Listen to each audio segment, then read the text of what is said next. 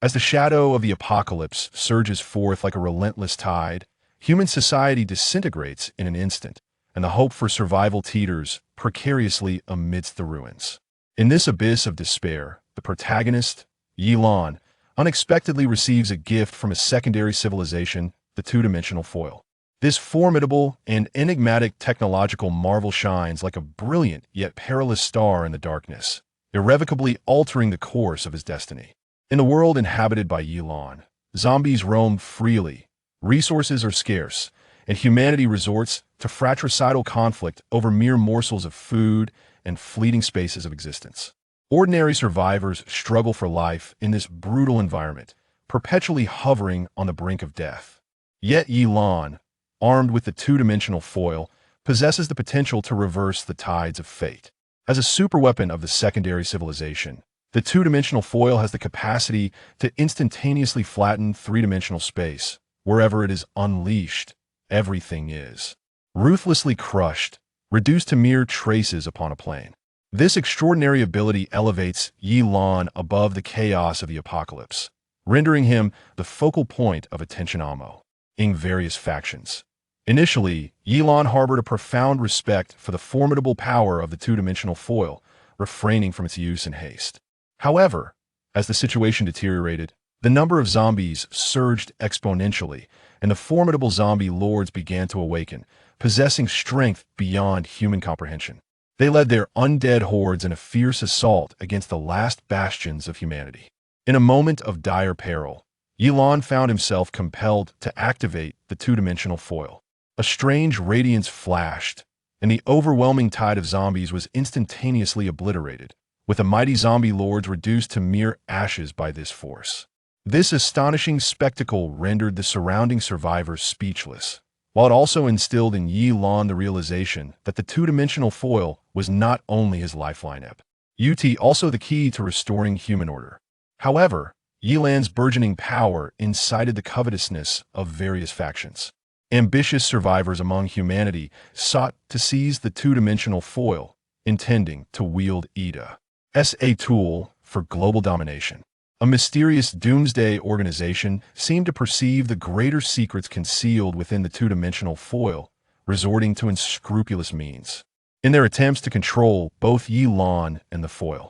Concurrently, the zombie world underwent peculiar transformations. Some zombies, through the process of evolution, gradually develop a resistance to the power of the two-dimensional foil, and even super zombies emerged, capable of withstanding its assaults. These super zombies, colossal in size and astonishingly powerful, possessed intelligence and formidable leadership abilities, rallying their kindred to launch an even vehement counteroffensive against Yilan and the humans he endeavored to protect. Faced with internal turmoil and external threats, Yilan did not flinch. He understood, well, that while the two-dimensional foil was formidable, it was also a double-edged sword. If it fell into the hands of those with nefarious intentions, it would undoubtedly bring greater calamity to the world. Thus, he resolved to harness the technological knowledge of a secondary civilization to research and modify the two-dimensional foil, unearthing its latent potential. Throughout the arduous research process, Yilan continuously overcame technical challenges while also contending with disruptions and assaults from various factions. Armed with exceptional intellect, he deftly maneuvered through the complexities, exploiting the contradictions among his adversaries to secure precious time and resources for his research. With indomitable courage, he personally led the surviving humans into fierce battles against the hordes of zombies, repeatedly safeguarding humanity's hope on the brink of annihilation. Driven by unwavering conviction, he persevered through countless failures and setbacks, never relinquishing his vision for the future. In this world teetering between despair and hope, Yilan, centering his efforts around the two-dimensional foil and integrating the technology of a secondary civilization, gradually established a formidable stronghold for humanity. He led the human race into exhilarating battles against the undead, illuminating the dawn of civilization amidst the ruins. The two-dimensional foil in his possession would play a decisive role in this apocalyptic conflict, emerging as a pivotal force capable of reshaping the world's dynamics and salvaging the fate of humanity. In the year 2050, the sun is poised to undergo an unknown phenomenon, with helium flashes imminent. Is Earth in grave peril? It matters not, I shall take action. The Trisolaran system, the civilization of Proxima Centauri, is on the verge of invasion. It matters not, I shall take action. In the dark cosmos, conflicts among advanced civilizations abound. It matters not, I shall take action. Beginning with controllable nuclear fusion, the protagonist, Yongchang, heralds the dawn of humanity's interstellar era. Space planes, space elevators, energy weapons, antimatter production, grand unified theories, warp travel, two-dimensional fragments, bimetallic foils, methane oceans, enigmatic SPE. Seas, liquid ammonia worlds, corporeal fusion. Dimensional beings, dimensional strikes. What secrets in the boundless universe are truly worthy of exploration? In the midst of advanced civilization strife, how shall humanity navigate its own existence? Chapter 1. Helium Flash. Citizens of the Human Alliance Underground City know. 1183, based on the latest observations, the sun will undergo a helium flash in 30 minutes. Human civilization has entered its final 30-minute countdown. We have failed in the depths of the underground city, 500 meters beneath the Earth's surface. A somber female voice resonates through the ubiquitous loudspeakers. Each individual who hears the broadcast is enveloped by an indescribable sense of suffocation. Yongchang sits expressionless before a holographic projection. In the holographic image, a colossal fireball quietly burns in the profound expanse of space. This is the current visage of the sun. Yongchang takes a deep breath and extends his right hand, gesturing in the air. The holographic image suddenly shrank, revealing the entire visage of the solar system as it stands today. Unlike the solar system of Earth, two planets have vanished from existence. Venus and Mercury have been consumed by the sun. Moreover, the sun has transformed into a colossal deep red giant. In astronomical terms, it is designated by a specific name, the red giant. Yongchang, have we, no, humanity, truly met our demise? A slightly helpless female voice resonated nearby. Yongchang turned to glance at his companion. A woman clad in a white lab coat sat in a chair, her expression vacant as she stared at the holographic projection before her. Yongchang's gaze flickered as the chief scientist at the Human Union Academy of Sciences. This woman, named Su Yutong, was not only his partner, but also an invaluable assistant. Yes, humanity is finished. Yongchang sighed softly, continuing, there's still over 20 minutes left. Would you like to see the surface? She untied her cascading dark hair, turning to Yongchang and revealing a radiant smile. Of course, in the elevator of the 1183 underground city, Yongchang and Su Yutong donned heavy protective suits, exchanging silent glances. The elevator screen flickered with numbers, continuously updating the current depth. A hint of melancholy flashed in Yongchang's eyes. In the year 2045, the sun, upon which humanity relies for survival, has inexplicably entered a state of decline, prematurely sunset, looting its vigorous phase. Driven to the brink of extinction, humanity has cast aside its differences and established the Human Federation, abbreviated as Hulian. Among them, Lu Yongchang, distinguished by his academic prowess since childhood, has navigated numerous challenges to successfully attain the esteemed title of chief scientist to teach. Hulian Academy of Sciences as the surface of the Earth has become uninhabitable. He has rallied humanity to construct countless underground cities, where all people seek refuge while simultaneously embarking on the construction of interstellar spacecraft. However, it is evident that he has miscalculated. In a mere 5 years, the sun has accelerated through a life cycle that would typically span billions of years among other stars. A helium flash is imminent. The Earth, being the planet closest to the sun, is destined to be reduced to a molten sphere. Thus, human civilization stands at the precipice of its demise. Ding! Esteemed chief scientist, may your research endeavors on the surface yield resounding success. A crisp notification jolted Lu Yongchang from his reverie. He turned his gaze towards the elevator screen. 518C. This represents the surface temperature outside. As the elevator doors opened slowly, a wave of heat accompanied by distorted air rushed towards him. Gazing at the immense red giant above and the tumultuous surface below, Lu Yongchang, despite the protective suit, could not escape the overwhelming sensation of heat. 1 minute remains until the helium flash erupts, came the slightly cool voice of Su Yutong through the radio. Yongchang remained silent, merely lifting his gaze through the filtered mask to behold the sun. As the sole advanced civilization on Earth, he refused to bow his head in resignation to death. Do you know the immense effort I exerted to become your assistant? Do you understand why I undertook such endeavors? Perhaps it was the final moment that infused Su Yutong's voice with a sense of release. Because I cherish you. Yongchang's pupils constricted sharply. A helium flash erupted. A blinding white light surged forth from the red giant star, cascading towards Earth with unparalleled intensity. In an instant, Yongchang succumbed to unconsciousness. Before him lay a vivid green expanse. A white line gradually extended, sketching a tree-like diagram against the emerald void. Yongchang gazed at the scene before him, bewildered. What is this? A faint glimmer ignited at the base of the diagram. Instinctively, he directed his attention downward. Nuclear control, controllable nuclear fission. A line of luminous white text materialized. In the next moment, the white region began to ascend. Nuclear control, controllable nuclear fusion. As this previously dim text brightened, an overwhelming torrent of words and symbols engulfed Yongchang's consciousness. Yongchang, Professor Guan is calling for you. Yongchang. Amidst the haze, familiar whispers echoed in his ears. Gradually, his vision sharpened. Before him unfolded the interior of a classroom. As he observed the elderly man on the podium, furrowing his brow in his direction, Lu Yongchang's pupils slightly contracted. Professor Guan Huaoyang, but had he not passed away 5 years ago? Lu Yongchang, this is your first university physics class.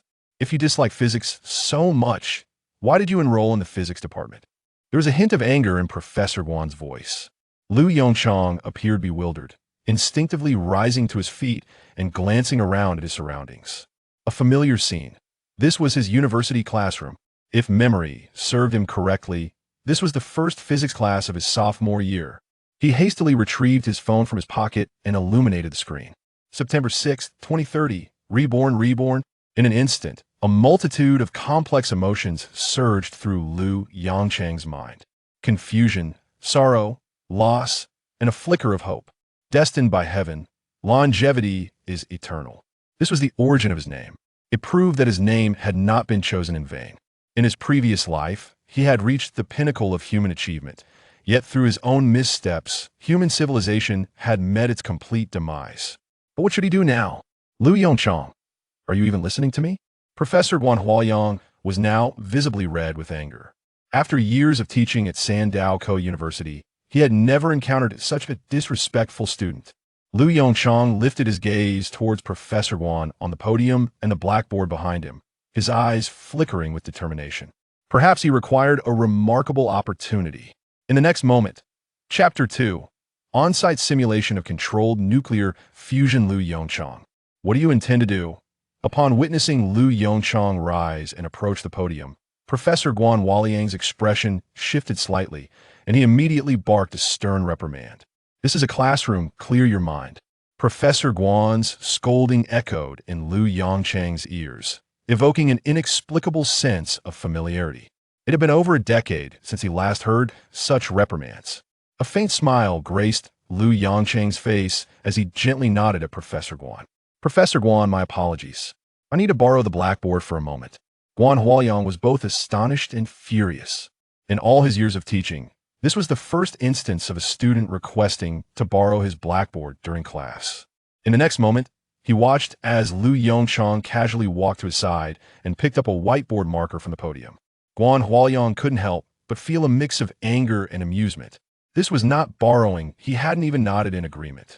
This was clearly an act of seizing. Lu, I warned you for the last time. Lu Yongchang straightened his posture, his gaze penetrating as he regarded Guan Huaoyang. Professor Guan's pupils constricted slightly, and the words that had begun to form in his throat seemed to falter. He couldn't help but reminisce about his own time as a graduate student.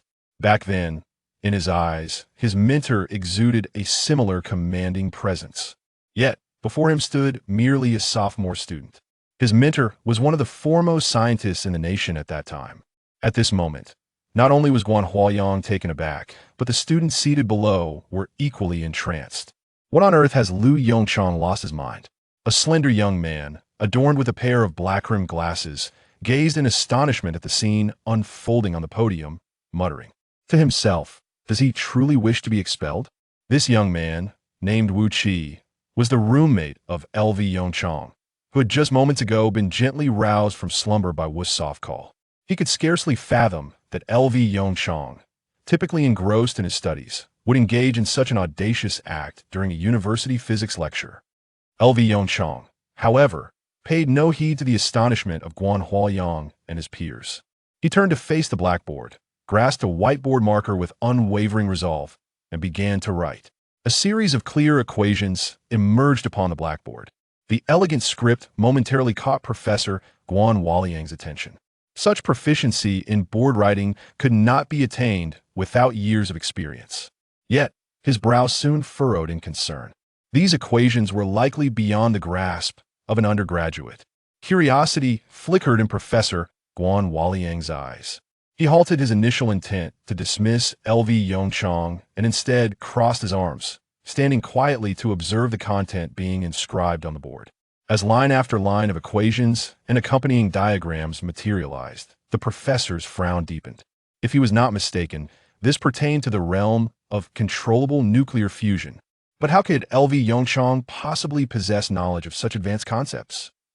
Nonetheless, witnessing these insights that surpassed undergraduate levels, the anger in Guan Huaiyang's eyes dissipated, replaced by profound appreciation for talent. This was indeed a treasure for the future of Xia country. Guan Huaiyang gazed at Lu Yongchang's upright figure, his eyes brimming with joy. The slight impudence exhibited by Lu Yongchang moments ago had been cast aside, for a genius, after all, is often afforded certain privileges. Moreover, the young man had just offered an apology. The blackboard was now densely filled with knowledge pertaining to controllable nuclear fusion, including a schematic of a fusion apparatus. Guan Huaiyang nodded in satisfaction. The research efforts of Xia country concerning controllable nuclear fusion had similarly reached this stage. Just as he was about to interject and halt Lu Yongchang's actions, an unexpected turn of events unfolded. Lu Yongchang abruptly halted his whiteboard marker. "There's no more space," he murmured, furrowing his brow as his gaze shifted towards the projection screen beside him. He stepped closer and began to inscribe a line of equations upon the projection screen with a whiteboard marker. While such a tool was ill-suited for the surface of the screen, Lu Yongchang appeared unfazed by this triviality. A profound urgency compelled him. He was driven to transcribe the tempest of thoughts swirling in his mind onto the blank canvas before him. With remarkable speed, he wrote, and before Guan Huaiyang could intervene, a sprawling array of letters emerged on the pristine screen. The pang of regret that was about to surface in Guan Huaiyang's heart was swiftly eclipsed by the captivating content before him. This was Guan Huaiyang's pupils constricted slightly. It represented an entirely novel method of material composition. Instinctively, he rummaged through his memories, yet despite scouring the depths of his mind, he found no recollection of this material whatsoever. "What on earth is this?" Guan Huaiyang murmured to himself. In the next moment, a glimmer caught the corner of his eye. He followed the reflection and noticed several classmates recording the scene before them with their mobile phones. Guan Huaiyang's expression darkened slightly. Although he was uncertain about what Lu Yongchang was writing, his scientific intuition warned him that this was all vital essence. It absolutely must not be disclosed lightly.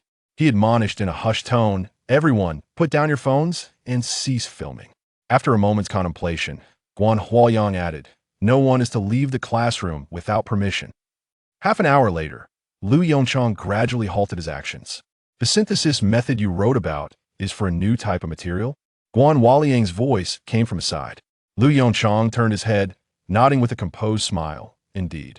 He cast a glance at the classmates below, who appeared to be in a state of stupor, and lowered his voice to say, "Professor, this material has the potential to solve the challenge controllable nuclear fusion." Guan Huaiyang's pupils constricted sharply. The greatest challenge plaguing controllable nuclear fusion is undeniably the extreme temperatures reaching millions of degrees generated. During the fusion reaction, he turned his head again, his expression grave as he gazed at the projection screen filled with letters. What is the application of this material? Guan Hualiang's voice trembled slightly. After all, he was a professor of physics and not well-versed in material science. But controllable nuclear fusion? This has been a conundrum for countless scientists. Despite harboring a tinge of skepticism deep within, the intricate and meticulously detailed steps of the derivation laid before him dissipated his doubts like mist in the mornings. On the rigor of the derivation, the deft application of formulas, he couldn't help but wonder if the person standing before him was, in fact, a concealed luminary of the scientific community. This material can flawlessly withstand the extreme temperatures of controlled nuclear fusion, and when paired with a stellarator, it can perfectly achieve controlled nuclear fusion. With a glimmer of inscrutable significance in his eyes, L. Yongchang murmured, "Professor, I require your assistance to validate my derivation." Chapter 3. The Technology Tree System. In response to L. Yongchang's request, Guan Hualiang swallowed hard, his heart racing. As the sole knowledgeable observer, the shock within him reached its zenith. What do you wish me to do? Perhaps due to the unexpectedness of the situation, Professor Guan's voice emerged slightly hoarse. L. Yongchang, with unwavering determination in his gaze, declared, "Professor, I request an audit of my deduction process." At Sandaoco University, within the Material Science Department, a phone rang urgently in an office. "Hello? Professor Guan. What? Are you serious? Please wait for me. I shall be there momentarily." "All right, I will summon Dean Tian." This single phone call disrupted the previously tranquil atmosphere of the Material Science Department. A similar scene unfolded once more in the nuclear physics laboratory at Sandaoco University. "Professor, you cannot be jesting with me, can you? A new material capable of sustaining nuclear fusion, derived by a sophomore in a live demonstration? Am I dreaming, or are you still in slumber? Very well. I shall come to see you." Approximately 20 minutes later, Guan Hualiang and L. Yongchang sat quietly on classroom chairs.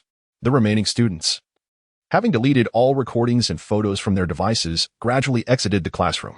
"Professor, those students." L. Yongchang glanced at Professor Guan with concern. "Rest assured, others will handle the aftermath," Guan Hualiang replied, pausing for a moment before reaffirming his statement.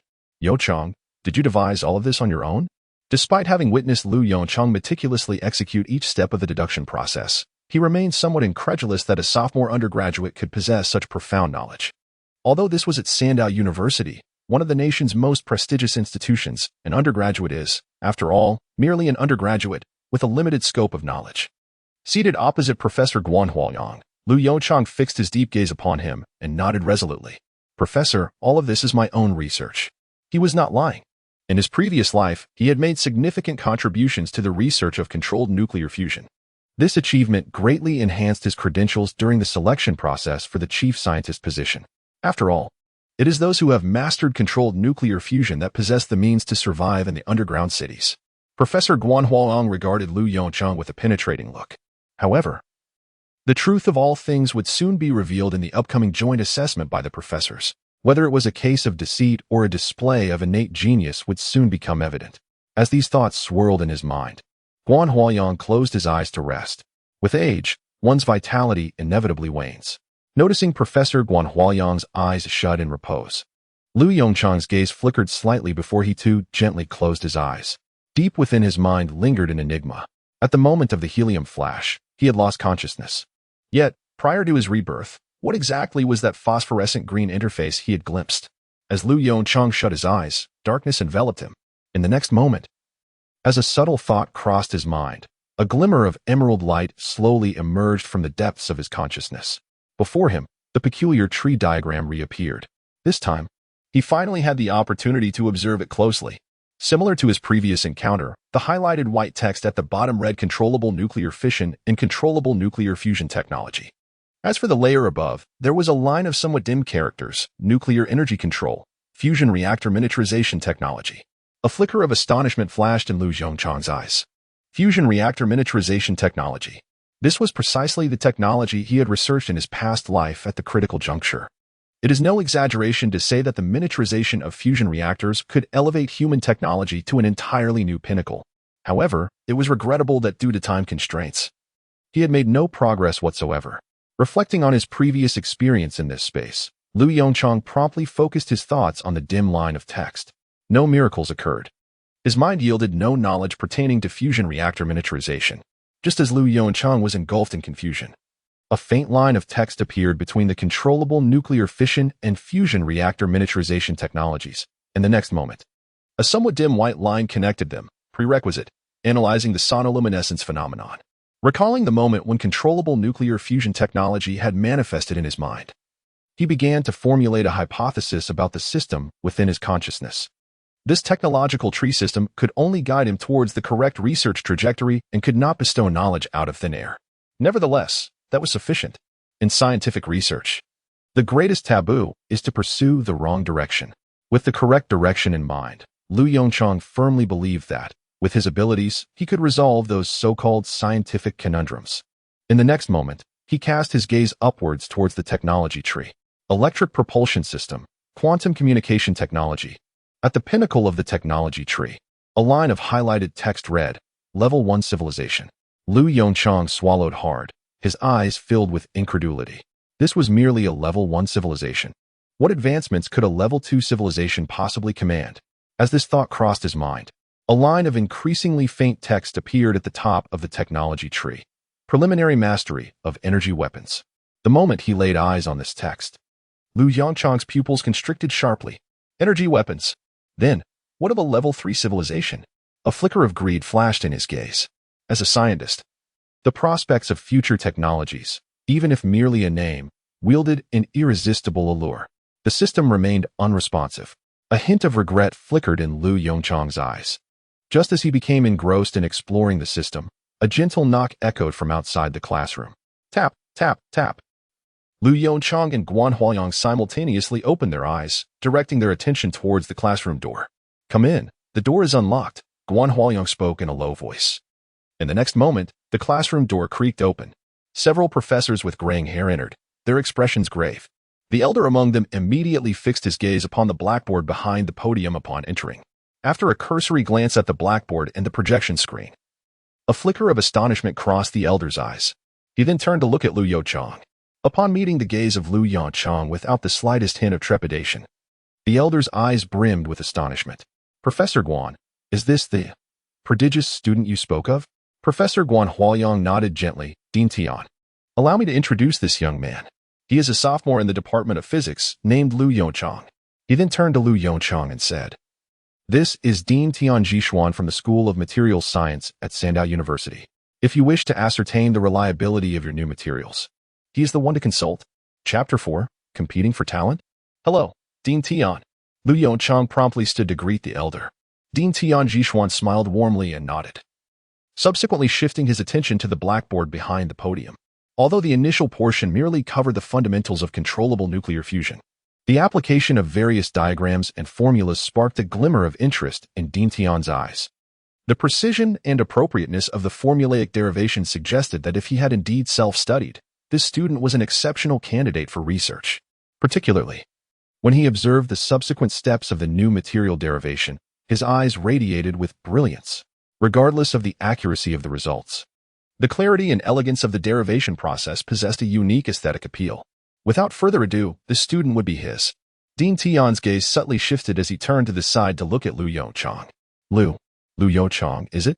Upon receiving a nod from Lu Yongchang, Dean Tian continued, Would you be interested in studying at my School of Materials Science? I can guarantee you a direct admission to the graduate program. Lu Yongchang was momentarily taken aback. Is this a genuine display of interest in nurturing talent? Hello, old Tian.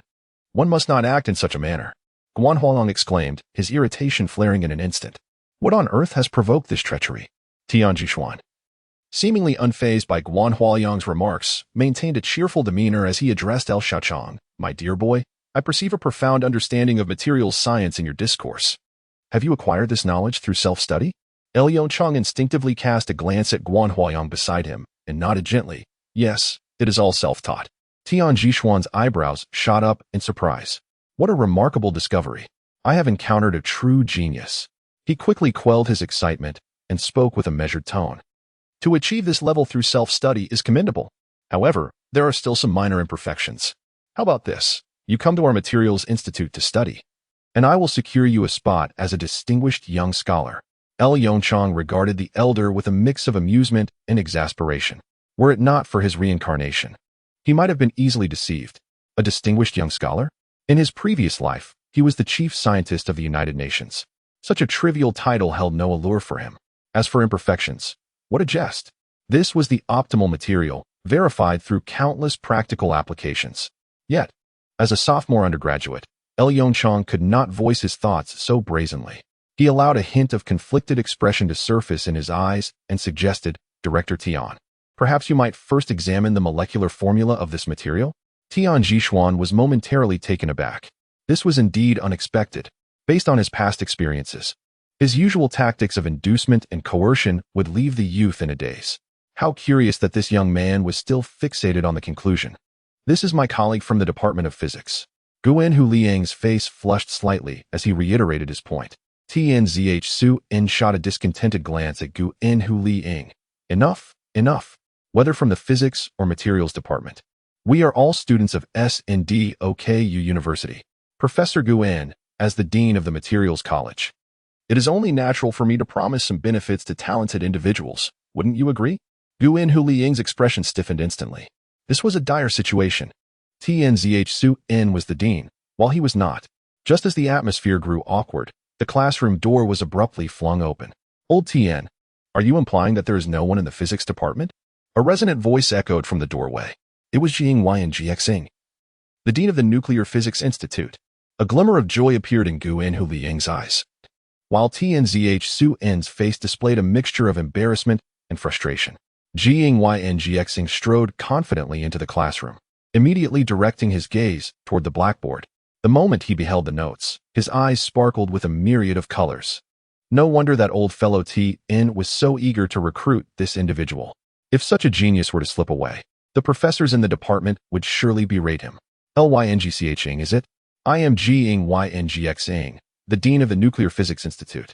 Regardless of what Tianzh Su-in has told you, whatever benefits the materials department can offer, my physics department can provide as well. Lyngching blinked several times, revealing a profound sense of helplessness and confusion. How did the situation escalate to this? Wasn't it supposed to be a united faculty review? How did it turn into a recruitment frenzy? Ahem. Dean Tian, Dean Jing. Let us first examine this conclusion. A faint smile graced Jiang Yongxing's lips as he slowly nodded and remarked, very well. Since Professor Guan has such faith in student L, let us examine whether there are any flaws in your reasoning. Upon hearing this, El Yongchang breathed a sigh of relief. It seemed he was finally on the right track. Dozens of professors took their seats, retrieving paper and pens to verify the work El Yongchang had inscribed on the blackboard. Meanwhile, El sat quietly on a chair, awaiting the professor's inquiries. Student L, could you elucidate the derivation of the calculation in the third row from the left? A relatively young professor inquired first. El Yongchang nodded, rising to approach the left side of the blackboard where he located the third row of calculations. It's quite simple. We merely need to perform a few straightforward transformations. As he spoke, El picked up the paper and pen beside him, swiftly revealing the detailed evolution of the equation. The confusion in the young professor's eyes vanished in an instant.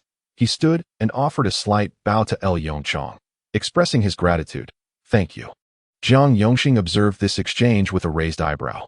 He had not noticed earlier, but now he realized that El Yongchang's mathematical foundation likely surpassed that of most present. This further solidified his intention to retain El Yongchang within the physics department. Mathematics and physics have always been inseparable, especially in modern physics, where one would struggle to even comprehend the problems without a solid mathematical background. As time went on, the questions posed by the professors grew increasingly probing, their experience evident in their inquiries. Are there any further questions? El Yongchang lifted the mineral water bottle he had brought to class and took a sip to soothe his parched throat before inquiring.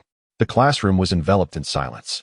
He cast his gaze towards the authoritative figures, Tian Jishuan and Jiang Yongxing. Yet, it was evident that both were still deeply engrossed in the intricate derivation on the blackboard.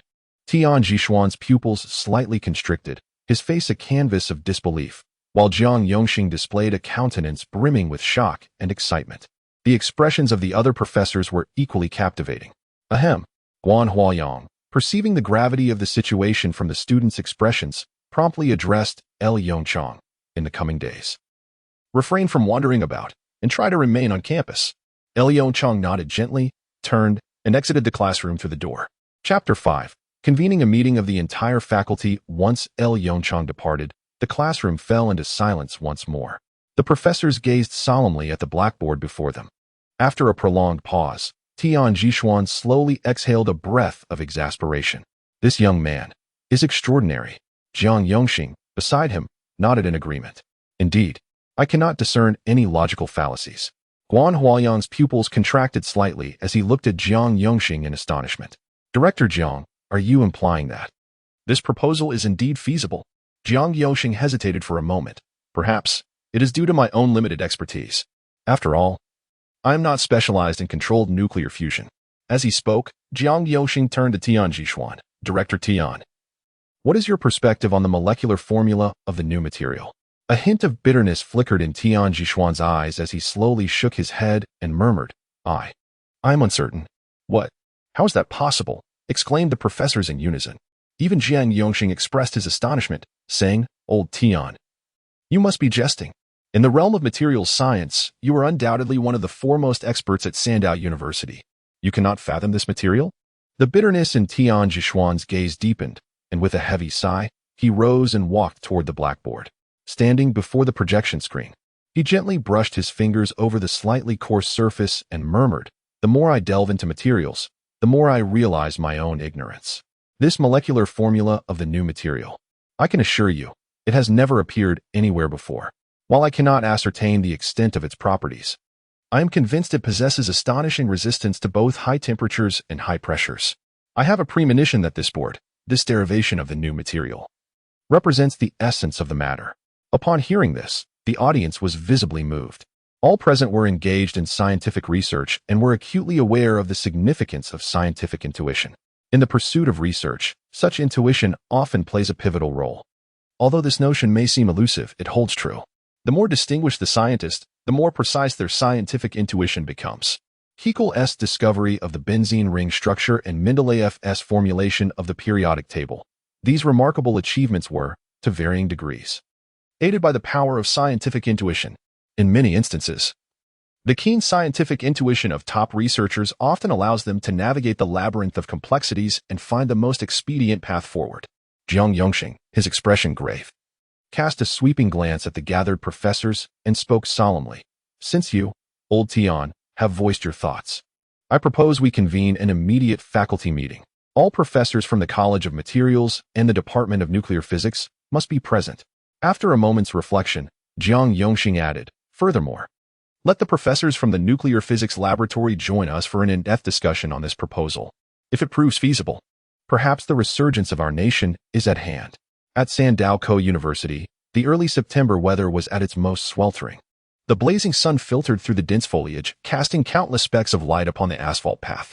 Little did anyone suspect that, in the days to come, this very sun would inadvertently lead humanity into the abyss. Lu Yongchang meandered along the asphalt road, his eyes betraying a myriad of complex emotions. His mind was awash with vivid recollections of the helium flashes from his past life. Do you know why I am doing this? I am fond of you. Fleeting images of Su Yutong, who once served as his assistant in a past life, flickered through his consciousness. Lu Yongchang's fists clenched slightly. In his previous existence, he had relinquished all personal attachments for the sake of scientific pursuit. In this life, he must rectify all his regrets. The brightest star in the night sky. Lu Yongchang's expression faltered, a hint of nostalgia glimmering in his eyes. This was the ring-on he had cherished for many years. He retrieved his phone from his pocket. Gazing at the familiar yet antiquated device, and his sense of nostalgia deepened. The mobile screen illuminated, and upon seeing the incoming call information, a flicker of excitement passed through Lu Yongchang's eyes. With trembling hands, he swiped the screen and answered the call. Mom? Lu Yongchang's voice was somewhat choked. In the next moment, a gentle female voice resonated from the receiver. Yongchang? What's wrong? Your voice sounds peculiar. Lu Yongchang quickly composed himself, forcing a smile as he replied, It's nothing. I just choked a bit while drinking water. Mom, is there something you need? Not particularly. I just wanted to ask what your plans are moving forward. After all, you are in your second year now. Lu Yongchang fell silent for a moment before resolutely stating, Mom, I intend to pursue a career in research. What? Research? A male voice interjected from the other end. What good is research? I never wanted him to study in that physics department. I was afraid it would lead to this kind of situation, and now look. A hint of amusement appeared in Lu Yongchang's eyes. That was his father, Lu Guiqing's voice. In response to Lu Guiqing's complaints, his mother, Shou Qingru, interrupted him sharply. Enough already. Let him choose his own path in life. Yao, since you have decided to pursue a career in research, your mother supports you. You need not worry about your father. I will speak to him properly. Before Lu Yongchang could respond, the call was abruptly terminated. As he listened to the busy tone from the receiver, Lu Yongchang could only manage a wry smile and shake his head. His father, Lu Guiqing, was a businessman, and as a result, he had grown accustomed to a life of privilege from a young age. Consequently, Lu Guiqing has always envisioned his future as taking over the family business and living the leisurely life of a wealthy gentleman. However, both in his past life and this one, Lu Yongchang has never adhered to his father's plans. In a quaint villa located in the capital, a middle-aged man dressed in casual home attire sat on the sofa, expressing his frustration. Oh, Qingru, why do you indulge him? What is the point of engaging in such chaotic research? That endeavor is utterly exhausting, and it may not yield any significant achievements. Beside him sat a gentlewoman with long hair cascading down to her waist. Upon hearing her husband's complaints, she chuckled softly. Why are you so anxious? Aren't you aware of Yongchang's temperament? The more you try to dissuade him, the more determined he becomes to wade through murky waters. Her words illuminated Lu Guiqing's thoughts. Indeed, that makes sense. Unbeknownst to them, Lu Yongchang was entirely oblivious to the events unfolding at home. At that moment, his mind was wholly consumed by the concept of controlled nuclear fusion. He pondered how the professors would evaluate his proposal. Chapter 6. The Fortune of the Summer Kingdom. In the conference room of Sandaokou University, over 100 professors and researchers took their seats. Ladies and gentlemen, Jiang Yongxing stated gravely into the microphone. The purpose of this gathering is primarily to assess a proposal put forth by an undergraduate student. As soon as his words concluded, the previously quiet conference room erupted into a frenzy. What is happening with Director Jiang? An undergraduate's proposal? Is this really worthy of a full faculty meeting? Alas, I still have an experiment yet to complete. It appears that I shall once again be working overtime today. A chorus of researchers lamented their plight. One cannot entirely fault their grievances. The burdensome nature of research tasks is a commonplace reality for researchers. The lengthy meetings during work hours are already a source of discontent. And to add insult to injury, this particular meeting aims to evaluate a mere undergraduate's proposal. Jiang Yongxing cleared his throat forcefully, silencing the cacophony within the conference room. This pertains to a project on controllable nuclear fusion. Both Dean Tianjixuan and I have reviewed this proposal. Regrettably, we find ourselves at a loss. And to ensure we do not overlook this potentially viable scheme, we have reluctantly convened a full faculty meeting, hoping for the understanding of all esteemed professors and researchers present. A wave of astonishment swept across the faces of the professors in attendance. At a loss? This is Tianjixuan and Jiang Yongxing. The fact that these two eminent figures are uncertain about the proposal.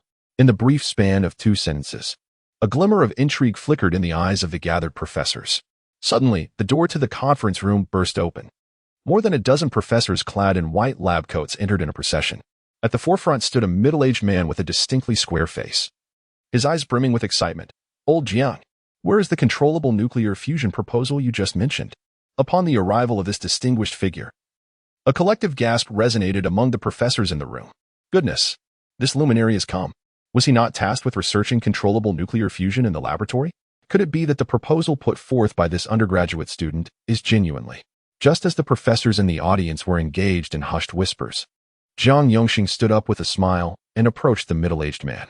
Ha ha ha, Fang Su, it has been quite some time. Fang Su cast an irritated glance at Jiang Yongxing and replied, Director Jiang, don't play these games with me.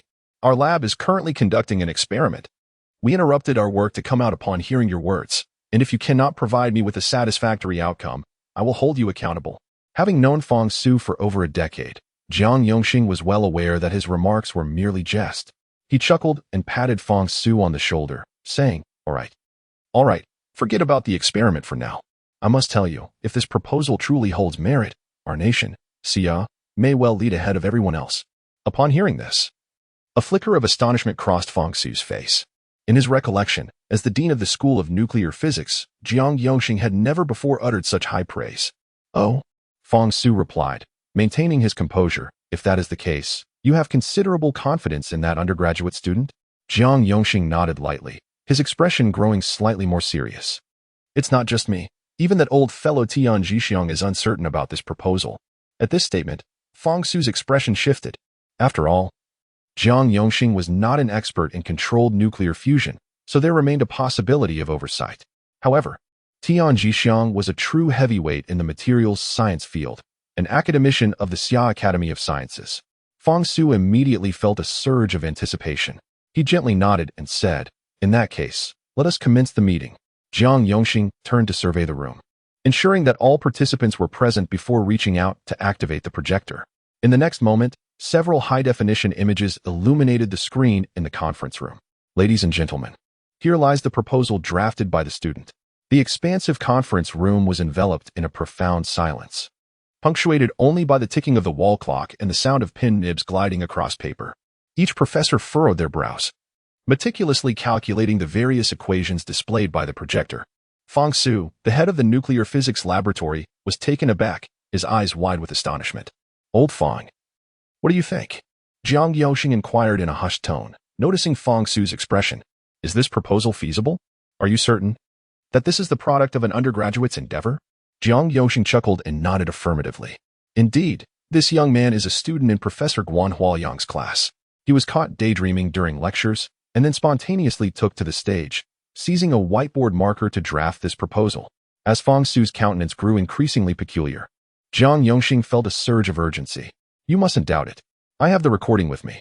Fang Su opened his mouth, yet no words escaped. The shock of the revelation was simply too great. As the head of the nuclear physics laboratory, his understanding of controllable nuclear fusion was unparalleled. If he claimed the second position in this domain, there would likely be no one in attendance bold enough to assert they held the first. "Old Jiang, are you aware that the notes on this blackboard are more refined than the proposals in our laboratory? In comparison to his plan, I have already identified 3 critical flaws in ours. This is merely a cursory glance. Do you comprehend the implications of this?" Upon hearing Fang Su's words, even Jiang Yongxing stood there, momentarily dazed. This indicates that this sophomore undergraduate's capabilities might even surpass those of Fang Su. How is this possible? Fang Su is an academician of the Academy of Sciences of Xia Country.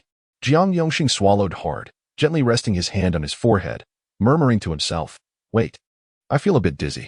Are you suggesting that you not only found no errors in his proposal, but also identified several flaws in ours through comparison?" Upon seeing Fang Su nod, Jiang Yongxing felt as though his mind had erupted in a cacophony. Bang! His face flushed red as he slapped the conference table before him.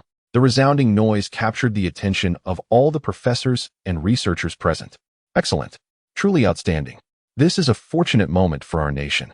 Jiang Yongxing's lips quivered with excitement. Controlled nuclear fusion. This is a proposal for controlled nuclear fusion. If it succeeds, not only would the academic standing of Sandao University soar, but the national strength of Xia Country would also ascend to new heights in an instant. Perhaps influenced by Jiang Yongxing's fervent enthusiasm, Fang Su's face also radiated excitement at that moment. "Director Jiang, I request that we immediately report this matter to the council. As for the new materials, I propose we commence preparation experiments without delay. If success truly lies ahead, the revival of our summer nation is merely a matter of time." Just as the two were caught in their excitement, an untimely voice interrupted. "No, I object." Chapter 7. I object. The jarring voice echoed within the conference room. Jiang Yongxing turned to the source of the sound, and upon recognizing the speaker, his pupils constricted slightly. It was him. "Mao Jinwan, what do you mean by this?" Jiang Yongxing inquired, his brow furrowing. Mao Jinquan scoffed. "What do I mean? Are you truly unaware? This is nothing but a sham. A second-year undergraduate could produce such a proposal? My esteemed dean, could you not engage your intellect and ponder whether this is genuinely feasible? In my view, what we need most now is not to report this, but to expose this attention-seeking charlatan. Our Sandao University does not welcome such opportunistic students." Jiang Yongxing's frown deepened. "Vice Dean Mao, I will not debate the feasibility of this matter. As researchers, we ought to adhere to the principle of seeking truth from facts. Tell me, have you identified any flaws in this proposal?" Mao Jinquan's complexion shifted slightly, and after a moment of contemplation, he replied, "Flaws? Is it not evident? How could a second-year student possibly acquire such knowledge? Moreover, I have scrutinized the derivation process of that novel material. With just a few strokes, a new substance emerges at the tip of the pen? What a farce! Where is the experimental data? A proposal devoid of empirical evidence is akin to a fantastical tale. Mao Jinqian's words stirred the hearts of many professors present. Indeed, while this proposal appears flawless, its most significant flaw lies in the absence of any supporting experimental data. To put it bluntly, this proposal is nothing more than idle speculation. Jiang Yongxing let out a cold laugh, his irritation palpable. In his view, this was nothing short of petty argumentation. Vice Dean Mao, pray tell, where is a sophomore undergraduate to conduct experiments and gather data? As a researcher, your words should not be limited to the impossibility of such endeavors. At this juncture, Fang Su could no longer contain himself and rose to retort, Vice Dean Mao, did you not just assert that this proposal lacks experimental data? Mao Jinqian naturally nodded. As the Vice Dean of the Nuclear Physics Institute, he believed he had the authority to challenge the proposal penned by a mere undergraduate. Fang Su scoffed. Are you aware that this proposal is, in fact, more comprehensive than the ones from my nuclear physics laboratory? Do you comprehend the extensive experimentation that led to the results in the physics laboratory? You are oblivious to all of this, merely uttering the words impossible. As a vice dean, I see not a trace of scientific spirit within you. Fang Su spared no consideration for Mao Jinqian. After all, Fang Su, as the head of the nuclear physics laboratory, is not under the jurisdiction of Mao Jinqian. Mao Jinqian cast a grim look towards Director Jiang Yongxing. Director Jiang, you. Sigh.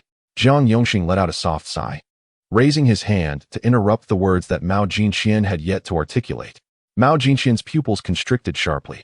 He gazed at Jiang Yongxing in disbelief, his anger mingling with a sardonic smile. Director Jiang, you intend to take action against me, the vice dean, for the sake of a sophomore undergraduate? Upon hearing this, disappointment deepened in Jiang Yongxing's eyes. He slowly shook his head. Mao Jinqian, I am not acting against you for a sophomore undergraduate.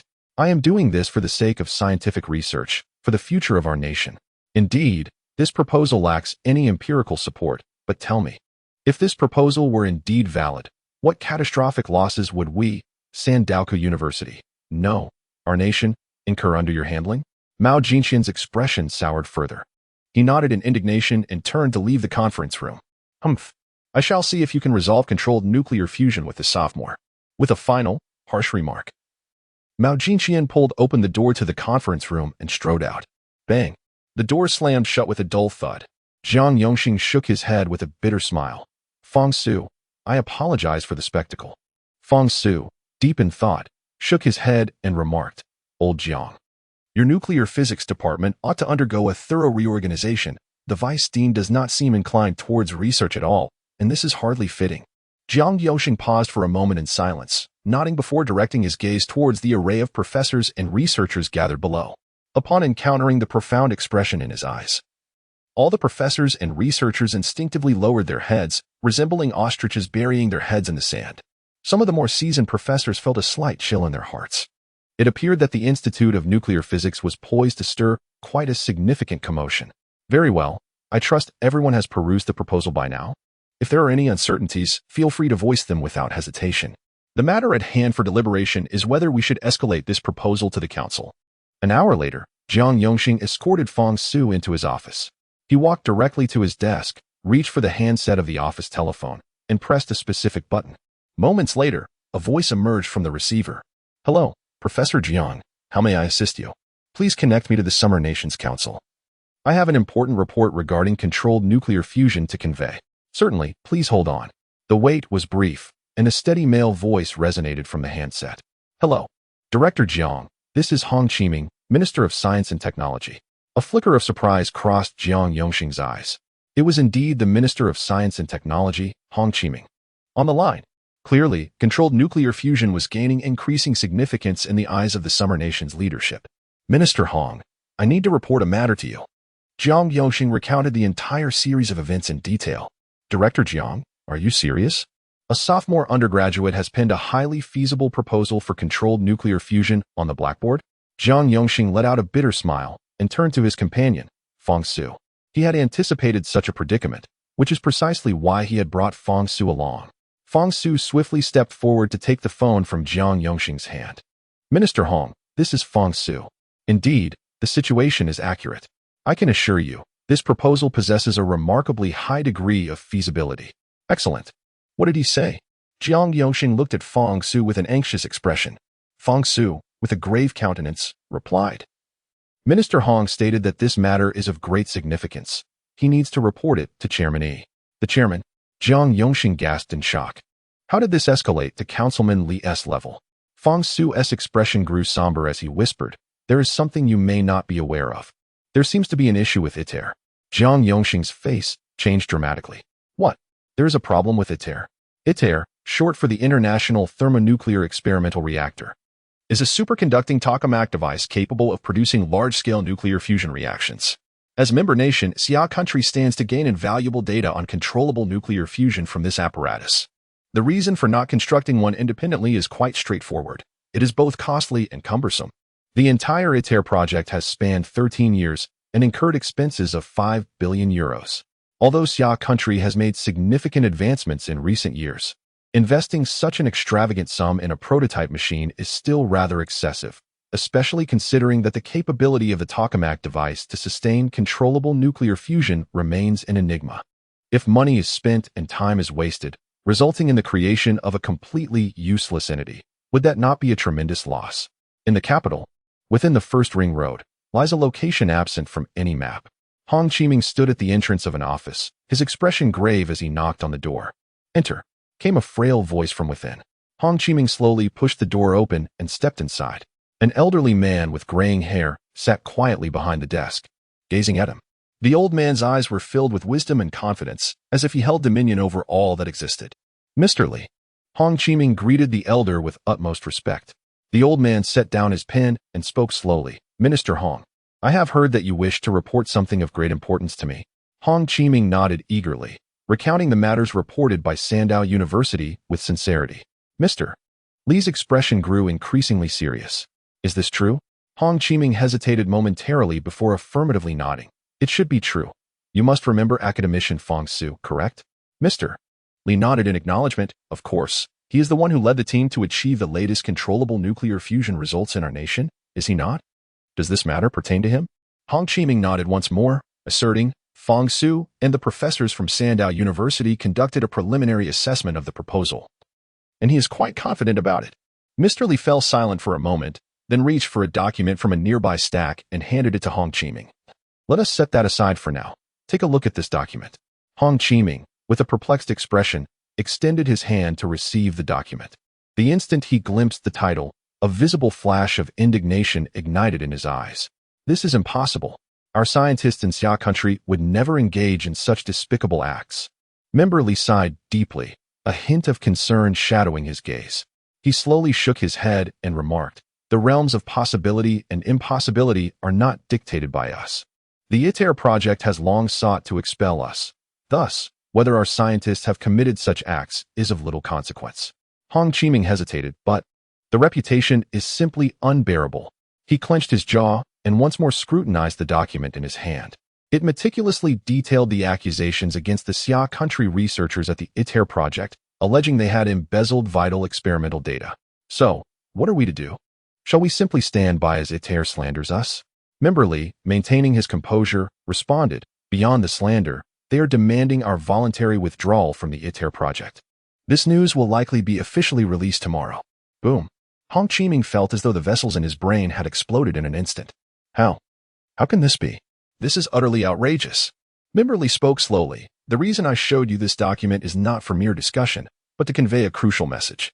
From now on, Xia country must rely solely on itself for research in controlled nuclear fusion. Thus, what should be done? You should have understood by now. Faced with the significant gaze of Member Li, Hong Qiming's expression slightly shifted. Indeed. Please rest assured, Member Li, I shall make my way to Sandow University immediately. Upon pushing open the dormitory door, the voice of his roommate, Wu Qi, resonated within. Lu Ge, what was that about in the physics class today? In response to his roommate's inquisitive remark, Lu Yongchang managed a sheepish smile, momentarily at a loss for words. After a brief contemplation, a somewhat plausible excuse gradually took shape in his mind. Wu Qi's curiosity intensified. Research? What have you discovered? By the way, what did Professor Guan retain you for? Surely he isn't suggesting you withdraw from your studies, is he? Lu Yongchang. Withdraw? Why would I withdraw? Rather, it seems he is on the brink of advancing in his studies. Of course, he could never disclose this to Wu Qi. Wu Qi, is that it? With a look of astonishment, Wu Qi gazed at Lu Yongchang. You can't be serious? They say Professor Guan is quite strict. Lu Yongchang quickly diverted the conversation. The incident in the physics class this morning, it hasn't spread, has it? Wu Qi promptly shook his head, his expression becoming somewhat serious. Rest assured, aside from the classmates present, it's likely that no outsiders are aware. Lu Yongchang's eyes widened slightly, looking at Wu Qi with a mix of horror and disbelief. Are you serious? In this era of rampant gossip, he had even prepared himself for sudden fame. Wu Qi remained silent, instead turning to retrieve a sheet of A4 paper, which he presented to LV Yongchang. Upon seeing a line of bold black text on the document labeled Confidential Agreement, LV Yongchang managed a wry smile and shook his head. He had not anticipated Professor Guan's meticulousness, ensuring that all students signed a confidentiality agreement. However, this was perhaps for the best. As of now, the sun had yet to exhibit any signs of change. For Xiaogua to aspire to become the leader of the Earth Federation, it could only seize this final opportunity for a strategic leap forward. As a native of Xiaogua, LV Yongchang naturally wished for the survival of all his compatriots in the impending catastrophe. As for the means of survival, he had long devised a plan. With the sun's demise now a foregone conclusion, he realized he must lead Xiaogua, lead humanity in escaping Earth within the next 20 years. Only the boundless expanse of the starry sky above would provide the sole avenue for survival. Chapter 9, The Phenomenon of Sound Emission. Early the next morning, as dawn broke, LV Yongchang rose from his dormitory. This was a habit cultivated from his previous life. The September morning brought a slight chill in the air. Observing the deserted main avenue of the university, he found himself lost in contemplation. Where should he go? Perhaps it was a remnant of habits from his past life. Without any research assignments in hand, LV Yongchang felt an inexplicable void within. He wondered about the status of his proposed controllable nuclear fusion plan. Surely, there wouldn't be any issues, would there? Although he had great confidence in the proposal, he harbored little faith in his current identity. At present, he was merely an ordinary sophomore at Sandoka University. Reflecting on the matter, he could not help but feel that his actions had been somewhat reckless. Yet, the realization that his time on this earth was but a fleeting 20 years left Lu Yongchang feeling somewhat helpless. He simply could not afford to squander any time. With a staggering population of 8 billion humans inhabiting the planet, the task of transporting all of them into space and towards the next habitable planet seemed to demand an extraordinarily advanced level of technology. Initially, his plan had envisioned a fortunate escape for merely 10 million individuals. However, upon discovering the existence of the technological tree system, his thoughts became invigorated. Perhaps, if he could ascend the technological tree swiftly enough, all of humanity could escape the confines of Earth. If a Type 1 civilization proved insufficient, then they could strive for a Type 2 civilization. Should that also fail, he was determined to believe that even a Type 3 civilization would not be incapable of achieving this endeavor. As Lu Yongchang contemplated his plans for the ensuing 20 years, he aimlessly wandered through the campus. Suddenly, his peripheral vision caught sight of a familiar structure, a pristine white building. It was the library of Sandoka University. His eyes flickered with recognition as he turned towards the library. Upon entering, he instinctively followed his muscle memory to his favorite seat from his previous life, finding it unoccupied. A flicker of joy danced in his gaze. However, what to read? Lu Yongchang pondered, recalling the prompt regarding the technological tree system. Prerequisite: analyze the phenomenon of sonoluminescence. It seemed he needed to seek out some books on the phenomenon of sonoluminescence. Time spent reading always seemed to slip away in the blink of an eye.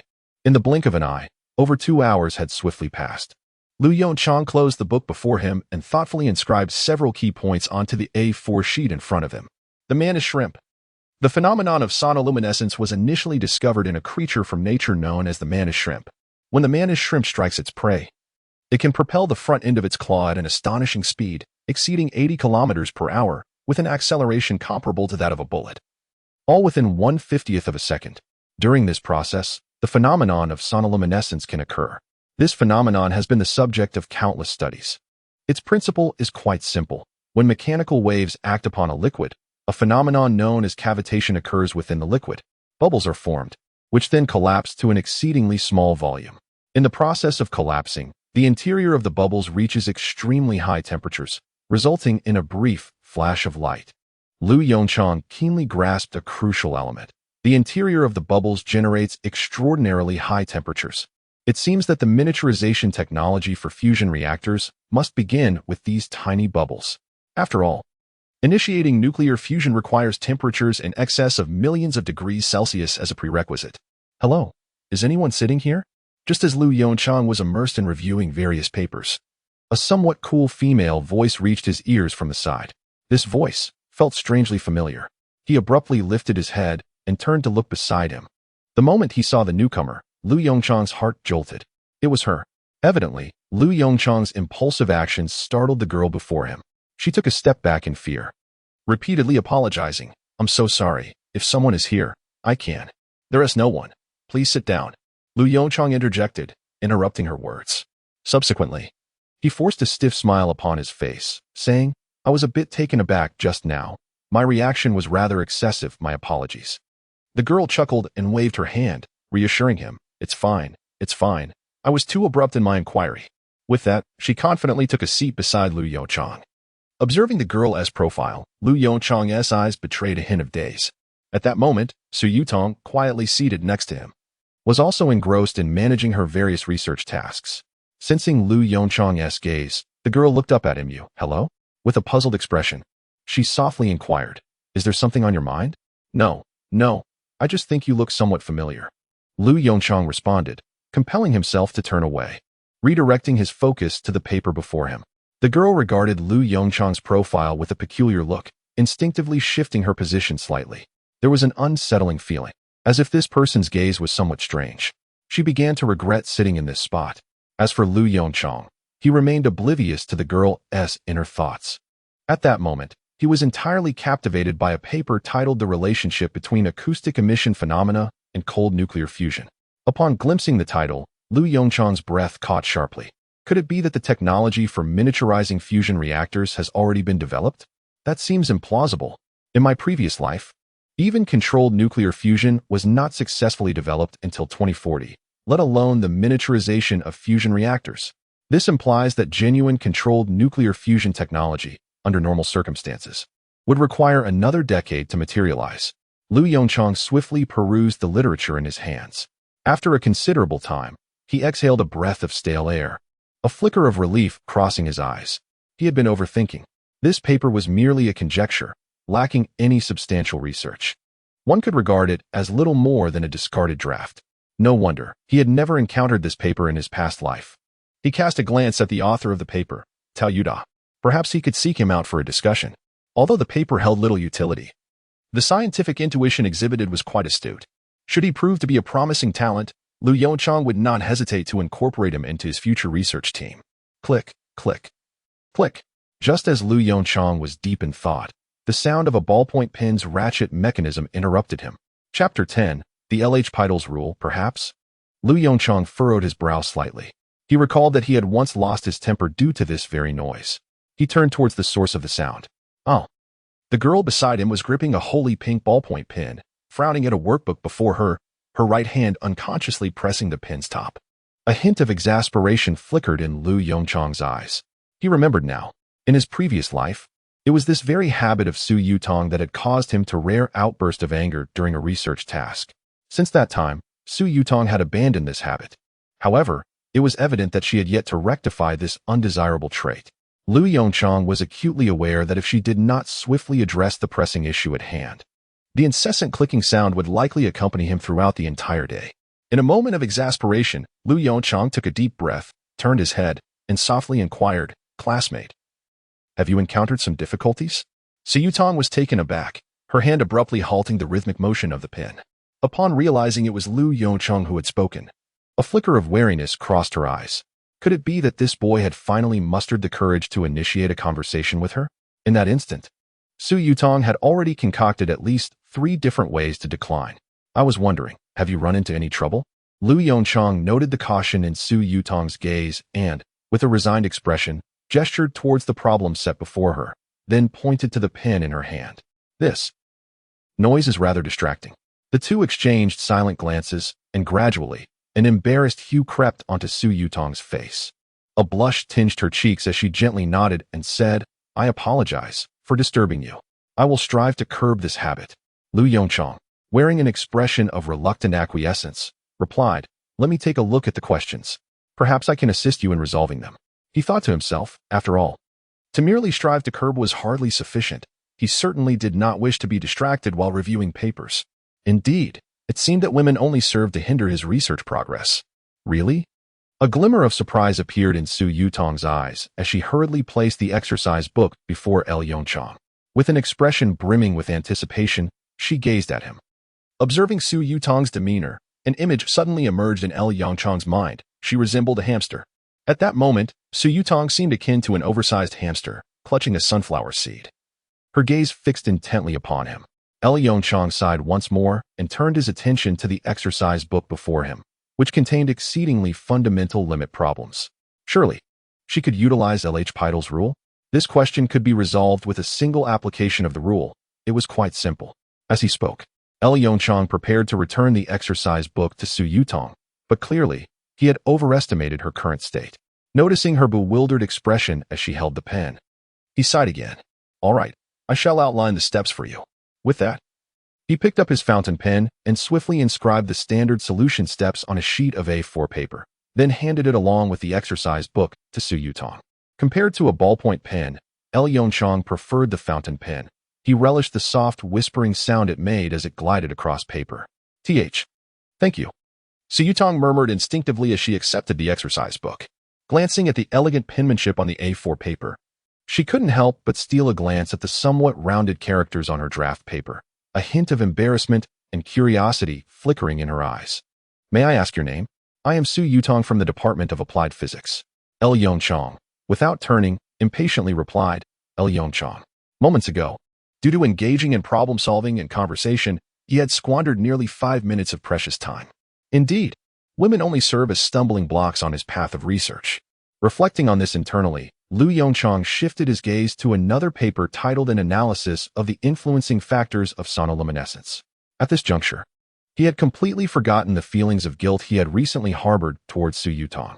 Just as one could list numerous reasons why love is inappropriate in the face of life and death, so too could he enumerate the rationalizations for his current state. Moreover, it should be noted that Su Yutong at this moment was not the Su Yutong of his past life. She held no feelings for him whatsoever.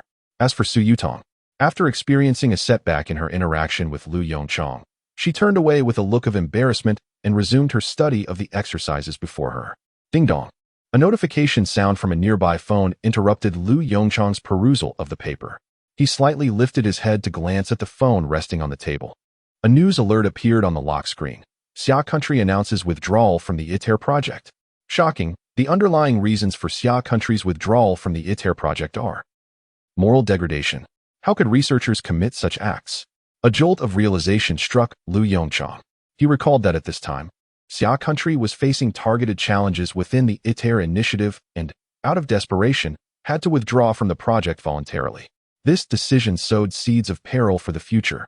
Xia Country's successful development of controllable nuclear fusion technology would be delayed by more than 2 years compared to Western nations. Consequently, Xia Country's influence in the final negotiations was significantly diminished, until Yongchang successfully ascended to the position of chief scientist at the United Nations Academy of Sciences. The status of Xia Nation began to gradually improve. It was only then that Yongchang realized that the Xia Nation's voluntary withdrawal from the ITER project was, in fact, the result of a series of slanders and traps. Damn it! Yongchang's gaze turned icy as he stared at the mobile phone on the table. As a citizen of Xia Nation, he would not allow such a thing to happen again. So what if they withdrew from ITER?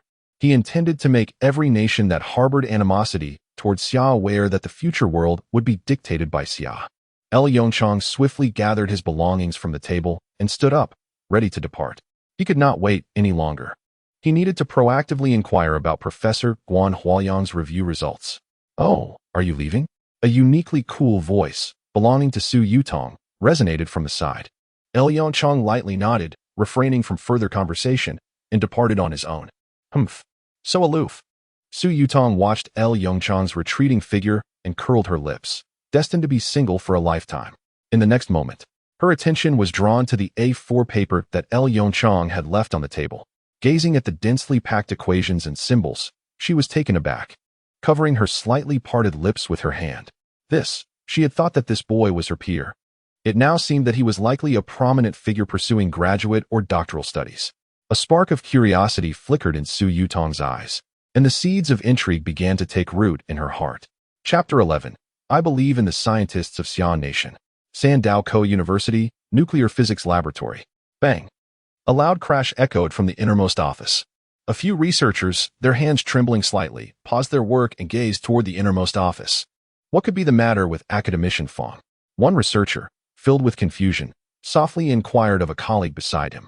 The questioned researcher slowly shook his head, his face equally etched with perplexity. I don't know. Our recent experiments have not failed. Why has Academician Fong suddenly lost his temper? Just as the air was thick with uncertainty, the door to the innermost office was flung open. Fong Su emerged, his face flushed with anger. Damn it! How could Iter do this? The laboratory fell into a hushed silence, Fong Su's mutterings ringing clear. The researcher who had spoken earlier summoned his courage and quietly asked, Academician Fong, what has happened with Iter? Upon hearing the question, Fong Su sharply lifted his head. Casting a glance at the inquirer before responding with a visibly strained expression, Iter claims that our scientists from Xia country have unlawfully copied experimental data and taken it out of the laboratory. A wave of astonishment swept through the nuclear physics laboratory at Fong Su's revelation. Academician Fong, is this truly the case? As his subordinate pressed for clarity, Fong Su's expression darkened further, and he vigorously shook his head, asserting, absolutely not. The scientists we dispatched from Xia country are all upstanding individuals of integrity. Not only are their research capabilities exceptional, but their character is also exemplary. They would never stoop to such disgraceful conduct. Then, how does Iter intend to address this matter? A researcher inquired, his expression laden with anxiety. It is imperative to recognize that such actions constitute an unassailable boundary within every research institution, not to mention Iter as an international organization, even in a mere private laboratory. The repercussions for data theft, if uncovered, are exceedingly severe. A flicker of anguish crossed Fong Su's eyes. In the next moment, he slowly closed his eyes and sighed deeply, stating, the Xia Nation has announced its voluntary withdrawal from the Iter program. With Fong Su's words, the murmurings within the nuclear physics laboratory ceased abruptly. Each researcher gazed at Fong Su with incredulity. This news was only declared this morning. Fong Su continued with some difficulty, from now on.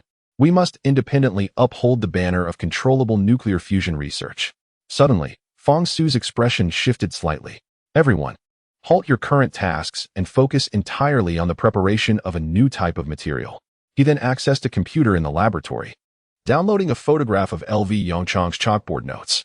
Meanwhile, at the entrance of Sandao University, a black Audi A6 glided past the security booth, entering the campus. Without any hesitation, the Audi A6 proceeded directly toward the nuclear physics laboratory. Knock, knock, knock. LV Yongchang stood anxiously at the door of an office, rapping his knuckles against it. The door is unlocked. Come in, came the voice of Professor Guan Huayang from within the office. Lu Yongchang hurriedly twisted the doorknob and pushed open the door. It is you. Upon seeing the visitor, Professor Guan Huayang's expression momentarily faltered. Quickly, he set down his pen, rose from his seat, and approached Lu Yongchang, inquiring, what brings you here, Yongchang? Ever since the faculty meeting the previous day, Guan Huayang had regarded Lu Yongchang as an equal in scholarly standing. This equality referred to their academic status. In fact, Guan Huayang believed that, despite Lu Yongchang being merely a sophomore, his academic stature far surpassed his own. After all, Guan Huayang considered himself an ordinary university professor, while Lu Yongchang was potentially a rising star in academia, on the brink of achieving controllable nuclear fusion. Lu Yongchang did not notice Guan Huayang's welcoming gesture. His expression was slightly grim as he spoke. Professor Guan, have you seen that news? Guan Huayang's movements abruptly halted, and a shadow crossed his face. Are you referring to the Iter matter? Lu Yongchang nodded gently. Taking a deep breath, Guan Huayang gestured for Lu Yongchang to sit. As Lu Yongchang settled into a chair, Guan Huayang slowly took his seat as well, saying, Yongchang, I firmly believe that our nation's scientists would never engage in such actions.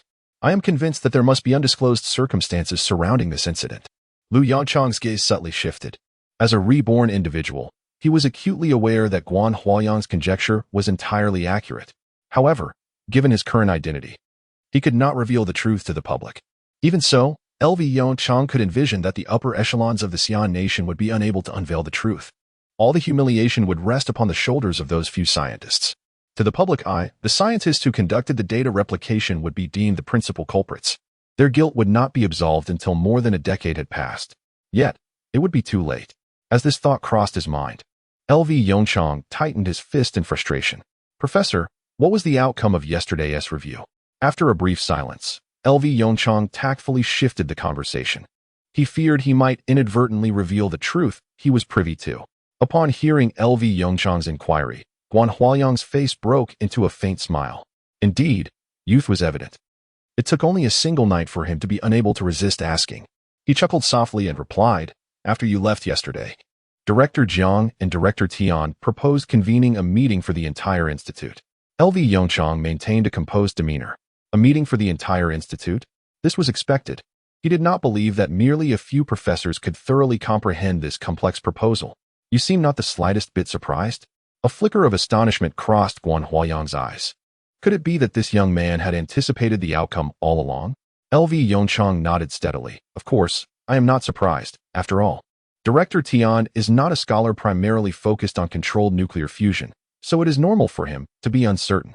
Guan Huayang looked at LV Yongchang with a somewhat peculiar expression, although he recognized that LV Yongchang spoke the truth.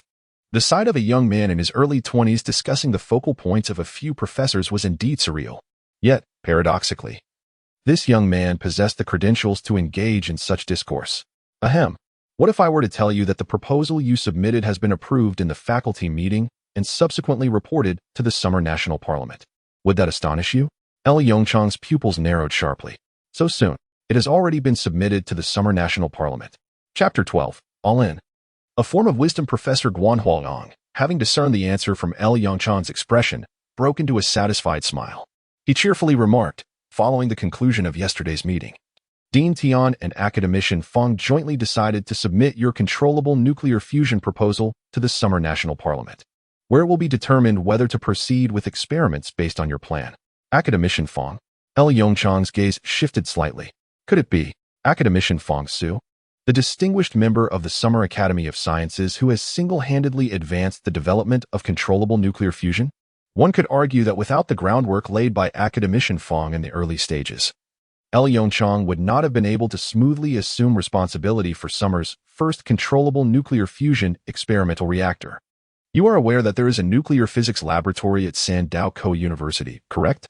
Seeing L. Yongchang nod, Professor Guan Huayang lifted his teacup, took a sip of the strong tea, and continued, Academician Feng Su is the head of that nuclear physics laboratory. L. Yongchang's eyes flickered with astonishment. It truly is him. It seems that my somewhat reckless actions have indeed borne fruit. On the very next day of my rebirth, I have already established a connection with the foremost scientist in the Summer Nation. Academician Feng Su is quite remarkable, his contributions to the field of controllable nuclear fusion. Clearly, Professor Guan Huayang holds great reverence for Academician Feng Su. L. Yongchang gazed at the expression of admiration on Professor Guan Huayang's face, feeling a mix of amusement and bewilderment. The prowess of Academician Feng Su was not lost on him. After all, who could be unaware of it? Amidst the collective monopoly of all Western powers, he had single-handedly propelled the controllable nuclear fusion technology of Xiagua to a level unparalleled in decades. This marked the most significant achievement of Academician Feng's future. Suddenly, a sharp ring from the telephone interrupted Professor Guan Huayang's enthusiasm. He frowned slightly, letting out a soft click of his tongue before answering the call. Who is this? This is Guan Huayang. However, in the next moment, the expression on Guan Huayang's face grew increasingly grave. What? Minister Hong is coming. All right, I understand. L. Yongchang. He is right here with me. Very well. I will take him over immediately. Guan Huayang hung up the phone with a somewhat peculiar expression and addressed L. Yongchang. Yongchang, you don't have anything else to attend to, do you? L. Yongchang, taken aback, responded. Ahem. Professor, what has transpired? Guan Huayang's gaze became even more enigmatic. Young L, have you ever conversed with a ministerial-level official? L. Yongchang's pupils dilated in shock. Professor? Guan Huayang cast a meaningful glance at L. Yongchang and remarked softly. It seems that the ITER matter has stirred some discontent within the Xiagua Parliament. I never anticipated that it would attract the attention of the Minister of Science and Technology. At Sandao University, in the nuclear physics laboratory, Minister Hong was about to arrive, and Yongchang was on his way. Fong Su's expression turned grave as he addressed Hong Qiming. Minister Hong, what does Congressman Li have to say about this matter? Hong Qiming cast a meaningful glance at Fong Su. Which matter are you referring to? Is it ITER? Or the controllable nuclear fusion proposal by Yongchang? Fong Su slightly clenched his teeth and replied in a low voice, both. Hong Qiming fell silent for a moment, seemingly weighing his words. At last, he spoke slowly. Academician Fong, you must believe that our nation would never jeopardize its future for such trifling gains. Fong Su's pupils contracted slightly. He understood. Just as he suspected, there were hidden implications regarding ITER. But, if we withdraw from ITER, doesn't that mean? Hong Qiming gently raised his hand to interrupt Fong Su's unfinished thoughts. Academician, I am confident that without ITER, our nation can independently develop controllable nuclear fusion technology. Since the founding of our country, we have never allowed trivial matters to hinder our progress, have we? Fong Su's gaze flickered, and he nodded gently. Moreover, if the proposal put forth by Yongchang could indeed realize controllable nuclear fusion, I personally believe that withdrawing from ITER might be a beneficial course of action. Do you comprehend my meaning? As Fong Su met Hong Qiming's profound gaze, a flash of inspiration struck him. He understood. Once the efficacy of Yongchang's proposal is substantiated, the nation of Xia, as a member state, naturally must share its technological advancements with other member nations. However, the situation has changed. Xia has withdrawn from the ITER. Consequently, if the proposal proves effective, this controllable nuclear fusion technology could grant Xia several years of technological superiority, thereby elevating the nation's comprehensive strength to new heights. Yet, this also signifies that Xia has wagered all its chips on this sophomore undergraduate. In his previous life, he leveraged his keen scientific intuition to invest heavily in research directions that were often dismissed by others. This strategy propelled the nation's technological prowess to unprecedented levels in just a few short years. With the construction of underground city clusters capable of housing billions and interstellar spacecraft underway, all of this was born from his audacious gambles. Unfortunately, in the most critical gamble of all, Yongchang faltered, leading humanity toward its demise. The door to the nuclear physics laboratory creaked open, revealing a somewhat stooped figure alongside a tall, upright presence. Hong Qiming's eyes flickered momentarily before he swiftly turned to regard the tall figure. With a single glance, he affirmed in his heart with a nod. Indeed, full of vigor, he exuded an air of integrity. Director Hong, allow me to introduce you to Yongchang, a sophomore from the Department of Physics at Sandao University. This is Professor Guan Huayong. Fong Su's voice chimed in from the side. And this is our Minister of Science and Technology for Xia, Hong Qiming. Guan Huayong and Yongchang hurriedly approached to greet him.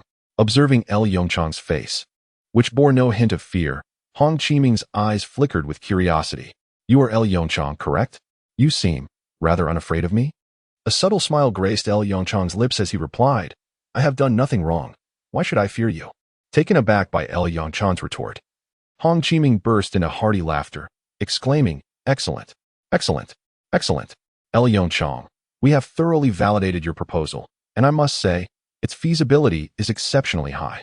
Regarding the ITER project, I trust you are well aware. For this matter, Counselor Li specifically entrusted me with a task. I wonder, are you bold enough to accept it? Chapter 13. Chief Engineer Yongchang fell into silence, while Fong Su and Guan Huayong cast him concerned glances. Under the watchful eyes of everyone, he gently nodded. Of course. Ha! Splendid. Hong Qiming's laughter echoed, and he lightly applauded. Indeed, you are a youth of our great Xia nation, full of responsibility. In the next moment, Hong Qiming shifted his tone. From this moment on, you are no longer a sophomore at Sandao University. You are now the chief engineer of the Xia nation's controllable nuclear fusion project. Academician Fong Su will be your assistant. The laboratory fell into a profound silence. Fong Su, Guan Huayong, and the researchers within the lab exchanged incredulous glances directed at Hong Qiming and Yongchang. Was Hong just now serious with his words? Yongchang felt a surge of excitement within his heart. To his astonishment, the current assembly of the Xia nation was even more reckless than he had anticipated. They had appointed a sophomore undergraduate to oversee such a colossal undertaking. This would undoubtedly expedite the completion of his plans, perhaps considering Yongchang's youth. Hong Qiming's expression grew somewhat grave as he added, Yongchang, You must understand that the task assigned by Chairman Li is to achieve preliminary controllable nuclear fusion within a year. At the very least, our nation must attain results equivalent to those of its heir. Upon hearing this, Fang Su's pupils constricted sharply. It is crucial to note that Xi'an nation currently lacks even a true controllable nuclear fusion experimental reactor of its own. Could this task truly be accomplished? Unlike the anxious expressions of those around him, a faint smile graced L. Yongchang's face. He nodded gently and declared, I accept this task. Moreover, I assure you that within a year, Xi'an nation will fully master controllable nuclear fusion technology. What? Yongchang, what nonsense are you speaking? At L. Yongchang's proclamation, Fang Su and Guan Huaiyang exclaimed in unison. Guan Huaiyang admonished L. Yongchang sternly. L. Yongchang, such a significant scientific endeavor cannot be taken lightly. You should promptly apologize to Minister Hong. As he spoke, Guan Huaiyang bowed his head to Hong Qiming and said, Minister Hong, this child L. Yongchang is merely a sophomore. He sometimes speaks without thinking. Naturally, Hong Qiming did not take this minor issue to heart. He chuckled lightly, interrupting Guan Huaiyang's words, and then gazed with keen interest at the somewhat juvenile Lu Yongchang before him. Do you understand the implications of what you just said? Lu Yongchang's expression remained utterly unperturbed. Of course, Minister Hong, I am fully aware of what I am saying. Guan Huaiyang covered his eyes with his hand, letting out a profound sigh. What a calamity! He began to doubt whether he should have brought Lu Yongchang here at all. Without providing further explanation, Lu Yongchang retrieved a USB drive from his pocket and handed it to Hong Qiming. Minister Hong, before you make any judgments, I implore you to first examine the contents of this USB drive. Hong Qiming raised an eyebrow and accepted the USB drive from Lu Yongchang. Hey, I'm increasingly intrigued by you, young man. You do realize the consequences of deceiving a minister of the state, don't you? As he spoke, Hong Qiming turned his gaze toward Fang Su. Academician Fang, I would appreciate your assistance in projecting the contents of this USB drive so we can uncover what delightful surprise he has brought us. Fang Su stepped forward, a look of resignation on his face as he took the USB drive from Hong Qiming. As he passed by Lu Yongchang, he let out a deep sigh, sensing that Xia Guo had lost the gamble. It struck him as somewhat amusing that Xia Guo would stake its fortunes on such an inexperienced youth. Meanwhile, Lu Yongchang wore a calm and composed expression, for the contents of the USB drive represented the fruits of his labor from the previous night, spent tirelessly typing away in his dormitory. There is not much. Merely the intricate blueprints for a controlled nuclear fusion reactor. The workload is immense, however, thanks to the potential he had been compelled to unleash in his previous life. He managed to complete it, albeit with great effort. A few minutes later, a projector was brought in. As the projector connected to the computer, Fang Su inserted a USB drive into the port. Upon glimpsing the files within the USB, a flicker of astonishment crossed Fang Su's face. Simultaneously, he instinctively double-clicked the left mouse button to open the file. In the next instant, a meticulously detailed blueprint materialized on the pristine white wall. This is. Hong Qiming's pupils constricted sharply as he gazed at the blueprint, murmuring to himself. Not just Hong Qiming, but Fang Su and all the researchers in the laboratory stood frozen, staring in disbelief at the blueprint before them.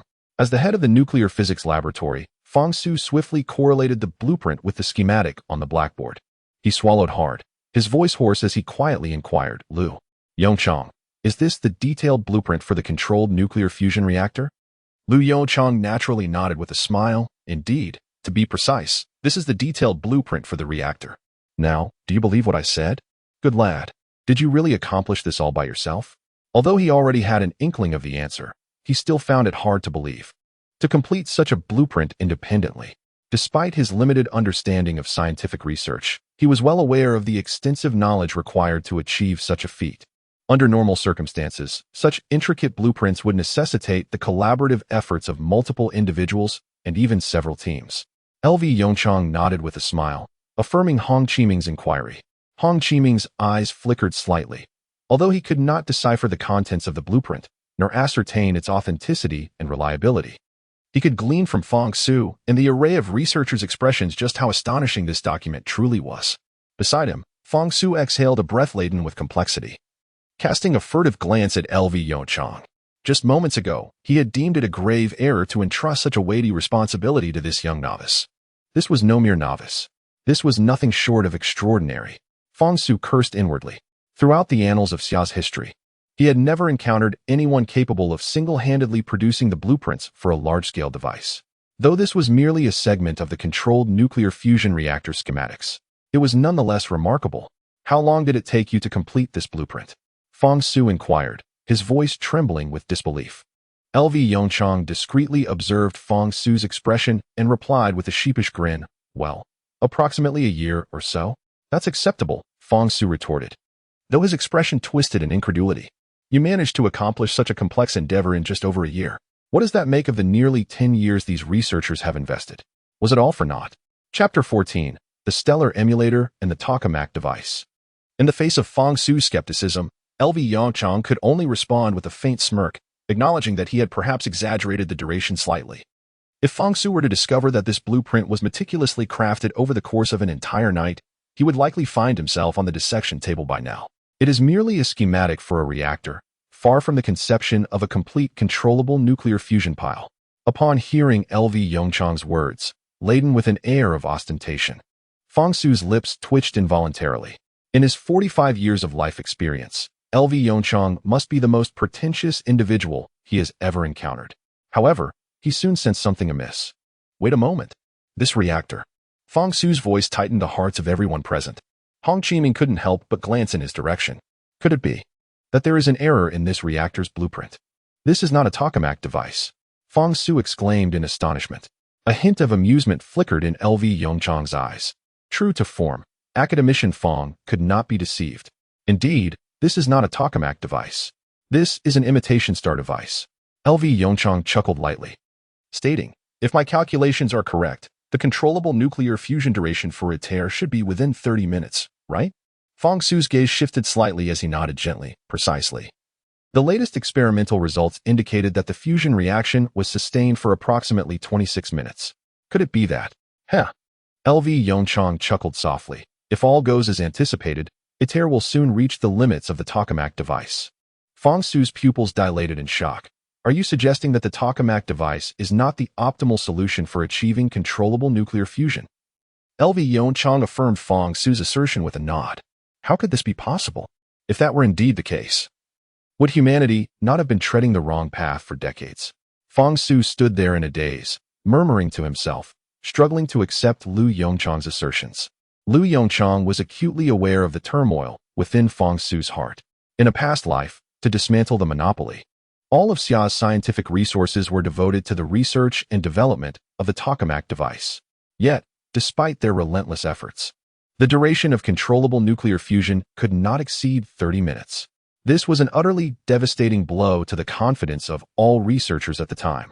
Were it not for Fong Su's fortuitous discovery of the tokamak device's flaws, Xia would likely have veered irretrievably off course in its quest for controllable nuclear fusion. How can I validate your claims? Fong Su, being one of the most esteemed scientists in Xia, quickly regained his composure after a brief moment of bewilderment and solemnly inquired of Lu Yongchang. Lu Yongchang shrugged casually and replied, "It is quite simple. One merely needs to procure a basic stellar simulator and construct a reactor using the material I have deduced, then ignite the nuclear fusion, and the validation will naturally follow." Fong Su's eyes flickered with intrigue. He remembered that within the laboratory, there indeed existed an outdated stellar simulator that had been purchased at great expense. Wait. Hong Qiming's resonant voice suddenly interjected from the side. Could someone explain to me the meanings of stellar simulator and tokamak device? As he spoke, Hong Qiming turned his gaze towards Lu Yongchang. Upon witnessing this scene, Guan Huaoliang and Fong Su both took a step back, yielding the stage to LV Yongchang. After a moment of contemplation, LV Yongchang spoke. "Minister Hong, you must be aware that controlled nuclear fusion necessitates a formidable magnetic field to confine the fusion materials, correct?" Noticing Hong Qiming nodding in acknowledgement, LV Yongchang felt a slight sense of relief. This made the explanation considerably more straightforward. Otherwise, he would have had to elucidate the principles of controlled nuclear fusion from the very beginning. Although it could be summarized in a few sentences, it would still be somewhat cumbersome. In essence, the tokamak device generates plasma current within a toroidal helical magnetic confinement, while the stellarator does not require such a current, as it can directly create a twisted toroidal magnetic cage via external coils. So what distinguishes these two? Aren't they both generating magnetic fields? A hint of confusion flickered in Hong Qiming's eyes. Snap. LV Yongchang lightly snapped his fingers. This is the crux of my explanation. In the tokamak device, the plasma current can soar to tens of millions of amperes. Such a colossal current inevitably gives rise to numerous complications. For instance, issues like distortion modes, magnetic surface tearing, and the emergence of magnetic islands, among others. All these factors diminish the confinement capability of the plasma. The repercussions could range from a mere extinguishment to a catastrophic explosion. While speaking, LV Yongchang gestured dramatically to illustrate an explosion. Hong Qiming nodded, partly in comprehension. Though he did not fully grasp the various technical terminologies articulated by LV Yongchang, he understood the final caution. The tokamak device could indeed lead to an explosion. Hong Qiming gazed at academician Fong Su with a countenance fraught with complexity. In response to Hong Qiming's penetrating gaze, Fong Su could only nod helplessly and say, "There is indeed a possibility, but thus far, the tokamak device has never encountered such a severe malfunction. Not now, but what about in the future?" LV Yongchang remarked in a measured tone. "Once we extend the fusion maintenance time to 30 minutes, it is conceivable that dire consequences may arise."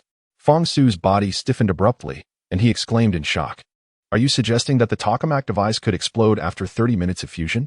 LV Yongchang, his expression intricate, nodded affirmatively. "Indeed. This constitutes the most significant peril of the tokamak device.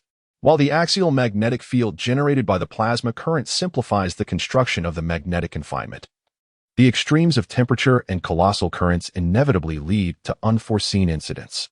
Fong Su's eyes widened in realization. "So that is the case. And what about the stellarator?"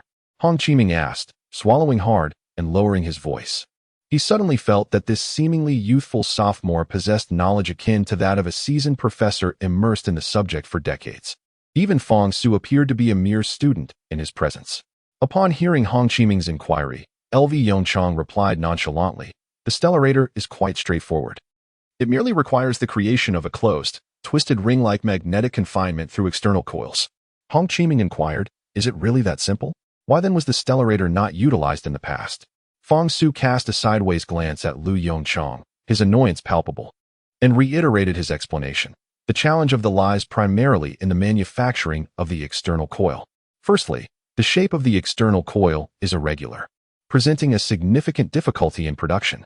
Moreover, to generate a sufficiently powerful magnetic field, the coil material ideally should be superconducting, which further complicates matters. After all, the technology for room temperature superconductors has yet to be realized." A soft voice from the side interrupted. "What if I could resolve the issue of room temperature superconducting materials?" Chapter 15. The Carbon Nanomaterials Laboratory. What? At the sound of Lu Yongchang's assertion, Fong Su's eyes widened in astonishment, exclaiming, "You can solve the problem of room temperature superconducting materials?" Fong Su's reaction caused Hong Qiming to furrow his brow. "Room temperature superconductivity. If I recall correctly, our country should possess such technology, right? I recently saw a report stating that a renowned academician from the Academy of Sciences had made a breakthrough in room temperature superconductivity." Hong Qiming's expression brightened slightly, nodding vigorously. Yes. It's impressive how well you remember, Academician Fong. I'm referring to Academician Hu Champing's paper. But is that technology not applicable?" A hint of bitterness flickered in Fong Su's eyes as he slowly shook his head. While academician Hu Changping's superconducting material did exhibit superconductivity at a temperature of 15 degrees Celsius, this achievement came with specific prerequisites. It was realized under a staggering pressure of 267 billion pascals, equivalent to approximately 1 million times the standard tire pressure. Moreover, Professor Hu Changping's discovery of superconducting phenomena within diamond anvil cells involved an exceedingly minuscule quantity of material, so diminutive that it necessitated the use of picoliters as a unit of measurement. Observing the flicker of confusion in Hong Qiming's eyes, Fong Su hastily elaborated. A picoliter is a unit of volume equivalent to approximately 10⁻⁹ milliliters. Hong Qiming gasped in astonishment, now fully comprehending the gravity of the situation. Given such stringent conditions and such a minuscule amount of material, the prospect of applying this technology to controlled nuclear fusion seemed utterly fantastical. Fong Su swallowed hard, murmuring to himself, "As of now, I have yet to hear of any nation that has truly mastered this technology." He then took a deep breath, steadied his emotions, and spoke with unwavering conviction. A genuinely viable room temperature superconducting material must achieve superconductivity under standard temperature and pressure. The challenge is immensely formidable. Hong Qiming furrowed his brow. Initially, upon hearing El Yongchang's assertion, he felt a surge of excitement. El Yongchang's nonchalant demeanor and resolute tone had created an illusion that room temperature superconducting technology was relatively straightforward. However, under the cold reality presented by Feng Su, Hong Qiming's previously heated thoughts began to cool. He turned to the composed El Yongchang and, with a furrowed brow, inquired, "Are you certain you can solve the issue of room temperature superconducting materials?" El Yongchang's lips curled into a slight smile as he slowly and firmly nodded. Indeed, the challenge of room temperature superconductivity is considerable. However, in his previous life, this technology had already been conquered. Moreover, the scientist who resolved this challenge for the Xia nation was none other than Lu Yongchang himself. After a moment of contemplation, he spoke slowly. "I require a standard laboratory for carbon nanomaterials and a few assistants. If all goes well, grant me a few days, and I shall present the results before you." Feng Su's eyes flickered with surprise as he gleaned some concealed information from Lu Yongchang's words. He gazed at Lu Yongchang in astonishment, his voice rising an octave. "Are you certain that carbon nanomaterials can achieve room temperature superconductivity?" Lu Yongchang remained silent for a moment, and from the inquisitive look in Feng Su's eyes, he deciphered a message. "Perhaps you could observe my work?" Feng Su replied, "That seems feasible." Realizing he had inadvertently revealed his intentions, a hint of embarrassment flashed in Feng Su's eyes. "Ahem, it's not that I'm curious. I am primarily concerned about your familiarity with the experimental apparatus." Lu Yongchang remained nonplussed. "The Carbon Nanomaterials Laboratory at Sandao University. Lu, could you assess whether this laboratory meets your requirements?" With that, Feng Su exhibited a hint of awkwardness. Being an academician, it was his first time guiding a sophomore undergraduate. The thought that he might eventually become this undergraduate's assistant left Feng Su feeling increasingly uncomfortable. No, he had to devise a plan. Perhaps he could persuade old Jiang to grant this young man a professorship. That would certainly sound more respectable. At the very least, no one could say that a distinguished academician was working under an undergraduate. Feng Su, increasingly convinced, silently approved the proposal in his mind. A sudden sneeze interrupted the moment. It was El Yongchang, who turned back with a look of suspicion towards Feng Su. He felt an inexplicable chill emanating from behind. Surely, Feng Su couldn't be disparaging him. Could he? Confronted by El Yongchang's meaningful gaze, Feng Su's expression stiffened momentarily. He then forced a strained smile, saying, "El, please assess whether this laboratory is suitable. If it doesn't meet our needs, we may have to venture farther afield to find a better one." After surveying the surroundings, a hint of disdain flickered in El Yongchang's eyes. In his previous life, he would have dismissed such a laboratory without a second glance. Yet now, he might as well make do with it. If Tony Stark could construct Mark I in a cave, he certainly could produce room temperature superconductors in this subpar lab. It would suffice, albeit barely. Meanwhile, upon hearing El Yongchang's words, Feng Su's eyes widened in disbelief. "Barely? Do you not realize this is the finest carbon nanomaterials laboratory at Sandao University? I am not exaggerating. This lab ranks among the top 10 in the entirety of Xia country." El Yongchang glanced at the indignant Feng Su, bemused. "Did you not just say that if this one doesn't work, we could find a better lab?" Feng Su stammered, I was merely being modest. Do you understand the concept of humility? Is that acceptable now?" Feng Su. He swore he had never felt so speechless in his life. Silently, he trailed behind Feng Su, eager to ascertain the true capabilities of this sophomore undergraduate. Surely, he couldn't be so inept as to fail to recognize the names of the experimental instruments. With this thought, a glimmer of amusement flickered in Feng Su's eyes. It is worth noting that many of the experimental apparatuses in this lab at Sandao had recently undergone upgrades, not to mention Lu Yongchang. Even he found himself somewhat unfamiliar with their operation. Chapter 16. Is this also a matter of talent? This scanning electron microscope is quite impressive. Lu Yongchang's voice emerged from ahead. It must be the latest model available, right? Feng Su abruptly lifted his gaze towards Lu Yongchang. "Oh, this Fourier transform infrared spectrometer is new as well, and quite remarkable. I must admit, I misspoke earlier. It appears this lab indeed houses some exceptional equipment." A hint of astonishment appeared in Feng Su's eyes. Every instrument's name was accurately identified. Even the newest machines were correctly named by Lu Yongchang. "Do you recognize these instruments?" Feng Su hesitated for a moment before inquiring. Liu Yongchang cast a peculiar glance at Feng Su. Of course, I recognize them. What purpose would I serve here if I could not even identify the instruments? Feng Su's breath caught in his throat. Such a valid point rendered him speechless. But, isn't this a bit contrary to common sense? The equipment in this lab, let alone being recognized by an undergraduate, would likely baffle most graduate students. Liu Chang, a sophomore undergraduate, how did you recognize that? It seemed that he discerned Feng Su's confusion, and with a gentle smile, El explained, I have perused numerous papers. Thus I am familiar with these instruments. Feng Su's expression was somewhat peculiar. Nonetheless, it could be considered a reasonable explanation. Yongchang, I must pose a significant question to you. Feng Su said, a flicker of conflict crossing his eyes. Do you truly know how to use these instruments? Or rather, have you ever used them? El Yongchang, without a moment's hesitation, shook his head. Of course, I have never used them.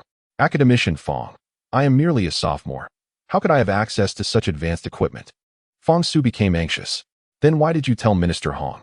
El interrupted with a smile. However, rest assured, I know how to operate these instruments. As he spoke, El turned to a nearby apparatus and effortlessly articulated its detailed operational procedure. Listening to El's flawless account of the usage, Feng Su stood dumbfounded. After a lengthy pause, he struggled to ask, did you learn this from reading papers? El nodded and cast a curious glance at Feng Su. Of course. What else could it be? Feng Su inhaled deeply, rubbing his somewhat stiff face vigorously. All right. Perhaps there truly are geniuses in this world. When do we begin?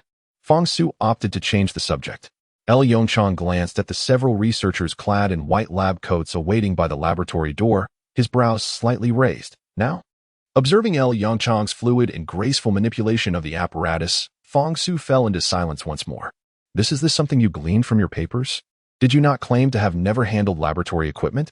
Feng Su looked at El Yongchang with a face full of exasperation. Within a mere half hour, El Yongchang had adeptly operated 3 different instruments.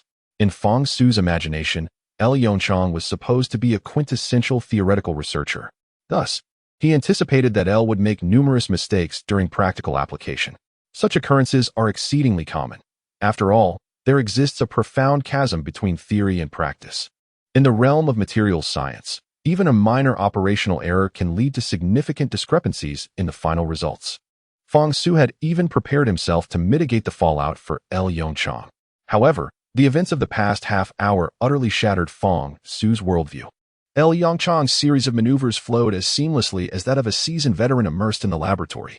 Not only did he make no mistakes whatsoever, but he also noted several critical points that Feng Su had overlooked. Indeed, I have never laid hands on laboratory equipment in this lifetime.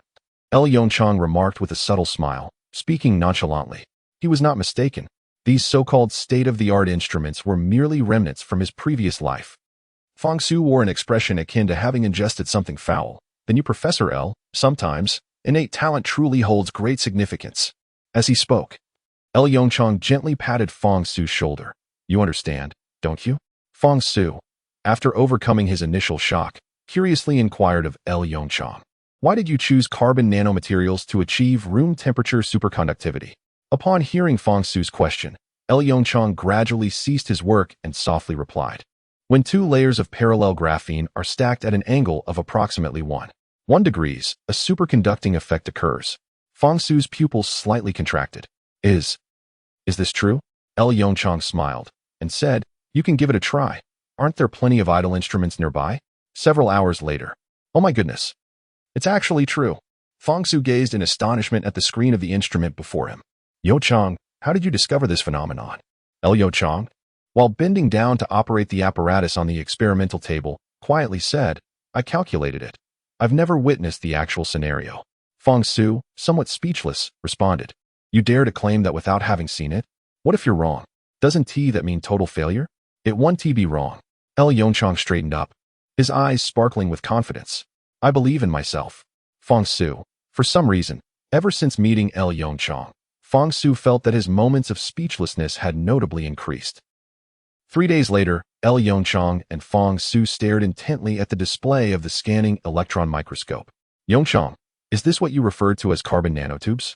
Are you certain that this carbon nanotube can achieve room temperature superconductivity? A look of skepticism was etched on Feng Su's face. His doubts were not unfounded. Over the past 3 days, He had hardly engaged in any substantial work, aside from assisting with minor tasks and running errands. The truly significant operations were solely conducted by Yongchang. As an academician accustomed to leading teams, this was indeed an extraordinarily novel experience. In response to Fang Su's skepticism, Yongchang remained silent, his expression grave as he meticulously adjusted the microscope to examine several different angles.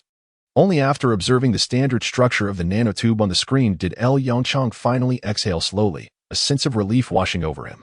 Indeed, this is it, he declared, though a flicker of regret crossed his features as he estimated the time required. Unfortunately, at the current rate of production, we won't see results until at least tomorrow. Fang Su cast a peculiar glance at Yongchang's regretful profile. Is that truly unfortunate? To produce a sample of room temperature superconductivity in merely 4 days, is that not rapid enough? He mused. It is worth noting that the emergence of any new material typically spans years in the making. Chapter 17, the 10-centimeter black wire. Early the next morning, Fang Su, sporting a pair of panda eyes, pushed open the door to the laboratory. Observing the flurry of activity among the researchers, a hint of confusion flickered in his eyes. Where was Yongchang? He hurriedly grabbed a researcher passing by and inquired, Where has Yongchang gone? The researcher looked at him with a hint of surprise before pointing toward the depths of the laboratory. Professor Liu had already arrived. When we got there, he was busily engaged in the laboratory. It is unclear when exactly it began, but in the mouths of these researchers, Yongchang Liu had transformed into Professor Liu. Fang Su, too, was too indifferent to correct their address. Had he not known Liu Yongchang's true identity, he might have been led to mistakenly believe that Liu was indeed a seasoned professor. At 6:45, he silently marveled. Indeed, the success of every individual is never a mere coincidence. While Fang Su contemplated this, he quickened his pace toward the depths of the laboratory, perhaps sensing the approaching footsteps. Liu Yongchang shifted his gaze from the apparatus before him. Upon noticing the dark circles under Fang Su's eyes, he was momentarily taken aback. What happened to you? He inquired. Fang Su chuckled and waved his hand dismissively, nonchalantly replying, Oh, it's nothing. Just had a bit of trouble sleeping last night. Why don't you take a short break? Liu Yongchang suggested with genuine concern. After all, there is no pressing task today. We only need to test the superconducting properties of carbon nanotubes. A flicker of excitement crossed Fang Su's eyes as he burst out with a curse. Rest? Nonsense. Those dark circles are a testament to my sleepless nights over this matter, and you still want me to rest? Where are the wires? Let me see them. Observing the fervent demeanor of Fang Su, Liu Yongchang couldn't help but chuckle softly. He stepped aside, making room for Fang Su at the experimental station. A glass cover with a diameter of 30 centimeters lay before them. Fang Su hurried forward, positioning himself beside the glass cover. The wires were exceedingly fine, almost resembling strands of hair to the naked eye. Fang Su extended his hand, curling his fingers to gently tap on the glass enclosure. Is this a vacuum? He inquired. Liu Yongchang shook his head in denial. Certainly not. At present, it is merely a small-scale clean room. I presume you would not wish to see any dust compromise the experimental results? However, he soon added, to be precise, it is not yet a vacuum environment. As he spoke, Liu Yongchang gestured toward the vacuum pump situated nearby. Fang Su raised an eyebrow slightly. The implications of this statement were profound. Could it be that this material could achieve superconductivity even in a vacuum? Liu Yongchang reached for a densely written A4 sheet from the lab table and handed it to Fang Su. According to my calculations, the superconducting wires composed of carbon nanotubes exhibit remarkable stability, with an optimal operational temperature range between -50 degrees Celsius and 80 degrees Celsius. Fang Su's eyes lit up suddenly, and he quickly asked, What about the air pressure? Within 2 standard atmospheres, Liu Yongchang replied. Fang Su gasped in astonishment. If Liu Yongchang's calculations were accurate, these carbon nanotube-based superconducting wires could practically be utilized in any corner of the Earth. This also signified that the electrical industry in Xia country would undergo a revolutionary transformation. Yongchang, do you comprehend the magnitude of what you have achieved? Reflecting on the forthcoming series of changes, Fang Su stood there in a daze, murmuring to himself. A faint smile appeared at the corner of Liu Yongchang's eye, yet he remained silent. Although these technologies may seem advanced for the present-day Xia nation, they are still woefully inadequate to confront the disasters of the future. After a moment of admiration for the carbon nanotube wires on the experimental table, Fang Su spoke with a grave expression. Let us commence the testing. upon learning that the inaugural test of the room temperature superconducting coil was about to begin.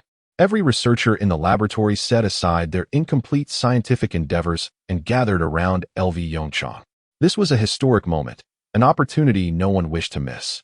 LV Yongchang swallowed hard, cautiously extending his hand to connect the metallic probes at both ends of the wire to the testing apparatus.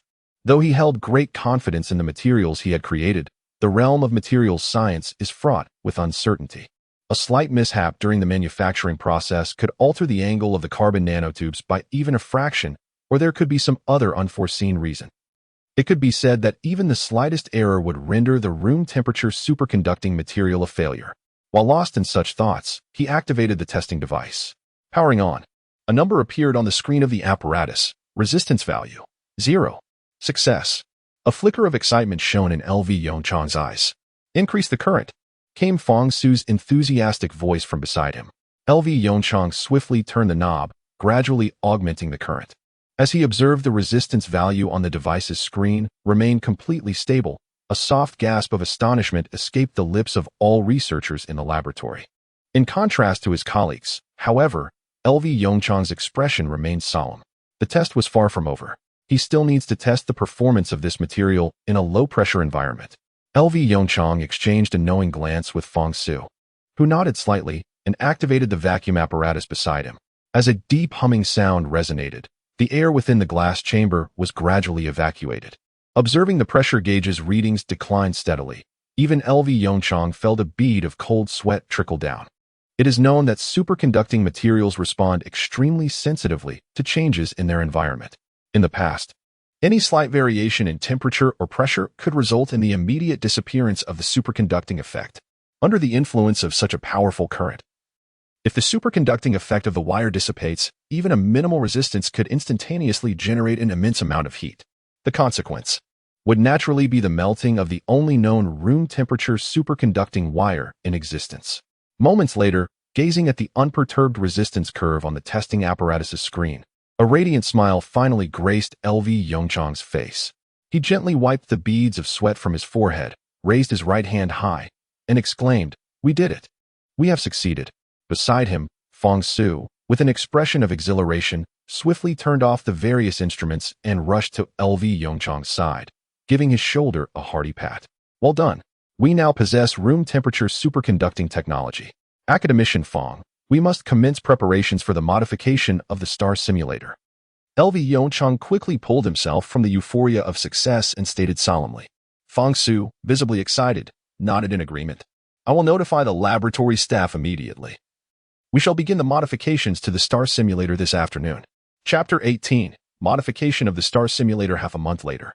Within the nuclear physics laboratory of Sandao University, LV Yongchang sat quietly in the solitary office allocated to him, with a slight furrow in his brow. He rapidly scribbled calculations on a sheet of A4 paper with a steel pen. A fortnight had passed since the completion of the room temperature superconducting wire made from carbon nanotube materials. One cannot underestimate the immense power of the national apparatus. The moment the breakthrough in room temperature superconducting material technology was announced, Minister Hong personally issued the manufacturing command. Although LV Yongchang possessed a comprehensive carbon nanotube preparation scheme, due to the current manufacturing process challenges, only the Shaoxing Group, an enterprise dedicated to the production of high-end precision equipment in the Xia Nation, was capable of mass-producing superconducting wires that met the required standards. As for foreign enterprises, Hong Qiming was no fool. If he were to place orders with them, it would not take long for several Western powers to master the technology of room temperature superconductivity, stimulated by substantial funding and administrative mandates. The manufacturing capacity of the Shaoxing Group for carbon nanotube wires expanded rapidly. Within a mere fortnight, superconducting wires valued at over 100 million had been delivered to the nuclear physics laboratory of Sandao University. At that moment, the laboratory had already installed an antiquated star simulator device, although the spiral wires on its exterior had been completely dismantled by the staff. As for the interior cavity of the star simulator, it had been replaced days earlier with a newly manufactured chamber, crafted from the novel materials that LV Yongchang had derived on the blackboard. According to the material tests, the interior of the reactor constructed from this novel material can flawlessly withstand the extreme temperatures exceeding hundreds of millions of degrees during nuclear fusion reactions. Furthermore, Fang Su was astonished to discover that this innovative material also possesses remarkable resilience against the radiation damage produced by nuclear fusion. Alongside his surprise, a sense of admiration for LV Yongchang arose within Fang Su. It was astonishing that such a formidable material had been conceptualized by a sophomore undergraduate on paper. Fang Su could not help but feel a twinge of embarrassment. At his age, he felt as though he had truly squandered his potential. LV Yongchang, oblivious to Fang Su's contemplations, was currently seated in his office meticulously examining the dimensional parameters of this star simulator. According to Fang Su, the star simulator was initially utilized by a research institute in Country D. The manufacturing of the star simulator is exceedingly complex. Unlike the regular spiral shape of a tokamak, the appearance of the star simulator resembles a chaotic ball of yarn. The position of each wire must be meticulously calculated to ensure the generation of a magnetic field at specific angles. At this moment, LV Yongchang was engaged in this very task. He needed to calculate the precise positioning of each superconducting wire based on the dimensional parameters of the star simulator, ensuring that a closed, twisted ring-shaped magnetic cage could be formed within the reactor's interior, effectively confining the extremely high-temperature plasma. Exhaling deeply, LV Yongchang gently set down his pen, releasing a long breath of relief. After days of calculations, he had finally achieved gratifying results. According to his calculations, these superconducting coils can generate a magnetic field of up to 100 teslas. This would represent the most powerful artificial magnetic field on Earth. This 100 Tesla magnetic field can perfectly confine fusion plasma at temperatures exceeding millions of degrees at the core of the reactor. He rose from his seat and slowly approached the office door, gently twisting the doorknob. The sound of the door creaking open captured Fang Su's attention. Have you completed the calculations? Upon seeing the relaxed expression on LV Yongchang's face, a flicker of surprise crossed Fang Su's eyes as he immediately inquired. Has it only been a few days? It has barely been 3 days, hasn't it? Such a complex calculation task, and you've managed to finish it in that time? Fang Su found it hard to believe. Sensing the skepticism in Fang Su's gaze, LV Yongchang chuckled lightly. Of course, I have completed it. As he spoke, he handed a stack of A4 papers to Fang Su. Why don't you take a look? Fang Su, taken aback, accepted the A4 papers from LV Yongchang. Upon seeing the dense array of calculations, he swallowed hard. Although he was reluctant to admit it, he found himself somewhat baffled by the methods of calculation presented. Ahem. I trust your results, Fang Su said, his expression turning serious as he returned the stack of papers to LV Yongchang. Perhaps we should have Tianhe know. One, verify your calculations? LV Yongchang paused momentarily, then nodded in agreement with Fang Su's suggestion. Given the significance of controllable nuclear fusion, all research resources are prioritized for the Sandow Co. Nuclear Physics Laboratory. Upon the submission of the application, the utilization time for Tianhe 1 was promptly allocated. Fang Su meticulously inputted each result calculated by LV Yongchang into the computer, subsequently allowing Tianhe 1 to perform the computations. At this moment, the capabilities of the supercomputer became strikingly apparent. In just half an hour, the results of the calculations materialized before Fang Su and LV Yongchang. Success. The emergence of the superconducting wire arrangement plan signified that the renovation of the simulation star apparatus had reached its final phase. Specific angular coil supports were installed externally on the apparatus, serving to secure the coils in place. For the simulation star device, even the slightest positional deviation of the external superconducting coils could herald disaster. Should the internal toroidal magnetic cage suffer damage, the searing plasma, exceeding millions of degrees, would directly contact the inner surface. Surely, no one would wish to witness such a catastrophic outcome. Consequently, as they completed the final modifications of the simulation star apparatus, both LV Yongchang and Fang Su remained exceedingly vigilant, anxious to avoid any minor oversight. 3 days later, the renovation of the aging simulation star apparatus was entirely concluded. Yongchang, when shall we commence the first ignition experiment? Fang Su's voice resonated from the side. Unbeknownst to him, Fang Su had unconsciously begun to regard LV Yongchang as his superior, seeking his opinion prior to every research decision. It can commence now. A glint of determination flashed in LV Yongchang's eyes as he shifted his gaze from the calculation papers on his desk, solemnly stating, Academician Fang, please report it. This afternoon, we shall commence our inaugural ignition experiment. with Fang Su submitting the application for the first ignition experiment to Hong Qiming. Notable changes have unfolded within Sandow University. Dozens of Special Forces personnel, clad in civilian attire, have infiltrated the university, and the primary access routes to the nuclear physics laboratory have been entirely cordoned off. Moreover, on the upper floors of some buildings in close proximity to the nuclear physics laboratory, snipers have already set up their rifles and observation equipment. It would not be an exaggeration to say that, at this moment, the nuclear physics laboratory resembles a caged bird, unable to safely soar through the skies. All of this is orchestrated to ensure that the controlled nuclear fusion experiment proceeds without any interference from external, unknown factors. Chapter 19. Ignition Naturally. The changes within Sandow University did not escape the notice of the observant. What is happening? Why are these roads blocked? A few male students traversing the university wore expressions of frustration. Could it be that a significant figure has arrived at the school? One of the students, gazing at the obstructed pathways, ventured a hypothesis. Another student slowly shook his head, responding in a grave tone. It likely isn't a prominent individual.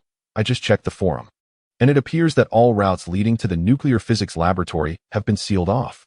What? The nuclear physics laboratory? Are they conducting some sort of nuclear experiment there? The student's expression turned serious as he nodded. I wonder if you've heard the news. The nuclear physics laboratory at Sandow University has been engaged in research related to controlled nuclear fusion. This conjecture is evidently far more credible than the previous one. Hiss. If that is indeed the case, does it mean that my nation is on the verge of mastering controllable nuclear fusion? Hearing the remarks of a nearby classmate, the boy who had made the conjecture rolled his eyes in exasperation. How could that be possible? This is controllable nuclear fusion. I estimate this is merely an experiment.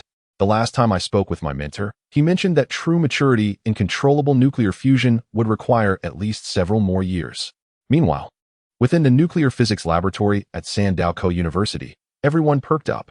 They began to inspect the operational status of the components of the fusion simulator. If there were no issues, preparations would commence to initiate the first fusion test. At the command of L. Yongchang, the researchers in the laboratory promptly returned to their respective posts to conduct the necessary checks. The cooling system is functioning normally. The laser generator is operational. The superconducting coils are in good condition. As the reports continued to come in, the expressions on L. Yongchang's and Fang Su's faces grew increasingly grave. Once the final inspection was completed, a flicker of excitement flashed in L. Yongchang's eyes as he firmly issued the command, "Initiate power." A nearby researcher pulled the power switch, and a deep, resonant hum gradually filled the air as an immensely powerful current surged through the superconducting coils surrounding the simulator. Magnetic field strength? L. Yongchang inquired loudly. He nodded slightly. A magnetic field strength of 50 Tesla is more than sufficient. After all, this is merely a test and not the actual commencement of controllable nuclear fusion. And so, the controlled nuclear fusion ignition experiment commences. As he spoke, Liu Yongchang reached forward to press several keys on the computer before him. A mixture of deuterium and tritium gas was injected into the reactor. In the next moment, the heating apparatus began to activate. Under the operation of this device, the deuterium-tritium mixture would be heated to an extraordinarily high temperature, transforming completely into a plasma state. The plasma state of the deuterium-tritium mixture would then be firmly confined within the operational trajectory by the powerful magnetic field within the stellarator. The computer screen before him flickered with countless parameters, an array of colorful curves and numbers dancing in Liu Yongchang's eyes, forming a breathtaking tableau. All right, prepare for ignition, Liu Yongchang commanded in a solemn tone. Beside him, Fang Su swallowed nervously and pressed a button on the control panel. In the next instant, an intensely powerful laser beam struck directly upon the plasma state of the deuterium-tritium mixture. Boom. The curve on the temperature sensor instantaneously traced an elegant line, ascending sharply with an inclination nearing 90 degrees. Within a mere few seconds, the temperature of the plasma state deuterium-tritium mixture soared to over 100 million degrees Celsius. The flame of fusion was ignited. Nuclear fusion had begun. At this extreme temperature, a deuterium atom and a tritium atom reacted, yielding a helium atom and a neutron. In this process, an immense amount of energy was released. The temperature reached a critical point. A significant number of neutrons were detected. An excited researcher exclaimed urgently, his voice rising above the others. The eyes of everyone present shifted slightly. As professionals, they all comprehended the underlying implications of this statement. The process of nuclear fusion had indeed transpired within the chamber of the experimental stellarator before them. observing the remarkably stable data on the computer screen. A glint of excitement flickered in Fong Su's eyes. We have succeeded. Perhaps overwhelmed by emotion, his face flushed, and his lips quivered slightly. In contrast, Yongchang's reaction was markedly more subdued. A subtle smile graced his lips, reflecting his calm demeanor. After all, it was merely an ignition experiment. Due to the nature of this experiment, the quantity of deuterium-tritium gas was not substantial. A few minutes later, the fusion fuel was nearly depleted, and the fusion reaction within the reactor gradually ceased. Yongchang's gaze shifted slightly, and he called out firmly, "Quick! Assess the condition of the stellarator. Now is not the time for celebration." Several researchers promptly lowered their heads to scrutinize the computer screens before them. The cooling system was functioning well, and the external temperature of the stellarator remained stable. The first report echoed from a distance. Yongchang inquired in a serious tone, "What is the current external temperature?" 25 degrees Celsius. Yongchang nodded in satisfaction, pleased with the operational status of the cooling equipment. In the next moment, he turned to another researcher and asked loudly, "What is the condition of the reactor?" "The reactor is in good condition, and no radiation damage has been detected." Only at this point did a radiant smile illuminate Yongchang's face. The next consideration was the control system for the controllable nuclear fusion. The issue of selecting a power generation device arises. Should we adhere to the illustrious tradition of boiling water, or pursue more advanced alternatives? Suddenly, a hand landed heavily on his shoulder. Yongchang jolted slightly, awakening from his reverie. Turning to look, he found Fong Su gazing at him with a broad smile. "I told you, the ignition was successful. What are you still pondering over here? Come on, let's go. Tonight, dinner is on me. I will treat you to a splendid meal to celebrate." That evening, the official website of Sandow University quietly published a piece of news. "Warmest congratulations to the Sandow Nuclear Physics Laboratory on the successful operation of controllable nuclear fusion." Simultaneously, the trending topics on social media swiftly changed. The first controllable nuclear fusion experiment in Xia country has achieved resounding success.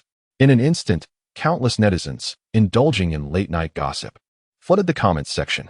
"No way. Is this for real? They succeeded just like that? I recall that Xia country had just withdrawn from ITER, right? Could it be that the rumors were true and Xia country actually stole relevant information? Come on, that's ridiculous. That would be akin to killing the goose that lays the golden eggs. I refuse to believe Xia country would act so foolishly, setting aside such grim matters. I firmly believe that even without ITER, we can develop our own controllable nuclear fusion device." Chapter 20. Across the ocean, in America. Within the presidential office of the White House, a Chinese newspaper lay quietly on the president's desk. The bold red characters on the newspaper stand out vibrantly against the monochromatic backdrop. Joyful news. The controlled nuclear fusion ignition has been successfully achieved at the Sandow University Nuclear Physics Laboratory. Bang! The sound of a hand striking the table reverberated through the room. The presidential desk, crafted from mahogany, shuddered violently. "Damn it!" exclaimed a corpulent middle-aged man with golden hair, seated behind the desk, his face flushed with anger. "Anthony, can you explain this matter to me?" In response to the wrathful admonition from the middle-aged man before him, the individual referred to as Anthony stepped forward. Shrugging nonchalantly as he replied, "Your Excellency Albert, I believe there is nothing to explain." "Tell me, Anthony, how did you phrase it to me?" "As long as we drive the Xi'an nation out of the ITER project, we can maintain our supremacy in controlled nuclear fusion indefinitely." Albert mimicked Anthony's tone with precision, adding, "If memory serves, those were your exact words, were they not?" Anthony's expression darkened as he witnessed the scene unfold. "And now, Anthony, enlighten me. What does the newspaper say?" Albert furiously seized the paper from the desk and hurled it onto the floor before Anthony. Anthony's lips twitched slightly at the corners as he lowered his gaze to scrutinize the newspaper. After a moment, he solemnly replied, "Mr. President, I cannot comprehend Chinese." Albert's mouth fell slightly agape, staring incredulously at Anthony before him. "Anthony, you. Very well. Excellent." Albert was even amused to the point of laughter. "If you cannot comprehend Chinese, allow me to elucidate what is inscribed here. The newspaper states that Xiagua has successfully conducted a controllable nuclear fusion ignition experiment. Do you understand?" Anthony's expression remained impassive as he gently nodded. "Yes." Drawing a deep breath, Anthony addressed the president. "Your Excellency, I urge you to peruse this report thoroughly before speaking, rather than launching directly into complaints. As one of the ITER member nations, Xiagua naturally possesses a portion of controllable nuclear fusion technology. In my estimation, this so-called ignition experiment need not be a cause for concern. They are still far from truly mastering controllable nuclear fusion. A semblance of softness crossed Albert's features. As he regained his composure, a flicker of uncertainty crossed his eyes, prompting him to inquire once more. Do you mean to say? Anthony gestured behind him. Your Excellency, it would be best for specialists to elucidate this knowledge to you. As he spoke, Anthony turned to address the individual behind him. Professor Collins, the floor is yours. An elderly gentleman with graying hair slowly approached, leaning on a cane, and respectfully bowed to Albert. Your Excellency, it is an honor to meet you. Albert furrowed his brow slightly, contemplating for a moment before softly inquiring. If my memory serves me correctly, you were the lead professor dispatched to ITER a few years ago, were you not? A spark of excitement flickered in Professor Collins' eyes. Yes, Your Excellency. I am pleasantly surprised that you remember me. Albert gently nodded, his demeanor slightly haughty as he inquired. What is it that you wish to explain to me? Professor Collins promptly nodded in response, his expression becoming somewhat urgent as he declared, Mr. President, I believe there is no need for you to concern yourself with this news from Xiaogua. Albert's gaze shifted slightly, gesturing for him to continue, while he adjusted into a more comfortable seating position. I have reviewed the reports from Xiaogua, he continued, and the controllable nuclear fusion device they have employed is a stellarator, rather than the traditional tokamak. Upon hearing this, Albert furrowed his brow tightly. He had some recollection of the tokamak. After all, a significant portion of the tokamak involved in the ITER project was funded by the United States. Yet, what was the stellarator? He regarded Professor Collins with a puzzled expression. Professor, what exactly is this stellarator you mentioned? Noticing the look of perplexity in Albert's eyes, Professor Collins suddenly understood. Mr. President, you need not concern yourself with the specifics of the stellarator. What you must grasp is this. The stellarator is an obsolete device. The reasons for its obsolescence are quite straightforward. Its production costs are prohibitively high, and the complexity of its construction often leads to failures in achieving nuclear fusion. As for the stellarator at Sanhiku University in Xiaogua, I can surmise its provenance. It likely originated from a near-decommissioned stellarator in D country from a few years back. Albert gazed at Professor Collins in disbelief. Are you certain? Even a discarded imitation star device can successfully ignite nuclear fusion. Clearly, Albert was not entirely convinced by Professor Collins' assertions. Professor Collins nodded vigorously, stating, Your Excellency, you must be aware that the quality of products from the D nation has always been commendable. I surmise this is one of the reasons for the success of the Xia nation. However, this outdated contraption is undoubtedly unreliable. Thus, you can observe that the duration of controllable nuclear fusion in the Xia nation is a mere 2 minutes. Perhaps you are unaware that the ITER tokamak device has now extended the maintenance time of controllable nuclear fusion to an impressive 26 minutes. So, in your opinion, the Xia nation's research on controllable nuclear fusion? Impossible. The Xia nation can never achieve research on controllable nuclear fusion using an imitation star device. Professor Collins spoke with unwavering certainty, asserting that the imitation star device had long been proven to be an arduous and thankless endeavor. Upon hearing this, a smile finally graced Albert's face. As long as the Xia nation could not master controllable nuclear fusion, the United States' position would remain unshaken. However, Your Excellency, there is something I wish to discuss with you, Professor Collins said, a flicker of hesitation in his eyes. Speak, perhaps due to just receiving some good news. A subtle smile lingered on Albert's lips as he nodded gently. Your Excellency, the United States should also construct its own controllable nuclear fusion device. Professor Collins said anxiously. We cannot continue to share experimental results with ITER indefinitely. In the forthcoming experiment, ITER is poised to extend controllable nuclear fusion to over 30 minutes. Should this endeavor prove successful, humanity may well stand on the precipice of mastering controllable nuclear fusion. It is imperative that our nation prepares for this eventuality. Chapter 21. An audience with Congressman Lee. Professor Collins's words caused President Albert to furrow his brow. After a prolonged silence, he finally spoke, acknowledging, indeed, this poses a significant challenge. Much like Xia, our nation currently lacks a true controllable nuclear fusion apparatus. Albert's murmur sparked a sudden illumination in Professor Collins's eyes. He eagerly concurred. You are absolutely right, Mr. President. We require a fusion reactor that truly belongs to us. After a moment of contemplation, Albert replied, Grant me a timeline. Professor, without a definitive schedule, Congress will not approve it. Confronted with Albert's penetrating gaze, Professor Collins hesitated before suggesting, perhaps, around 10 years? Albert's expression darkened instantly. 10 years. Professor, are you jesting? Not only I, but Congress will unequivocally reject this proposal. With a sheepish chuckle, Professor Collins quickly amended, 5 years. I firmly believe that within 5 years, a fusion reactor of our own will emerge. Albert nodded in satisfaction. Meanwhile, within the confines of the first ring of Xia's capital, in a building absent from any map, Hong Chiming, his countenance grave, knocked once more on the office door. Enter. Hong Chiming took a deep breath to calm the tumultuous emotions within him. He then reached out and pushed open the somewhat heavy wooden door. Counselor Lee, he acknowledged, slightly bowing his head in respect to the elderly man seated behind the desk. Upon seeing Hong Chiming, the elder's face broke into a broad smile. He slowly rose and walked to Hong Chiming's side, nodding with approval. Very well done. This task was executed splendidly. A hint of a smile appeared on Hong Chiming's otherwise serious face as he gently nodded and replied in a low voice. I never anticipated that Lu Yongchang possessed such remarkable capabilities. A flicker of nostalgia crossed Counselor Lee's eyes as he remarked, Indeed. I have reviewed the report you sent a couple of days ago. In the next moment, however, his tone shifted to one of gravity. Chiming, what are your thoughts on Lu Yongchang? Hong Chiming's pupils dilated in surprise. The counselor's inquiry stirred a vague suspicion within him. Could it be that Counselor Lee was planning? He dared not conceal the truth, promptly divulging everything he had observed.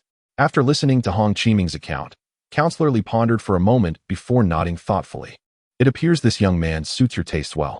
I intend to cultivate him as the next generation's leader. What do you think? Hong Chiming inhaled deeply and replied earnestly. Counselor Lee, I believe Lu Yongchang is more than capable of shouldering this responsibility. A satisfied smile spread across Counselor Lee's face. In that case, in a few days, bring him to see me. I wish to meet him in person. What? Memberly wishes to meet with me, even for L. Yochang, who had become accustomed to encountering various prominent figures in his previous life. This revelation elicited a sense of surprise. He had not anticipated that Memberly would take notice of him so swiftly. Yet, what could be the reason? The ignition experiment for controllable nuclear fusion hardly seemed significant enough to warrant Memberly's attention. After pondering for an extended period without arriving at an answer, L. Yochang donned a somewhat ingratiating smile and approached Hong Chiming. Minister Hong, do you have any insight into why Memberly wishes to meet with me? Hong Chiming cast a weary glance at the grinning L. Yongchang before contemplating internally, perplexed by the audacity of the young man, who seemed utterly unafraid of him. A dignitary of the ministerial rank, despite his curiosity, he proceeded to share all the information he possessed. Memberly intends to cultivate you as a leading figure of the younger generation. You must prepare yourself. As the words left his lips, not only did L. Yongchang's expression become more serious, but even Fang Su's pupils dilated in astonishment.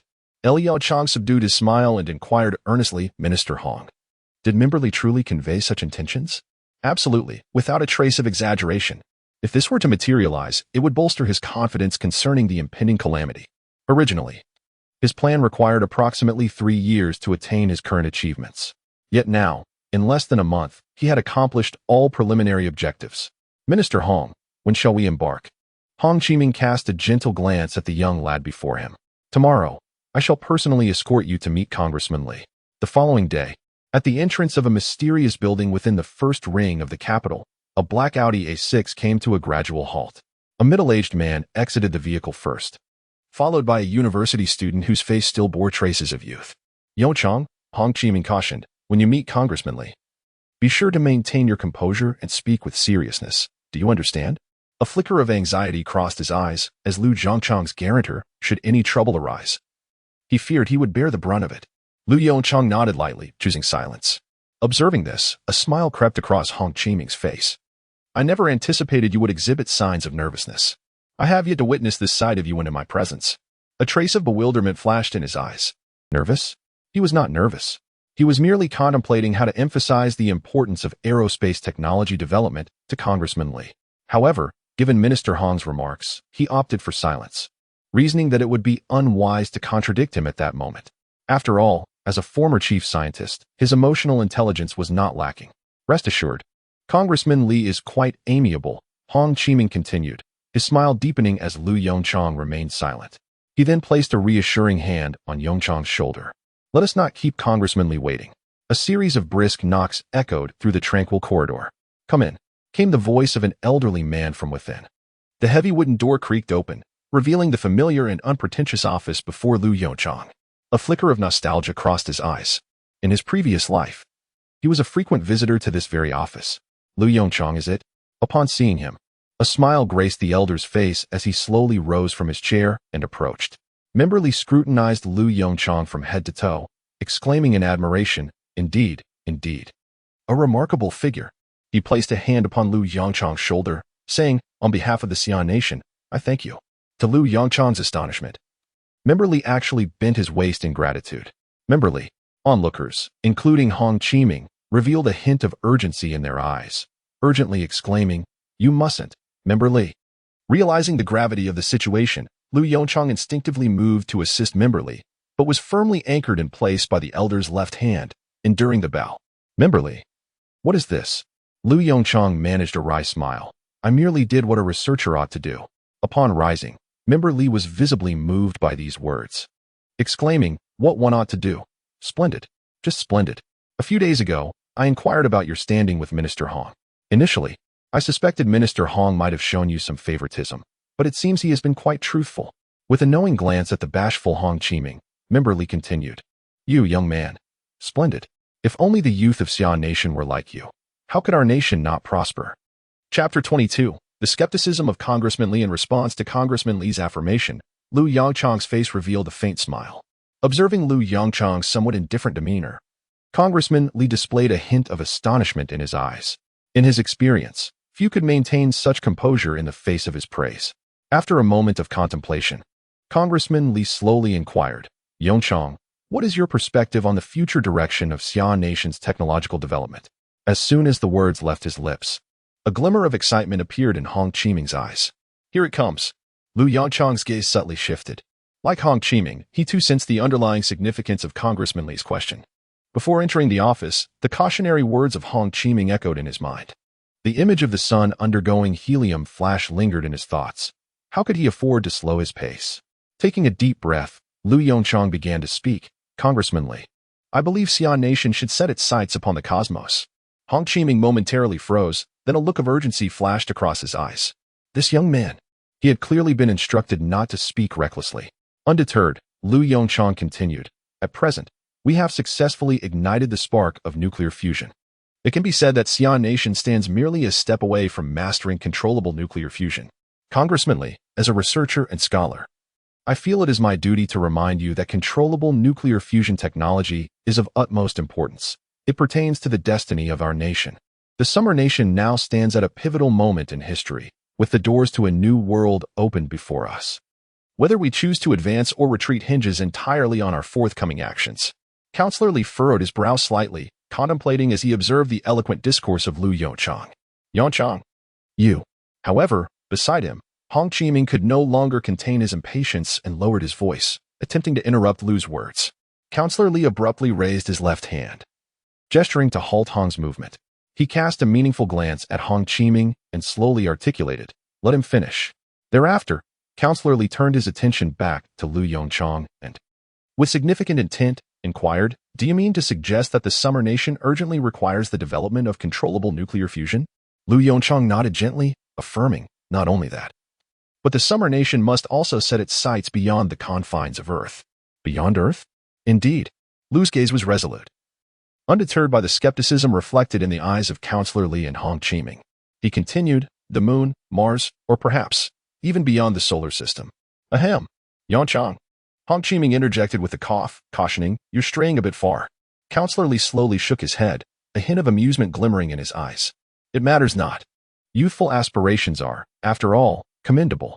Hearing Counselor Li's appraisal, Hong Qiming exhaled a sigh of relief. He cast a discreet glare at Lu Yongchang. This audacious fellow. He dares to voice anything in front of Counselor Li. As for Lu Yongchang, a trace of regret flickered in his eyes. Indeed, it seemed that discussing such matters was still premature. A year later, when the signs of the sun's aging begin to manifest, he shall finally be able to unveil the plans that have long resided in his heart. For now, his primary task is to amass the essential technologies required for the ambitious Stellar Ocean project slated for the coming year. After a brief pause, Congressman Li spoke again. "Yongchang, rest assured, the controllable nuclear fusion project will be the focal point of Xia's development in the years ahead. What you need to do now is to refine the controllable nuclear fusion technology within the laboratory. When the time is ripe, Xia will naturally establish a controllable nuclear fusion demonstration reactor. LV Yongchang nodded silently in agreement. Very well, you may leave for now. Minister Hong and I have some matters to discuss. As soon as the office door closed, Hong Qiming spoke urgently, Congressmanly, that young man LV Yongchang. He's simply too inexperienced. All right, Congressman Li replied with a broad smile. I understand your sentiment. I am well aware that LV Yongchang is a talent with great potential. I have kept you here for another reason. With that, Congressman Li handed a document to Hong Qiming. Hong Qiming exhaled slightly, reaching out to accept the document from Congressman Li. Upon seeing the contents, his brow furrowed deeply. This is the investigation result from the Second Bureau of Xia Security, Congressman Li remarked nonchalantly. Hong Qiming's pupils constricted sharply, and his hands trembled slightly as he grasped the document. It was indeed intelligence from the Second Bureau of Xia Security. This intelligence agency can be likened to the CIA of the United States, the MI5 of the United Kingdom, and the KGB of the former Soviet Union. Congressman Li, with a penetrating gaze, quietly remarked, according to the investigation, although Lu Yongchang has previously exhibited outstanding academic performance, he seemingly lacks any remarkable attributes. Hong Qiming swallowed hard, inquiring. Are you suggesting that Lu Yongchang is problematic? Congressman Li slowly shook his head. There are no issues per se. I have reviewed his parents' backgrounds. They are impeccably clean. Otherwise, he would not have gained entry into this office. Li's tone was remarkably calm. However, a chill crept down Hong Qiming's spine, prompting him to ask hastily, so, does this mean, has the result been determined? Li spoke in a measured tone. When will it be available? Li nodded thoughtfully, then further inquired, what did the psychological assessment reveal? Based on the evaluation, Lu Yongchang does not appear to harbor any ill intentions. Everything he has stated seems to be heartfelt truth. However, he has concealed certain matters. Li nodded slowly. This resonated with his intuition. Ever since meeting Lu Yongchang, he felt an underlying sense that the latter harbored a colossal secret within. Hong Qiming swallowed again and quietly suggested, Congressman Li, perhaps we should revoke Lu Yongchang's title as Chief Engineer of Controlled Nuclear Fusion? A subtle smile appeared on Li's lips, a knowing expression gracing his wrinkled face. There is no rush. Secrets are not inherently problematic. Everyone harbors secrets, including myself and you. As he spoke, Congressman Li's gaze momentarily lingered on Hong Qiming's face, causing Hong's heart to skip a beat. After a brief pause, Congressman Li continued, I merely need to ascertain that he harbors no ill intentions towards Xia country. Moreover, given his substantial contributions to controlled nuclear fusion, Xia country is certainly not a place that would betray someone after reaping the benefits. Hong Qiming looked at Congressman Li with a hint of confusion. Then, after a moment of contemplation, Congressman Li slowly replied, let him continue serving as the chief engineer. Additionally, we must expedite the commencement of the second experimental phase. I hope that within a year, the light of fusion will illuminate the land of Xia. Chapter 23. The Rise of Public Opinion. The following day, before many had taken notice, a piece of news quietly graced the front page of the newspaper. Xia country's controlled nuclear fusion experimental reactor is officially launched today. Unsurprisingly, this news also ascended to the trending list on Weibo, sparking a flurry of comments from countless netizens. What? Is the controlled nuclear fusion experimental reactor plan officially launching now? Didn't they just achieve ignition a couple of days ago? This progress seems rather swift. Could someone knowledgeable shed light on what this news actually signifies? The explanation has arrived. The successful ignition merely indicates that the Summer Nation can ignite nuclear fusion within a controllable fusion device. However, it is still far from truly mastering controllable nuclear fusion. In contrast, the current experimental reactor marks the genuine beginning of research into controllable nuclear fusion. So it seems. Nevertheless, this progress is quite rapid. I hope the Summer Nation can provide a significant contribution to the ITER project, pioneering the study of controllable nuclear fusion. I find it hard to believe, as I have heard that the technology for controllable nuclear fusion at ITER is nearing maturity. At this juncture, excluding the Summer Nation is quite understandable. Futile. The Stellarator can never achieve controllable nuclear fusion. The power of the internet is extraordinarily immense. He must hasten to initiate a second controllable nuclear fusion experiment.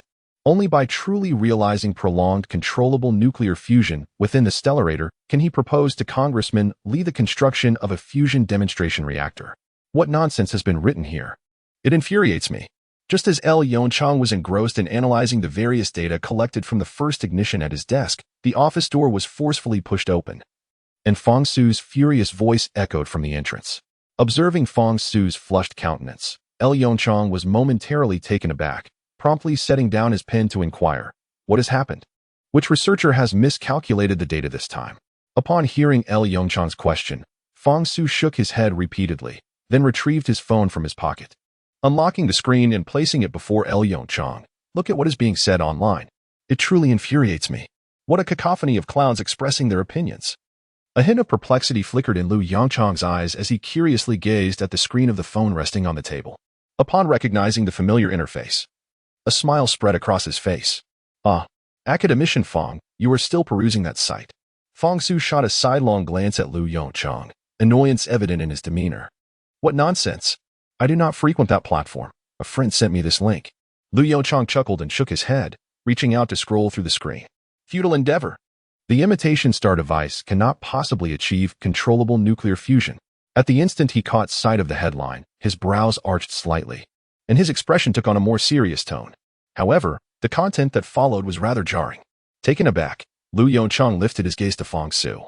What is this? Wasn't it written quite well? These are indeed facts." Fong Su let out a profound sigh. "Continue reading." With a skeptical glance at Fong Su, Lu Yongchang resumed scrolling down. Gradually, he sensed an issue. Yet, the latter part of the article veered off course. After all, during the initial ignition experiment, the imitation star device only managed approximately 2 minutes of fusion reaction. The piece accused them of exploiting resources, being overly ambitious, and squandering public assets of Xia country. It rendered the reputation of Sandow Co. University and the nuclear physics laboratory utterly worthless. Do you see that? I wonder who this author is, if I find out. I shall. Fong Su's voice, filled with gritted teeth, interrupted from the side. In stark contrast to Fong Su's reaction, L.V. Yongchang nonchalantly closed the webpage and returned the phone to Fong Su. Observing L.V. Yongchang's demeanor, Fong Su felt a surge of disorientation. With a bewildered expression, he reached out for his phone and asked, "Yongchang, are you not angry?" As an academician of the Academy of Sciences, he questioned within himself how he could possibly swallow such indignation. To his mind, it was only natural for L.V. Yongchang, the chief engineer of the Controllable Nuclear Fusion Project, to be even more incensed. However, the reality was a resounding slap to Fong Su's face. L.V. Yongchang chuckled lightly and shook his head slowly. "It's merely a few muddled notions expressed by an online influencer. There's no need to be agitated." Fong Su found himself momentarily at a loss for words. While casting his gaze upon the data laid out on the table, L.V. Yongchang casually remarked, "We are scientists. These fleeting honors and disgraces are hardly worthy of our concern. I firmly believe that once we successfully operate controllable nuclear fusion on the Stellarator, these so-called rumors will naturally dissipate. Let us not forget what controllable nuclear fusion signifies for our nation." With that, L.V. Yongchang shifted his focus entirely to the materials before him. Meanwhile, Fong Su stood there, his expression a complex tapestry of emotions, stunned to realize that a youth barely in his 20s had such profound clarity. Controllable nuclear fusion was not merely a matter of personal esteem. It represented a once-in-a-century contest for national destiny. Although L.V. Yongchang had set this matter aside, Jiang Yongxing, the dean of the Nuclear Physics Institute at Sandow Co. University, could not let it go. This is, after all, a slander against Sandow University. He promptly reported the entire incident to Minister Hong Chiming. Hiss. "All right, I understand. I will ensure that a thorough investigation is conducted," came Hong Chiming's grave voice through the microphone. Chapter 24. The second nuclear fusion experiment begins. In the capital of Xia country, within a small villa, a man adorned in high-end designer attire, with a pair of plain glasses perched upon his nose, fixated intently on the computer screen before him. The screen displayed an Author-S backend interface. Observing the steadily increasing number of likes and comments, a cold smirk appeared at the corners of the man's mouth. As he contemplated, he pressed the F5 key on his keyboard to refresh the page. With a sudden jolt, the man leapt from his chair, his expression oscillating between light and dark. A dreadful suspicion began to materialize in his mind. To put it simply, he had been met with a 404 error. As he gazed at a line of deep red Chinese characters on the screen, Deng Haochu's face drained of color. Damn it. He hastily moved the mouse and switched to the revenue interface. A glaring 0 greeted his eyes. With a resounding bang, Deng Haochu slammed his hand onto the computer desk, causing the screen to tremble. Damn Sandow University. Deng Haochu realized in his heart that such a predicament could only have been orchestrated by someone from Sandow University. This matter is far from over. A glint of cold fury flashed in Deng Haochu's eyes. Recalling the tens of millions in earnings that had vanished into thin air, a flicker of pain crossed his face.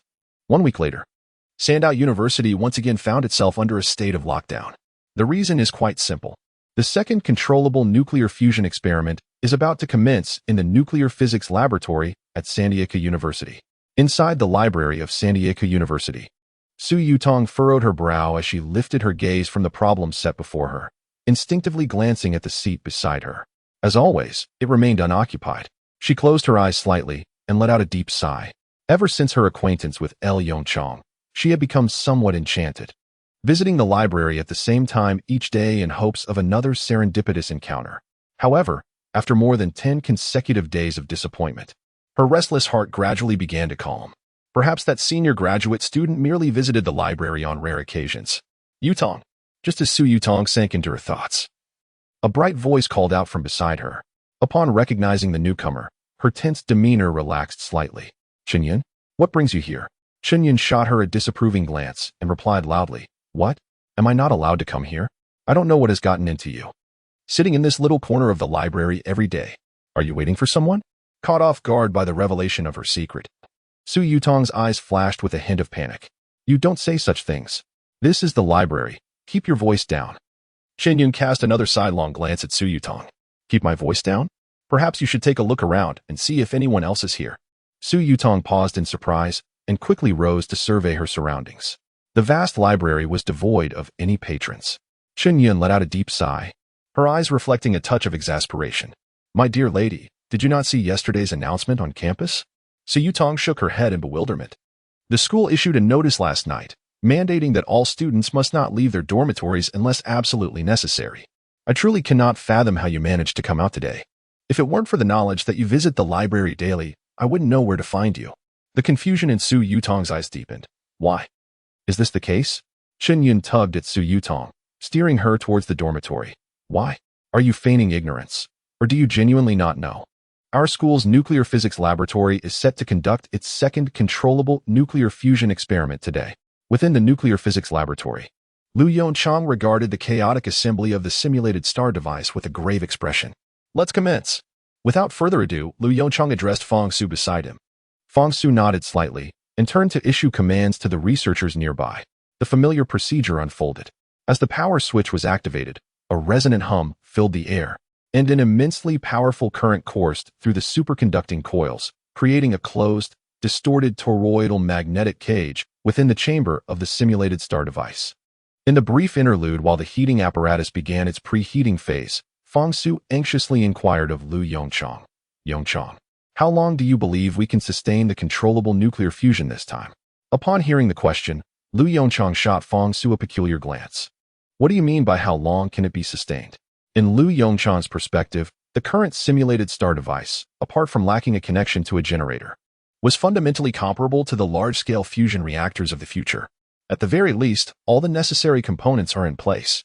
Su-ge, I believe the crux of the matter lies in how long you wish to sustain this. Fong Su's pupils contracted sharply. The implication of those words. Before he could contemplate further, an adjacent researcher shouted, Professor Lu, the preheating process is complete. Without the luxury of elaborating to Fong Su, Lu Yongchong spoke in a low voice. Inject the deuterium-tritium gas. Prepare to ignite. The moment the deuterium-tritium gas transformed into high-temperature plasma within the stellar simulator, a laser beam instantaneously struck the surface of the deuterium-tritium plasma. Within mere seconds, the fires of fusion reignited. A surge of neutrons was detected. The nuclear fusion reaction was occurring as anticipated. Reports echoed through the room. Lu Yongchong's expression grew somewhat grave. Closely monitor the remaining deuterium-tritium material, should it run low. Add more immediately. Unlike the previous experiment, Lu Yongchong's objective this time was to maintain controlled nuclear fusion for an extended duration. Thus, it was imperative that the fusion reaction did not exhaust the fuel as it had in the last experiment. How's the heat dissipation? Lu Yongchong inquired gravely. 5 minutes. 10 minutes. 27 minutes. as they surpassed the ITER record of 26 minutes for sustained nuclear fusion. Fong Su's face was a canvas of exhilaration and anxiety. The exhilaration stemmed from setting a new record, while the anxiety arose from recalling Liu Yangchang's previous mention of the 30-minute threshold for the tokamak device. Time ticked by. The 30-minute threshold passed, marked only by Liu Yangchang's composed demeanor. He glanced at the time, a faint smile playing upon his lips. 35 minutes had passed. It was nearly time to halt the proceedings. Under the methodical actions of the researchers, the heating system gradually ceased its function, and the current through the superconducting coils diminished. Ultimately, the flames of nuclear fusion flickered and slowly extinguished within the stellar simulator. Chapter 25, Unveiling the Dark Secrets? In a rather inconspicuous small bungalow in the capital city, Deng Haochu sat on a somewhat worn sofa, his expression rather somber. The program was quite minor, only accessible on some exceedingly obscure channels. Suddenly, the lights in the studio flickered to life.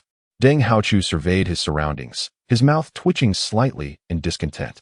To put it frankly, the studio was rather rudimentary. Aside from a green screen behind him, there were merely two rather shabby sofas.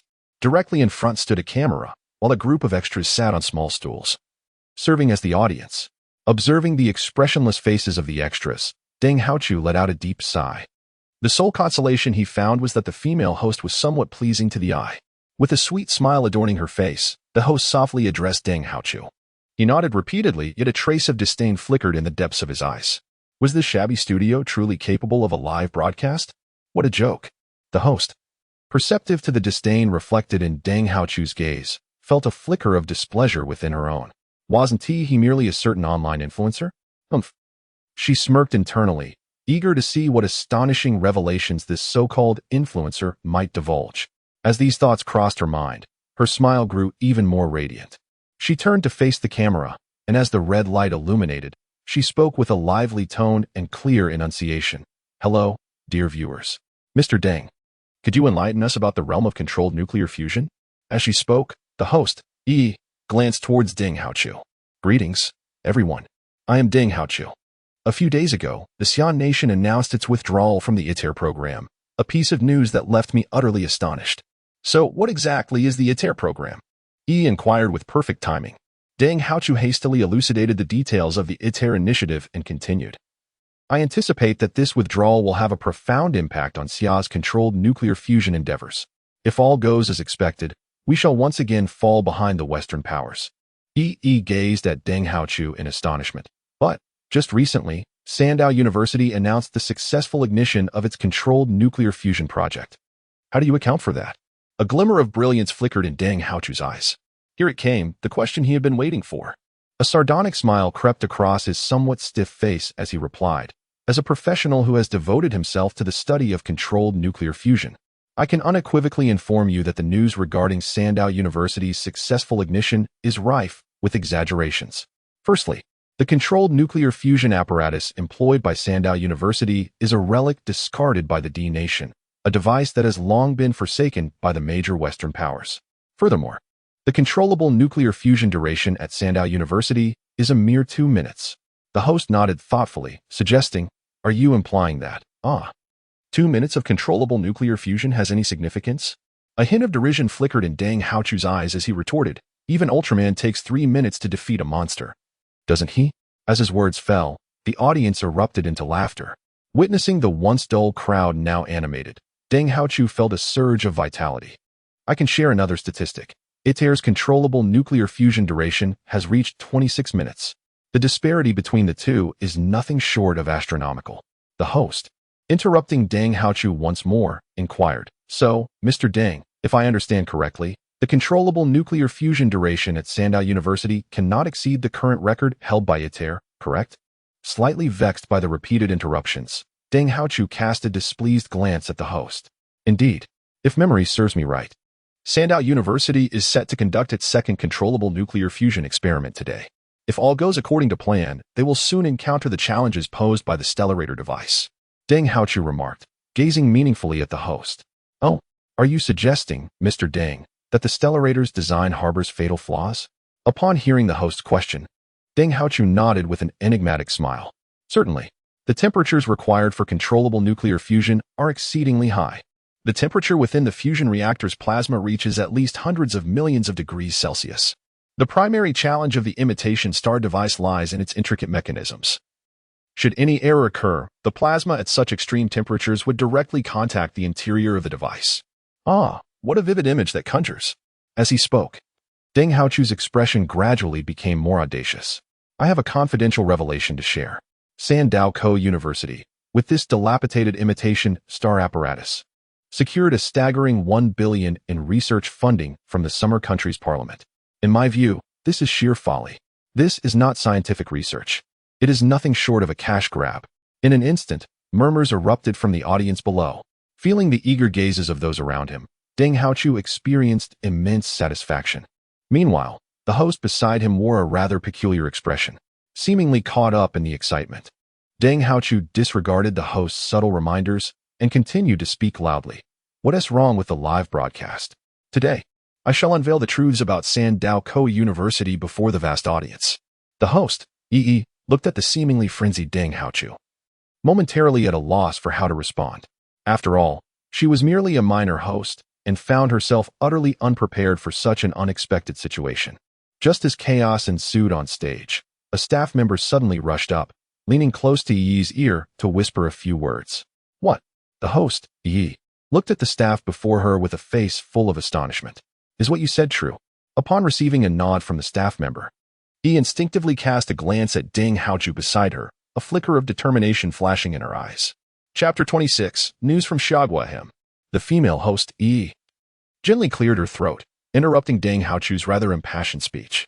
Mr. Deng, there is news that I believe you should be informed of. Once again interrupted. Deng Haochu resembled a sorcerer whose spell had been abruptly cut off, his face reddening with anger as he glared at the host. Can you not allow me to finish speaking?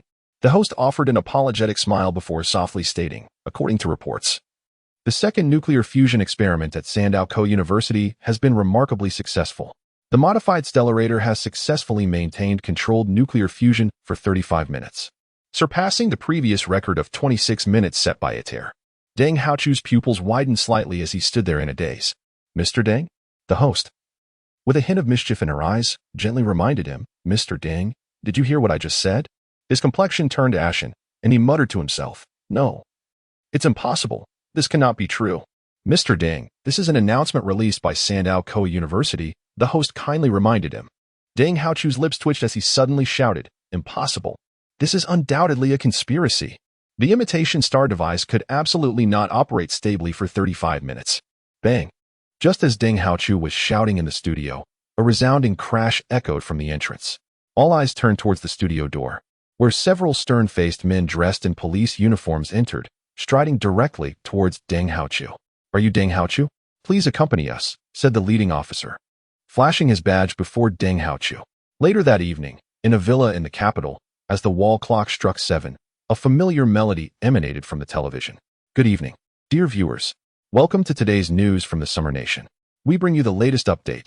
This afternoon, the Nuclear Physics Laboratory at Sandao University conducted its second controlled nuclear fusion experiment.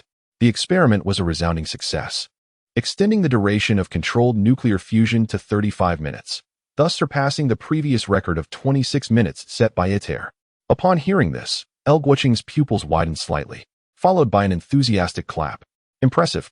The nuclear physics program at Sandao University truly deserves its reputation as a top-tier discipline. From the kitchen, a voice of mild annoyance came from Zhou Qingru. I wonder, why are you making such a commotion over there? You can't even help me with the dishes. Hearing his wife's complaints, El Guoqing chuckled awkwardly and promptly fell silent. The latest news from our station reveals that the chief engineer of the controllable nuclear fusion project is a sophomore undergraduate from Sandao. Before LV Guoqing could fully comprehend this information, the television screen shifted.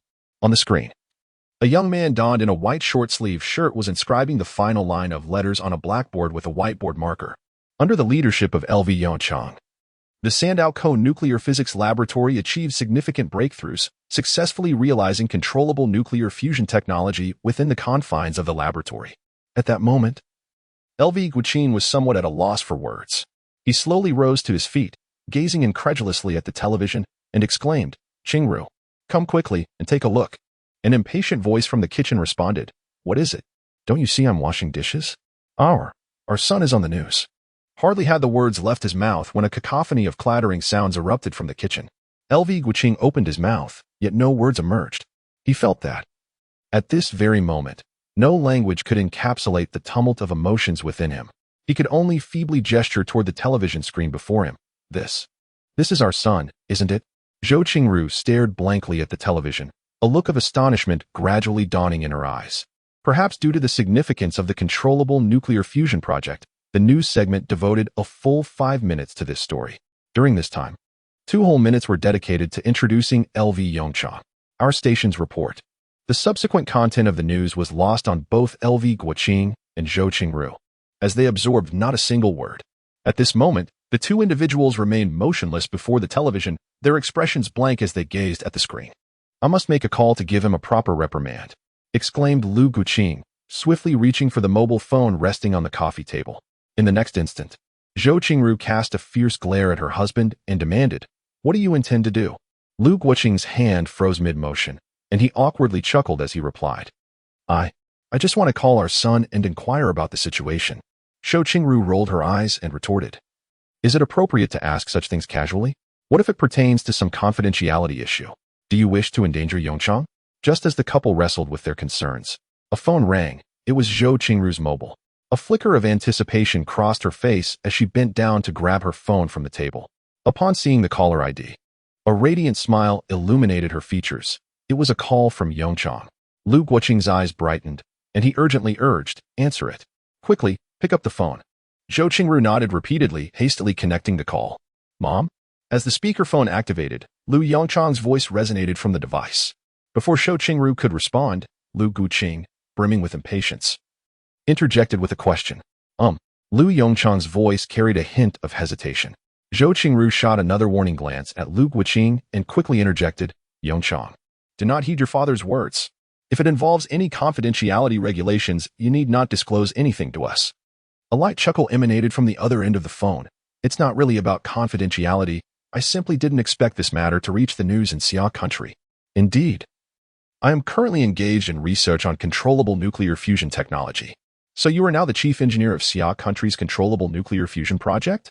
LV Guiqing's inquiry momentarily left LV Yongchang in a state of surprise. He had not anticipated that the news would be divulged. However, it was not a matter of shame, and LV Yongchang readily acknowledged it. LV Guiqing and Zhou Qingru exchanged glances, and after a while, Zhou Qingru gently spoke, "Yongchang, remember to take care of yourself." Upon hearing this, LV Yongchang felt a lump in his throat, his nose tinged with emotion. Chapter 27. When do you plan to graduate? As the news in Xia country aired, the trending topics on Weibo rapidly shifted. Shocking. A sophomore from Sandow University actually. Controllable nuclear fusion experiment successfully completed. The chief engineer is none other than him. Such captivating headlines inevitably attracted considerable attention. Within mere minutes of the news breaking, the comment section was completely inundated. The upper floor, this is what Xia country's news reported. It must be true. Wow. Wow. Wow. What is this? Unfortunately, lacking cultural sophistication, one could only exclaim in disbelief. Look at others in their sophomore year, and then look at my own. Wow. Isn't that my classmate? The upper floor. Share your story. At this very moment, the Sandow Nuclear Physics Laboratory is ablaze with light. Inside the office, Lu Yongchang sets down his phone. A myriad of complex emotions flickering in his eyes. He has just concluded a conversation with his parents, and the lingering words of his mother evoke an indescribable feeling within him.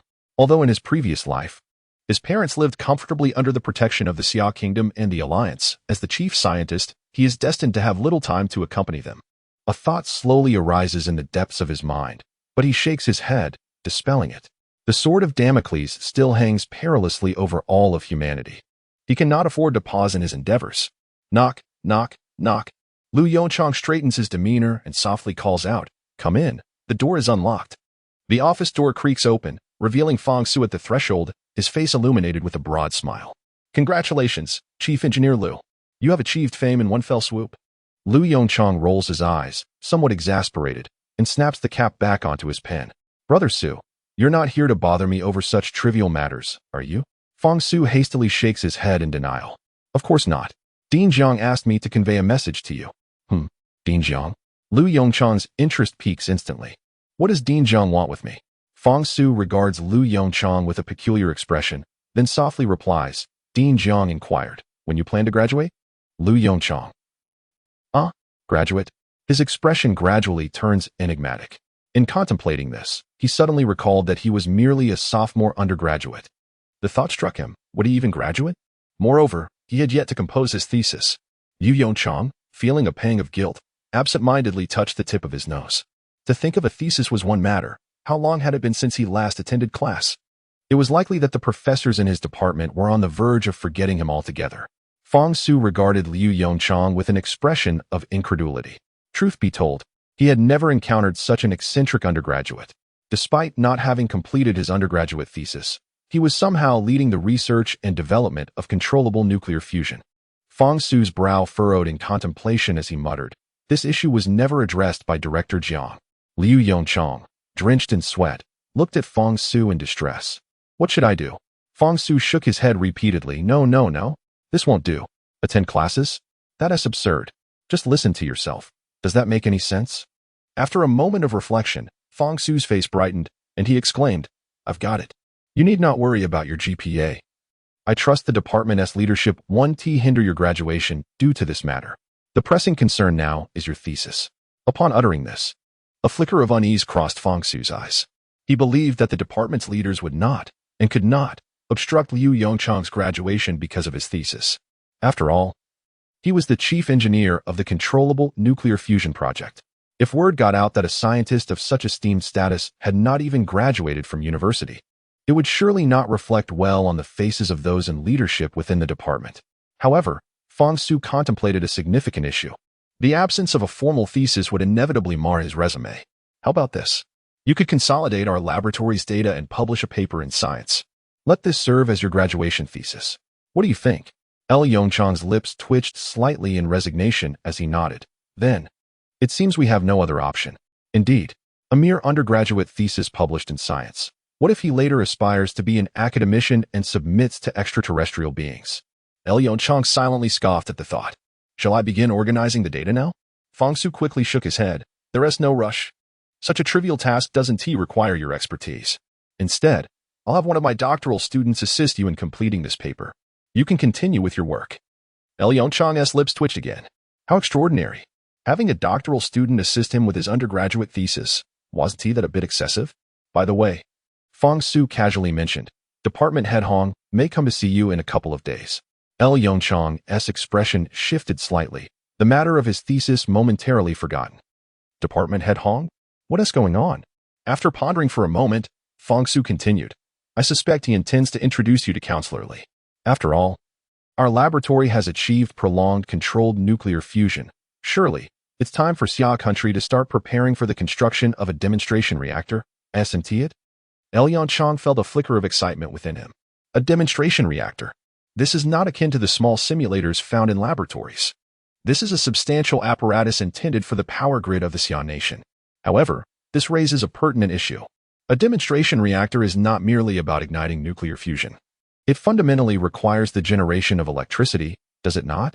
We cannot possibly expend a significant amount of resources only to create a device that ignites nuclear fusion without the capability to generate power, can we? Thus, should we not contemplate our choice of generator? Upon hearing Liu Yongchang's inquiry, Fang Su was momentarily taken aback and instinctively countered, generator? Aside from boiling water, what else is there to choose from? Liu Yongchang offered a wry smile and shook his head. Indeed, this holds truth. Throughout the annals of human development, from the steam era to the information age, it seems we have never escaped the fate of boiling water. Even the most advanced controllable nuclear fission power stations currently rely on boiling water for electricity generation. In fact, in the previous existence, all nuclear fusion power stations on Earth also employed this straightforward method of boiling water. Perhaps we could explore the concept of a magnetohydrodynamic generator? Chapter 28. Magnetohydrodynamic generator. The notion of a magnetohydrodynamic generator has been around for quite some time. It operates based on the Hall effect, generating electricity through the relative motion of a conductive fluid, such as air or liquid, within a magnetic field. By omitting the mechanical energy conversion step, its efficiency in power generation has seen a remarkable enhancement. In my previous life, I had contemplated utilizing this technology for power generation, but due to time constraints, I lacked the opportunity for in-depth research and, regrettably, had to resort to the relatively simplistic method of boiling water for electricity generation. However, this time, he had an abundance of time. A flicker of excitement danced in LV Yongchang's eyes as he reached for a blank sheet of paper, laying it flat upon his desk. "Suge, come and take a look at this proposal," he exclaimed, picking up a nearby fountain pen, removing its cap, and beginning to sketch directly on the paper. Observing LV Yongchang's actions, Fong Su's expression shifted to one of curiosity. Is there truly a need for a proposal for such a simple method of generating electricity by boiling water? With so many controllable nuclear fission power stations in Xia country, couldn't we simply copy one of their plans? With these thoughts lingering in his mind, Fong Su stepped closer, scrutinizing the pristine A4 sheet before LV Yongchang. As he beheld the straight and meticulous lines on the paper, a look of astonishment crossed his face. "Your drawing skills are impressive." LV Yongchang paused momentarily, then chuckled as he explained, I learned this on my own. Otherwise, how would I have drawn those simple diagrams on the blackboard back then?" Fong Su nodded in admiration. "Such skills cannot be acquired so easily. At the very least, I cannot." In fact, he mused, even among the academicians of the Academy of Sciences, there were likely very few whose drawing skills reached such heights. The office gradually descended into silence. Apart from the sound of their breathing, the only noise was the gentle scratching of LV Yongchang's pen gliding across the paper. This. Fong Su's eyebrows shot up in realization. As the lines on the drawing continued to take shape, he discerned what LV Yongchang was illustrating. A magneto-hydrodynamic generator? Without pausing his work, LV Yongchang chuckled softly and nodded in affirmation. "Indeed, it is indeed a magneto-hydrodynamic generator. In my view, it is the most suitable device for controlled nuclear fusion, without exception." Fong Su's brow furrowed instantly. After a moment of contemplation, he spoke with a weighty tone. "Yongchang, I understand that the power generation efficiency of a magneto-hydrodynamic generator is remarkably high. However, this technology possesses several critical flaws and is not yet sufficiently mature. To recklessly apply it to controlled nuclear fusion might be somewhat rash, don't you think?"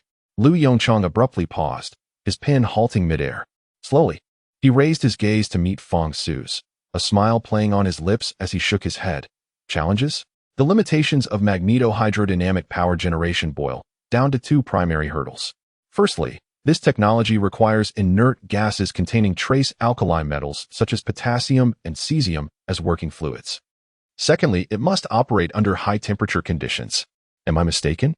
Fong Su's expression sharpened slightly as he nodded gently. The first issue remains quite challenging to resolve. We currently lack the technology for large-scale production of inert gases. Lu Yongchang gazed at Fong Su with a knowing look, a faint smile illuminating his eyes. "Brother Su, are you certain that we do not possess the technology for manufacturing inert gases?"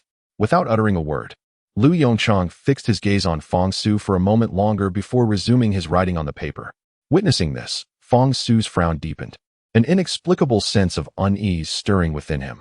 He harbored a vague premonition. "It seems I have overlooked an exceedingly important matter."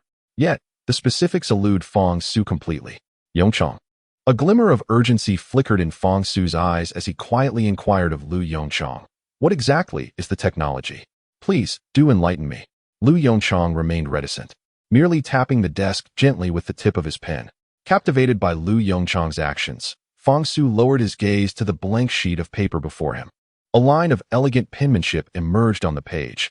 1281401N17. 6 MeV. This is the reaction formula for deuterium-tritium fusion. Staring at this exceedingly familiar equation, Fong Su stood frozen in place, his lips trembling slightly as a smile gradually spread across his cheeks. So that's it. No wonder he felt he had overlooked something crucial.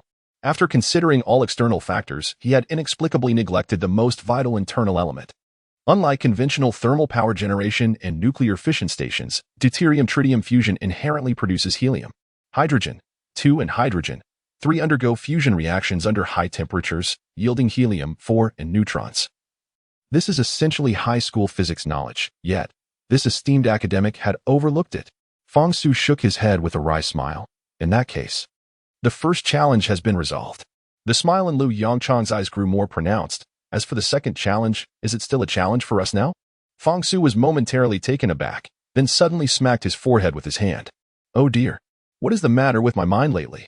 The novel materials within the fusion reactor are capable of withstanding the extreme temperatures associated with controlled nuclear fusion. Can it truly be said that they cannot endure the comparatively lower temperatures of 2000 to 3000 K produced by a magnetohydrodynamic generator? The more Fong Su pondered this, the more exhilarated he became, walking in circles within Lu Yongchang's office with his hands clasped behind his back. Indeed, indeed, indeed. A deuterium-tritium fusion reactor inherently generates helium gas, and at temperatures exceeding 1 million degrees Celsius. We need not expend energy to heat it. This is, quite simply, the quintessential solution for power generation. Lu Yongchang chuckled softly and handed a schematic on the table to Fong Su. Brother Su, do see if our university, Sandaoku, has any talents in this field. If so, let us expedite the creation of a prototype. We shall strive to complete the first controlled nuclear fusion demonstration reactor within 6 months. Fong Su's spirits soared as he accepted the sketch from Lu Yongchang, nodding vigorously. Excellent. Rest assured, this matter shall be entrusted to me. I promise, within 2 months. You shall witness the prototype of the magnetohydrodynamic generator. Chapter 29. Project approval 2 days later, in the capital's first ring road. Observing the somewhat antiquated architecture before him, Lu Yongchang displayed a hint of nostalgia in his eyes. Let us proceed. Councilman Li is awaiting you. Upon seeing Lu Yongchang pause, Hong Qiming hurriedly pressed on. By the way, have you prepared what I asked for? Lu Yongchang smiled and nodded, shaking the briefcase in his hand. It's merely the budget report. It has long been prepared. Upon hearing these words, Hong Qiming let out a subtle sigh of relief. That is good. This time, I shall not accompany you inside. You must handle everything on your own. Remember to remain composed and refrain from uttering any impractical statements as you did last time. Lu Yongchang nodded helplessly. Knock, knock, knock. Standing before the imposing wooden door, Lu Yongchang took a deep breath and raised his hand to gently rap on the door. Come in. Came a brief and assertive voice from within. As he pushed the door open, Lu Yongchang beheld Councilman Li seated behind his desk, a broad smile illuminating his face. Yongchang, you have truly surprised me, Councilman Li exclaimed, rising to his feet and moving beside Lu Yongchang. Please, have a seat. Li took the initiative to settle onto the adjacent sofa. After a moment of contemplation, Lu Yongchang graciously accepted the invitation and seated himself opposite Li. What are your plans moving forward? Without any preamble, Councilman Li inquired directly. Without a hint of hesitation, Lu Yongchang responded. I propose that we immediately commence the controlled nuclear fusion demonstration project. Councilman Li's brow furrowed slightly. A demonstration project? So soon? Lu Yongchang nodded gently. We currently possess relatively mature controlled nuclear fusion technology, and I believe this presents an opportunity. An opportunity? Councilman Li raised an eyebrow, intrigued as he regarded Lu Yongchang. Indeed, a chance to surpass the United States. An opportunity for the resurgence of Xi'an Nation. L. Yongchang's eyes sparkled as he articulated each word with precision. Member Li's pupils constricted sharply. He gazed meaningfully at L. Yongchang and softly remarked, the last time we met, you expressed a similar sentiment. Did Minister Hong not advise you to exercise more caution? It would be prudent to refrain from uttering impractical notions. L. Yongchang's expression grew solemn as he slowly shook his head. Minister Hong has indeed cautioned me. However, in my view, if we do not dare to entertain such thoughts, Xi'an Nation will never surpass the United States. Perhaps you perceive controlled nuclear fusion merely as a superior power generation device. One that could provide Xi'an Nation with an inexhaustible supply of affordable energy. Am I correct? Member Li fell into silence. After a prolonged pause, he countered with a question. Isn't that the case? Absolutely not. L. Yongchang's emotions surged. Controlled nuclear fusion signifies the key to unlocking a new era. This new era refers to the age of interstellar exploration. With controlled nuclear fusion as our energy source, we can broaden our horizons. The Moon, Mars, and even the entire solar system. With nuclear fusion powering Xi'an Nation, we can lead the charge into space. Observing member Li's impassive demeanor, L. Yongchang steeled himself and delivered a bold revelation. I have made significant progress on the compact fusion reactor project. If successful, Congressman Li. Just imagine the scene where our aircraft carriers, submarines, or fighter jets harness nuclear fusion as their energy source. Even Congressman Li could not maintain his composure. With a sudden movement, he sprang from the sofa, his gaze intensely fixed on Lu Yongchang before him. What you say, is it truly the case? Facing the fervent stare of Congressman Li, Lu Yongchang's heart raced. Originally, such words were not part of his plan. After all, In this lifetime, the Xia nation has advanced several years compared to the last. Logically, at the current pace of development, in 20 years, Xia should be able to escape the solar system. Yet, for reasons unknown, a sense of unease lingered within him. Perhaps it stemmed from having truly experienced the helplessness during the helium flash explosion. At that moment, Lu Yongchang felt akin to a soldier suffering from a fear of inadequate firepower. However, his affliction was one of a lack of technological advancement. Particularly after witnessing the cutting-edge technologies within the intricate system of his mind, he profoundly recognized a singular truth. In the vast universe, humanity is remarkably insignificant. Of course, Lu Yongchang nodded gently, his expression resolute as he declared, "Yes." Taking a deep breath, Congressman Li exhaled a heavy sigh. What are the odds? At that moment, a spark of unprecedented brilliance ignited in his eyes. He could not deny that Lu Yongchang's words had moved him. Upon hearing this question, a smile graced Lu Yongchang's face. He knew he had once again made the right gamble. A 90% certainty. With unwavering determination, LV Yongchang fixed his gaze upon Congressman Li. I am willing to stake my honor on this. Within 6 months, the small-scale fusion reactor project will undoubtedly achieve a breakthrough. A flicker of excitement danced in Congressman Li's eyes. In that case, I shall place my trust in you this once. The current state of Xia Nation can still afford this gamble. Seizing the moment, LV Yongchang promptly opened his briefcase and retrieved a document, presenting it to Congressman Li. Congressman Li, this is the budget proposal we deliberated on regarding the fusion demonstration reactor. Congressman Li's breath caught in his throat. In the next instant, he cast a meaningful glance at LV Yongchang. Haven't you already prepared to persuade me? He inquired. What would you do if I were to decline? LV Yongchang's expression faltered, and he forced a smile. Congressman Li, surely you wouldn't resort to such actions? Do you not wish to see Xia Nation flourish? Taken aback, Congressman Li burst into hearty laughter. You are right. I never imagined that at my age, I would still be outshone by a young lad like you. As he spoke, Congressman Li extended his hand to take the document from LV Yongchang and began to scrutinize it closely. However, upon reaching the final figures of the budget, his expression shifted dramatically.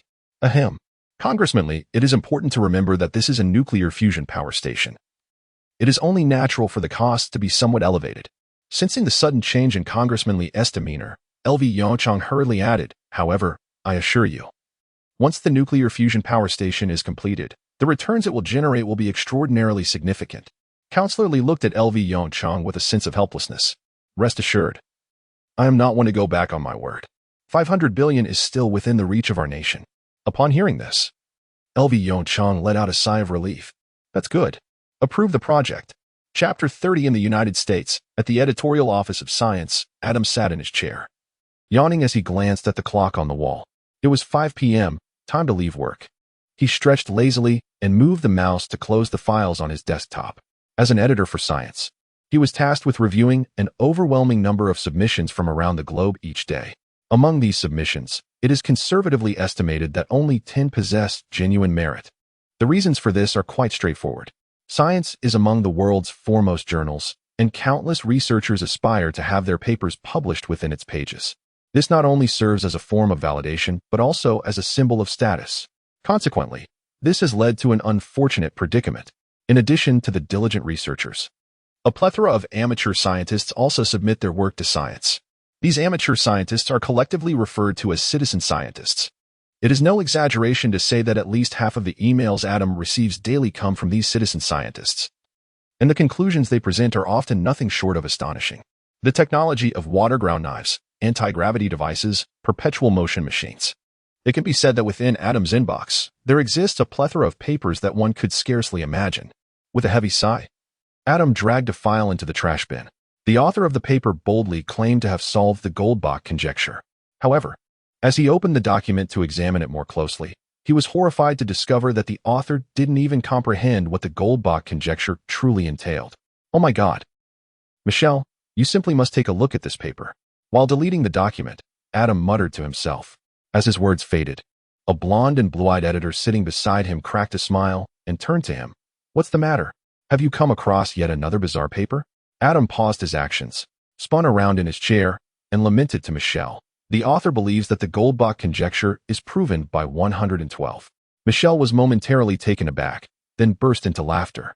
Good heavens, Adam, I truly cannot fathom how you consistently encounter these peculiar submissions. Adam shrugged helplessly. Who knows? Just then, as Adam was about to rise from his seat, a melodic notification chimed from the computer before him. Damn it, another submission. Adam glared indignantly at the idle Michelle beside him, feeling it was utterly unfair. I've reviewed 15 papers today alone. Of those, 14 were complete drivel. Michelle smiled as she closed her laptop, shrugging her shoulders and saying, Is that so? I often feel it's quite unfair during payday as well. Shall we switch places? Adam replied, Perhaps not. The moment he glimpsed the title of the paper, his eyebrows shot up in surprise. Ah, it's a paper on controllable nuclear fusion. Michelle, let us make a wager. I bet this paper is a rejected manuscript. Upon hearing Adam's words, Michelle raised an eyebrow and wheeled her chair closer to him. What is the stake? A dinner? As Adam spoke, he clicked the mouse to open the file. If it's at a Michelin restaurant, I'm in. Michelle glanced at the email subject, considering for a moment before responding. Adam paused momentarily in his mouse movements. A Michelin restaurant that could be quite costly. Yet, recalling the experience of encountering 14 consecutive rejected manuscripts that day, a sense of inexplicable confidence stirred within him. All right, a Michelin restaurant it is. I refuse to believe that, as we approach the end of the workday, I will still come across a legitimate paper. As they spoke, the file in the inbox was opened. Adam swiftly moved the mouse, dragging the paper to the authorship section. Hiss. The moment he saw the name of the second author, he gasped sharply. The second author of this paper was, astonishingly, the Nuclear Physics Laboratory of the University of Sandow Co. in Xia Country. The corners of Adam's mouth twitched slightly. You owe me a Michelin meal. Don't forget. The amusement in Michelle's eyes nearly overflowed. Adam shook his head in exasperation, muttering, Let it be Michelin. What truly concerns me is the first author of this paper, this Liang Chang. I seem to have never heard of this name in the realm of nuclear physics. Michelle's expression grew more serious. She furrowed her brow, contemplating for a moment, and then slowly shook her head. I have not heard of that name either. Could it be a newcomer? Adam's demeanor shifted to one of gravity as he shook his head, casually jotting down this string of letters in a nearby notebook. That seems unlikely. Do you really think a newcomer could secure the first authorship on such a paper? The second author is from the Nuclear Physics Laboratory at Sandia National Laboratories. Michelle slowly shook her head. I am uncertain. Let us examine the content of the paper. Adam nodded solemnly. Upon learning that this paper originated from Sandia National Laboratories in Summerland, his expression turned notably serious. According to the experiments, the stellarator device can effectively prolong the sustainment time of controlled nuclear fusion, 35 minutes. What on earth? Adam swiftly scrolled down the mouse, pulling the paper directly to the experimental data section. As he gazed at the dense array of experimental data, his pupils dilated slightly. He murmured, Good heavens. Did Summerland not just get expelled from ITER? I can only imagine how expressive the reactions of those involved with ITER will be once this paper is published in Science. Wait a moment. Suddenly, Michelle exclaimed in a hushed tone, Adam, have you noticed? Adam turned to Michelle, his face etched with confusion. What is it? With an incredulous expression, Michelle pointed to the last page of the paper. Adam, don't you find the format of this thesis somewhat familiar? Adam furrowed his brow and scrutinized the final page of the paper. At the completion of this thesis, I must first express my gratitude to.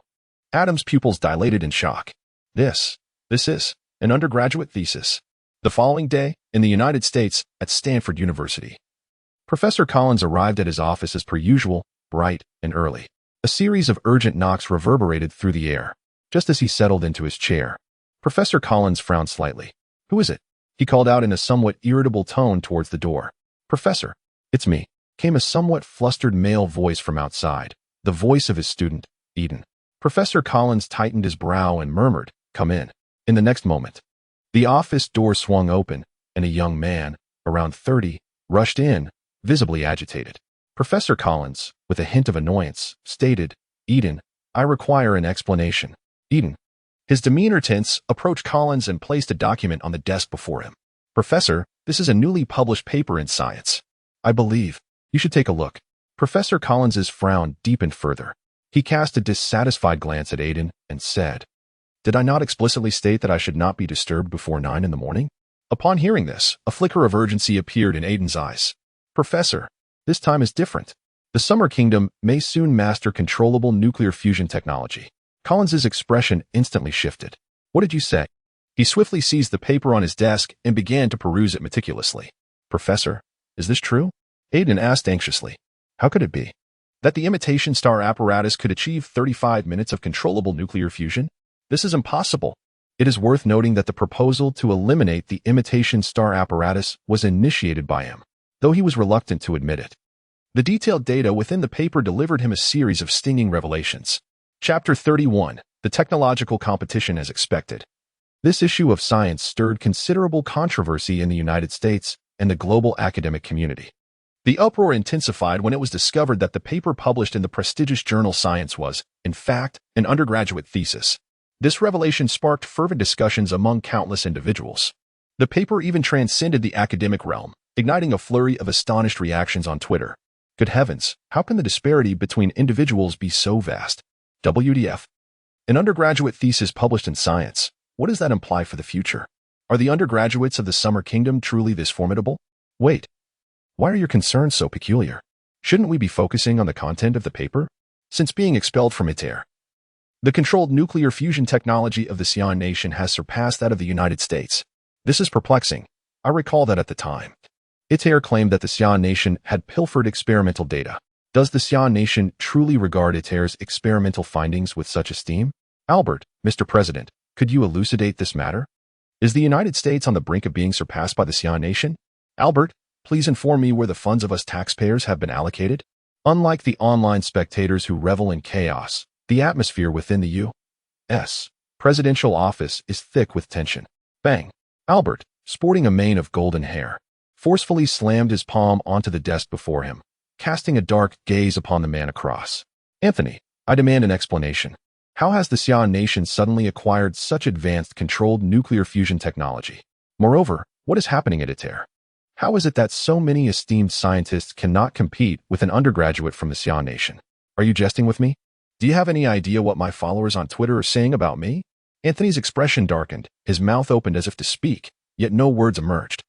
Stepping forward, the white-haired Professor Collins, with a gravelly voice, addressed the President. "Your Excellency, this situation is my oversight. The ASEAN nation's pace in nuclear fusion research has exceeded my expectations." Noticing Collins' words, Albert's countenance softened slightly. Then, "Professor, what do you believe should be our course of action moving forward?" Upon hearing the President's inquiry, Collins' eyes flickered with thought. After a brief pause, he spoke with deliberation. "Your Excellency, the United States must expedite its actions. In the realm of controlled nuclear fusion, we cannot afford to lag behind Summer Country." Albert, contemplative, nodded in acknowledgement. Then, with a subtle shift in his gaze, he retrieved a document from his desk and handed it to Professor Collins. "Professor, Congress has approved your proposal and even allocated an additional 10 in funding." A glimmer of joy illuminated Collins' eyes as he reached out to accept the document. However, Albert's voice interrupted once more. "There is, however, a stipulation.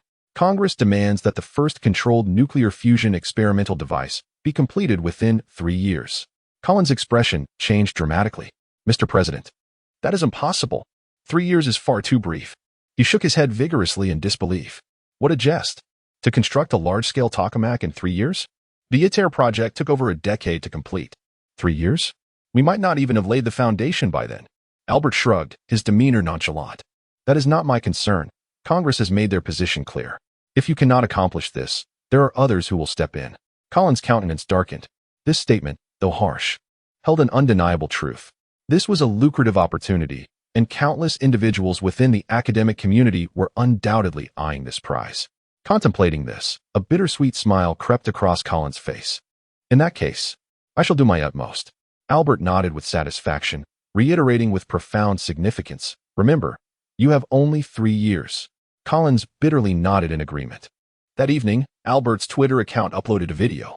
In the video, Albert, with a serious expression, sat behind the presidential desk and earnestly stated, "First and foremost, I extend my congratulations on behalf of the United States to ASEAN country for successfully achieving controlled nuclear fusion in their laboratories. Over the past few days, I have noticed numerous inquiries on Twitter regarding a pressing question. Is the United States about to be surpassed by ASEAN country? Or, how is the development of our controlled nuclear fusion technology progressing?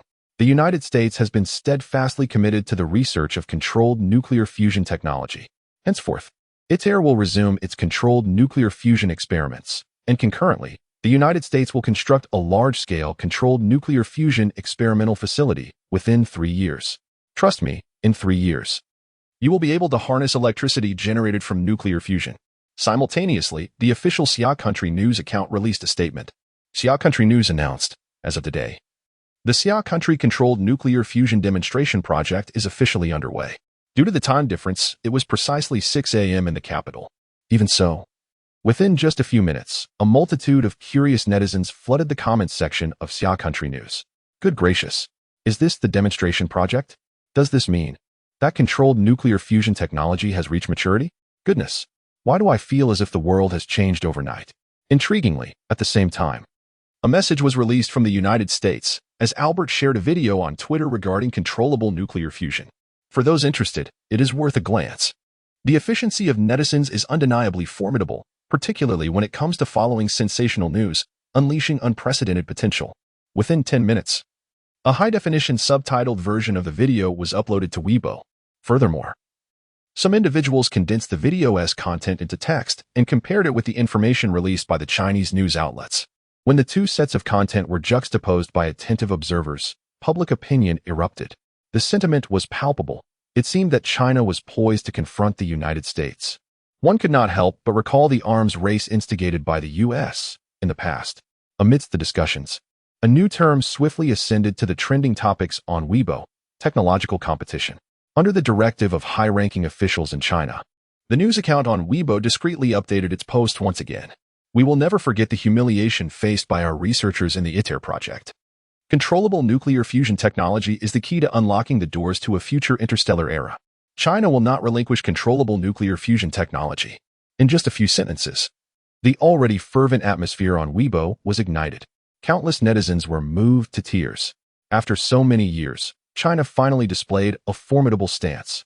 In this life, I have no regrets about entering the land of summer. In the next life, I hope to return to the family of flower cultivators. A series of neatly organized comments flashed beneath the news of the Summer Nation. Chapter 32. Site selection for Songhai Bay following the demonstration pile project.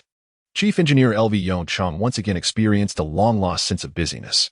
The first challenge to address was the selection of the demonstration pile's location. Much like the construction of nuclear fission reactors, the environment for building a nuclear fusion reactor requires meticulous consideration. The foremost and most crucial factor is the proximity to abundant water resources, be it fresh or seawater. After all, the process of generating electricity through nuclear fusion produces a significant amount of heat, and the most economical and practical method for cooling is to utilize nearby water resources. The second consideration is a flat terrain. The construction of a nuclear fusion reactor necessitates a plethora of supporting facilities. It would be impractical to have these facilities situated in a valley, would it not? The third and perhaps most challenging aspect of the site selection process is stable geological conditions. Although nuclear fusion reactors are not as perilous as their fission counterparts, the deuterium-tritium fusion can still pose a risk of minor radiation hazards in the event of a leak. For safety reasons, it is preferable to construct controllable nuclear fusion reactors in geologically stable areas. In other words, no nuclear fusion reactor should be built near seismic zones. After thorough screening, LV Yongchang set his sights on a prime location, Songhai Bay. The initial decision not to establish a nuclear fission power plant in Songhai Bay stemmed primarily from concerns regarding its geographical position. In the event of an incident at a nuclear fission power plant in Songhai Bay, radioactive wastewater could accumulate in the bay for an extended period. This will pose a significant security risk to the Summer Nation. However, nuclear fusion power plants fundamentally lack this peril. In the event of an accident, if the magnetic confinement apparatus of the stellarator ceases to function, the nuclear fusion reaction within will rapidly come to a halt. As for radioactive hazards, this delineates the most profound difference between nuclear fusion and nuclear fission. In nuclear fission, both the raw materials and the byproducts possess exceedingly strong radioactivity. Even nuclear wastewater contains a substantial amount of radioactive substances. Conversely, nuclear fusion is distinct. Even with the current method of deuterium-tritium fusion, only tritium atoms exhibit a negligible level of radioactivity within the fusion materials and products. This is entirely manageable. Moreover, in L. Yongchang's plan, deuterium-tritium fusion is merely a temporary measure. The ultimate objective is the much-anticipated helium-3 fusion, heralded as a clean energy source. with the site for the reactor chosen. The specific construction plan for the controllable nuclear fusion demonstration reactor was unveiled. A document titled Construction Plan for the Controllable Nuclear Fusion Demonstration Reactor quietly surfaced. The most striking aspect of this document is the total man-hours required for the construction, 3 months. From site selection to reactor completion, everything, according to the Summer Nation's blueprint, is projected to take nearly 3 months. Once this document was unearthed by those with keen interest, the entire Summer Nation erupted in excitement. On the trending topics list, Wang Feng, who was set to perform 16 concerts, was abruptly displaced from the top spot. Total man-hours, 3 months. Infrastructure behemoth returns. Summer Nation speed. This series of trending topics not only startled Wang Feng but also astonished the netizens engrossed in the online discussions. What? 3 months? Surely, there must be a mistake. It takes me 3 months just to lay the foundation for my house. Manual side-eye smile to the one above. Do you truly believe that the government would err on such a crucial document?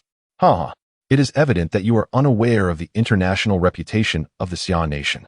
Do you comprehend what it means to be a construction behemoth?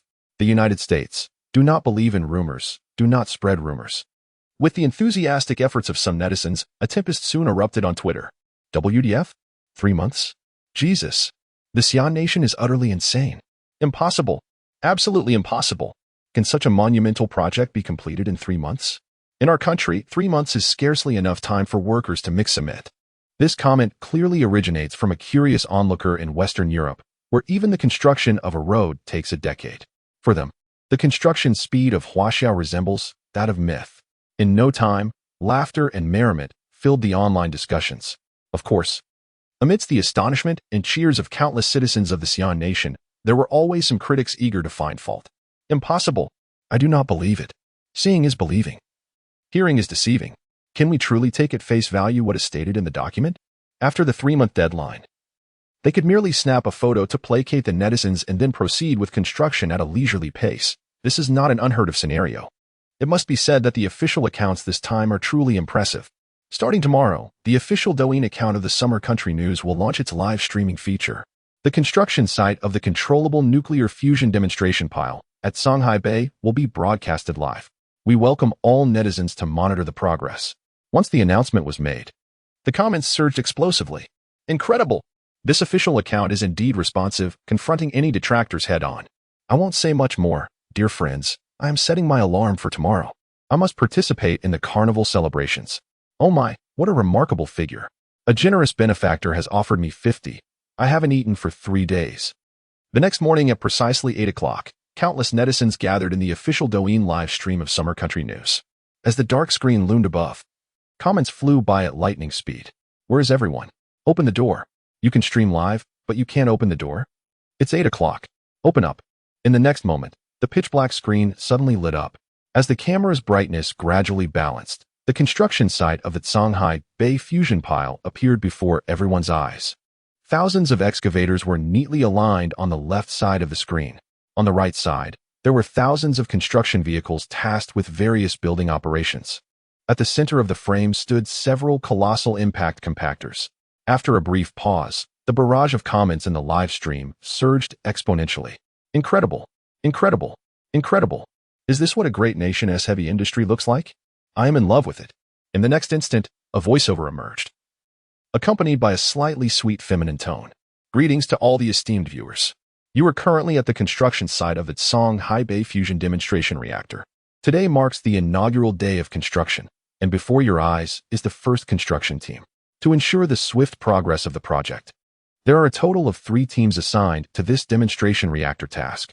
Over the next 3 months, these 3 teams will tirelessly work around the clock in shifts to construct the Shanghai Bay Fusion Demonstration Reactor. As the announcement concludes, the barrage of comments in the live stream surged significantly. 3 construction teams. How about showing your face, young lady? Enough with the talk. Under the vigilant watch of numerous online spectators, the heavy compactor for the fusion demonstration reactor struck its first blow. Chapter 33. Recruitment. With the commencement of the fusion demonstration reactor, the responsibility that now weighs upon LV Yongchang is that of recruitment. After all, the nuclear physics laboratory at Sandaokou University comprises merely a dozen researchers to fulfill the research objectives of the fusion demonstration reactor. Relying solely on these few researchers is certainly insufficient. Any technology transitioning from the laboratory to commercial application entails countless challenges. This is especially true for large-scale technologies like controlled nuclear fusion. Although LV Yangchang has already addressed the most critical issue concerning the maintenance of controlled nuclear fusion, the path to achieving its commercial application remains fraught with numerous obstacles. For instance, the main control program of the fusion demonstration reactor cannot simply rely on a handful of researchers monitoring the reactor's various data as they did in the lab when the reactor is finally established. Additionally, considerations regarding the reactor's installed capacity must also be addressed. Although LV Yangchang has finalized the method for generating electricity from fusion reactors, he has yet to devise a concrete plan. Therefore, in order to truly achieve controllable nuclear fusion, LV Yangchang must at least multiply the number of researchers under his command by several times. As a professor in the Department of Nuclear Physics at the Capital University of Science and Technology, his primary research project was the tokamak device. After all, just 2 months ago, the tokamak was the leading apparatus for achieving controllable nuclear fusion. However, everything changed after LV Yangchang inscribed those notes on the board, especially after the successful operation of controllable nuclear fusion at the University of Sandow. Nearly all laboratories in Xia country engaged in fusion research halted their projects. This was swiftly followed by layoffs. Unfortunately, Liu Hejing was one of the researchers dismissed. This led to an exceedingly awkward situation. Liu Hejing currently has no research tasks at hand. It is almost laughable to declare oneself a professor at the Capital University of Science and Technology yet possess no research assignments. With the commencement of the construction of the Shanghai Bay Controllable Nuclear Fusion Demonstration Reactor project, most nuclear physics laboratories across Xia country are essentially idle. Sighing once more as he gazed out at the unchanging scenery, Liu Hejing felt a deep sense of melancholy. Suddenly, the shrill ring of a phone pierced the silence. Startled from his reverie, Liu Hejing jolted. Who could possibly be calling him at such a time? He had become, aside from a few teaching responsibilities at the university, a completely idle individual. Liu Hejing furrowed his brow as he approached the landline, leaning over to glance at the LCD screen, which displayed a series of unfamiliar numbers. His frown deepened. Could it be a telemarketing call? No, that couldn't be right. Telemarketers wouldn't be able to reach this number. While pondering this, Liu Hejing reached out and picked up the phone. Hello? A steady male voice resonated from the other end. Is this Professor Liu Hejing from Jingxing University of Technology? Liu Hejing momentarily froze, then quickly nodded, exclaiming, Yes, that's me. May I ask who is calling? The moment he heard this question, his heart skipped a beat. L. Yangchang.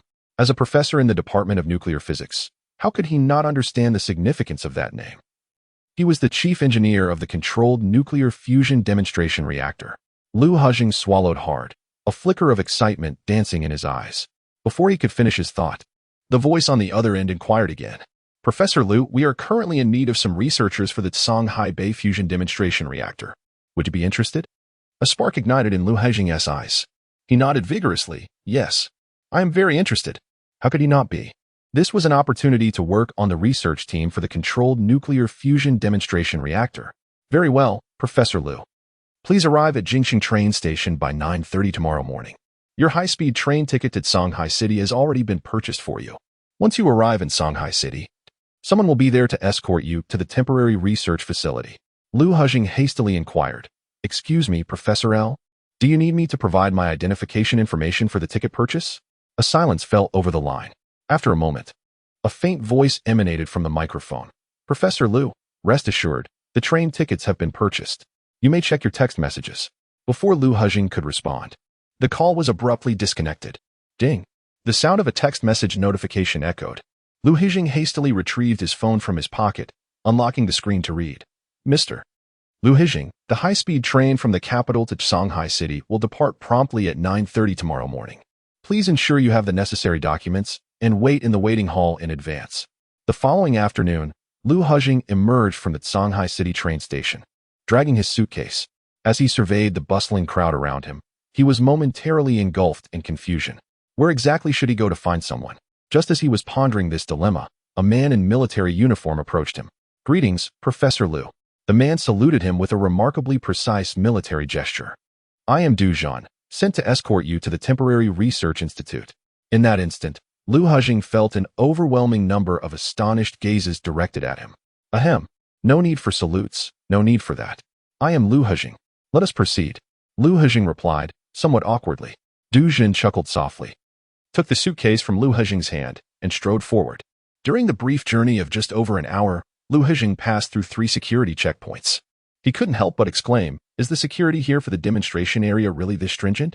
Du Jin smiled and nodded. Professor Lu, this is merely the beginning. The Songhai Bay is now under complete martial law. I estimate that there is at least 1 brigade stationed here. Moreover, as Du Jin spoke, a mysterious smile crept across his face. I have heard that the Xia country has even stationed its aircraft carrier fleet near Songhai Bay. Lu Hejing's pupils constricted sharply, and he exclaimed, an aircraft carrier fleet. Is that really necessary? Du Jin shrugged while driving. I am not certain, but the orders I received were to ensure your safe arrival at the temporary research facility at all costs. Of course, it is not just you. We are tasked with escorting over 100 researchers in total. Chapter 34. Completion of the demonstration pile. The sound of brakes interrupted Lu Hejing's thoughts. Professor Lu, we have arrived, came Du Jin's voice from the driver's seat. Regaining his composure, Lu Hejing looked out the car window. A series of makeshift buildings emerged before him, standing on a ground littered with gravel. This is the temporary research facility? Lu Hejing's eyes widened slightly in disbelief. To be candid, this was undoubtedly the most rudimentary laboratory he had ever encountered. Without exception, Du Jin scratched the back of his head and chuckled awkwardly. Professor Lu, time is of the essence, and this laboratory is the best we could manage under the circumstances. But let us not dwell on that. I will take you to meet Professor L. Lu Hejing followed Du Jin to the entrance of a temporary metal structure. Professor Lu, Professor L is inside. I shall refrain from entering. Du Jin smiled at Lu Hejing and, after finishing his words, turned to leave. Lu Hejing gazed at the exceedingly rudimentary tin house, took a deep breath, and stepped inside. Upon entering, he beheld a young man in his 20s, seated solemnly behind a desk, gripping a fountain pen and engrossed in his writings.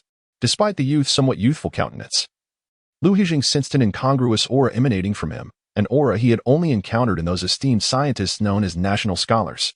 Although he had never met Professor L. Yongchang in person at that moment, Lu Hejing was utterly convinced that this young man before him was indeed the very professor who had single-handedly advanced the development of nuclear fusion. Perhaps alerted by some noise, the focused L. Yongchang gradually lifted his head. Upon seeing Lu Hejing, his eyes brightened slightly, and he hastily set down his pen, rising to greet him. Professor Lu, please have a seat. Lu Hejing, momentarily taken aback, replied, Professor L, do you know me? L. Yongchang chuckled and waved his hand dismissively. Please. No need for such formalities. I have yet to graduate. Lu Hejing was left speechless. Observing Lu Hejing's bewildered expression, L. Yongchang's smile widened. Just a jest. Professor Lu, I have reviewed your credentials. You are responsible for the temperature control of the tokamak device at the Capital University of Science and Technology, correct? A glimmer of surprise flickered in Lu Hejing's eyes. He never expected that Lu Yongchang, as the chief engineer of the nuclear fusion demonstration reactor, could recall his information so vividly. Upon meeting Lu Yongchang's gaze, Lu Hejing promptly nodded and said, indeed, you are also responsible for the research on the demonstration reactor, aren't you? Upon hearing Lu Yongchang's suggestion, a flicker of hesitation crossed Lu Hejing's face. Professor Lu, my previous research primarily focused on tokamak devices, and my understanding of stellarators is rather limited. Is it truly acceptable? Throughout the journey, Lu Hejing had come to a profound realization of the significance that Xia country placed on the fusion demonstration reactor. Consequently, a sense of apprehension arose within him. If, due to his personal oversight, a serious issue were to arise with the fusion demonstration reactor, the repercussions would be dire. Lu Yongchang chuckled and shook his head, his tone softening once more. Professor Lu, I believe you need not worry about this matter. The temperature control module for the stellarator is undoubtedly less complex than that of the tokamak device. Moreover, aside from yourself, 95 of the researchers at the Temporary Research Institute have backgrounds in tokamak studies. Lu Yongchang's words alleviated Lu Hejing's concerns significantly. After all, with everyone having a foundation in tokamak research, the differences would be minimal. Then it's settled. As for the salary, we can offer you the highest standard. But there is one condition. At this point, Lu Yongchang's expression turned considerably serious. Lu Hejing gazed at Lu Yongchang with a hint of trepidation and softly inquired, what is the requirement? As long as it is not excessive, I can accept it. in the face of the remarkable individual who is single-handedly advancing nuclear fusion. Lu Hejing adopts a humble demeanor.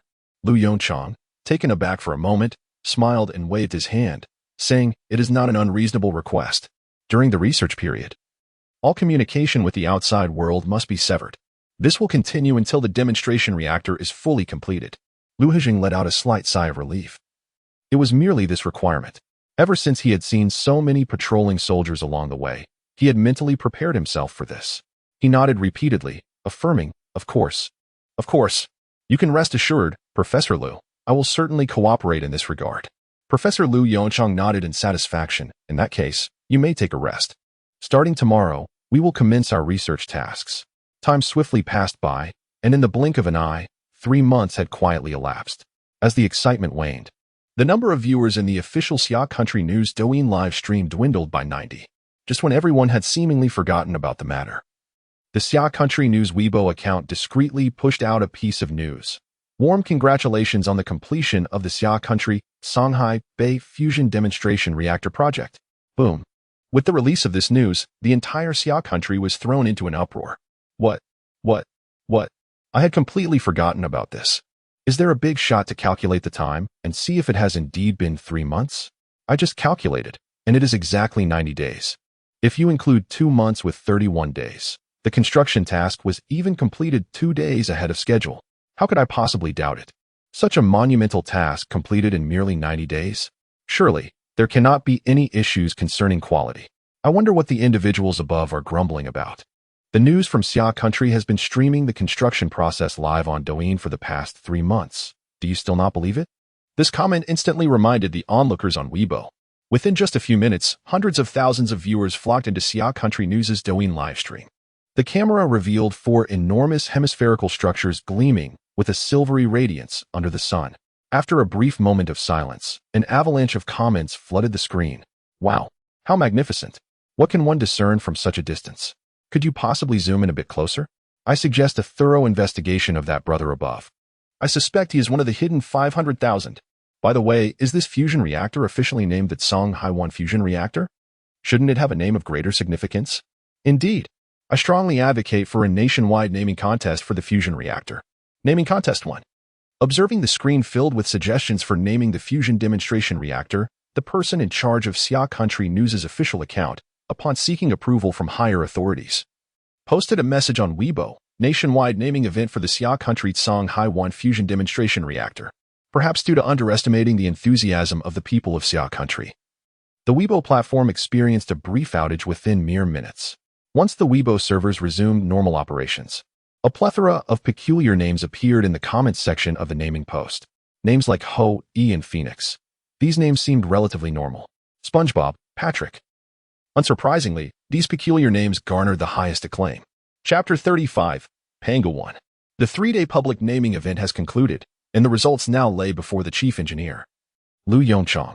Observing the name before him, a slight twitch of his lips betrayed his discontent. He gazed at the perspiring staff member with an exasperated expression. "This name can we not reconsider? Patrick Star? Do you truly believe this is a fitting name for a nuclear fusion demonstration reactor? By the way, may I propose a name?" The staff member's face flushed crimson as he hurriedly nodded. Of course. You may certainly rename it. As the chief engineer, you possess the authority to do so." Lu Yongchang scrutinized the A4 sheet filled with bizarre names, stroking his chin in contemplation. The staff member watched him with trepidation, harboring a fear that Lu Yongchang might conjure yet another absurd name, fully aware of the engineer's age. After a moment of reflection, he declared, "Let us call it Pangu. Pangu 1 Fusion Reactor. What do you think?" Pangu symbolizes the creation of the universe, perfectly aligning with the mastery of controllable nuclear fusion in Xia. The staff member's eyes flickered with excitement, a smile breaking across his face. This name is splendid. It is settled then. At this moment, within the Pangu 1 Fusion Reactor, all hardware installations were complete. In addition to the 4 reaction furnaces, it is equipped with 20 large magneto-hydrodynamic generator sets. Each set comprises 10 magneto-hydrodynamic generators, with each generator boasting a rated power output of 2,000 megawatts. Consequently, the rated power output of the Pangu 1 fusion reactor reaches an astounding 400,000 megawatts. To put this into perspective, The Three Gorges hydroelectric station has a power output of merely 500 megawatts, a staggering difference of 17 times. This exemplifies the might of nuclear fusion. However, at this moment, no reactions are occurring within the Pangu 1 fusion reactor. The cause of this predicament lies within the main control program. In the deep of night, a heavy sigh echoed through the control room of Pangu 1. What shall we do? The camera zooms in on an elderly man, his hair graying at the temples, who appears to be in his 60s. Furrowing his brow, he gazes intently at the glowing green code on the computer screen before him, occasionally shaking his head and exhaling deeply. The man's name is Yuan Hongwei, an esteemed academician of the Academy of Sciences of Xiaogua. In his youth, he led a team to develop the control program for controllable nuclear fission, which earned him a place among the academicians of the Academy of Sciences. As one of the few individuals in Xiaogua with relevant experience, he was naturally invited to take on the role of chief developer for the controllable nuclear fusion main control program. Beside Yuan Hongwei stands a young man in his 30s, his devoted disciple, who has acquired the vast majority of Yuan's expertise. Yet, at this moment, both are gazing despondently at the computer screen before them. Old Yuan. Patience is essential. The primary control program for nuclear fission took over a year to develop. This is nuclear fusion, the young man gently reassured. Upon hearing this, Old Yuan's expression stiffened, and the white whiskers at the corners of his mouth trembled slightly. How can we not be anxious? The Pangu 1 fusion reactor is currently stalled right here with us. The entire research institute is anxiously watching us. Old Yuan's words plunged the young man into silence as well. After a moment, the young man sighed deeply. Old Yuan, I do not wish to speak disheartening words, but to control the high-temperature plasma within the stellarator reactor, we must unravel the turbulence problem that has plagued the physics community for countless years. In my view, this is nearly impossible.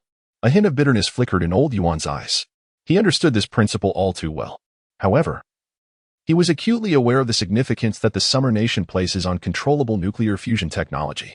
As an academician of the Summer National Academy of Sciences, he was unwilling to concede defeat. Knock, knock, knock. Old Yuan was momentarily taken aback, then quickly rose and walked towards the control room door. At this late hour, who else could be coming here? A look of curiosity crossed Old Yuan's face, and he cleared his throat, calling out loudly, ahem. Who is it? Old Yuan, it is I, LV Chong. Old Yuan was momentarily stunned, then quickly realized, hastily reaching out to open the door. Outside stood LV Chong, his eyes reflecting a hint of fatigue, yet a faint smile graced his face. Professor L, what brings you here at such a late hour? Old Yuan hastily stepped aside to welcome L Chong inside. Upon entering the main control room, L Chong cast a glance around. When his gaze fell upon the several computers on the desk, flickering with a soft green glow, he let out a deep sigh. Old Yuan, is the fusion reactor's main control program still incomplete? Upon hearing L Chong's sigh, a hint of bitterness appeared in Old Yuan's eyes as he slowly shook his head. After a moment of contemplation, L Chong inquired once more, have you encountered any difficulties? Of course there are difficulties. Before Old Yuan could respond, a young man in his 30s, who had been standing to the side, interjected. Old Yuan furrowed his brow slightly and gently reprimanded. Su Cheng, what are you saying? Then, regaining his composure, he turned to L Chong and said, Professor L, please grant us some more time. The fusion reactor is unlike the fission reactor. There are numerous complexities to consider. L Chong raised an eyebrow and looked at the young man beside Old Yuan. Old Yuan, is this your student? Old Yuan nodded and introduced him. Su Cheng has quite a bit of potential. L Chong smiled kindly at Su Cheng and asked, could you elaborate on the difficulties you mentioned? Perhaps I could assist you in finding a solution. Su Cheng instinctively glanced at Old Yuan. Noticing Old Yuan's frown but lack of opposition, he swallowed slightly and began to explain. Professor L, I want to elaborate much on the differences between fusion and fission reactors, as you are undoubtedly more knowledgeable than I am in this regard. L Chong nodded gently. However, the fusion reactor is different. The movement of high-temperature plasma within a reactor is extraordinarily complex, invoking a conundrum that has perplexed the scientific community for decades, the turbulence problem. In other terms, this refers to the Navier-Stokes equations. To achieve impeccable control over the high-temperature plasma in the reactor, a profound mastery of the Navier-Stokes equations is imperative. This, indeed, elucidates the reason behind the prolonged delays in the completion of the nuclear fusion control program. Chapter 36. The existence and smoothness of the Navier-Stokes equations. Upon hearing Su Qing's discourse, El Yongchang experienced a moment of clarity. It was no wonder that the control program had yet to reach fruition. He distinctly recalled that in his previous life, during the pursuit of controllable nuclear fusion, the research team had encountered no difficulties with the control program whatsoever. Consequently, he had not taken the time to delve deeply into the intricacies of the nuclear fusion control program. It is only now that he fully comprehends the situation. Unless unforeseen circumstances arise, the issue of the existence and smoothness of the Navier-Stokes equations is likely to be resolved by an American mathematician in approximately 5 years. And at this moment, without theoretical support, the development of the control program is understandably daunting. Fortunately, El Yongchang had conducted some research on the Navier-Stokes equations previously, and the proof process still lingered in his memory. With a light chuckle, El Yongchang nodded and remarked, "I see. Is there any paper available?" This sudden shift left Yuan Hongwei and Su Qing momentarily bewildered. Huh? What? Su Qing looked at El Yongchang with a puzzled expression. Why do you suddenly need paper? As for Yuan Hongwei, after a moment of hesitation, he gently pointed to the napkin on the desk. Is Professor Liu referring to that? Lu Yongchang replied, Ahem. I meant the kind of paper for writing. Plain A4 printing paper will suffice. While speaking, Lu Yongchang retrieved a pen from his pocket. Observing Lu Yongchang's actions, old Yuan furrowed his brow and looked at him with a peculiar expression. Professor Liu, you aren't planning to solve the Navier-Stokes equations here, are you? Lu Yongchang chuckled softly and pulled out a chair to sit down. Of course. So, do you have A4 paper? Old Yuan exchanged a glance with Su Qing and hesitantly remarked, Professor Liu, the Navier-Stokes equations are not trivial. They are one of the 7 Millennium Prize problems. Lu Yongchang reached out to take the stack of blank A4 paper that Su Qing handed him, nodding nonchalantly. I am well aware. As he spoke, Lu Yongchang lowered his head, his pen dancing across the A4 paper, inscribing a line of complex equations. What should we do now, old Yuan? Su Qing inquired softly as he approached. Time slipped away gradually. The stack of A4 paper before Lu Yongchang grew increasingly sparse, replaced by a dense array of intricate calculations. The skepticism in Yuan Hongwei's eyes gradually faded. When he saw Lu Yongchang write down a significant equation, a flicker of surprise illuminated his gaze. Marvelous, he whispered. Careful not to disturb Lu Yongchang. I never realized this step could be derived in such a manner. As for Su Qing, he was utterly perplexed, his mind unable to keep pace with Lu Yongchang's writing speed. 2 hours slipped by in the blink of an eye. The sound of the pen scratching against the paper in the control room abruptly ceased. Lu Yongchang exhaled deeply, releasing a breath laden with fatigue, and then stood to stretch his limbs. Has the evidence emerged? Came the trembling inquiry from Yuan Hongwei beside him. With a smile, Lu Yongchang organized the densely written A4 sheet in front of him and handed it to Yuan Hongwei. Of course. What are the results? Upon hearing Yuan Hongwei's question, Lu Yongchang replied with a grin, It exists, and it is smooth. Yuan Hongwei's face instantly flushed with excitement.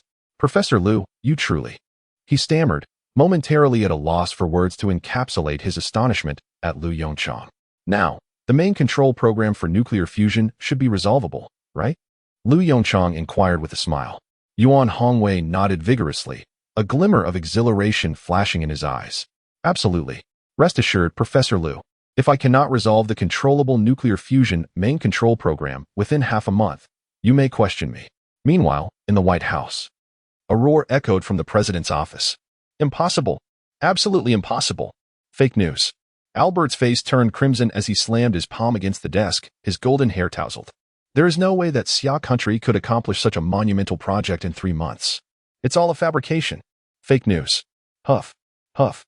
Perhaps it was due to the overwhelming emotions earlier. Albert's aged visage reddened as if akin to that of a monkey's posterior as he gasped for breath. Mr. President, I regret to inform you that this is indeed true, remarked William Blair, the director of the Central Intelligence Agency, shrugging nonchalantly. He stepped forward, opening his laptop and placing it before Albert. What is this?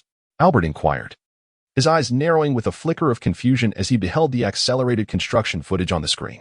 This is an official 3-month live broadcast from Xia country. William explained impassively. The video revealed that in merely 3 months, Xia country had erected a fully operational nuclear fusion demonstration reactor on a barren plot of land strewn with gravel. Upon viewing the entire video, Albert's complexion turned a ghastly shade of green. Where did this video originate? He demanded. After verification, It was confirmed that the video contained no fabricated elements. Upon learning that the source was Twitter, Albert's pallor deepened even further. "Where's my phone? Let me see what Twitter is saying," he exclaimed, hurriedly grasping his phone, his cumbersome fingers struggling to navigate the screen. "Oh my God, Xia country is truly insane. They accomplished such a feat in just 3 months. Jesus, now I believe in the moniker of Xia country as the construction behemoth. And what of our fusion reactor here in the United States? Albert, haha, the American fusion reactor? It's likely still confined to the blueprints. Isn't it? Albert, Mr. President, we require an explanation." As Albert gazed at the comments on Twitter, his expression darkened. "Professor Collins. Has Professor Collins arrived?" With Albert's call echoing, a gray-haired elder, leaning on a cane, squeezed forward. His face a picture of anxiety as he bowed slightly to Albert and said, "Your Excellency, I am here." "Humph." Albert huffed disdainfully. "Tell me. At what stage is our fusion reactor construction plan?" A flicker of trepidation crossed the old man's eyes. "Currently, we have not yet begun construction." Huffed. Cough, cough, cough. Albert sputtered, spraying his cola, and after a fit of furious coughing, glared at Professor Collins. "Professor, are you jesting with me? Over 3 months have passed, and our fusion reactor is still merely a concept on paper. Listen, from this moment forth, commence the construction of the fusion demonstration reactor immediately." Collins's expression shifted slightly. "Mr. President, our plan entails a nuclear fusion experimental device." "The plan has changed," Albert interjected, waving his hand emphatically and proclaiming, "What Xia nation can accomplish, we can achieve as well. From now on, build that demonstration reactor." Chapter 37. Unexpected circumstances. A month later, in the waters of Xia nation's Songhai Bay, the sea lay tranquil, with an aircraft carrier quietly docked over 10 kilometers from the shore for maintenance. As the camera zoomed in, the ship's deck revealed its artillery and missile ports, all in an open position. Inside the carrier, the all-weather radar operated at maximum power. To the outside observer, this war fortress may appear merely as a temporary haven for respite. However, it stands ever prepared to launch an offensive at a moment's notice. On the shore, countless stationed soldiers patrol their designated areas with impeccable order. Each soldier has already disengaged the safeties on their firearms. Since 2 days ago, the region of Songhai Bay has been placed under martial law. It is no exaggeration to assert that at this moment, Songhai Bay is a place where even a stray dog would face 2 slaps. The cause of this heightened vigilance is the impending inaugural ignition test of the Pangu 1 fusion reactor, located at the water's edge. In the main control center of the Pangu 1 fusion demonstration reactor, Lu Yongchang stands gravely at the central console, his gaze fixated on the myriad of data displayed on the large screen. The moment for the first ignition is at hand. Lu Yongchang exhales slowly, a cloud of tension escaping as he intones, "All departments, please commence verification of equipment operational status." As his command resonates, all researchers in the control center adopt a serious demeanor, diligently attending to their tasks. In the preceding days, each researcher has been tirelessly reviewing the ignition procedures for the fusion reactor, all to ensure that no errors occur at the pivotal moment of ignition. The cooling system is functioning normally. The reactor is in a stable operational state. Lu Yongchang takes a deep breath, his voice steady as he declares, "Commence power supply." As the words leave his lips, a deep, resonant hum begins to emanate from beyond the control room. The current reaches its critical threshold. Confirm that the magnetic field strength meets the required standards. One researcher, eyes locked onto the computer screen, reports in a loud voice, "Activate the heating apparatus and inject the fuel." As this command was issued, a flicker of nostalgia crossed Lu Yongchang's eyes. Finally, they had arrived at the last step. With a grave expression, he resolutely extended his hand towards the crimson button. Ignition commenced. Within the reaction chamber, a high-energy laser instantaneously elevated the temperature of the deuterium-tritium plasma to over 100 million degrees Celsius. Lu Yongchang's gaze remained fixed on the large screen that monitored various data from the fusion reactor. The neutron dosage surged dramatically. The fusion reaction had been successfully initiated. A flicker of excitement glimmered in his eyes. In less than half a year, would the light of fusion soon blaze across the land of Xiagua? In a corner of the central control room of the Pangu No. 1 reactor, Lu He wore a serious expression as he observed the fluctuating temperature curve before him. He gently rubbed his right eye, feeling an inexplicable twitch that had taken hold since the ignition procedure began. As a native of Xiagua, he couldn't help but recall an ancient saying, "The left eye twitches for fortune, while the right eye twitches for disaster." Though Lu He did not genuinely believe in such superstitions, he felt a growing unease within. Suddenly, he noticed the temperature curve on the screen sharply spiking upward. Though it lasted only an instant, it sent a jolt of fear through him. Hastily, he adjusted his glasses perched on the bridge of his nose, scrutinizing the temperature curve with keen attention. It was as if the alarming fluctuations he had just witnessed were but a figment of imagination. Louis swallowed hard, his hands trembling slightly as he grasped a nearby ballpoint pen and a sheet of draft paper. A series of hasty calculations appeared on the draft paper. No, no, no. A trace of bloodshot emerged in Liu Hejing's eyes. The recent abnormal fluctuations in temperature could not merely be a coincidence. In such intricate instruments, any deviation from the norm should warrant serious attention. But what exactly went awry? Liu Hejing substituted the fleeting data into the equations. Upon observing the results, his pupils contracted to the size of pinpricks. This, quickly, halt the fusion reaction. Something has gone wrong. Liu Hejing abruptly rose, his voice resonating through the tranquil central control room, piercing the silence. The smile on LV Yongchang's face vanished in an instant, without a moment to ponder. Upon hearing Liu Hejing's urgent cry, he instinctively pressed the emergency shutdown button before him. A low, ominous hum filled the air. The current flowing through the superconducting coils gradually diminished, and the magnetic field within the reactor began to dissipate. The fusion reaction weakened and eventually ceased. As Liu Hejing witnessed the rapid decline of the dosage on the large screen, the entire control room erupted into a flurry of discussions. What was happening? Wasn't that Liu Hejing responsible for the temperature module? What had transpired? The current temperature seemed rather normal at that moment. LV Yongchang fixated intently on the large screen, and only after confirming the fusion reaction had completely halted did he turn towards Liu Hejing, his brow furrowed in concern. Upon seeing Liu Hejing, a jolt of apprehension surged through him. At this moment, Liu Hejing's complexion was ashen, his hands trembling slightly, and his pupils had contracted to the size of pinpoints, presenting an unmistakable visage of sheer terror. Silence, Liu Yongchang commanded in a deep voice. The cacophony of discussions within the central control room gradually subsided. Upon hearing Liu Yongchang's inquiry, Liu Hejing flinched slightly, then hurriedly grasped several sheets of hastily scribbled draft papers from the table and rushed to Liu Yongchang's side. "Professor Liu, please look at this." As he spoke, Liu Hejing extended the papers filled with scrawled handwriting towards Liu Yongchang. "This is the anomalous temperature data we just encountered, and this is my calculation of the temperature data for 10 minutes from now." Liu Yongchang furrowed his brow as he examined the draft papers before him. The handwriting was exceedingly chaotic, clearly indicative of Liu Hejing's frantic and disordered calculations. He scrutinized the figures carefully. Upon glimpsing the predicted data for 10 minutes hence, his expression shifted dramatically. How is this possible? Liu Yongchang's exclamation intensified the already oppressive atmosphere within the central control room. Countless researchers exchanged bewildered glances. Even Fang Su, standing nearby, could no longer contain himself and swiftly approached Liu Yongchang, his brow furrowed as he softly inquired, "Yongchang, what has happened? Is there an issue with the temperature module?" Liu Yongchang's countenance darkened as he handed the draft papers to Fang Su. "Take a look at this data. Everyone, cease your work and prepare for a comprehensive fault investigation." Chapter 38. The sudden surge in temperature curves. A jolt of apprehension surged through the hearts of all researchers in the central control room. A malfunction had occurred. Just as the researchers were engulfed in confusion, LV Yongchang deftly manipulated the computer before him. In an instant, a temperature curve appeared on the large screen of the control room. Upon witnessing the anomalous curve that lasted merely a few seconds, every researcher involuntarily gasped in shock. With a somber expression, LV Yongchang entered the curve data into the computer. Within moments, the verification results illuminated the screen. As they beheld the temperature curve exhibiting a steep incline of 90 degrees after 10 minutes, a profound silence enveloped the room. Such a temperature escalation. Had it not been for Professor Liu Hejing's timely discovery, the Pangu 1 fusion reactor would have been irretrievably compromised.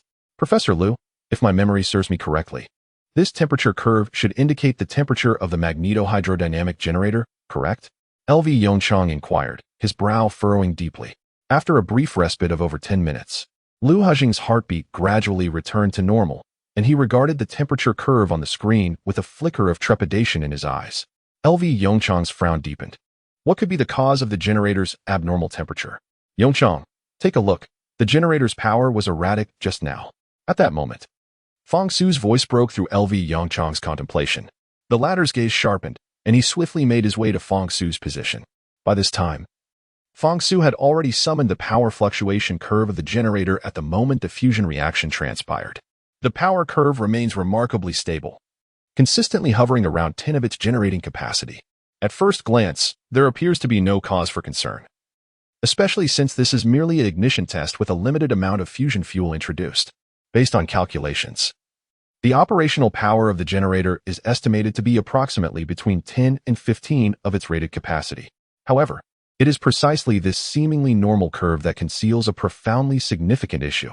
The moment he observed this stable curve, Lu Yongchang comprehended Fong Su's implication. I understand now. There is a malfunction with the generator. The researcher tasked with monitoring the generator's power stared blankly at the stable curve displayed on the computer screen. Professor Lu, this curve appears quite stable. There shouldn't be any issues, right?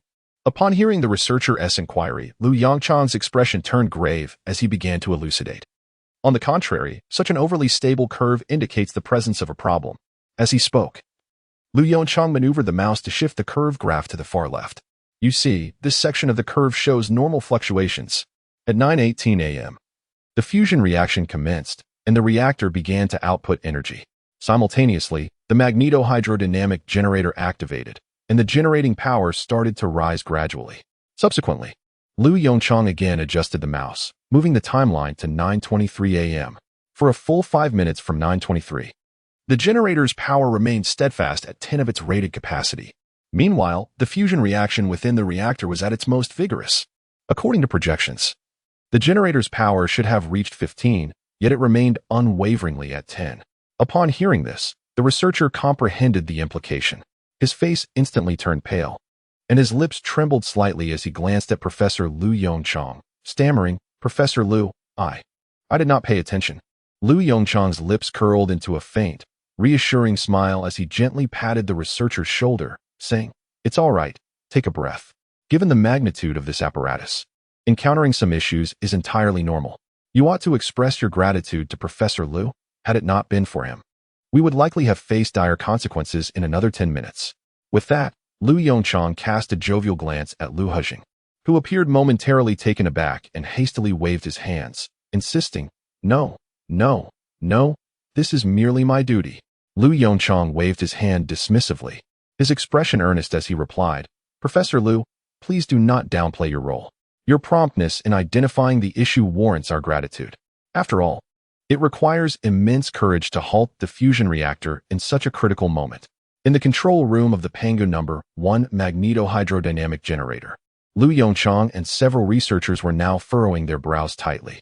After several days of investigation, they had arrived at a singular conclusion. The magneto-hydrodynamic generator was functioning perfectly. At least from a physical standpoint, there were no faults in any of the generators. This predicament was troubling. Lu Yongchang furrowed his brow even more, murmuring, the worst-case scenario had materialized. In such a colossal device, the occurrence of faults is not alarming.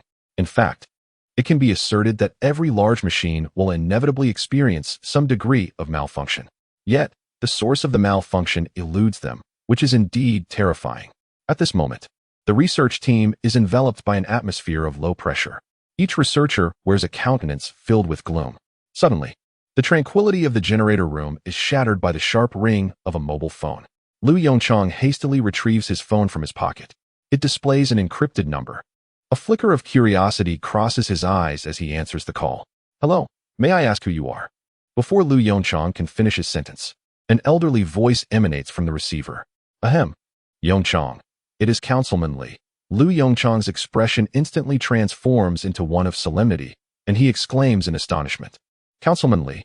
In that fleeting moment, all the researchers direct their gaze towards Lu Yongchang. Fong Su, standing beside him, looks at him with a face full of surprise, his eyes reflecting a mix of astonishment and envy. It is indeed a call from Councilman Li. "Yongchang, I have heard that there is a minor issue with the Pangu 1 fusion reactor." Upon hearing the words of Councilman Li, a bittersweet smile briefly flashes in Lu Yongchang's eyes. "Well, the generator's problem has escalated to the attention of Councilman Li. We have encountered a bit of trouble, but rest assured, I will resolve it as swiftly as possible." After a moment of silence on the line, Councilman Li's voice resounds once more. "Yongchang, this matter cannot be rushed. Take your time to investigate. The state is not in a hurry at this moment. It is imperative that you conduct the troubleshooting while ensuring your own safety. Do you understand? Although Councilman Lee's words are exceedingly serious, they bring a sense of warmth to Liu Yongchang's heart. Rest assured, Member Lee. Hearing the words of LV Yongchang, Member Lee let out a slight sigh. The progress of Panga 1 may be slow, but what matters most is the lives of you and your fellow researchers are of paramount importance. I understand that every nuclear project carries its inherent dangers. However, I implore you to remember this. The future of our nation requires scientists like you to uphold it. So please prioritize safety. LV Yongchang felt a surge of emotion. He never anticipated that his standing in Member Lee's eyes would be so significant at this moment. You need not worry. If any danger arises, I will certainly ensure the prompt evacuation of everyone. He replied solemnly. I assure you, the Pangu 1 fusion reactor will not encounter any unforeseen incidents. Chapter 39. Control Program Error. Moments later, the call ended. LV Yongchang placed his phone down with a complex expression, exhaling a long breath. What to say? What did Member Lee convey? Fang Su hurried over to LV Yongchang, his face betraying a hint of anxiety as he inquired repeatedly, did Member Lee become aware of the situation regarding Pangu 1? LV Yongchang gently nodded and turned to the group of researchers, raising his voice. The call I just received was from Member Lee. I believe you have all guessed that he is now fully aware of the circumstances surrounding Pangu 1. As for what Member Lee expressed, I can convey it completely to everyone as they listened to LV Yongchang's words. Every researcher present was deeply moved. To our surprise, Congressman Lee did not blame us. Not only did he refrain from reproaching us, but he also urged us to prioritize safety. Observing the researchers engaged in hushed discussions, LV Yongchang took a deep breath and addressed them. Ladies and gentlemen, at this moment in our research and development process, we are confronted with an exceptionally challenging issue for the very first time. However, I firmly believe that we shall uncover the underlying cause. The light of fusion will undoubtedly flourish upon the land of Xia.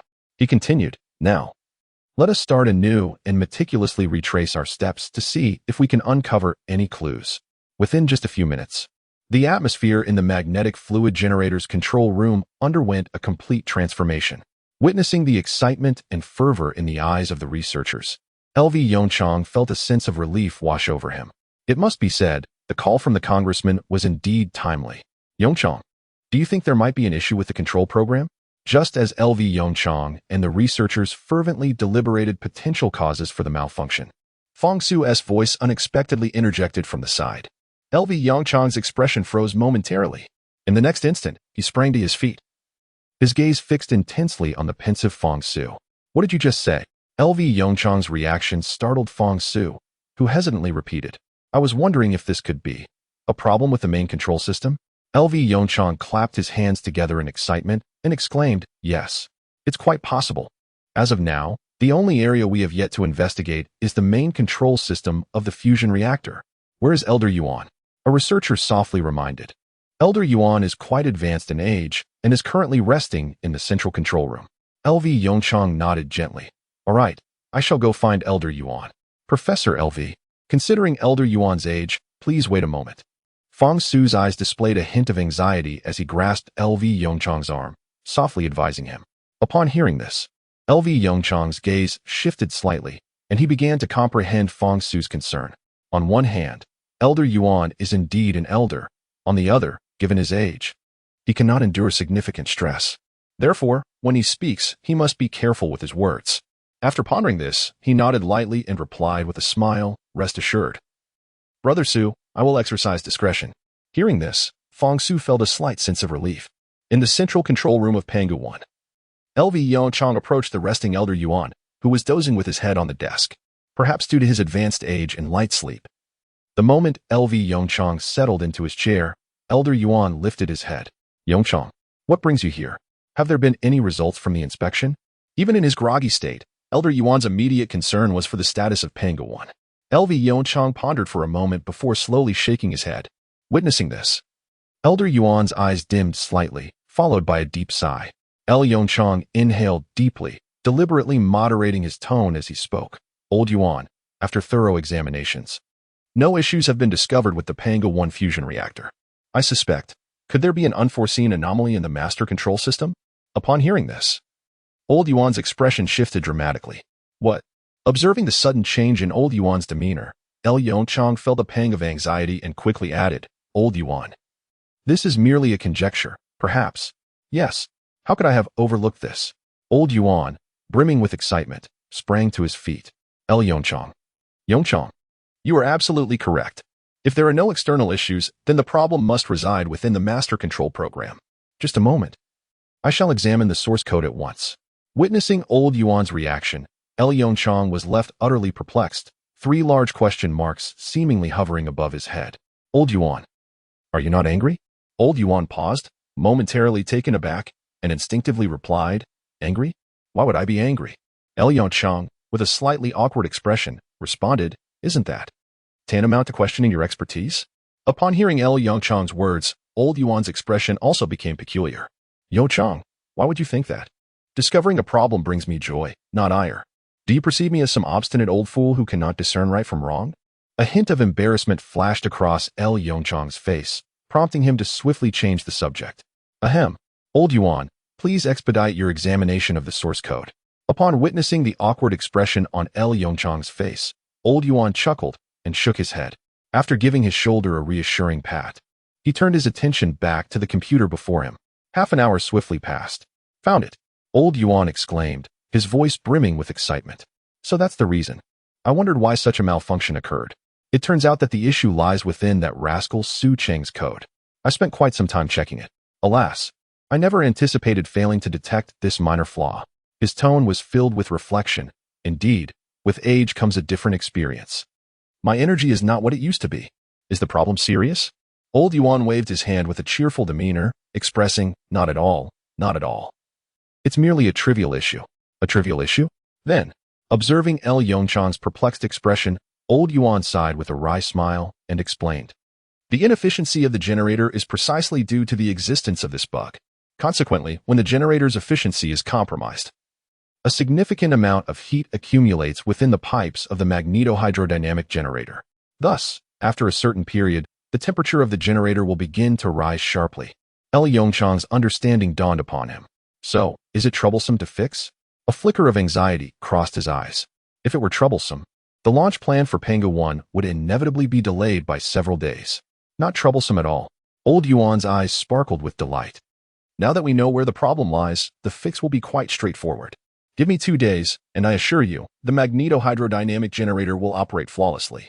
Chapter 40. Witness to history, it must be said that old Yuan is indeed quite reliable. When he mentioned a 2-day modification period, he would certainly not extend it to a 3rd day.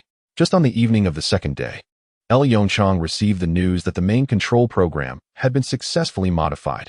In the following days, Panga 1 underwent several ignition tests to ensure that there were no unforeseen issues. After confirming everything was in order, Yongchang submitted an application to the parliamentary leader far away in the capital. In the capital, within the office of Councillor Li. Knock, knock, knock. The office door echoed with the sound of a knock. Councillor Li, engrossed in reviewing documents on his desk, did not lift his head but called out, "Come in." Creak. The office door swung open. Upon hearing the sound, Councillor Li instinctively glanced up. A flicker of surprise crossed his eyes upon seeing the visitor. "Minister Hong? What brings you here?" Hong Chiming chuckled lightly, his tone respectful as he replied, "Counselor, I have come bearing good news." Councillor Li raised an eyebrow. Quickly setting down his pen, his gaze fixed intently on Hong Chiming. "Oh, I must hear this good news.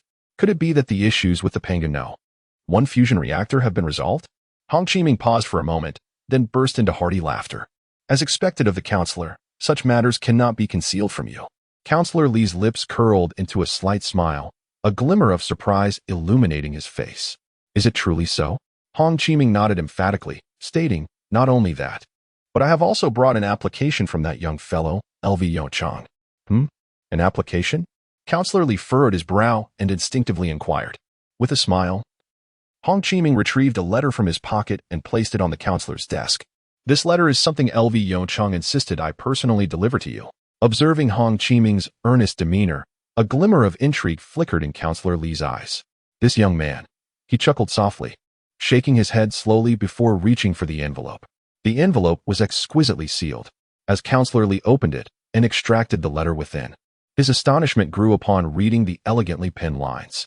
"After numerous experiments, We can confirm that the Pangu #1 reactor possesses all the necessary conditions for ignition. Counselor Lee, I hereby apply for the official commencement of the Pangu #1 fusion reactor at noon tomorrow, completing the grid connection task. A flush of excitement crept onto Counselor Lee's face. A spark of exhilaration ignited in his eyes, and in the next moment, his right hand came down forcefully upon the desk. Excellent, excellent, excellent. LV Yongchang truly embodies the hopes of our nation's new generation. Chiming, tomorrow. Accompany me to the Pangu #1 fusion reactor. Let us witness history firsthand. That evening at 7 p.m., the host of the Summer Nation News Channel announced gravely, "We have breaking news. The first commercial controllable nuclear fusion reactor in our country, Pangu #1, will officially be activated at noon tomorrow. The entire launch process will be broadcast live by the news agency of the Xia Kingdom." Shortly after the news report, the Xia Kingdom's internet was utterly inundated. The microblog, previously filled with various celebrity gossip, was instantly overwhelmed by this news. Completion of Pangu #1. At noon tomorrow, the Pangu #1 fusion reactor will be activated. The world's first commercially viable controllable nuclear fusion reactor. Countless netizens expressed their exhilaration in the comments section. Xia Kingdom is phenomenal. Unbelievable. Has this really been accomplished? I recall that the United States and ITER have yet to commence their second ignition experiment, right? Haha. Not to mention the second ignition. The fusion reactor in the United States still exists only on paper. This should not have been announced a day in advance. How am I supposed to sleep tonight? Perhaps I should just stay up all night to watch the live stream tomorrow morning? Help. I might just collapse from excitement. That night, the number of insomniacs in the Xia Kingdom surged exponentially. Thus, amid the anticipation of the masses, time slowly approached 10 o'clock a.m. the following day. Accompanied by a convoy of military vehicles, a red flag sedan with the license plate 00001 smoothly entered Songhai Bay. Before the Pangu #1 demonstration reactor, the red flag sedan came to a gentle stop. As the counselor gazed upon the gleaming silver hemispherical structure before him, a flicker of awe passed through his eyes. Chiming, I never imagined that controllable nuclear fusion would emerge on the soil of our nation in such a short span of mere months. Hong Chiming nodded with a smile in agreement, stating, "Indeed, I too was taken aback. When I first encountered the news about ITER, I must confess, my heart trembled with the fear that our country might once again fall behind the Western nations." The head of the committee's eyes sparkled with delight. It seems now that ITER must be regretting their decisions. Certainly, if they hadn't expelled us, according to the agreement, we would have been obliged to share this technology with them without any compensation. Hong Chiming laughed heartily. I suspect that in just a few hours, someone will be racked with regret. Upon hearing Hong Chiming's words, the head of the committee burst into laughter. Ha ha ha. Truly exhilarating. Come. Let us hasten inside to see how that rascal LV Yongchang is faring. With that, Councilman Lee strode forward, leading the way into the interior of the Pangu 1 nuclear demonstration facility. As they stepped into the central control room of Pangu 1, Councilman Lee and Hong Chiming were greeted by a scene of bustling activity. "Su Gu, have you inspected the reactor?" LV Yongchang called out loudly from the command platform, directing his inquiry towards Fong Su. "What about the superconducting coils and the national power grid? Are they prepared?" Councilman Lee stood at the doorway of the central control room, a gentle smile gracing his face as he observed the scene unfold. Deeply engrossed in his work, LV Yongchang remained oblivious to the presence of Hong Chiming and the committee head at the entrance. It was Fong Su who first noticed the two figures. "Mr. Lee, what brings you here?" Fong Su exclaimed in astonishment, his voice capturing the attention of all the researchers present. Upon seeing the esteemed Mr. Lee in person, each researcher promptly set aside their tasks and offered him a respectful nod. Meanwhile, Lu Yongchang hurried down from the command platform and swiftly approached the esteemed figure. "Is my presence unwelcome?" Mr. Lee responded with a smile, gently questioning Fong Su and Lu Yongchang. Fong Su's lips twitched slightly. "Of course you can come. It's just, this is nuclear fusion we're dealing with. What if there are dangers?" "I have complete faith in you all," Mr. Lee asserted resolutely, without a hint of hesitation. "Yongchang, tell me, can I trust you?" Chapter 41. The light of fusion shines across the land of Xia. Time slipped away, and before long, the clock on the wall pointed to 11. Zhao Zijia, sporting heavy dark circles under his eyes, had turned on the television in the living room early. He reached for the remote on the sofa and tuned into the Xia National News Channel. As he watched the endless stream of advertisements on the screen, a flicker of anxiety crossed his eyes. Why has the live broadcast of the controllable nuclear fusion ignition not yet commenced? Zhao Zijie kept stealing glances at the clock in the living room. It was already 11. They had promised to initiate the fusion reactor at noon. And now only an hour remained. Why had the broadcast not begun? Instinctively, he took out his phone and opened the messaging app. Has anyone seen any updates? Upon encountering the collective reaction of the crowd, Zhao Zijie's furrowed brow relaxed slightly. With a subtle movement of his fingers, he typed a message on his phone. Stop talking. I've been waiting since last night. If the live stream doesn't commence soon, I feel as though I might just collapse. Haha. I mean, old Zhao, you truly didn't sleep a wink last night, did you? Honestly, that seems quite plausible. Old Zhao is indeed that sort of person. A hint of wry amusement flickered in Zhao Zijie's eyes. Enough of the idle chatter. Turn on the television. The broadcast has begun. The once lively chat group quickly fell silent. Zhao Zijie hastily set his phone aside and turned his gaze towards the television. On the screen, the magnificent exterior of the Pangu No. 1 demonstration pile was prominently displayed. A flicker of confusion crossed Zhao Zijie's face as he murmured, "Is it merely showcasing the exterior? What is the point in that?" As he spoke, a palpable disappointment emerged on his countenance. While he could rationalize the approach of the Xi'an Nation's news coverage, the reality of being limited to a monotonous exterior view was, to be frank, disheartening. Reaching for the remote, Zhao Zijie switched off the television and let out a deep sigh. Listlessly tapping on his phone screen to convey a sighing emoji in the chat group. Let us disperse. It seems it's only the exterior. What can one glean from this? Old Zhao, why not take another look? The television feed has changed. Upon reading this message, Zhao Zijie's pupils dilated in surprise as he swiftly grabbed the remote and turned the television back on. Indeed, the image of the central control room materialized before his eyes. A young man in his 20s, clad in a white lab coat, stood gravely at the center of the command platform.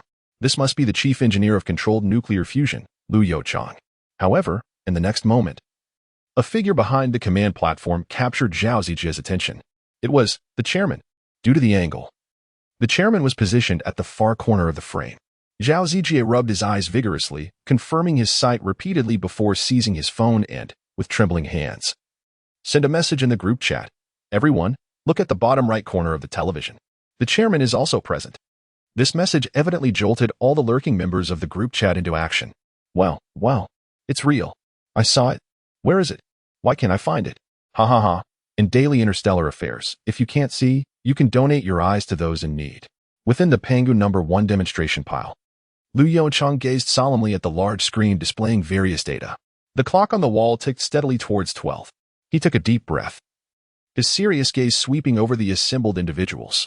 Then, he spoke softly, "Ladies and gentlemen, it is an honor to witness this moment together. Each of us has invested countless efforts into Pangu No. 1. Regardless of success or failure, I believe our names will forever be etched in the annals of human history." With that, Liu Youchang reached out and pressed the ignition button on the control console. A familiar humming sound resonated, and in an incredibly short span of time, the deuterium-tritium plasma was heated to over 100 million degrees Celsius. Endless energy surged forth from the Pangu 1 reactor. At this very moment, within the Pangu 1 demonstration pile, an unprecedented force of energy emerged, rivaling that of the most powerful celestial bodies. Observing the neutron dosage meter's value skyrocketing, excitement radiated from every face, yet not a single cheer escaped their lips. This was merely the beginning. The cooling system functioned impeccably. The intensity of the fusion reaction remained stable. The magnetohydrodynamic generator commenced operation, currently producing power at 35 of its rated capacity. As reports echoed through the room, Liu Youchang remained vigilant, refusing to let his guard down. The next step was crucial.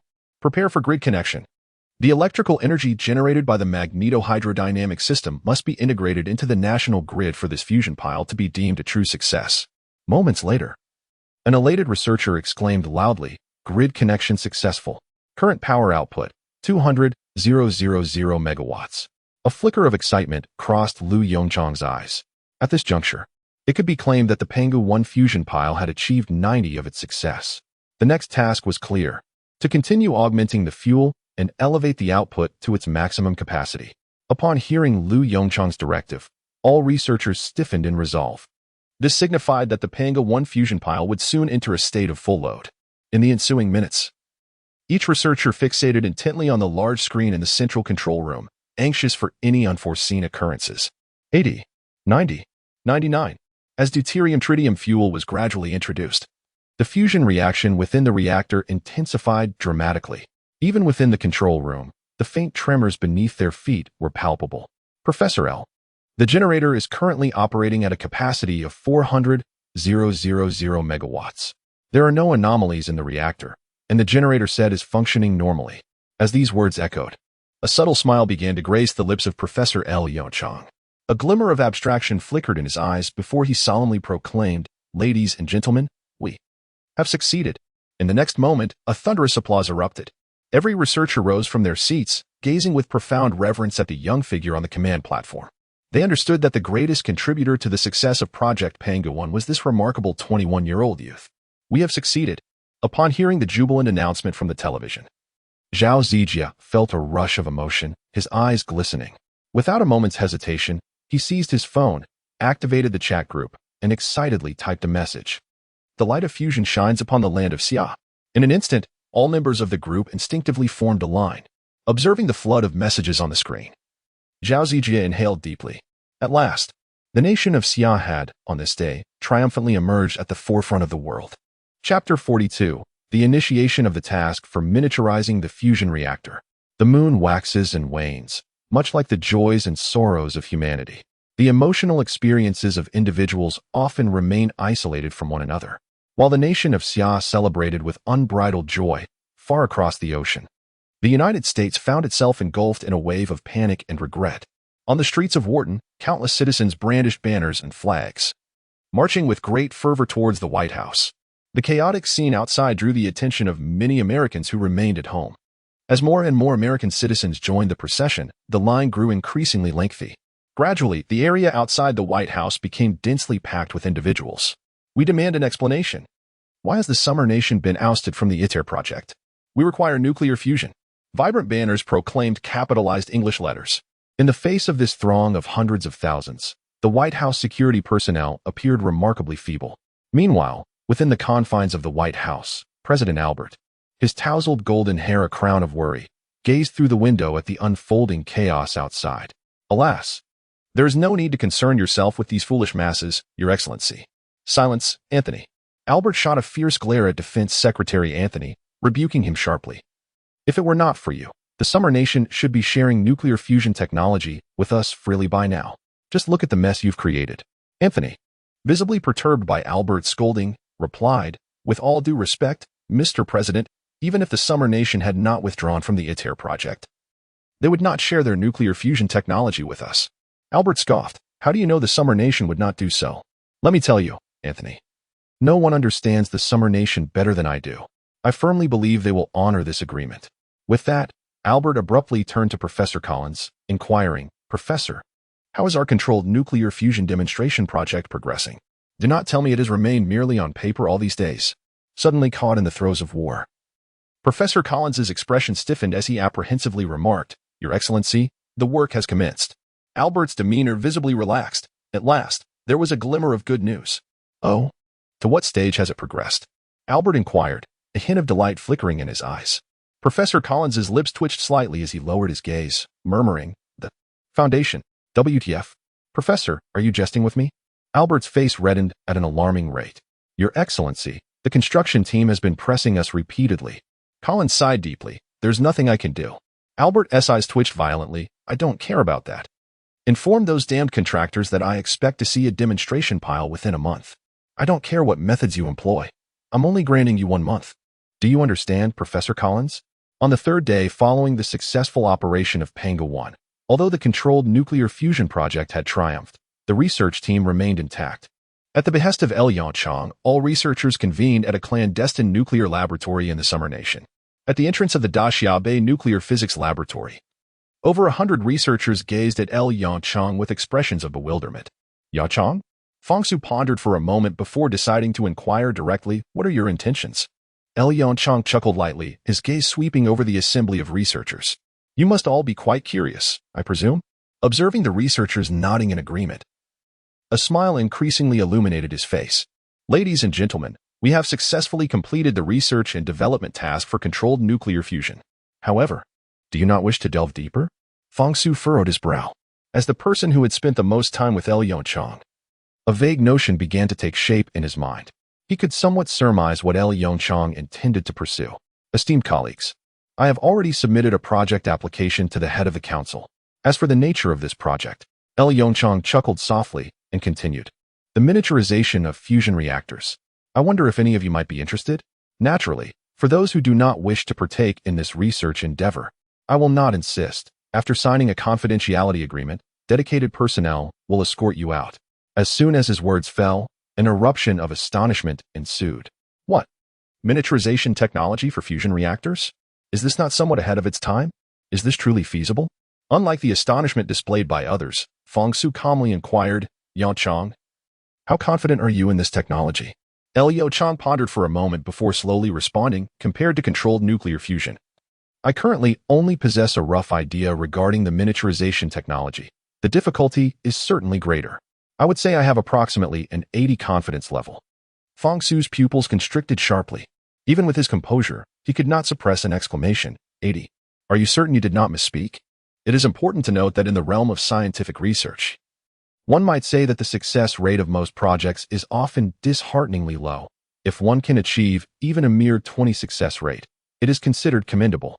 Fangsu even pondered whether Yongchang had perhaps confused the rates of success and failure. After all, in Fangsu's estimation, if the project boasted a 20 success rate, it would certainly be worth pursuing. Faced with Fangsu's astonishment, Yongchang cast him a bemused glance and muttered to himself, such an overreaction. An 80 success rate is already rather low. When I worked on Pango 1, I had a 99 confidence. Fangsu could only respond with a wry smile and a shake of his head. Utterly at a loss as to whether Yongchang's confidence was unfounded or if he simply lacked an adequate understanding of Yongchang's capabilities. I want to participate. I want to join as well. How could I possibly miss such a once-in-a-lifetime opportunity? I too wish to take part. Just think. I could then claim to have been a researcher involved in 2 world-class scientific endeavors. As Fangsu wrestled with his thoughts, the researchers around him began to voice their eagerness to join in. Sugo, what do you think? Yongchang inquired with a smile, turning to Fangsu. Have you made your decision? Fangsu's expression sharpened, a glimmer of determination flashing in his eyes. Of course, I cannot possibly let such a fortuitous opportunity slip away. Just as Yongchang prepared to lead the group into the Daxiabe Nuclear Physics Laboratory, a paper quietly emerged in the latest issue of Nature. On the sun's recent anomalous behavior. With the publication of this paper, the Hubble Space Telescope gradually redirected its gaze towards the sun. Chapter 43, The Summer National Observatory. 3 days later. Yongchang, have you seen the latest issue of Nature? As Yongchang sat in his office, contemplating the profound implications behind the phenomenon of luminescence, Fangsu's voice interrupted his thoughts. He paused, looking up at Fangsu. I haven't seen it. Why? Observing the mysterious expression on Fangsu's face, a flicker of curiosity crossed Yongchang's eyes. Nature, you really ought to take a look. Fangsu's eyes sparkled with intrigue. I've never witnessed anything so fantastical in my life. Fangsu chuckled, shaking his head. You, my friend, are simply too impatient. All right, I won't tease you any longer. An astronomical laboratory in America has published a paper in Nature, and according to their observations, the sun has exhibited numerous anomalous data over the past month. Based on these observations, the laboratory has drawn a conclusion. Ha ha ha. Yongchang, you will absolutely not guess what their conclusion is. Just as Fangsu was halfway through his sentence, Yongchang's expression suddenly changed drastically. Upon hearing Fangsu's inquiry, Yongchang murmured to himself, the sun has entered its aging phase. Just as he was about to articulate this absurd conclusion, Fangsu's expression momentarily faltered, and he gazed at Yongchang with an odd look. Didn't you say you hadn't seen the latest issue of Nature? Yongchang paid no heed to Fangsu's words. At that moment, his mind was in disarray. How could it have happened so quickly? He recalled that in his previous life, this paper had emerged 2 months later. Could it be that the sun's changes have accelerated? The terrifying scene of helium flashes resurfaced in his mind. Yongchang, what is wrong with you? Perhaps due to Yongchang's pallor, Fangsu grew anxious. He called out Yongchang's name loudly while turning to the nearby researcher, exclaiming, "Why are you standing there? Quickly call for medical personnel." Yongchang slowly waved his hand, halting the researcher's actions. "I'm fine. No need to call for medical personnel." Fangsu's brows knitted tightly as he whispered, "Is this really fine? Do you realize what your complexion looks like?" Yongchang swallowed hard and replied softly, "Brother Su, I need a telescope." Fangsu responded, "Huh?" Suddenly, Yongchang grasped Fang Su's arm tightly. Brother Su, trust me. Regardless of the reason, I require a laboratory capable of analyzing solar data. Observing the profound terror in Yongchang's eyes, Fang Su swallowed nervously. Though uncertain of what had transpired, he gently nodded, his expression grave as he replied, All right. I understand. Moreover, let me see the latest issue of Nature. Yongchang clenched his teeth and added softly. As he gazed upon the eerily familiar data within the pages of Nature, the last flicker of hope in his heart was utterly extinguished. The changes in the sun had indeed occurred prematurely. This defied all reason. Could it be that the alterations in the sun during the previous life were not merely a natural phenomenon? A chilling thought crept into Yongchang's mind. He hastily shook his head, casting aside that despairing notion. Knock, knock, knock. A series of knocks echoed. Without lifting his gaze, Yongchang remained transfixed on the Nature magazine on his desk. Come in. The door isn't locked. With a click, the spring lock sounded, and the door swung open. Yongchang, I have submitted a request to Minister Hong, came Fang Su's voice. Upon hearing this news, Yongchang's eyes brightened slightly, and he lifted his gaze toward Fang Su, who stood at the threshold. Have you managed to contact a reliable astronomical laboratory? Fang Su nodded gently. Minister Hong values your words highly and has directly reached out to the Summer Country Astronomical Observatory. Now it rests upon you. When do you plan to depart? Yongchang abruptly rose from his chair, his gaze piercing as he looked at Fang Su.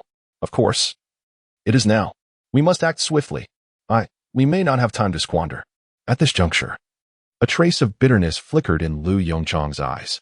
Observing this, Fang Su's expression deepened with confusion, yet he gently nodded in acknowledgement. I understand. There is a helicopter waiting outside the laboratory for you. Before Fang Su could finish his sentence, Yongchang seized the pen resting on the desk and resolutely exited the office. 2 hours later, an armed helicopter gracefully descended onto the helipad in front of the Summer National Observatory. Before the helicopter had fully settled, Yongchang leaped out. The whirring of the overhead rotor blades stirred a hint of nostalgia within him. Professor Liu, welcome. As the helicopter's blades gradually came to a halt, a silver-haired elder approached Yongchang with a warm smile. Who are you? A flicker of uncertainty crossed Yongchang's gaze. I apologize for not introducing myself sooner. The elder chuckled, his face alight with mirth. I am Yinange, the director of the Summer National Observatory. Yongchang was taken aback and quickly bowed respectfully towards the elder. Director Yi, I am unworthy to be in your presence. Please forgive my oversight. Yinange waved his hand dismissively, nonchalantly responding, Oh, do not mention it. Compared to controllable nuclear fusion, my position as the observatory director is hardly noteworthy. Suddenly, Yinange shifted the conversation. By the way, I heard from Minister Hong that you were here to study solar data. Yongchang nodded eagerly. Indeed. And the reason for this? Yi Lao furrowed his brows. Could it be about the paper published in Nature? Noticing the change in Yongchang's expression, Yinange instantly realized he was correct. As he led Yongchang toward the observatory, he said with a frown, Professor I must say, the claims in this Nature paper are highly inflated. The sun is currently in its prime, a conclusion that is indisputable. While we have observed some peculiar data alongside this paper, it certainly does not imply that the sun is entering a phase of decline. Listening to Yinange's words, a trace of bitterness flickered in Yongchang's eyes. In his previous life, it had been the same. Everyone believed that the sun's minor data fluctuations were mere coincidences. Consequently, humanity lost 2 precious years that could have been spent in preparation. Chapter 44. Did you graduate from the Department of Astronomy? With a heavy heart, Yongchang slowly shook his head and said, Yi Lao, I have reviewed the data presented in the paper. My outlook on the sun's future is rather bleak. We must seriously contemplate the survival of human civilization. Yinange, who had been walking ahead, suddenly halted. He turned around, frowning as he looked at Yongchang. Professor could this statement be a bit too? Yinange left his sentence unfinished, but Yongchang understood his implication. It was merely a matter of being overly cautious and exaggerating the facts. He felt no anger. On the contrary, he sensed a profound sadness and helplessness. The technological prowess of humanity is undeniably lacking. However, at this moment, Yongchang refrained from engaging in a dispute with Elder Yi. In the absence of concrete evidence, none would believe his assertions. Thus, he spoke in a calm tone. Elder Yi, whether it is true or not, let us await the observational data and my subsequent calculations before drawing conclusions. I sincerely hope that I am mistaken in my computations. Yinange furrowed his brow. casting a meaningful glance at Lu Yongchang. Very well, I shall take you to the observatory at once. At the Summer Nation Astronomical Observatory. In the observation chamber, a colossal telescope was prominently positioned at the center. Greetings, Elder Yi. Upon entering the chamber, a researcher respectfully greeted Yi Nanging. Elder Yi smiled and nodded, saying, Xiao Wang, please adjust the telescope to focus on the sun. Additionally, show Professor Lu the observational data from the past few days. The researcher, referred to as Xiao Wang, was momentarily taken aback, turning to face Lu Yongchang. Gradually, his eyes widened in astonishment. You are Professor Lu Yongchang? Professor Lu, I am truly your admirer. And no, you are my fan. I am your fan. Xiao Wang, visibly excited, gazed at Lu Yongchang. Stammering, Professor Lu, could you grant me an autograph? Lu Yongchang? Yi Nanging? It was evident that Elder Yu had not anticipated this turn of events, and he shot an awkward glare at the researcher. Ahem. Xiao Wang, we shall discuss autographs later. First, let us complete our research tasks. A hint of grievance flickered across Xiao Wang's face as he trudged toward the control panel. Observing this scene, LV Yongchang couldn't help but chuckle. Rest assured, I won't forget about the signatures. Upon hearing these words, a spark of excitement brightened Xiao Wang's eyes, and his steps became noticeably lighter. Elder Yi, watching the smiling LV Yongchang with a hint of envy, remarked, Professor LV, your popularity is truly remarkable. Just look at Xiao Wang. He resembles one of your own researchers. I even suspect that with a mere word from you, he would switch allegiances to your side. In the face of Elder Yi's jealousy, LV Yongchang could only smile and shrug his shoulders, expressing his helplessness. Before long, Xiao Wang approached LV Yongchang, laden with a stack of documents. Professor LV, these are the solar observation data from the past month. Do you require more? He continued. Retrieving data older than a month may take some time, but Xiao Wang's enthusiasm exceeded LV Yongchang's expectations. With a wry smile, he waved his hand dismissively. Ahem. That's not necessary. A month's worth of data is already sufficient. A trace of evident disappointment crossed Xiao Wang's face as he replied, All right then. If you need anything, just call for me. LV Yongchang nodded, still smiling wryly. He never anticipated that he would experience such star-like treatment. Once Xiao Wang departed, LV Yongchang took a deep breath, his expression turning serious as he gazed at the documents before him. Observing this, Elder Yu raised his eyebrows slightly. He harbored some doubts about whether Lu Yongchang could truly comprehend such highly specialized data. There are issues with this data, Lu Yongchang said solemnly in a low voice. Oh, what issues? Old Yi inquired, subtly leaning closer to Lu Yongchang. Look at the magnetic field intensity. Since half a month ago, there has been a noticeable increase in the solar magnetic field strength. Moreover, several other data points have also exhibited discrepancies. A flicker of astonishment crossed Old Ye's eyes. Within a mere few minutes, amidst the overwhelming volume of data, Lu Yongchang not only identified several problematic data points, but also rendered an accurate assessment of the current state of the sun. Such prowess. Professor Lu, did you graduate from the astronomy department? Yi Nanging gazed at Lu Yongchang in disbelief, instinctively asking. Lu Yongchang paused for a moment, then chuckled and shook his head. Old Yi, I graduated from the physics department of Sandow University. Technically, I am not yet graduated, as my diploma has not been issued. This was indeed true. Old Yi swallowed hard, staring at Lu Yongchang in incredulity. So, everything was self-taught, entirely self-taught. Lu Yongchang laughed it off. Incredible! Yi Nanging exclaimed, his eyes wide as saucers, murmuring, I have never encountered anyone like you. Coughing lightly to prevent Old Yi from continuing his astonishment, Lu Yongchang said, Old Yi, is there any draft paper around? I need to verify some calculations. Yi Lao, with a look of astonishment, nodded and retrieved several blank A4 sheets from the side. Are these sufficient? He inquired. Lu Yongchang accepted the A4 sheets with a gesture, simultaneously extracting his fountain pen from his pocket, and replied affirmatively, Yes, indeed. As he settled into a chair, his hand moved with remarkable speed, inscribing a series of calculations upon the A4 paper. Yi Nanging leaned in eagerly, his gaze fixed intently on Lu Yongchang's handwriting. Initially, Yi Nanging was able to keep pace with Lu Yongchang's thought process. However, after a few minutes, he found himself bewildered, lifting his head in confusion to glance at the fervently writing Lu Yongchang. Was it truly a deficiency in his own abilities? That seemed implausible. He held a modicum of confidence in his mathematical prowess. While he may not have been equipped to tackle the formidable problems of mathematical history, He certainly felt capable of addressing issues within astronomy with ease. Yet at this moment, he found himself utterly unable to comprehend the intricate transformations of Liu Yongchang's calculations. This moment brought to mind the haunting memories of his university days, dominated by the dread of higher mathematics. Half an hour later, Liu Yongchang exhaled deeply, his expression grave as he set down his fountain pen. What is the outcome?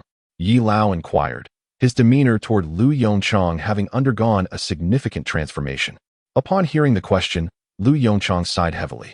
The most unfavorable result had materialized. The sun's anomalous activity had indeed accelerated by 2 months. Moreover, the rate of the sun's aging was evidently quicker than in the previous life.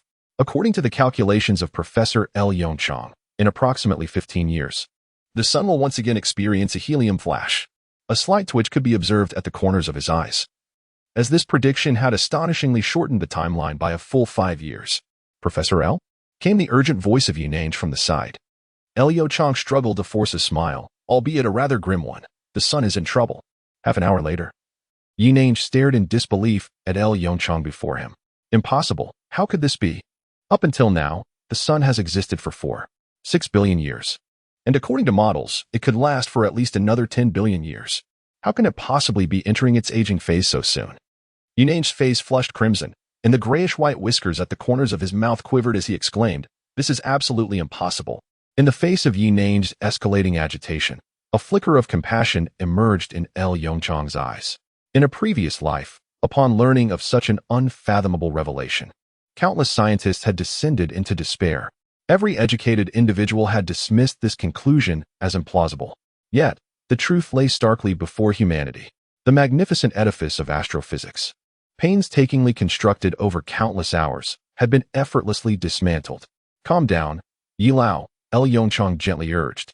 The entire calculation process is laid out here, and I have just provided you with a detailed explanation of every step you may not comprehend. Do you find any flaws? Yi Lao's expression abruptly froze. It was precisely because he understood that L. Yongchang's calculations contained no fallacies that he found it so challenging to accept this reality. Mathematics does not deceive. In the mathematical model, the sun visibly ages at an alarming pace. It trembles as it raises its wrinkled hand, forcefully plucking a strand of its beard. Hiss! Old Yi gasps in disbelief, murmuring to himself, This is real." In the next moment, Old Yi suddenly turns to the side, seizing Professor Liu Yongchang's arm with his frail right hand. "Professor Liu, what shall we do now?" Liu Yongchang's expression turns grave as he articulates each word with precision. "We must seek the chairman of the council. In the capital. Within the first ring road. In the office of the chairman of the council." Yongchang. Upon seeing Liu Yongchang, Councilman Li's face breaks into a faint smile. "What brings you here instead of diligently working on your compact fusion reactor project?" Liu Yongchang's countenance is laden with bitterness as he slowly shakes his head, speaking solemnly. "Chairman, I have something of utmost importance to report to you." Noticing the seriousness etched on Liu Yongchang's face, Councilman Li's demeanor gradually shifts to one of gravity. He sets down his pen and, with a somber expression, addresses Liu Yongchang. "Speak your mind." As Liu Yongchang's words resonate in the air, the office of the chairman falls into a profound silence. After a long pause, the chairman finally exhales deeply. "Hiss. Yongchang, are you certain that everything you just said is true?" Observing the chairman's intense skepticism, Liu Yongchang reluctantly nods. "Chairman, if you harbor doubts, you may consult some astronomical experts to validate my conjectures." Counselor Li shook his head with a bitter smile. "Yongchang, it is not that I lack faith in you. It is simply that your assertions are rather far-fetched." Liu Yongchang fell silent. The counselor's words held a ring of truth. To be frank, the counselor's decision not to summarily dismiss him could be considered a generous gesture. "Counselor, Elder Yi from the Summer National Observatory is just outside. Shall I summon him for his insight?" Upon seeing the counselor nod, Liu Yongchang hurriedly opened the door and ushered Yu Nanking inside. The counselor furrowed his brow as he regarded Yu Nanking, who stood beside Liu Yongchang. "Elder Yi, do you believe there is any merit to Yongchang's calculations?" In response to the counselor's inquiry, Yu Nanking, with a pained expression, nodded slightly. "Counselor, I have not detected any flaws." Tap, tap, tap. Despite the urgency surging within him, Liu Yongchang patiently awaited the counselor's resolution. After all, when faced with such a magnitude of disaster, without the support of the Summer Nation, a miraculous turnaround was utterly unattainable. Since you both are in agreement, I shall place my trust in you this once. The counselor said gravely. I will convene a meeting immediately to verify this situation. Should the circumstances prove accurate, we may need to contemplate contingency plans. With that, the counselor reclined in his chair and sighed once more. Liu Yongchang's gaze flickered with a hint of anticipation. Counselor, based on my calculations, this evening, a remarkably intense aurora will erupt across the skies worldwide. This signifies the sun's complete descent into its twilight. The speaker's eyes flickered slightly. As the speaker, he was acutely aware of certain fundamental truths. Auroras typically manifest only in the skies above the Antarctic or Arctic regions. The last instance of a global auroral display occurred in 1958, coinciding with a significant solar event. Presently, the solar activity was evidently insufficient to precipitate such a grand spectacle. Thus, he nodded gently, acknowledging, very well, I understand. Should a worldwide aurora truly occur, I believe your hypothesis would gain considerable credence. With that, the speaker cast a meaningful glance at Liu Yongchang. That evening, an urgent meeting convened in the Great Hall of Xia Country, gathering the majority of the nation's esteemed astronomers and physicists. Chapter 46, The Foundations of the Astronomical Institution in Turmoil? Within the Great Hall, the foremost physicists and astronomers of Xia Country took their seats. The speaker sat gravely at the forefront, his countenance betraying a profound concern. Clearing his throat, the speaker adjusted the microphone and, upon seeing the collective gaze of the audience upon him, he pondered for a moment before speaking. Esteemed professors and academicians, I have hastily summoned you all today because I have just received some alarming news. With that, the speaker activated the projector in the Great Hall, and a scholarly paper appeared on the expansive screen.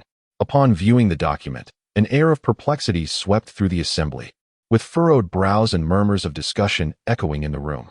Is this the paper published in Nature a few days ago? Indeed, I have quite a recollection of it. At this moment, Counselor Li presents the paper. What could he be aiming to elucidate? It remains unclear. Perhaps the sun has truly entered its aging phase? Nonsense. How could that be possible? Observing the murmurs from the audience, Counselor Li's expression grew increasingly grave. Silence. Based on the data within the paper, alongside the observational data from the Xi'an Nation Astronomical Observatory over the past month, Professor L.V. Yongchang has reached a conclusion through his calculations. The sun is aging at an unprecedented rate. The model predicts that it will transform into a red giant within a decade and will undergo helium flash within 15 years. Counselor Li's voice momentarily paused, adding, this calculated data has been verified by Yi Nange of the Xi'an Nation Astronomical Observatory. Once he finished speaking, an overwhelming silence enveloped the grand hall of the Xi'an National Assembly. The pupils of all attendees instantly constricted to the size of pinpoints. After more than 10 seconds, an uproar ensued. What? How could this be possible? Professor L.V. Yongchang? Is he not a researcher in controllable nuclear fusion? How has he suddenly turned to astronomy? I have heard that he is merely a sophomore undergraduate. This cannot be serious. Yet, Elder Yi has actually affirmed Professor L.V.'s calculated results. Does that not imply? Let us refrain from wild speculation and await the counselor's explanation. Minutes later, the chatter gradually subsided. Nimberly surveyed the audience below and spoke again. To be candid, I harbor my doubts regarding this conclusion. The purpose of convening you all today is to conduct a verification. As he spoke, the images on the projection screen shifted. The professors gazed at the neatly arranged equations, their brows furrowing deeply. This was the latest solar model established by Professor L. Yongchang. Let us see if we can identify any flaws within it. Furthermore, according to this model, it is predicted that around 10:50 p.m. this evening, an exceptionally intense auroral phenomenon will manifest globally. At the moment these words were uttered, everyone turned their gaze towards the window. The sky outside was enveloped in darkness, devoid of any signs of auroras. The chairman raised his wrist to glance at his watch, 9:56 p.m., leaving less than an hour until the predicted time. Academician Yang Jianchuan. What is your perspective on this assertion? Member Li inquired calmly. Academician Yang, being addressed, furrowed his brow and muttered, impossible. While an extraordinarily intense auroral event did occur in 1958, it was during a period of heightened solar activity. According to recent observational data, solar activity is far from reaching such levels. Member Li nodded gently. So, you are suggesting that the likelihood of a global aurora occurring at this moment is exceedingly low. Am I correct? Upon meeting Academician Yang Jinchuan's nod, Congressman Li took a deep breath. This implies that if a global aurora were indeed to occur in an hour, At this point, Congressman Lee refrained from continuing. The individuals present were no fools. They naturally grasped the implications woven within the congressman's lengthy discourse. After a moment of silence, Congressman Lee, with a grave expression, spoke once more. "Esteemed professors, it is still early. Let us first validate Professor L's model." At 22:35, all the professors and academicians furrowed their brows as they gazed at the projected page of the simulation process. "Old Yang, do you perceive any issues?" A concerned academician quietly inquired of Yang Jianchuan. Yang Jianchuan slowly shook his head. I cannot discern any problems. In fact, after examining this model, I suspect that the stellar models we previously established may contain errors. What? The academician was taken aback, exclaiming, "This. Old Yang, such jesting is unwarranted. As a luminary in the field of astronomy within Summer Country, Old Yang's judgments are rarely erroneous. Thus, his perspective wields significant influence over the assessments of the majority." With a somber countenance, Old Yang sighed deeply. "I too hope this is not the case. The span of human history is far too brief, and our technological prowess remains inadequate. The only star we can genuinely interact with is the sun. Hence, it is not unusual for models to be flawed." Upon witnessing the incredulous expressions on the faces of several professors surrounding him, Old Yang slightly moderated his tone. "Of course, it is possible that our model is indeed accurate. It is merely that the sun has encountered certain anomalies unknown to us, which has led to this peculiar phenomenon." Upon hearing this, the professor's expressions softened somewhat. After all, should the foundational model of stars be found erroneous, it would signify a profound destabilization of the very edifice of human astronomy. This is a reality that no researcher can accept. Ahem. The sound of the chairman clearing his throat resonated through the hall. "Ladies and gentlemen, have we identified any flaws? Or does anyone dissent regarding this extrapolation?" Time passed slowly, each second stretching into eternity. The vast assembly hall of the Summer Nation fell into an eerie silence. Hundreds of professors and academicians bowed their heads, unwilling to meet the gaze of the chairman on stage. Even the more seasoned members of the Astronomy and Physics Academies sighed deeply, shaking their heads in resignation. Observing this scene, Councilman Lee's eyes flickered with disappointment. He slowly closed his eyes, letting out a profound sigh. In that moment, before he could finish his thought, an exclamation erupted from the audience. "The aurora! It has truly manifested!" Councilman Lee abruptly opened his eyes and turned to gaze out the window. A resplendent red light appeared above the Capitol. The crimson glow gradually spread across the entire sky.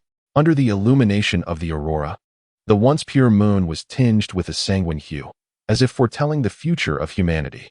Chapter 47. Precise prophecy. Gazing at the resplendent crimson aurora outside the window, Counselor Lee swallowed nervously. The breathtaking scene before him evoked an overwhelming sense of suffocation. Shaking his head slightly, he dared not contemplate the future any further. In the Summer Nation, in the Magic City, Zhao Zijia sat on the balcony, quietly admiring the luminous moon hanging in the sky. The gentle evening breeze of early summer caressed his skin, bringing with it a hint of coolness. He retrieved his phone from his pocket, accessed the chat group on the messaging app, and effortlessly located the conversation where his friends were bantering. How dull.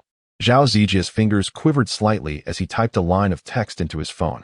"I am all alone on this open balcony." Sigh. So boring.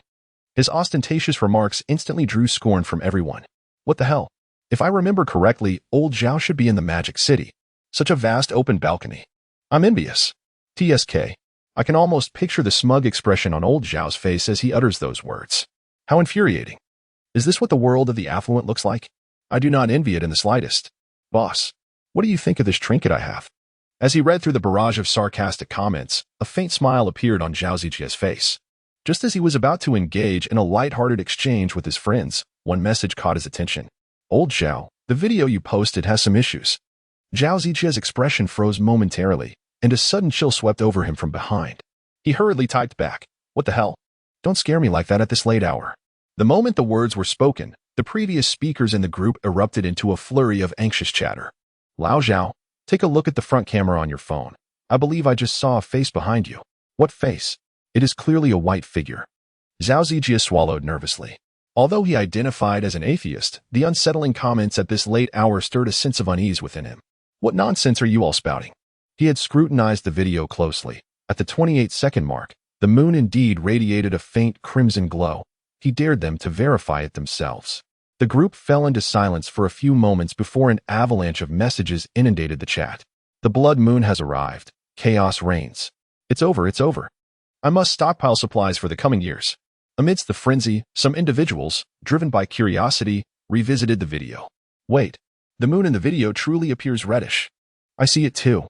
Zhao Zijie frowned at his phone, instinctively replaying the video he had just recorded. As the playback reached the 28-second mark, his pupils dilated slightly. He too witnessed it, the moon's surface seemingly adorned with a gentle red hue. In the next instant, he abruptly lifted his gaze toward the sky. No, it is not just the moon glowing red. The entire sky is enveloped in a soft crimson light. Look outside. Why is the sky over Magic City starting to glow red? Mere seconds after sending the message, responses flooded in. Goodness, it's happening here too. I'm in Hangzhou. The mountain city is aglow. The skies of the land of cherry blossoms shimmer with a crimson hue. As time progresses, the red light in the heavens intensifies. Gradually, an extraordinarily splendid red ribbon manifests before Zhao Zijie's eyes. Suddenly, a resounding explosion reverberates through the air. The dazzling lights of the magical metropolis are instantaneously shrouded in darkness. Concurrently, piercing screams echo from all directions. In a flurry, Zhao Zijie fumbles for his phone. It reads 2250.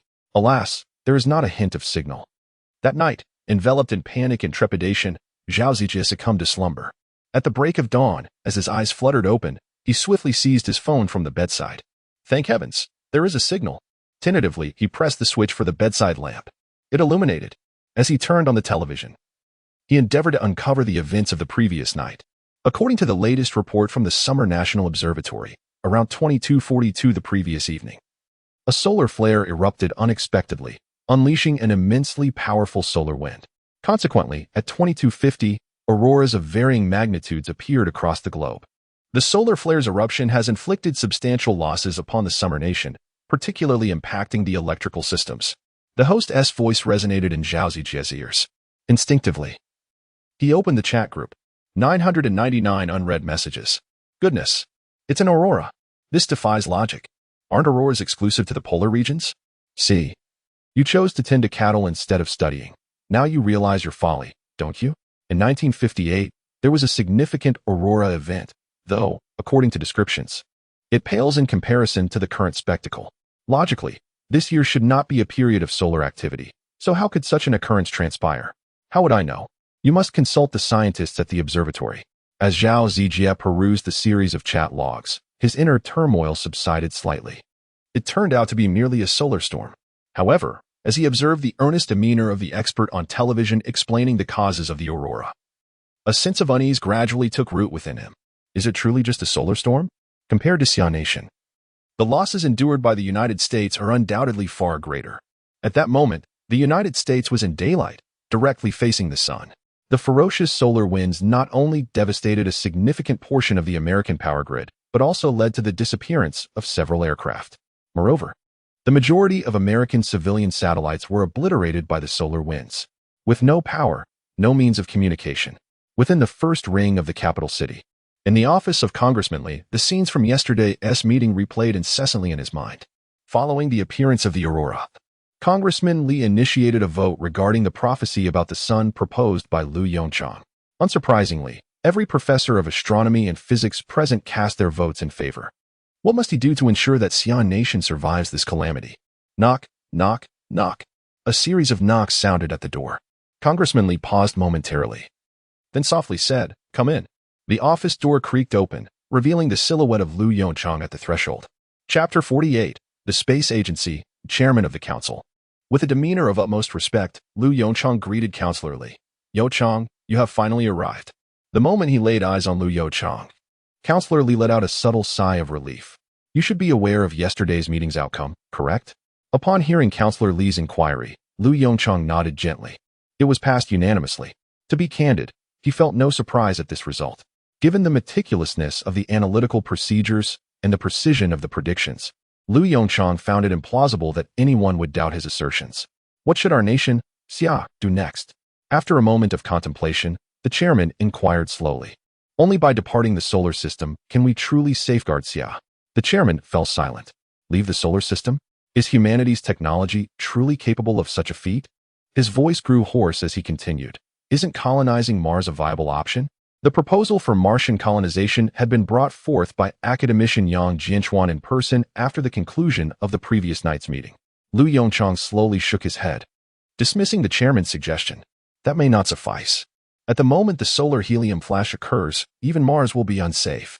Perhaps the only secure zone lies beyond the solar system. The chairman closed his eyes in anguish. After a lengthy pause, he spoke again, his voice increasingly raspy. According to your plan, how many from our nation, Xia, can survive? Upon hearing the chairman's question, Lu Yongchang momentarily found himself at a loss for words. How many people will survive? Indeed, this is a pressing question. Lu Yongchang fell into a deep contemplation. Given the current population growth rate of the Xi'an nation. Observing Lu Yongchang's silence, the head of the council revealed a bitter smile. Could it be 10,000? Lu Yongchang replied. Indeed. Is it true that even 10,000 cannot be preserved? Witnessing Lu Yongchang's peculiar gaze, the head of the council appeared increasingly pained. With a staggering 15 billion citizens in the Xi'an nation, can we truly not safeguard even 10,000? Cough, cough. Perhaps you have misunderstood, head of the council. Lu Yongchang spoke with an unusual expression. According to my plan, after excluding the elderly and ill who are unfit for interstellar travel, and factoring in the natural growth rate over the next 15 years, the Xi'an nation should have around 1 billion individuals capable of successfully escaping. A profound silence enveloped the office. Yongchang, do you comprehend what you are asserting? The head of the council regarded Lu Yongchang with a perplexed expression. 1 billion people embarking on an interstellar journey? Are you recounting a science fiction tale? Lu Yongchang met the head of the council's gaze earnestly. His demeanor grave. Head of the council, amidst the research of controllable nuclear fusion, you should recognize that I have accomplished everything I have stated. The head of the council's expression softened slightly, and he gently nodded, acknowledging Lu Yongchang's words. Perhaps my proposed plan seems somewhat outlandish, but for the future of the people of Xia, I implore you to place your complete trust in me. The head of the council's profound gaze remained locked onto Lu Yongchang's eyes. After a lengthy pause, he took a deep breath. Certainly. Here is the refined and elevated translation of your text. Excellent. I place my trust in you. According to this station's report, effective immediately, the Summer Nation will establish a space administration, with the esteemed father of controlled nuclear fusion, L.V. Yongchang, appointed as its inaugural director. The primary mission of the space administration is. In the evening, a significant news announcement emerged from the Summer Nation's news channel. Within a mere half hour, the term space administration surged to the top of the trending topics on Weibo. Astonishing. A space administration? Is the Summer Nation embarking on a venture into outer space?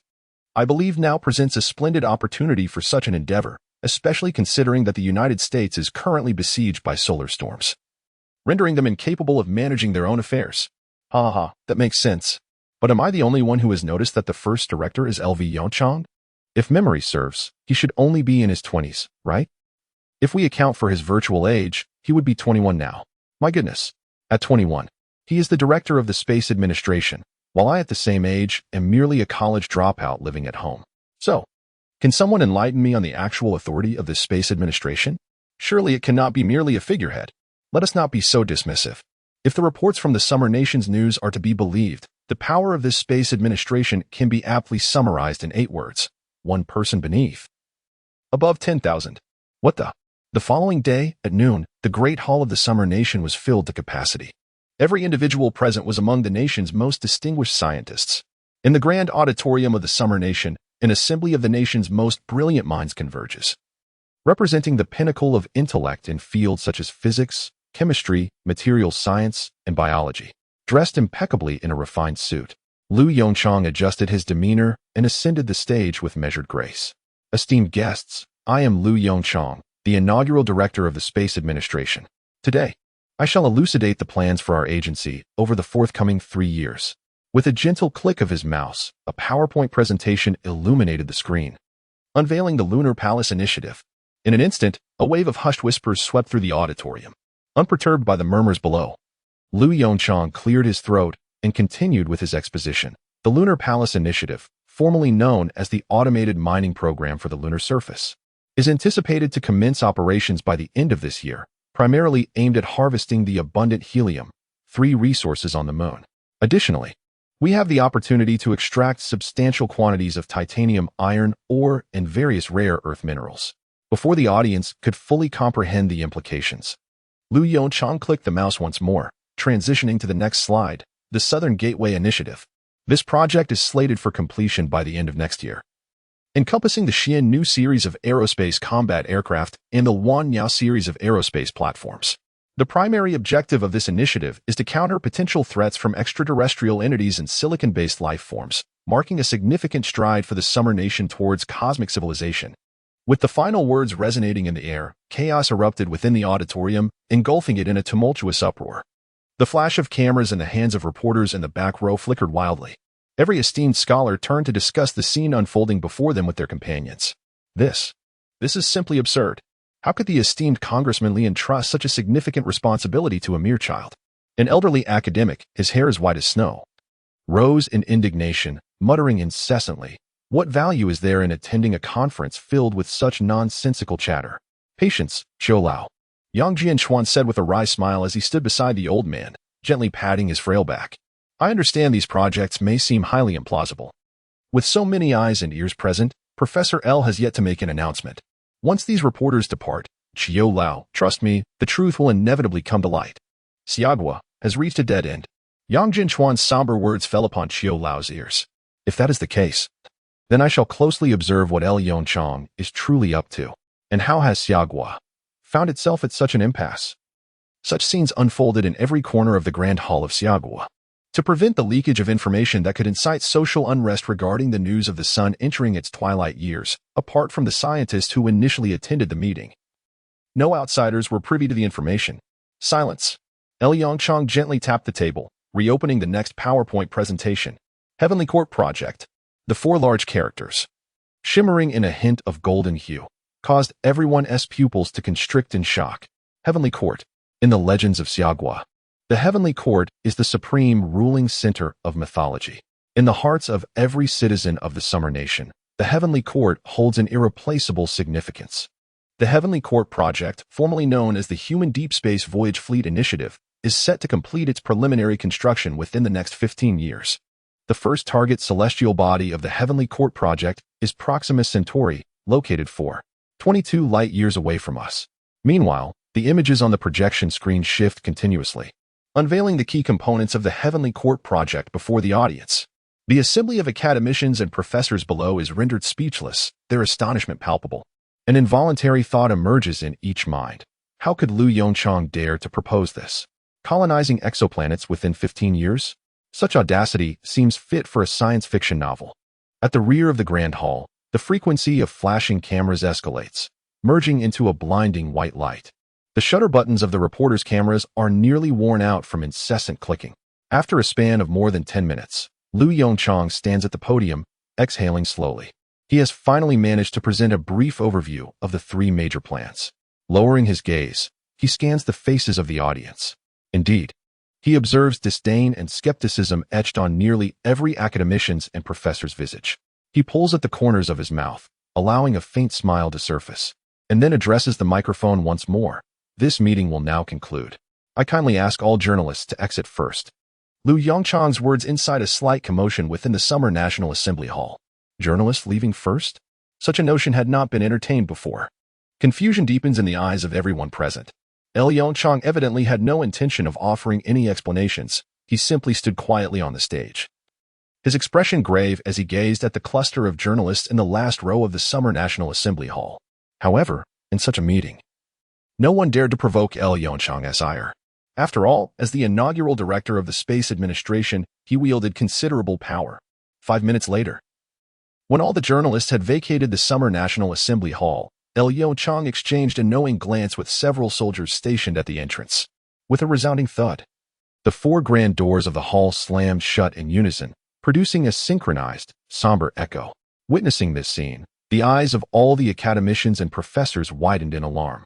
What was happening? "Ladies and gentlemen, what I am about to discuss pertains to national security," L Yongchang intoned meaningfully. "Therefore, I kindly request that you sign a confidentiality agreement." As he spoke, several soldiers began distributing the confidentiality agreements to the academicians and professors in turn. What? They were required to sign a confidentiality agreement. What on earth had transpired regarding national security? As L Yongchang's words hung in the air, a flurry of whispers erupted among the younger professors, who could no longer contain their curiosity.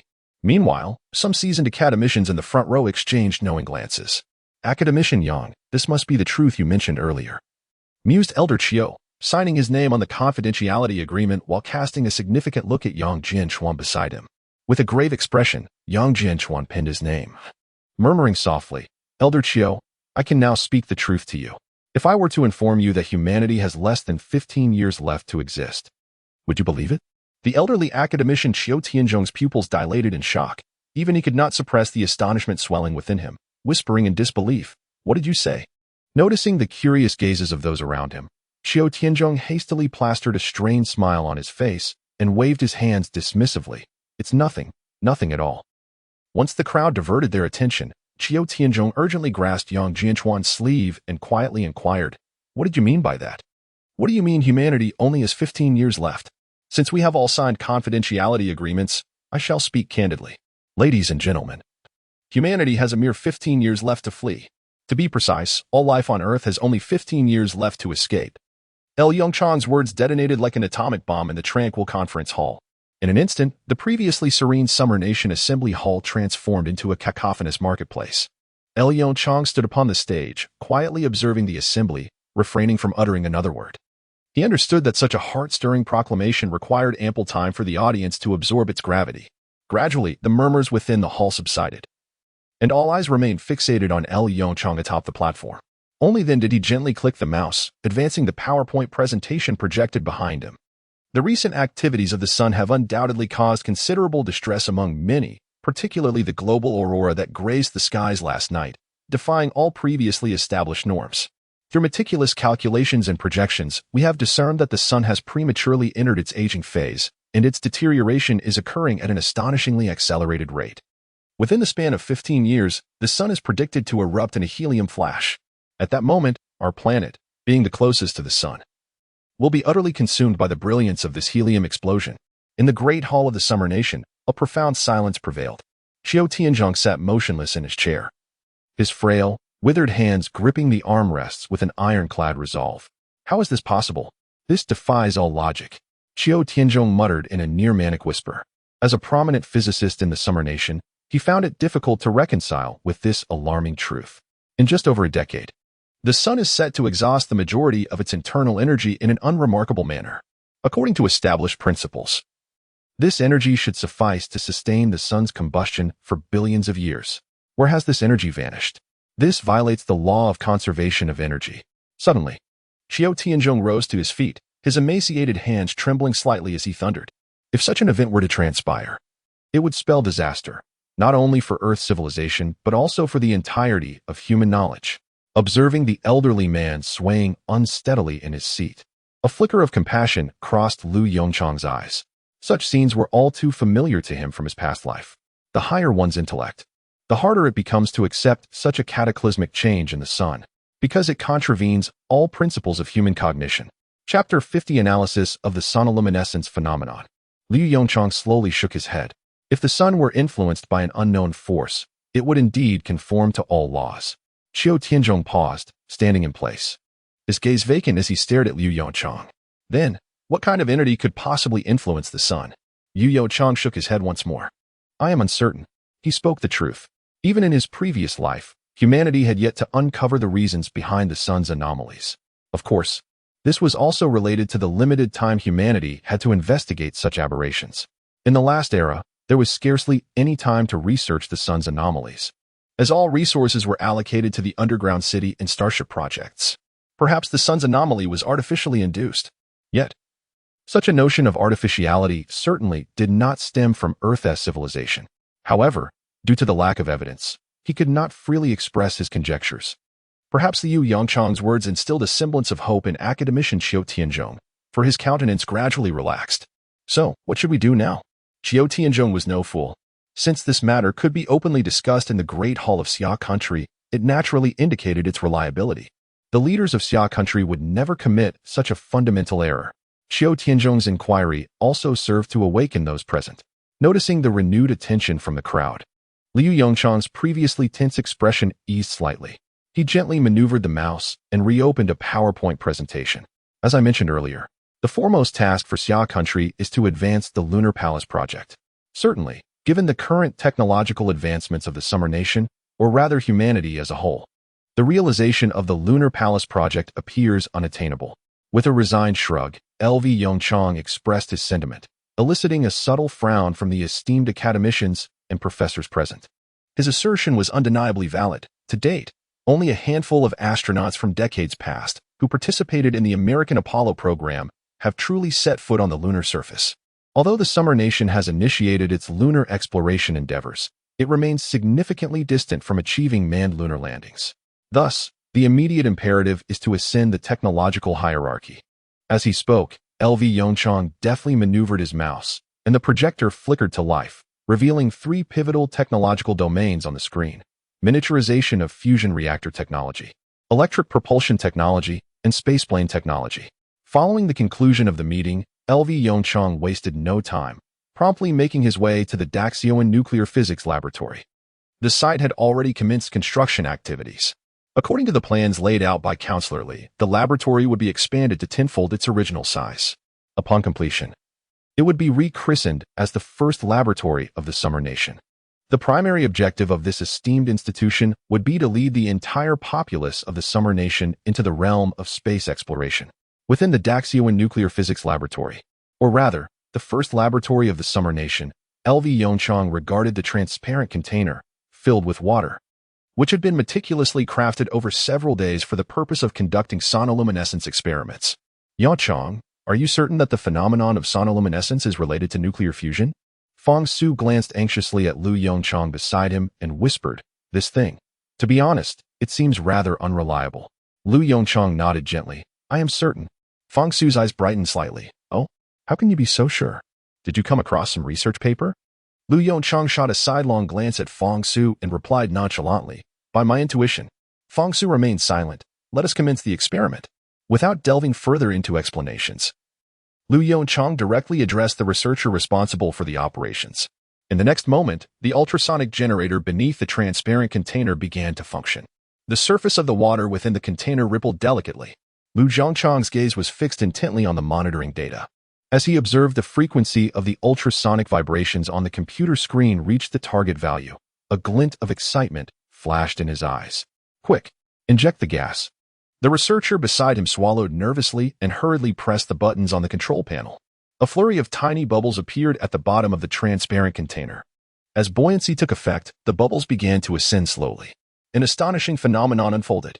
In the next instant, when the bubbles collapsed to their smallest volume, a faint glow was emitted from within them. It was a success. A flicker of exhilaration crossed Lu Yongchang's eyes. He then abruptly turned to the researcher beside him. "Have all the data been recorded?" The researcher swiftly typed on the keyboard and then exhaled in relief. "Professor, all data has been successfully recorded." "Excellent." In L. Yongchang's eyes, joy intensified as he transmitted all the experimental data to my computer. "By the way, Brother Su, continue experimenting with different solutions in varying frequencies of ultrasound. I require more data." With that, L. Yongchang strode purposefully towards his office. Inside the office, L. Yongchang gazed at the myriad of complex data displayed on his computer, his brow furrowing deeply. The recent observation of sonoluminescence revealed that the temperature at the moment of bubble collapse was not exceedingly high, merely around 100,000 degrees Celsius. In the realm of controllable nuclear fusion, which typically operates in the hundreds of millions of degrees, 100,000 degrees is hardly worthy of consideration. To harness sonoluminescence for the purpose of achieving controllable nuclear fusion, he must first address the upper limit of the bubble collapse temperature. After all, it is essential to elevate the internal temperature of the bubble to the threshold necessary for initiating nuclear fusion. The most straightforward approach to resolving this issue is to establish a mathematical model. As for the factors influencing the temperature of bubble collapse, it is no exaggeration to assert that L. Yongchang could derive the most fundamental conclusions with merely the tips of his toes. The variables are simply the frequency of the ultrasound, the type of solution, or perhaps the shape of the container. This was precisely why he had specifically instructed Fang Su before retreating into his research. Any mathematical model necessitates a substantial amount of experimental data as its foundation. As L. Yongchang observed the continuous influx of diverse data on his computer, he took a deep breath. He then reached for the pen resting beside him. The sound of the pen cap being removed resonated sharply in the stillness. In the next moment, his expression transformed instantaneously. The time for intense work had commenced. The once tranquil office was suddenly filled with the rustling sound of a pen gliding across draft paper. Chapter 51. The Deceptions of the Strategic Deception Bureau. That evening, as major media outlets finalized their press releases, social media in Xia country erupted in an instant. On the trending topics list, 10 strikingly prominent phrases appeared. Adorned in a vivid combination of red and black: Lunar Palace Project, Southern Heavenly Gate Project, Celestial Court Project, Professor L is amazing, and more. These trending topics caused the Weibo server to crash under the sheer volume of traffic. Countless curious netizens flooded the comment section, expressing their exhilaration. What on earth is happening? What is going on? As long as I accept my own weaknesses, I shall be invincible. Ahem, pardon me. I seem to have wandered into the wrong scene. The current editors are becoming increasingly absurd. Are they seriously broadcasting content from a science fiction novel as news? Those upstairs, pay attention closely. This is the recent conference held by the Xia Country Space Administration, and these concepts were all proposed by the inaugural director, Professor L. Could someone enlighten me on the current year? I suspect I have traveled through time. Why do I sense the echoes of the rivalry between the United States and the Soviet Union? Naturally, a renowned military forum in Xia country was no exception, as this news ignited a flurry of discussion. After dinner, Zhao Zijie, as was his custom, sat before his computer, opened his browser, and skillfully typed the domain name into the address bar. The web page swiftly redirected to a military forum. Unlike before, the homepage of this military forum featured a striking line in bold red letters. The space agency's meeting content is revealed. Zhao Zijie furrowed his brows slightly. It is no exaggeration to say that wherever there is internet and signal, nearly everyone is aware of this newly established department. However, how could the space agency's meeting be related to a military forum? A hint of confusion flickered in Zhao Zijie's eyes as he instinctively clicked on the highlighted title. The Lunar Palace Project? A lunar autonomous mining plan? Set to commence production by the end of this year. What on earth? Zhao Zijie released the mouse and rubbed his eyes, questioning whether he had misread the information. How could it be that the Xia country suddenly proposed a lunar mining plan out of the blue? Not to mention that Xia country has yet to successfully conduct a manned moon landing, right? To commence a lunar mining project by the end of the year seems utterly fantastical. Has Professor L lost his mind? Zhao Zijie murmured to himself, before opening the messaging group to capture a screenshot of the news and send it out. Beep, beep, beep. Soon, a flurry of urgent message notifications echoed. Zhao Zijie hurriedly reopened the messaging group to check. Old Zhao, you can't be just finding this out now, right? Just a friendly reminder. The Lunar Palace project is the most feasible among the 3 major plans. Old Zhao, perhaps you should finish reading the news before commenting. As he read the messages in the group, Zhao Zijie's pupils constricted slightly. The 3 major plans? And this one is the simplest? Zhao Zijie hastily closed the interface of the group chat and carefully maneuvered his mouse to examine the details. Gradually, an expression of bewilderment overtook his countenance. The Nanxiamen project, featuring the Xian NV series of aerospace combat aircraft and the Huanyao series of aerospace platforms, was ostensibly designed to combat an extraterrestrial invasion? What on earth? And it was slated for completion by the end of next year. As he scrolled down with his mouse wheel, the intricate details of the Nanxiamen project materialized before him. The Xian NV series of aerospace fighters boasted a length of 30 to 50 meters, a maximum takeoff weight of 80 to 100 tons, and an atmospheric cruising speed of 11.2 kilometers per second, the second cosmic velocity. In the vacuum of space, it could reach a staggering speed of 16.7 kilometers per second, the third cosmic velocity. It employed dual fusion engines with a propulsion system driven by electric thrust. Its primary armaments included a rapid-fire laser cannon and ultra-high-speed medium to long-range air-to-air missiles, capable of accommodating nuclear warheads. The subsequent Huanyao series was even more astonishing. With an overall length of 500 meters, a wingspan of 300 meters, and a maximum takeoff weight of 300,000 tons.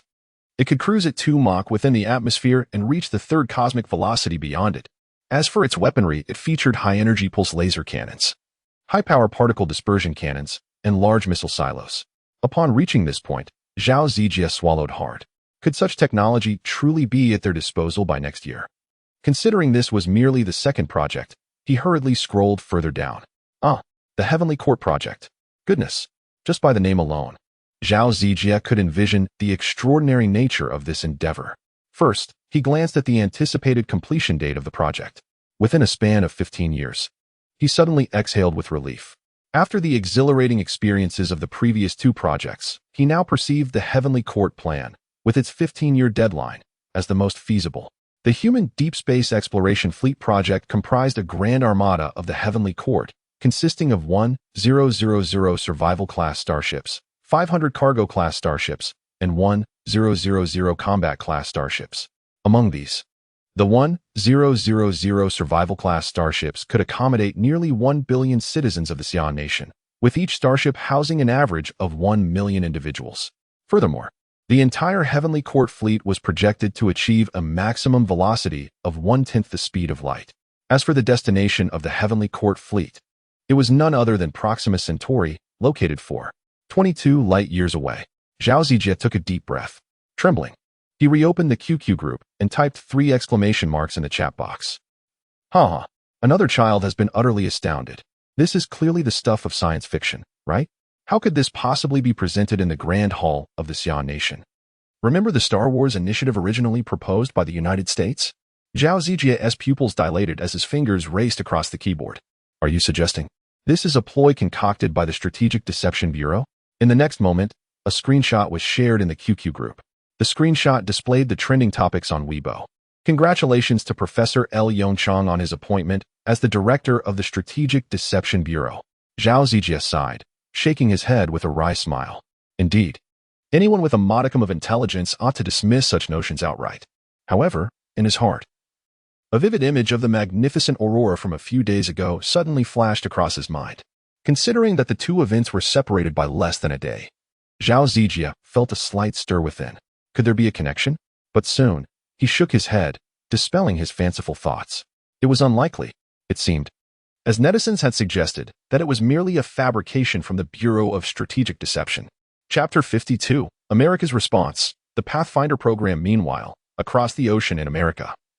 Within the presidential office of the White House in Washington, Albert's complexion flushed with anger as his small eyes fixed intently on Defense Secretary Anthony and CIA Director William Blair.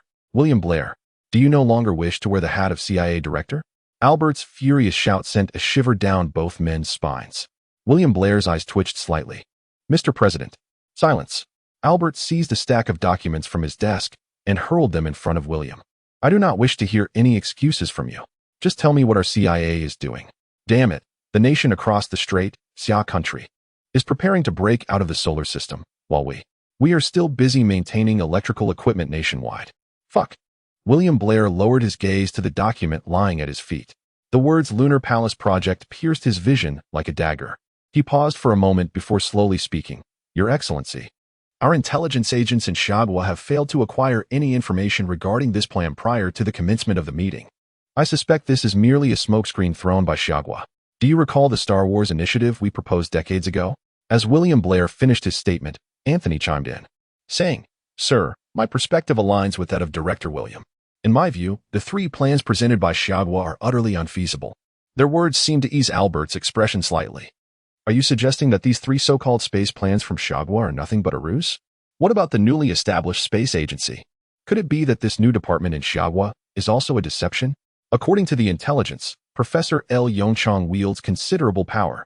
William chuckled softly and countered, Your Excellency, would you appoint a 21-year-old to head NASA? Without a moment's hesitation, Albert shook his head. What a joke. A 21-year-old should be busy with university romances. William shrugged, spreading his hands with a smirk directed at the president. Albert paused, then suddenly grasped the implication, nodding gently. I believe I understand your point. In your view, how should we respond to the smokescreens that Xiagua has released? In recent days, the reactions on Twitter have not been particularly favorable. We must formulate a strategy promptly. A faint smile of bitterness flickered in William's eyes. Twitter. Once again, Twitter. How did the United States end up with such a president? He sighed softly within, then turned his pleading gaze towards Anthony beside him. Such matters were hardly within the purview of the Central Intelligence Agency. After a moment of contemplation, a glimmer of insight sparkled in Anthony's eyes as he solemnly declared, Mr. President, I believe it is imperative that we initiate the Mars landing program. Albert's pupils contracted slightly, and his expression grew considerably more serious. A Mars landing. Are you certain? Anthony nodded slowly, yet with unwavering conviction.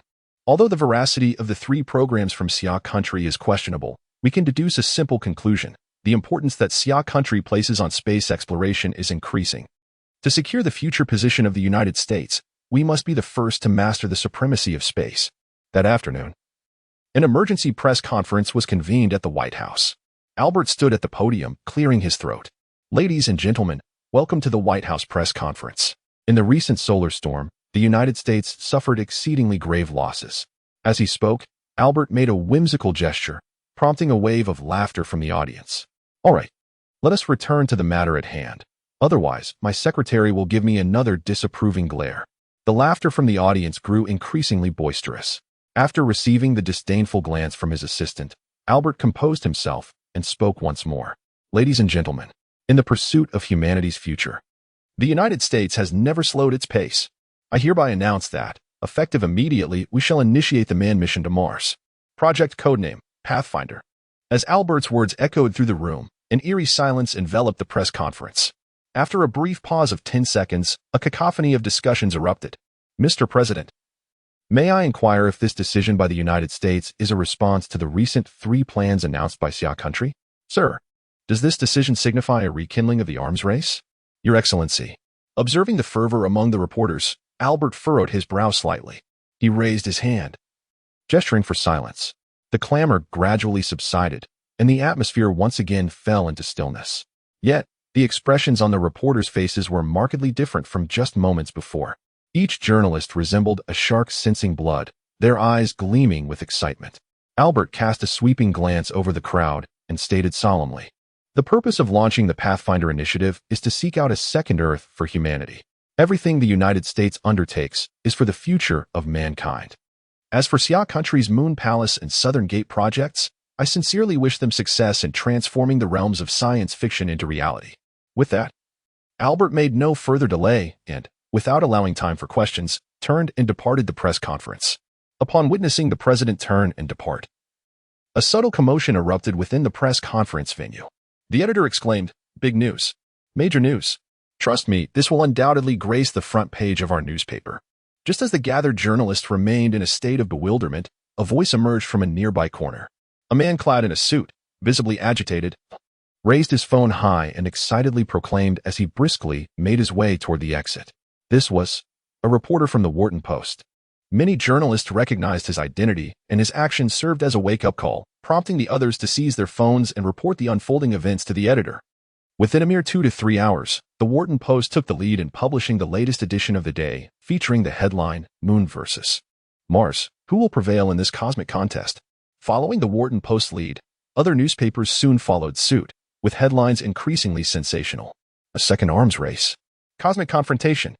The ambitions of Xi'an Nation laid bare.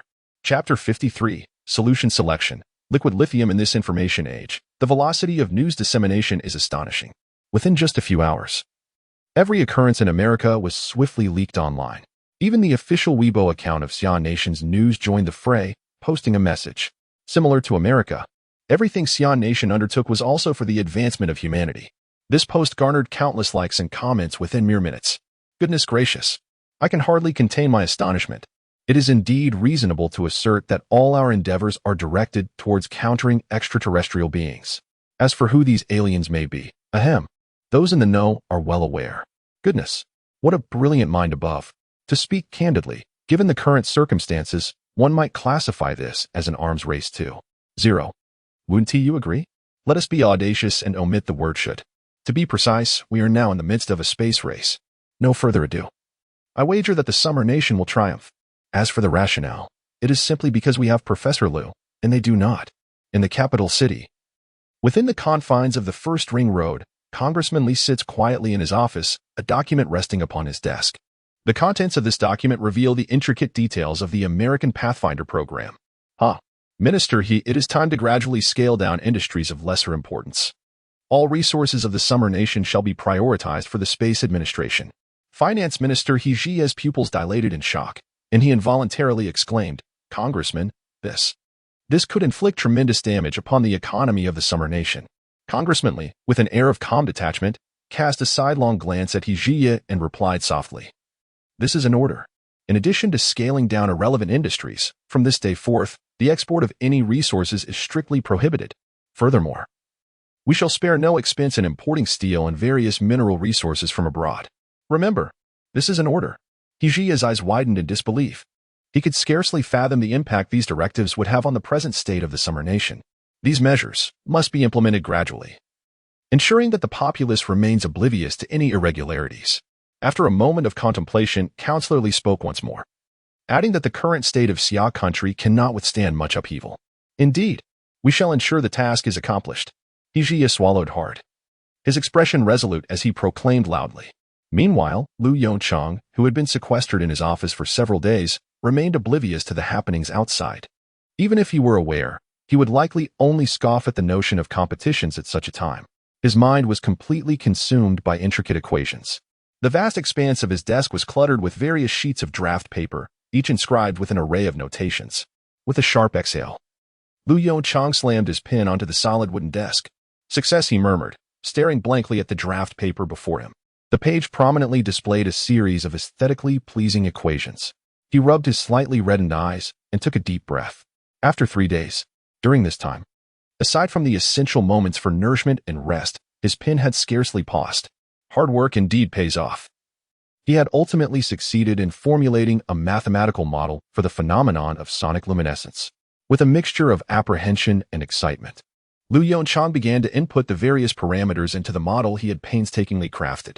Soon, the computational results materialized. As he gazed at the data on the draft paper, his pupils dilated in shock. He could hardly believe that the realization of small-scale controllable nuclear fusion would necessitate such materials. Metallic lithium.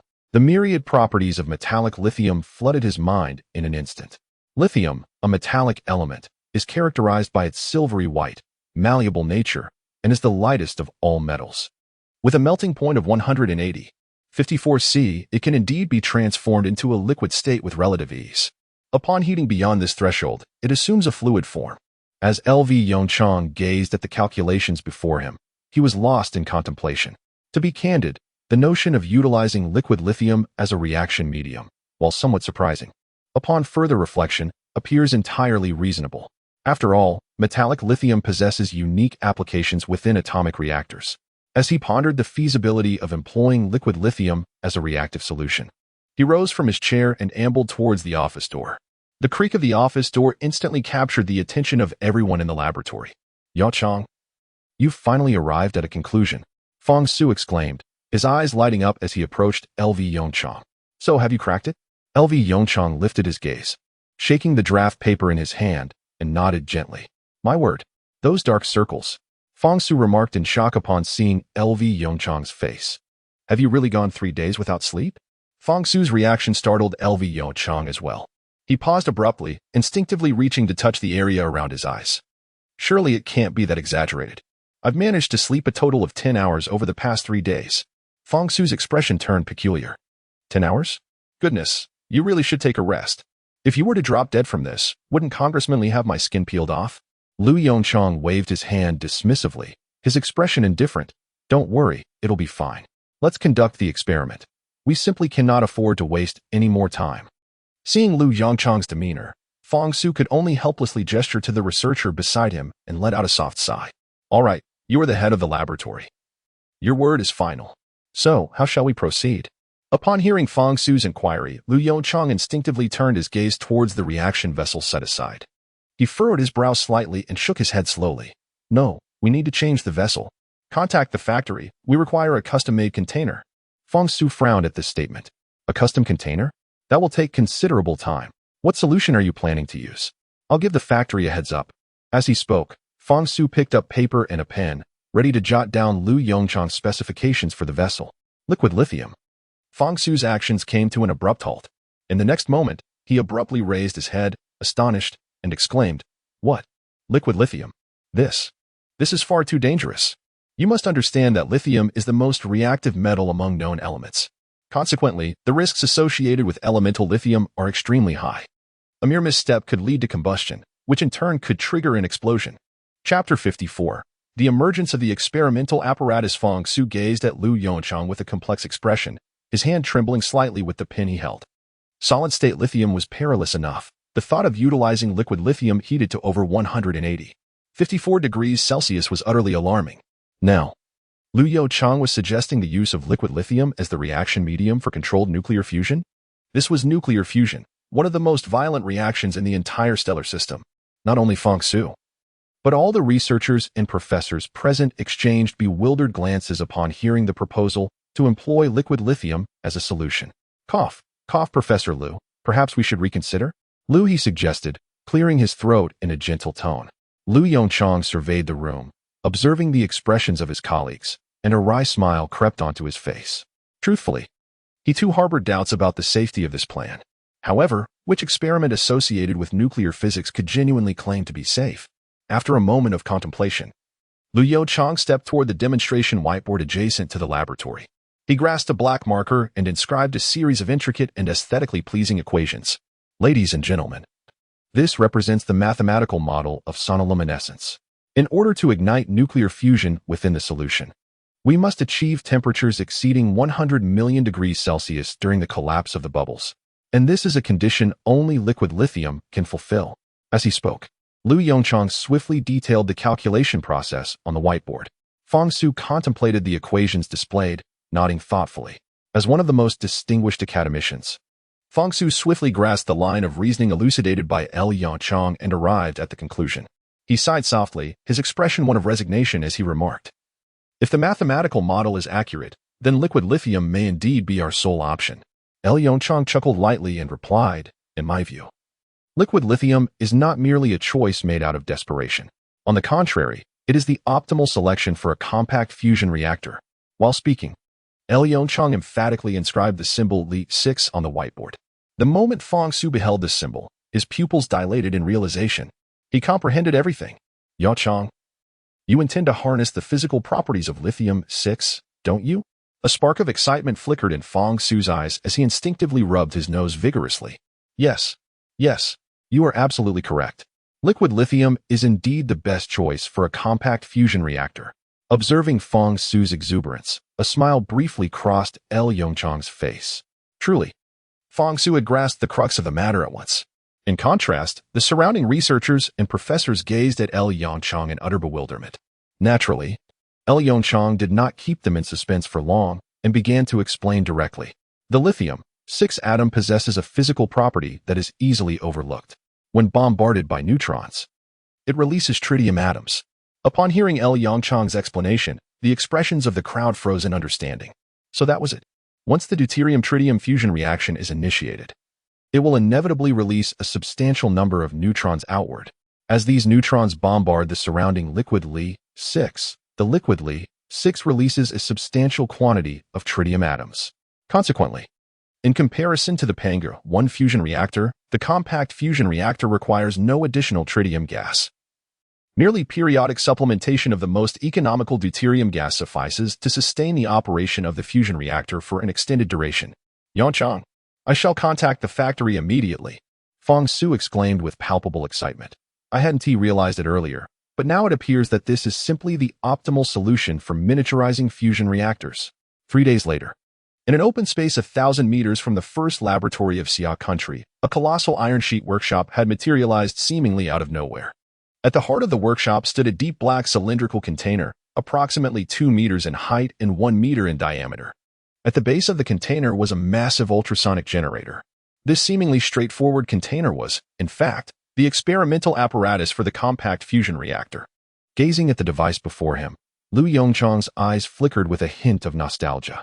It must be said that after consolidating the majority of Xia country's resources, the pace of experimentation had been accelerated without restraint. Just 3 days prior, Fang Su had concluded his discussions with the factory, and within a mere hour, the blueprints for the compact fusion reactor's experimental apparatus were presented before Liu Yongchang. Subsequently, Xia country not only completed the construction of the experimental apparatus within 3 days, but also, for safety precautions, erected a temporary iron sheet workshop in the open space to serve as an experimental venue.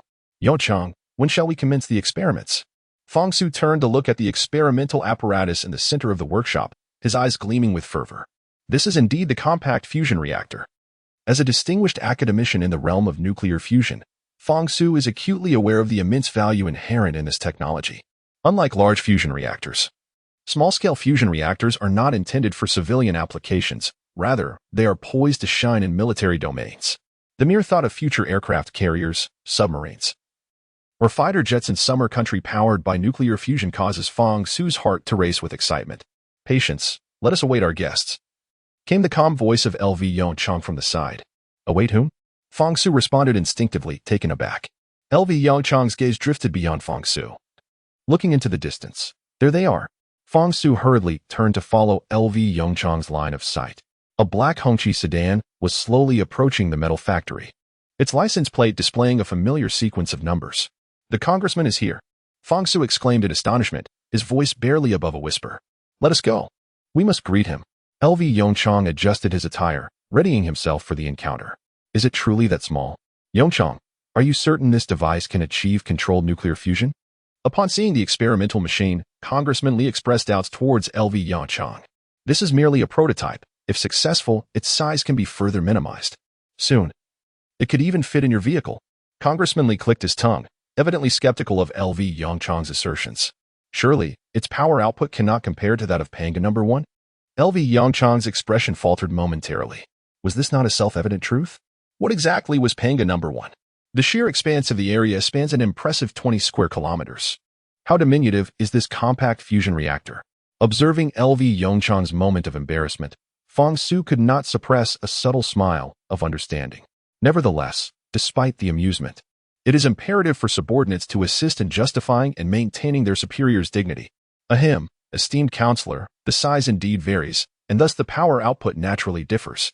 Fong Su interjected, estimating that the compact fusion reactor before you should be capable of generating approximately 1,000 megawatts.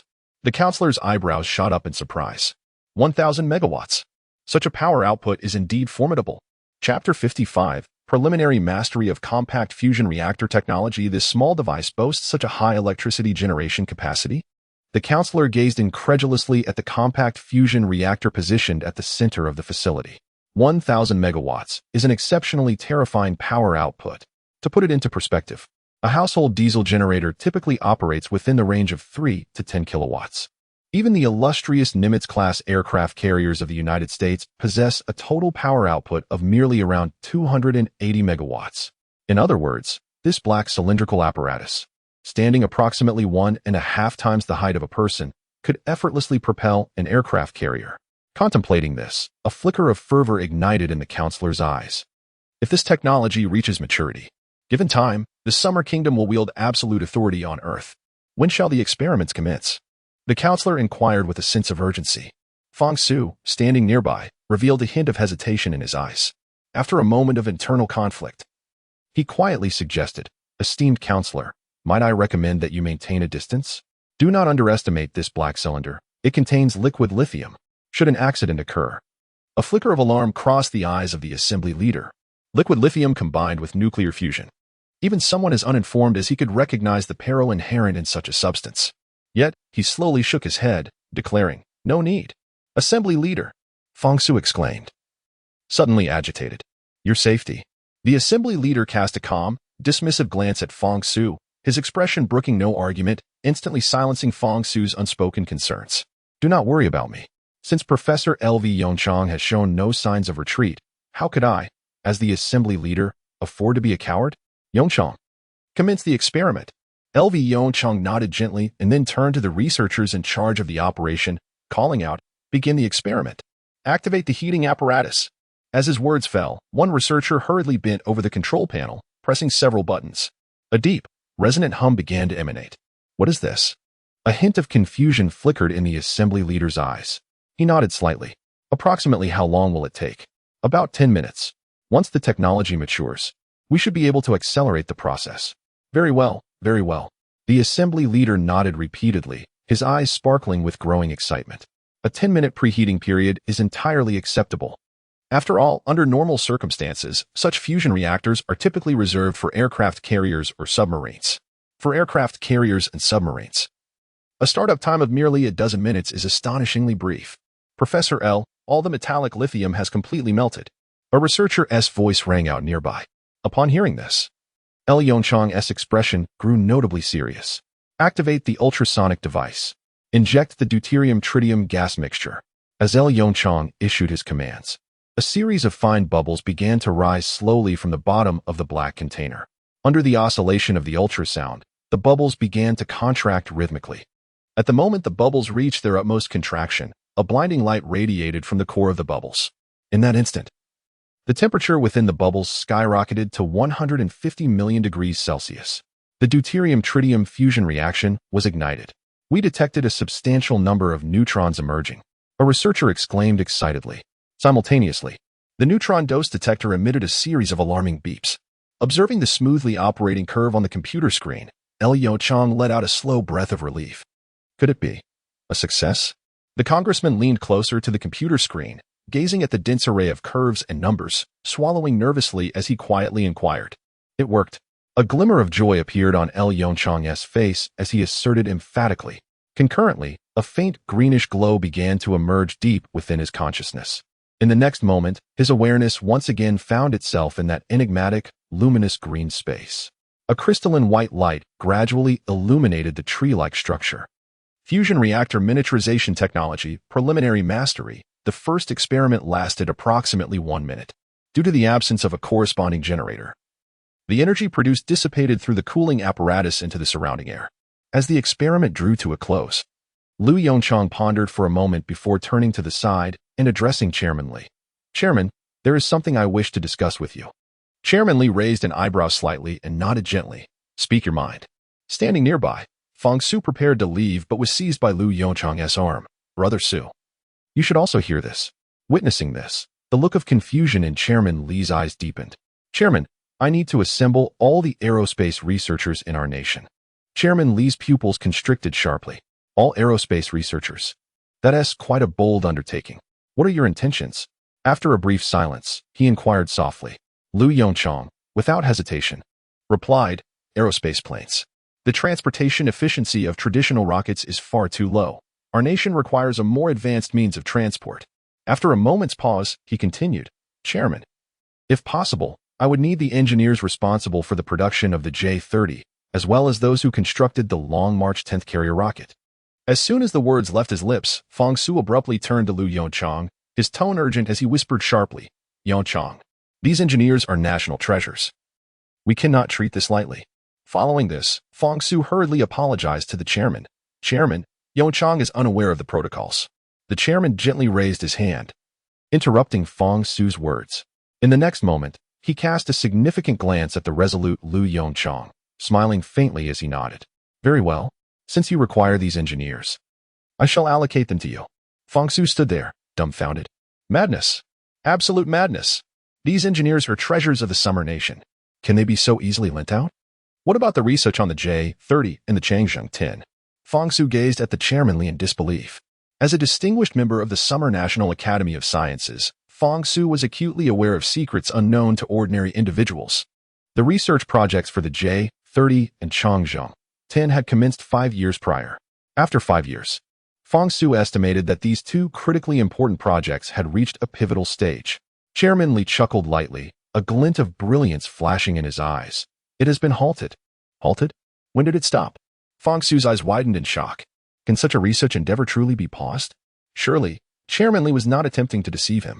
Observing Fang Su's astonishment, the chairman's face broke into a subtle smile, and then, with unwavering resolve, he declared, It is halted now. I speak the truth. Chapter 56. The Emperor of Jingpu is intrigued, setting aside the immense shock that Chairman Li's words imparted upon Fang Su. It was evident that Yongchang had genuinely witnessed the audacity of this session's chairman of the Summer Nation. What is said is done. If necessary, we can start anew. Professor Liu, I am entrusting the fate of the nation into your hands. The chairman regarded Yongchang with profound significance, slowly stating, Do not disappoint me. Yongchang's expression was grave as he nodded emphatically. When do you plan to commence research on the aerospace aircraft project? Upon hearing the council chairman's inquiry, Yongchang furrowed his brow slightly. Although several engineering teams were currently at work near the nuclear physics laboratory, the complete construction of these laboratories would, at best, require approximately another month. A protracted interval of 1 month was simply unacceptable to Yongchang. After a moment of contemplation, he spoke. Chairman, the highest specification aerospace laboratory of our nation. Before Lu Yongchang could finish his statement, the chairman raised an eyebrow and interrupted him. Is the National Aerospace Research Institute of our country, where the Long March 10th launch vehicle mission is underway, sufficient?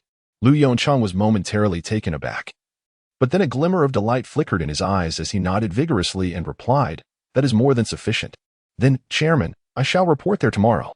Upon hearing this declaration, Fong Su became anxious. Ignoring the fact that Lu Yongchang was still conversing with the chairman, he grasped Lu Yongchang's arm and whispered urgently, "Are you out of your mind?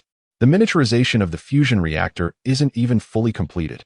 Lu Yongchang was once again momentarily stunned, glancing at the experimental machine in the center of the venue that was currently shutting down. In the next moment, he took a deep breath and turned to Fong Su with a serious gaze. "Brother Su, this formidable task is entrusted to you." "Fong Su? Aren't you the chief engineer?" Fong Su felt as if 1,000 alpacas were galloping wildly through his mind. How did the task of miniaturizing the fusion reactor suddenly fall upon him?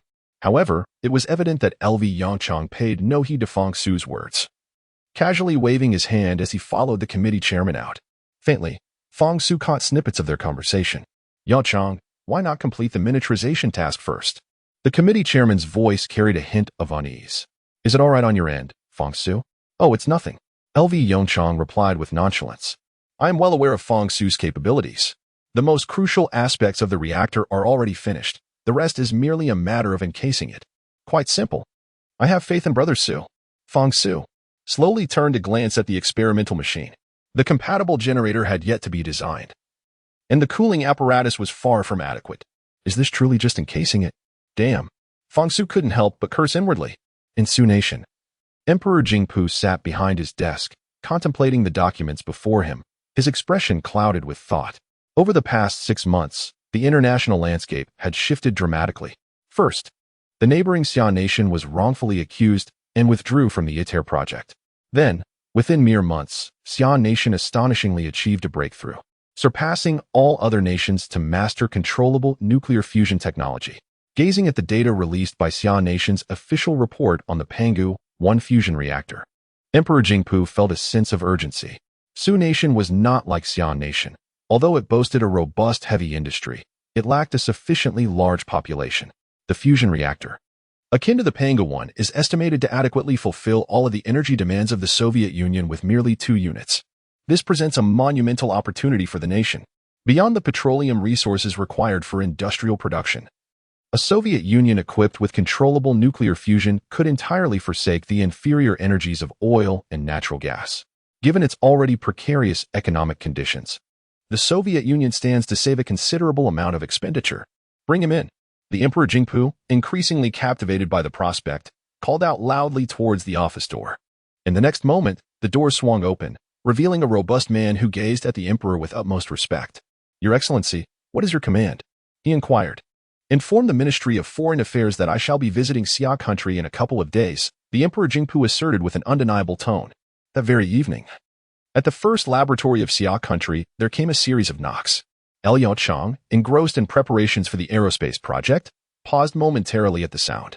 Instinctively, he glanced at the wall clock. It read 21:50. At such a late hour, who could it be? He pondered. "The door is unlocked. Please come in." Creaking open, the door revealed a familiar figure. L. Yongchang quickly rose to greet him. "Minister Hong? What brings you here in person?" Hong Chiming, with a resigned gesture, entered the office with a wry smile. "Enough of that. Ever since that mishap with the sun, this old body of mine has seen a bed before midnight." A flicker of amusement danced in L. Yongchang's eyes upon hearing this remark. "Today, is Director Hong here to lament his troubles?" As he spoke, L.V. Yongchang rose to brew a cup of tea for Hong Chiming. Authentic Westlake Longzing, a gift from the researchers below. I typically refrain from indulging in it. Hong Chiming picked up the teacup and gently inhaled the aroma. "Ah, quite fragrant indeed. You, young man, at such a tender age, already practicing the art of subtlety?" Hong Chiming regarded L.V. Yongchang with the semblance of a smile. "Although I am the Minister of Science and Technology, is it truly appropriate for you to speak of such matters in my presence?" L.V. Yongchang, with a helpless expression, rubbed his nose. "Director Hong, one cannot speak in such a manner. I purchased this tea at market price. If you do not partake, do not let my exquisite tea go to waste." Hong Chiming chuckled softly, taking a delicate sip of the tea before solemnly declaring, enough of the trivialities. I have come today to inquire on behalf of the counselor regarding a matter. LV Yongchang hastily set down his teacup, adopting a serious demeanor.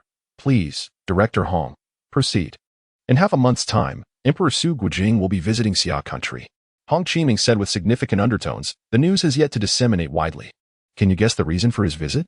LV Yongchang's brow furrowed instantly. Emperor Su Guojing? What could prompt his sudden journey to Xia country? Suddenly, a spark of realization illuminated LV Yongchang's mind. Controlled nuclear fusion? LV Yongchang inquired softly. Snap. Minister Hong approvingly snapped his fingers. Precisely. According to intelligence from the Security Bureau of Xia country, Emperor Jingpu is exceedingly intrigued by the Pangu fusion reactor. Chapter 57. The Summer Kingdom needs allies. After a moment of contemplation, LV Yongchang suddenly attained clarity. Indeed, for the Soviet Union, controllable nuclear fusion possesses an irreplaceable allure. After all, since the last century, the Soviet Union has embarked on the construction of numerous nuclear fission power plants. What does the chairman of the council wish to inquire of me? LV Yongchang's expression subtly shifted, and he instinctively replied, Minister Hong, I prefer not to involve myself in such political affairs. Hong Qiming was momentarily taken aback, then chuckled softly, repeatedly gesturing with his hands. It was my mistake in phrasing.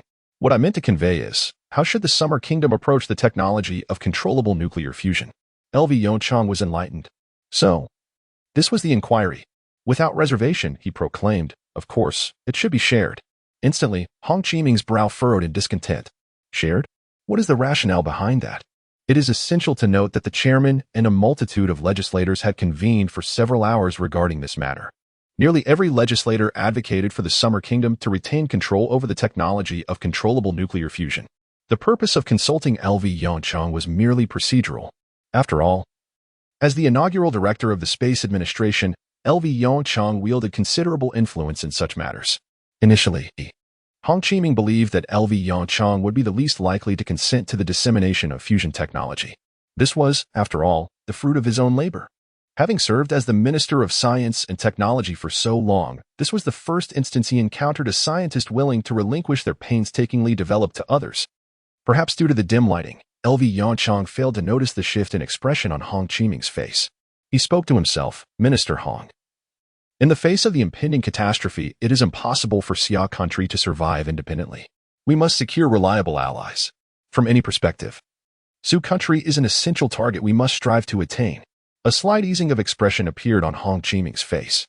This sentiment had also been echoed by other members during the meeting. However, as long as we possess nuclear fusion technology in just 3 years, Xia country can achieve a complete turnaround. LV Yongchang slowly shook his head. It is too late. In a year or two, the changes in the sun will be known to everyone. Hong Qiming's pupils constricted sharply. So soon, LV Yongchang nodded gently. Let us not forget. It was a laboratory in the United States that first detected the anomalies in the sun. This statement instantly awakened Hong Qiming, who revealed a hint of bitterness on his face. It seems that Xia country's current measures are still rather conservative. As he spoke, Hong Qiming briefly recounted several resource embargoes issued by the chairman of the committee to LV Yongchang. Upon hearing this, LV Yongchang fell into deep contemplation. After a long moment, he slowly exhaled a breath of frustration. Minister Hong, I have an idea. The next day, at the entrance of the National Space Research Institute of Xia country, 3 military green-armed helicopters descended gracefully. As the inaugural director of the Xia country Space Administration and a beacon of hope for its future, LV Yongchang's personal safety was of utmost importance at this moment. Perhaps within the laboratory, the gravity of the situation remained unfelt. However, once outside, LV Yongchang was acutely aware of the deputy minister's profound concern for his safety. The presence of 3 fully armed helicopters was but a modest display. According to Hong Qiming, were it not for the helicopter's relatively slow speed, the deputy minister would have preferred to dispatch several J-20 jets for escort. This was still within the confines of the mainland. LV Yongchang had no doubt that should the day arise when he needed to travel abroad, the Summer Nation might even deploy an entire aircraft carrier fleet to ensure his protection. As the helicopters came to a halt, LV Yongchang leaped down from the deck of the central helicopter, gazing at the open doors of the National Space Research Institute before him. A flicker of excitement danced in his eyes. Here, he would lead the Summer Nation in taking its first step towards the stars and the vast oceans beyond. Upon entering the laboratory, Yongchang immediately sensed the stark contrast between the National Space Laboratory and others he had encountered. Inside, researchers clad in white lab coats were ubiquitous, each face reflecting an air of tension and gravity. This was a far cry from the atmosphere at the Sandao University laboratories. Yet, as Yongchang pondered, it was entirely understandable. After all, this was the very site where the Summer Nation was developing the Changzheng 10 heavy-lift launch vehicle. Professor L, good day. Just as Yongchang stood at the threshold observing the industrious researchers, a somewhat hoarse voice reached his ears from the side. He swiftly turned his head in the direction of the sound, only to find a middle-aged man with graying temples and thick gold-rimmed glasses, gazing at him with an expression of sincere apology. Professor LV, I apologize for the inconvenience. We received the directive only yesterday, and we are still in the process of organizing the experimental equipment. We are unable to spare any time to attend to you at the moment. Yongchang's lips curled into a benevolent smile. It's quite all right. If I am not mistaken, you must be academician Chao Liangkai, correct? A flicker of surprise crossed the middle-aged man's eyes as he gently nodded. Professor LV, you know me? Yongchang's mouth twitched slightly, and with a hint of embarrassment. He replied, I have seen your name in my university textbooks. Chao Liangkai. It suddenly dawned on him that, in terms of rank, the young man before him, who was several tiers above him, was merely a sophomore. A wave of embarrassment washed over Chao Liangkai as he wiped the beads of sweat from his forehead. Silently lamenting the inefficiency of the Sandao University, he resolved to call Jiang Yongxing to inquire about the matter. Is it truly so difficult to issue a graduation certificate? Ahem. Chao Liangkai cleared his throat forcefully, attempting to shift the conversation to alleviate the awkward atmosphere. Allow me to introduce myself. I am Chao Liangkai, an academician of the Summer Country Academy of Sciences, currently serving as the director of the Summer Country National Aerospace Research Institute. As he spoke, Chao Liangkai extended his right hand towards Yongchang. Noticing this, Yongchang promptly reciprocated, grasping Chao Liangkai's calloused hand firmly. Academician Chao, could you assist in convening the researchers at the institute? Yongchang stated earnestly. I need to hold a meeting to outline the forthcoming tasks. Chao Liangkai readily agreed, for he dared not decline. Just last night, he received a directive from his superiors. The command was succinct, comprising merely a single sentence. Unconditionally obey any arrangements made by Professor Lu Yongchang. Chapter 58. The Hall Thruster Solution. More than 30 minutes later. Within the conference room of the National Aerospace Research Institute of Xia Country, all researchers swiftly took their seats under the urging of Chao Liangkai. Standing before the conference table, Lu Yongchang surveyed the assembled individuals with a grave expression before activating the projector. Ladies and gentlemen, I trust you have all received the notification from higher authorities. The research and development of the Long March 10th heavy-lift rocket project is hereby suspended. Although the attendees had learned of this news the previous night, traces of sorrow and reluctance still marred the faces of each researcher at this moment. After a 5-year research cycle, it is no exaggeration to say that the Long March 10th heavy-lift rocket project was akin to a child meticulously nurtured by these scientists. As a fellow researcher, I can empathize with the discomfort you feel. Lu continued, however, the current circumstances of Xia Country are undoubtedly clear to all of you. Sensing the weight of the atmosphere in the conference room, Lu Yongchang took a deep breath and then clicked the left mouse button. Xia Country requires a more efficient propulsion method. The shifting lights of the projector captured everyone's attention. Electric propulsion technology? Electric propulsion? This is impossible. In an instant, the conference room erupted into a cacophony of voices laden with skepticism, echoing in Lu Yongchang's ears. As the director of the Research Institute, Chao Liangkai's expression shifted subtly, a look of perplexity directed towards the composed Yongchang. Clearing his throat, he stood up as the murmurs within the conference room grew increasingly pronounced. Professor LV, are you referring to the Hall thruster in your discussion of electric propulsion systems? Yongchang nodded gently, a glimmer of amusement in his eyes. What is this? Does academician Chao have expertise in this area? Chao Liangkai's pupils constricted sharply. Indeed, it was the Hall thruster. He offered a wry smile and shook his head. Professor LV, if you intend to replace chemical fuel rockets with Hall thrusters, I would advise you to reconsider.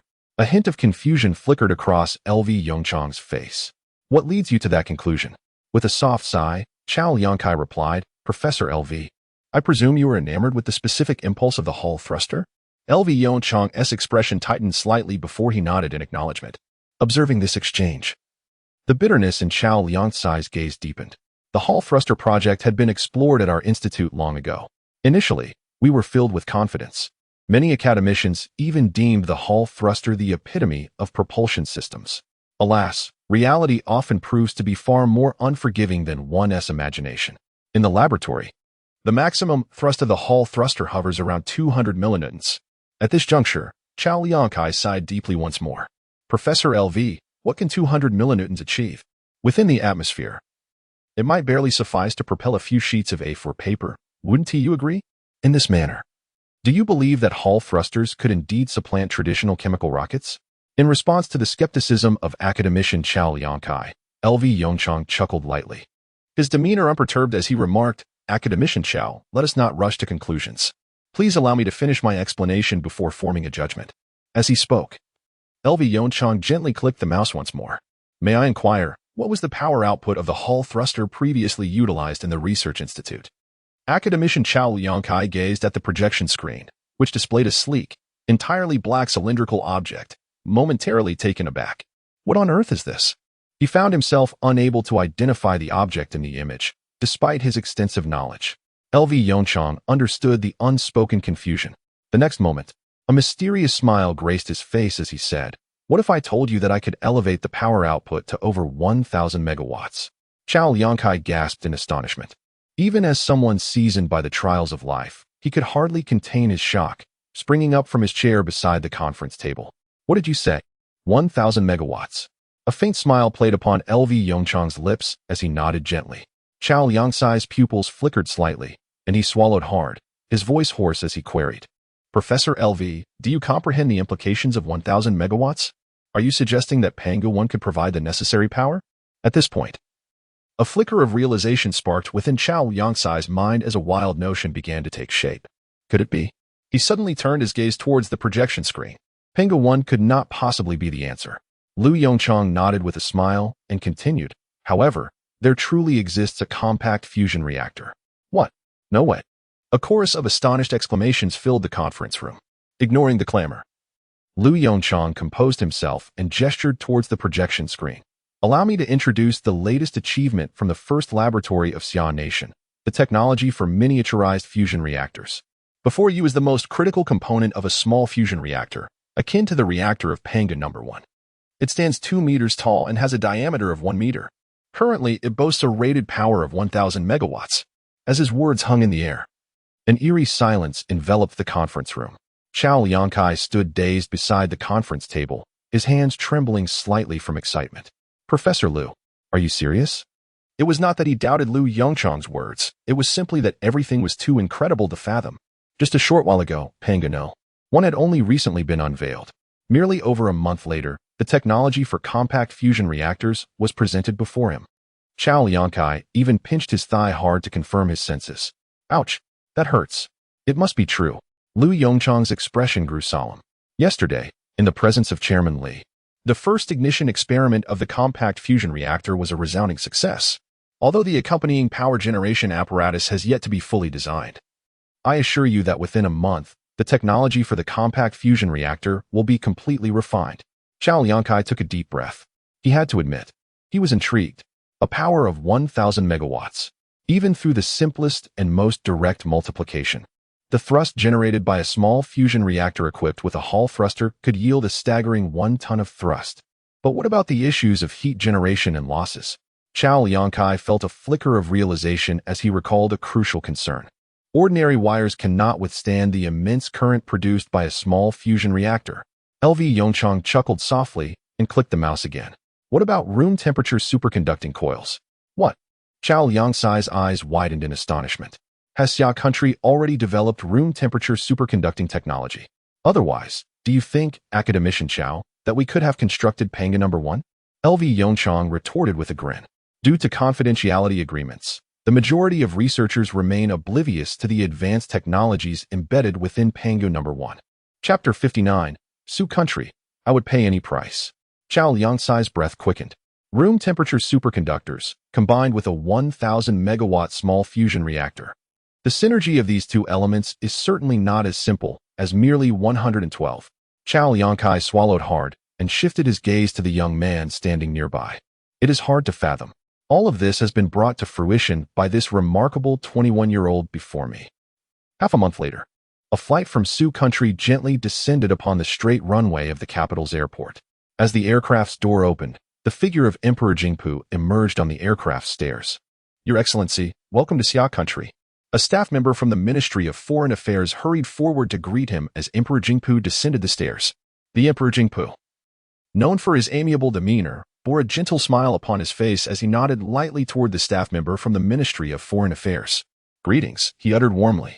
Yet, the sincerity of that smile sent a chill down the spine of the official, who quickly turned aside and gestured politely. Mr. Jingpu, Counselor Li awaits you at the Diaoyutai State Guest House. The Emperor's smile deepened as he nodded appreciatively, following the staff's guidance into a sleek, all-black Hongqi sedan. At the Diaoyutai State Guest House's reception hall, Emperor Jingpu sat beside Counselor Li. Congratulations on mastering controllable nuclear fusion technology. Emperor Jingpu lauded. His words met with a subtle smile from Counselor Li, who nodded gently in response. Thank you. He then lifted the teacup from the table and took a delicate sip of the warm tea. Emperor Jingpu, taken aback, thought to himself, is that all? What comes next? Observing Counselor Li's composed demeanor, a hint of helplessness flickered in his eyes. Counselor Li, my primary purpose for visiting your esteemed country is to discuss a collaborative project. Oh, what sort of collaboration? Counselor Li inquired, a glimmer of amusement crossing his gaze. Mr. Jingpu, feel free to express your thoughts boldly. Given the rapport between our two nations, I am confident that most projects would pose no issue. The Emperor's eyes, however, revealed an increasing sense of resignation, faced with the feigned ignorance of Congressman Li. He could only sigh deeply. Congressman, I shall speak plainly. How much for the controllable nuclear fusion technology of the Xi'an nation? As the words of Emperor Jingpu resonated, an abrupt silence enveloped the meeting room. Emperor Jingpu anxiously glanced at Congressman Li beside him. Although Li revealed no discernible reaction, he astutely sensed a flicker of unease in the depths of Jingpu's eyes. Minutes slipped by. Congressman Li exhaled softly. Mr. Jingpu, controllable nuclear fusion is a nascent technology developed by the Xi'an nation. In principle, we do not intend to. A glimmer of disappointment crossed Emperor Jingpu's gaze. Truth be told, this outcome fell within his expectations. Yet, he reluctantly pressed on. What if I were to say that the Sioux nation is willing to pay any price? Congressman Li's voice momentarily faltered, though his countenance remained unchanged. However, considering the amicable relations between our nations, we are open to sharing this technology with you. Emperor Jingpu, observing Li's impassive demeanor, sighed deeply once more within himself. It appeared that Congressman Li had long set his sights on this lucrative opportunity. Name your price, Congressman. Leaning back against his chair, he lamented, how much do you require? Congressman Li slowly shook his head. No, I do not seek monetary compensation. A flicker of confusion crossed the eyes of Emperor Jingpu, swiftly followed by a glint of wariness. Minister Li, the integrity of our territory is an unwavering bottom line for the Sioux nation. The corners of Minister Li's mouth twitched slightly. Rest assured, I do not seek land. The Xi'an nation requires resources, an abundance of resources. After a series of amicable negotiations, Emperor Jingpu and the minister formalized a cooperative agreement. Over the following year, the Sioux nation would supply the Xi'an nation with substantial quantities of iron, copper, and nickel ores, in addition to a significant payment of rare earth resources. In exchange, the Sioux nation would finally attain controllable nuclear fusion technology. Days later, the Xi'an nation's news channel broadcasted this headline. Recently, Emperor Jingpu of the Sioux nation visited the Xi'an nation, engaging in cordial discussions with Minister Li, culminating in a consensus on controllable nuclear fusion. Once the news aired, a tumult swept across the Xi'an nation. The trending topics on social media were rapidly updated. Is the Xi'an nation selling controllable nuclear fusion technology? What price did the Sioux nation pay for controllable nuclear fusion? Numerous comments flooded the official Xi'an nation news account. What is happening? Are we truly selling controllable nuclear fusion technology? What are the high-ranking officials in the Xi'an nation contemplating? This is controllable nuclear fusion. Currently, we are the sole possessors in the world. Is it truly worth selling such technology for mere minerals? Have they lost their minds? Upstairs, this is no trivial matter. According to the reported data, the resources that the Sioux nation has expended this time amount to over $20 billion. There is no justification for such an expenditure. After all, the Xi'an nation has finally taken the lead, only to relinquish its advantage so easily? Amidst the cacophony of arguments in the comments, one particular remark emerged, garnering the most likes. Is it possible that the Xi'an nation has already mastered more advanced fusion technology, which is why they are selling off relatively outdated technology to others? Astonishing. Your reasoning is quite compelling. It is well known that the technology from the rabbit family typically follows a three-generation model. The first generation is sold, the second is utilized, and the third is experimental. Not only domestically, but even internationally, the cooperation agreement between the Sioux Nation and the Xi'an Nation has taken many by surprise. Twitter has erupted into a heated debate. Is the Xi'an Nation truly selling controllable nuclear fusion technology? The Sioux Nation can purchase it, but can our country? Are you dreaming?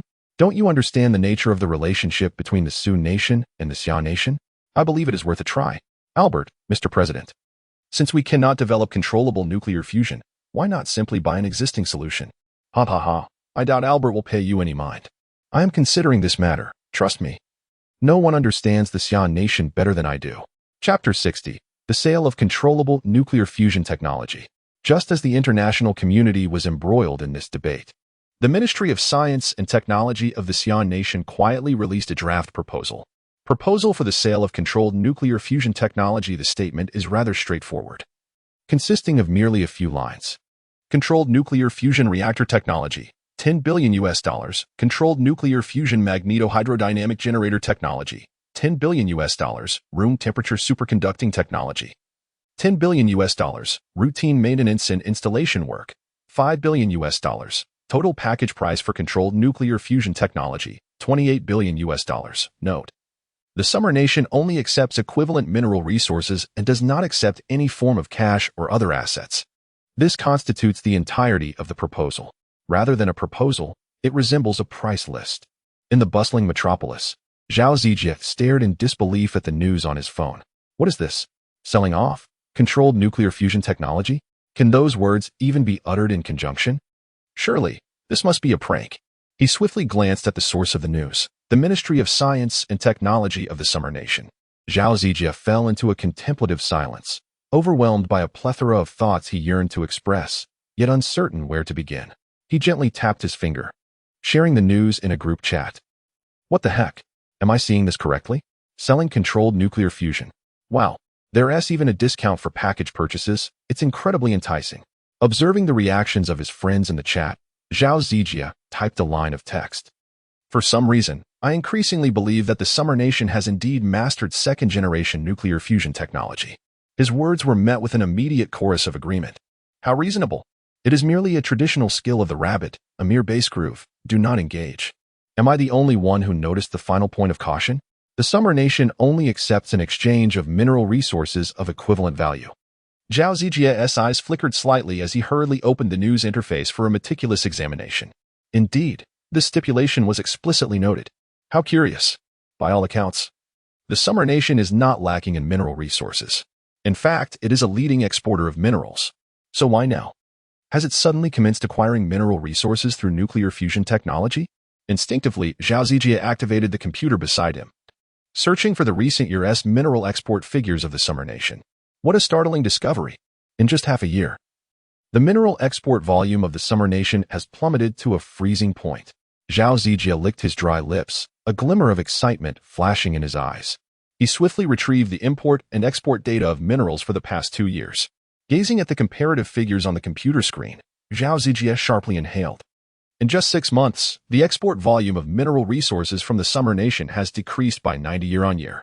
Correspondingly, the import volume of mineral resources has surged by 50 year-on-year. What monumental event could this signify? Zhao Zijie swallowed hard, murmuring to himself. With the release of this draft, the entire international situation was instantly thrown into chaos. The White House of the United States. Damn it. What is the Summer Nation up to? Albert stared at the documents before him, his eyelid twitching violently. Professor Collins stood anxiously to the side, softly articulating, Mr. President, I believe we should consider acquiring this technology from Xi'an country. What did you say, Professor Collins? Albert exclaimed, abruptly raising his head. His expression one of disbelief as he gazed at Collins. When did our nation start purchasing technology from Xi'an country? A bitter expression clouded Professor Collins's eyes. Mr. President, I understand this is difficult to accept. However, we have no choice. If other nations procure controllable nuclear fusion technology from Xi'an country, we will find ourselves at a disadvantage. Albert's face gradually flushed with anger as he slammed his hand forcefully on the solid wooden desk before him. Damn Xia country, where is our controllable nuclear fusion technology? After a moment of silence, Professor Collins slowly replied, currently, we have completed a quarter of the construction plan.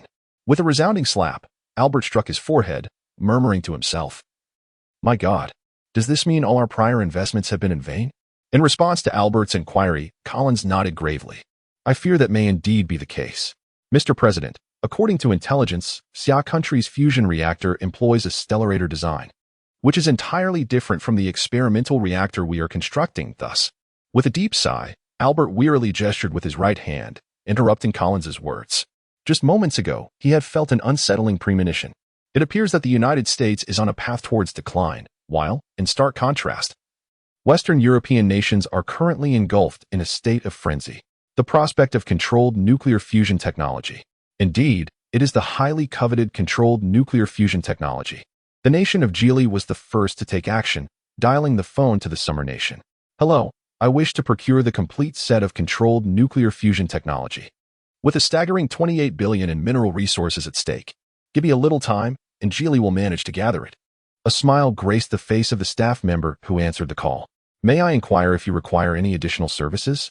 For instance, outsourced construction projects? I trust that the Summer Nation's construction speed will meet your expectations. A glimmer of intrigue appeared in the eyes of Geely's Prime Minister regarding the fees. An additional 500 million in mineral resources would suffice. A hint of bitterness flashed across the Prime Minister's expression. Enough is enough. I'm already troubled by the 28 billion in mineral resources. Adding another 500 million? Is that not asking for my life? Sensing the Prime Minister's predicament, the staff member cheerfully remarked, actually, it is not strictly necessary to provide mineral resources. Lithography technology or other advanced technologies could also serve as viable currency for exchange. Geely's Prime Minister momentarily faltered in his breath, struggling to respond. I need to discuss this matter. Please expedite, as we have also received correspondence from Gaul. The staff member kindly reminded him. Very well, I shall provide you with a swift response. Wiping the beads of sweat from his forehead, the Prime Minister hastily ended the call. Gazing at the quotation before him, Prime Minister Geely of the National Republic was struck by a thought. Perhaps the nation of Xia, which had been suppressed for decades, was on the verge of a complete resurgence. Chapter 61. The Cherry Blossom Nation? Apologies, but it is not for sale. The uproar surrounding Xia's package sale of controllable nuclear fusion technology was escalating. Following the acquisition of fusion technology by various Western European countries, the United States across the ocean could no longer remain passive. Under immense pressure from all sides, Albert ultimately succumbed and dialed the national hotline of Xia. Ahem. Counselor Lee, it has been a while. In the presidential office of the White House, Albert furrowed his brow as he disingenuously remarked, Mr. Counselor, it is a pleasure to engage in this dialogue with you. Upon hearing the voice from across the ocean, Counselor Lee's eyes immediately sparkled with a hint of amusement. President Albert, greetings. How have you been recently? On the other side of the ocean, Albert felt his lips twitch slightly at the question emanating from the receiver. How have I been? Is that an appropriate inquiry for a national hotline? However, considering the purpose of the call, Albert reluctantly pinched his nose and replied, well, thank you for your concern, Counselor. I have been quite well lately. Haha, that is splendid. Good health is of utmost importance. Mr. Albert, at your age, you must take good care of yourself. The weighty tone from the receiver left Albert with a furrowed brow. What does that imply? What is wrong with my age? Were it not for the fact that he was seeking assistance, Albert would have been tempted to unleash a tirade into the receiver. Ahem, Mr. Chairman. Let us return to the matter at hand. Albert remarked, his expression stiff. I have heard that your nation is selling controllable nuclear fusion technology? The chairman's eyes sparkled with amusement. Indeed. What of it? Is President Albert interested in this technology? Has the United States yet to develop it? Albert's countenance darkened immediately. Damn. He could easily discern the mocking tone in the chairman's words. Though he yearned to terminate the call, he knew he had to concede under the circumstances. Well, the United States has indeed mastered controllable nuclear fusion technology. Albert's eyes darted as he fabricated an excuse. However, it is still confined to the laboratory and not yet fully matured. You understand, those researchers are quite slow. The chairman chuckled lightly, effortlessly diverting the conversation. Oh, so Mr. Albert, Your purpose in calling is not merely to lament the inefficiency of your country's researchers? Albert cleared his throat, awkwardly responding, not entirely for that reason. After a round of amicable negotiations, the United States ultimately acquired the complete set of controllable nuclear fusion technology. When Xia country announced the sale, the astonishment of all Xia citizens, nay, the entire world, was palpable. Ha ha ha. What a remarkable development. I had expected the United States to display a bit more fortitude. I never anticipated that I would be unable to resist the allure of controllable nuclear fusion. Has anyone conducted a comprehensive assessment of how many units of controllable nuclear fusion technology have already been sold by our esteemed nation? The officials have not provided specific details, but I suspect that the major Western powers have all made purchases. This brings us to mention our affluent allies in Saudi Arabia. I have heard they not only acquired the complete technology but also invested significantly to procure the architectural team from our country. Such affluent benefactors are indeed our good brothers. In stark contrast to the developed Western nations, our neighboring country, known for its cherry blossoms, does not enjoy a comfortable existence. We truly require this technology. Within the reception hall of the Diaoyu Island State Guest House, the Prime Minister of the Cherry Blossom Nation wore a grave expression as he bowed respectfully to Memberley. Unlike other countries, the Cherry Blossom Nation is entirely surrounded by sea. As an island nation, it suffers from a severe scarcity of domestic resources. Nuclear power stations constitute a significant portion of their electricity supply, while nuclear fission plants could barely meet their needs. A series of earthquakes and tsunamis in recent years have alarmed the nation's leadership. Nuclear fission plants are perilous. However, the Cherry Blossom Nation cannot afford to be without them. Thus, upon learning of our nation's sale of controllable nuclear fusion technology, the leadership of the Cherry Blossom Nation was among the first to be unsettled. To demonstrate their sincerity, they dispatched their Prime Minister to our land for negotiations. Yet, sincerity aside, the outcome appears less than favorable. Before him, the Prime Minister of Sakura Nation bowed deeply. Memberley gently lifted the teacup beside him and took a sip of the fragrant tea. I apologize, but we shall not sell this technology. At that moment, the Prime Minister's face turned ashen. He hastily straightened up and bowed once more, this time with a far deeper inclination, even striking his forehead against his own knee. Please, you must sell it to Sakura Nation. We can negotiate the terms. Sakura Nation is willing to pay any price. Memberley set down his teacup, his expression growing serious. He slowly rose to his feet, casting a stern gaze upon the Prime Minister. The technology of Xi'an Nation shall never be sold to a country that dares not acknowledge its own history. Not now, and certainly not in the future. Do you understand? The Prime Minister's face flushed crimson as he straightened, his lips moving as if he wished to utter further words. However, Memberley abruptly waved his hand, interrupting his attempts. Someone, see him out. Within just a few short hours, the failed attempt of Sakura Nation to acquire controllable nuclear fusion technology sparked fervent discussions on social media. Haha, splendidly done. We cannot sell this technology to those petty, well-off citizens of Sakura Nation. Don't they have nuclear fission power plants? Let them cling to their nuclear stations for sustenance. Is it only I who finds this troubling? The actions of Xi'an Nation's leadership compromise its credibility. Credibility? What credibility? Have you ever witnessed the once reputable United States? In the past, Summer Nation would say, "Greetings, I am Summer Nation, a paragon of civility and reason. Should you have any matters to discuss, do not hesitate to approach me." Yet now, Summer Nation proclaims, "Greetings, I am Summer Nation, the embodiment of reason." Meanwhile, Chairman Lee sat in his office, observing the domestic reactions to this event, a flicker of satisfaction crossing his eyes. After so many years, it was the first time Summer Nation held its head high on the international stage. How exhilarating. Truly exhilarating. Standing nearby, Minister of Finance He Jie's eyes sparkled with excitement. Chairman, it seems our mineral resources should suffice. Although a single set of nuclear fusion technology requires $28 billion worth of mineral resources, the sheer volume compensates. The chairman nodded thoughtfully and, after a moment's reflection, replied, "Let us not rush. These minerals should first be sent to the factories for smelting. Once the smelting is complete, we shall store them properly. As for their specific application, we shall await news from El Yao-chang." Chapter 62. Hardcore Refutation. Knock, knock, knock. No sooner had the chairman finished speaking than an urgent knocking resounded at the door. "Enter." The chairman furrowed his brow slightly, his tone brief yet authoritative. In the next moment, the office door swung open forcefully. Outside stood Hong Chiming, his face slightly flushed, eyes shimmering with excitement. "Minister Hong? What has transpired?" the chairman questioned. a hint of confusion evident in his gaze. In his memory, Hong Chiming had never exhibited such a loss of composure. "Chairman, good news. Good news." Hong Chiming exclaimed loudly. The news just came from Fong Su that the small fusion reactor project has been successfully completed. The counselor was taken aback. And before he could fully comprehend the situation, Hong Chiming blurted out his next statement. "Moreover, Professor L has successfully developed the first generation of Hall thrusters." At this moment, even the counselor could no longer contain his excitement. "What? So soon?" Counselor Li sprang from his chair, his eyes gleaming with anticipation as he gazed at Hong Chiming. "When will the experiments commence?" Hong Chiming swallowed slightly. "Currently, the military is transporting the small fusion reactor to the Aerospace Research Institute. It is estimated that, in about 2 hours, Professor L will initiate the first experiment at an entrance of a highway in Xia country." "What is happening?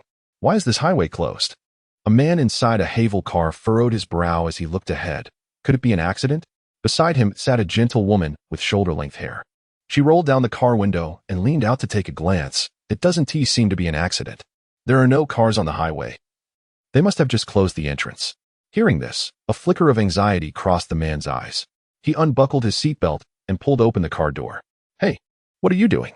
The woman's expression changed slightly, and she hurriedly called out, "This is a highway. Please don't act recklessly." A few minutes later, the man reached the toll booth on the highway. Observing the personnel within, the man pondered for a moment before approaching and inquiring, "My friend, what is the situation on this highway? What has transpired here?" Upon hearing his voice, the staff member glanced up at him, then shook his head in resignation. "I am not certain." The man nodded thoughtfully. Was it an order from above? Could they be transporting some significant supplies?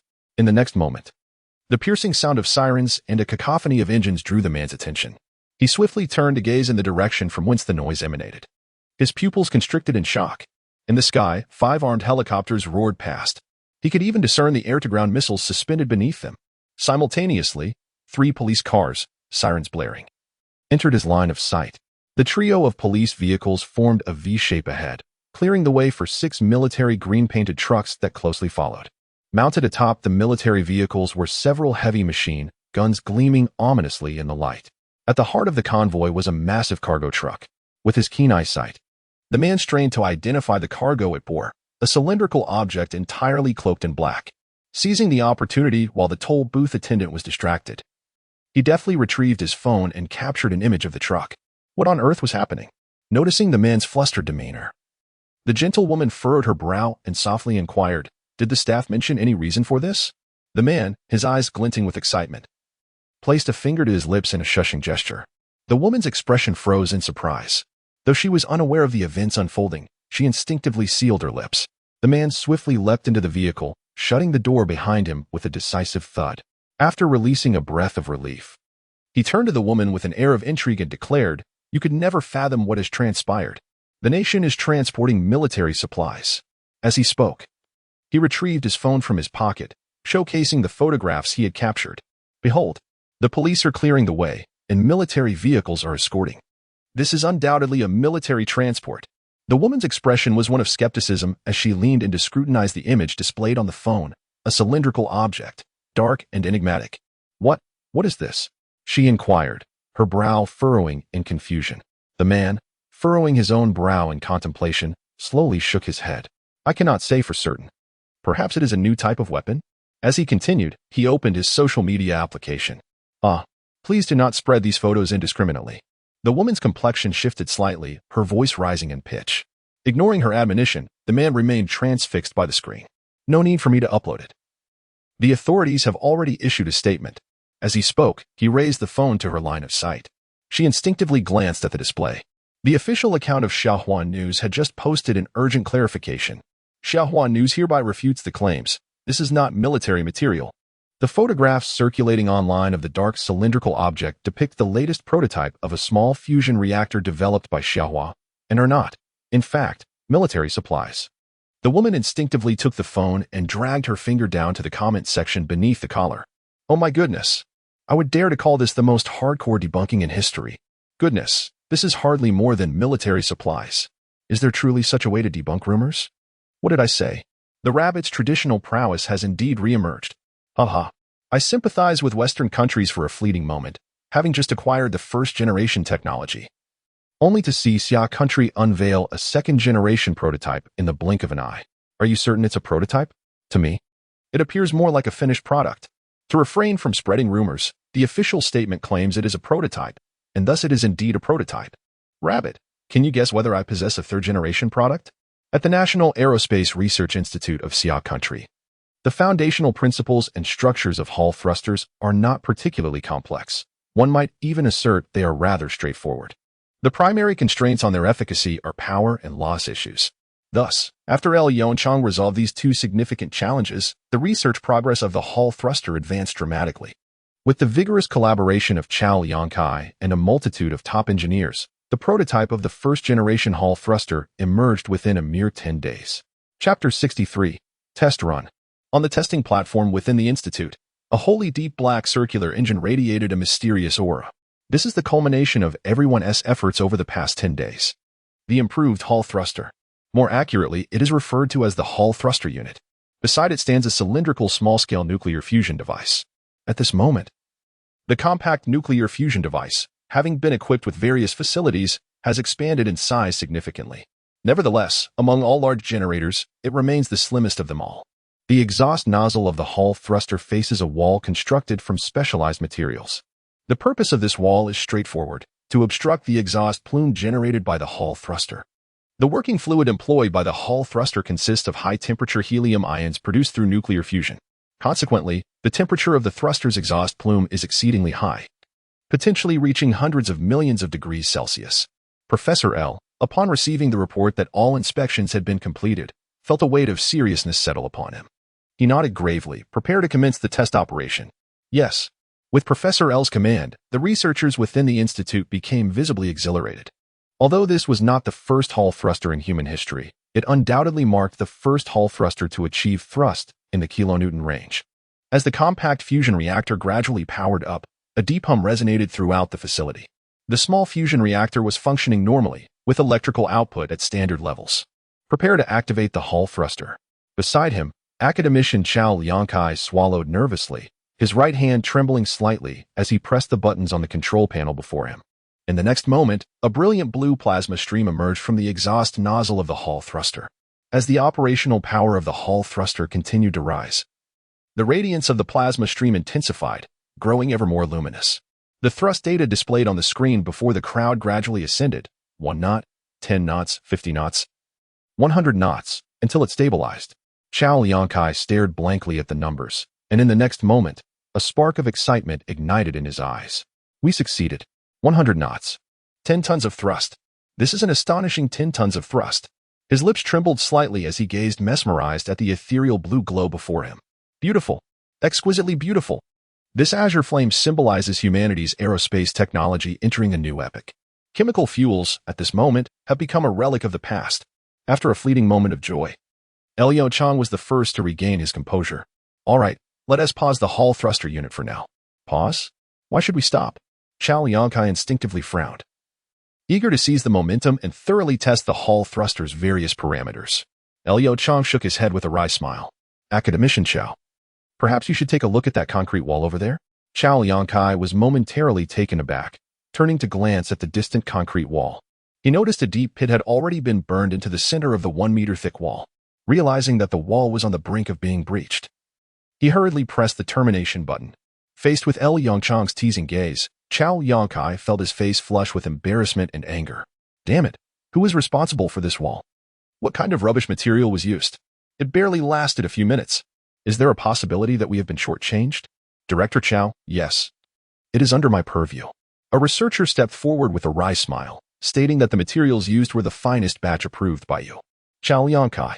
1 hour after the trial run concluded, Hong Chiming finally arrived at the Aerospace Research Institute from the capital. Initially, Congressman Li intended to come in person, but due to some trivial matters, the task ultimately fell upon Hong Chiming. Minister Hong, what brings you here? Hong Chiming cast a resentful glance at LV Yongchang and replied, what do you think? As the Minister of Science and Technology, I have nearly become your errand boy. Ever since LV Yongchang's arrival, he had slowly transformed into a mere messenger between the congressman and LV Yongchang. Hong Chiming refrained from pursuing the topic further, straightened his expression, and asked, so, What's the situation? Is the experiment set to commence? LV Yo Chong. The experiment has already concluded. Hong Chiming? What do you mean? It's over? Then my trip was in vain. Hong Chiming wore a look of utter disbelief. Ahem, however. I can share the results with you. Noticing the change in Hong Chiming's expression, LV Yongchong hurriedly added, the trial run was a resounding success. With a thrust of 100 knots from a single Hall thruster, Hong Chiming paused, murmuring to himself, 100 knots. 1 kilogram is approximately 9.8 newtons.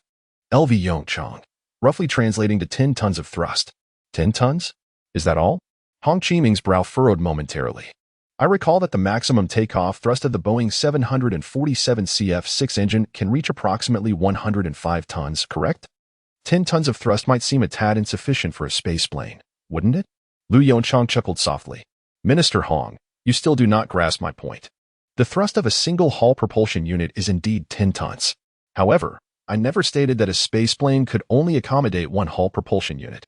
Hong Chiming's pupils dilated sharply. He swallowed slightly, hesitating as he inquired, are you suggesting that we could install numerous Hall propulsion units on a single spaceplane? Lu Yongchong nodded gently, then swiftly shook his head. A glimmer of confusion flickered in Hong Chiming's eyes. Yongchong, what does your nodding and shaking of the head signify? After a moment of contemplation, Lu Yongchong replied slowly, it is this. Although theoretically, there is no limit to the number of Hall propulsion units that can be installed, the practical situation is not so straightforward.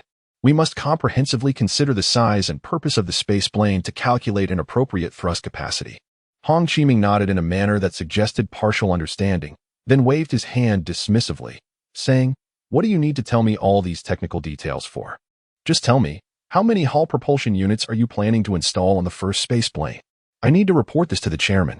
Lu Yongchong burst into silent laughter, shaking his head as he replied, 10. Chapter 64. Have you ever heard of the power of a flying brick? Upon hearing the words of LV Yongchong, Hong Chiming remained unresponsive, while Chao Liangkai, beside him, could no longer contain his astonishment. 10 Hall propulsion units? Did we not previously agree that 5 propulsion units would suffice? Hong Chiming's eyes narrowed slightly, his expression peculiar as he gazed at LV Yongchong. Yongchong, such statements cannot be made lightly. If the assembly members hold me accountable later, I shall be unable to bear the consequences.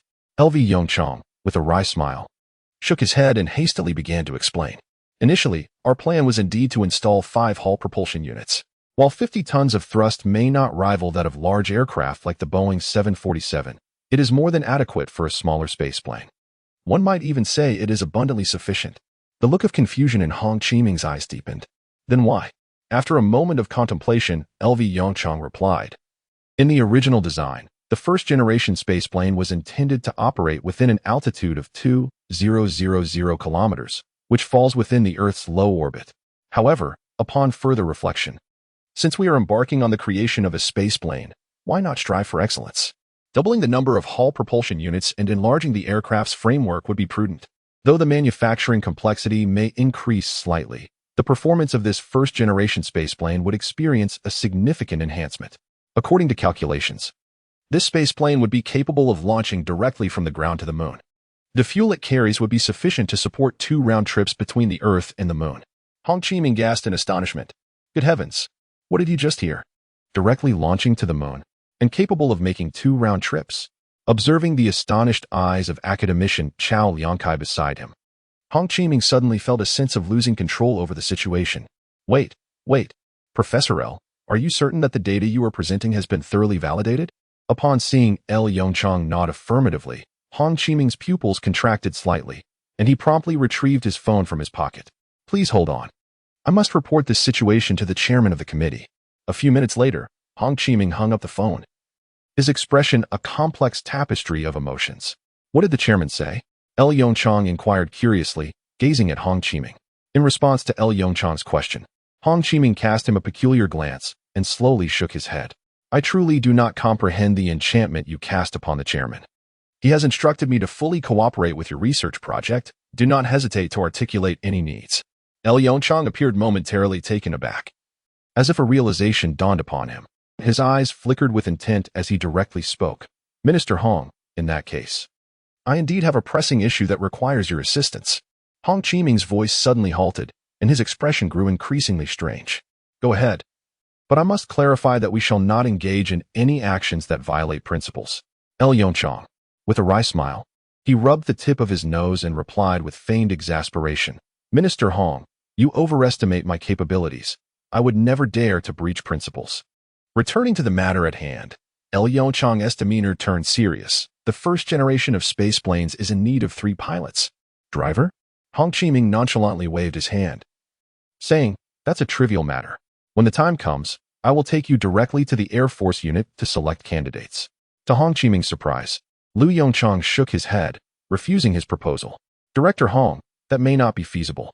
The requirements for pilots of spaceplanes are considerably higher. I fear the Air Force unit may not meet those standards. Upon hearing Lu Yongchang's words, a flicker of astonishment crossed Hong Qiming's face. What do you mean?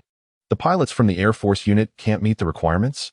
He glanced at Lu Yongchang in disbelief, and after a moment of contemplation, he said, Yongchang, are you not familiar with the pilots from the Air Force unit?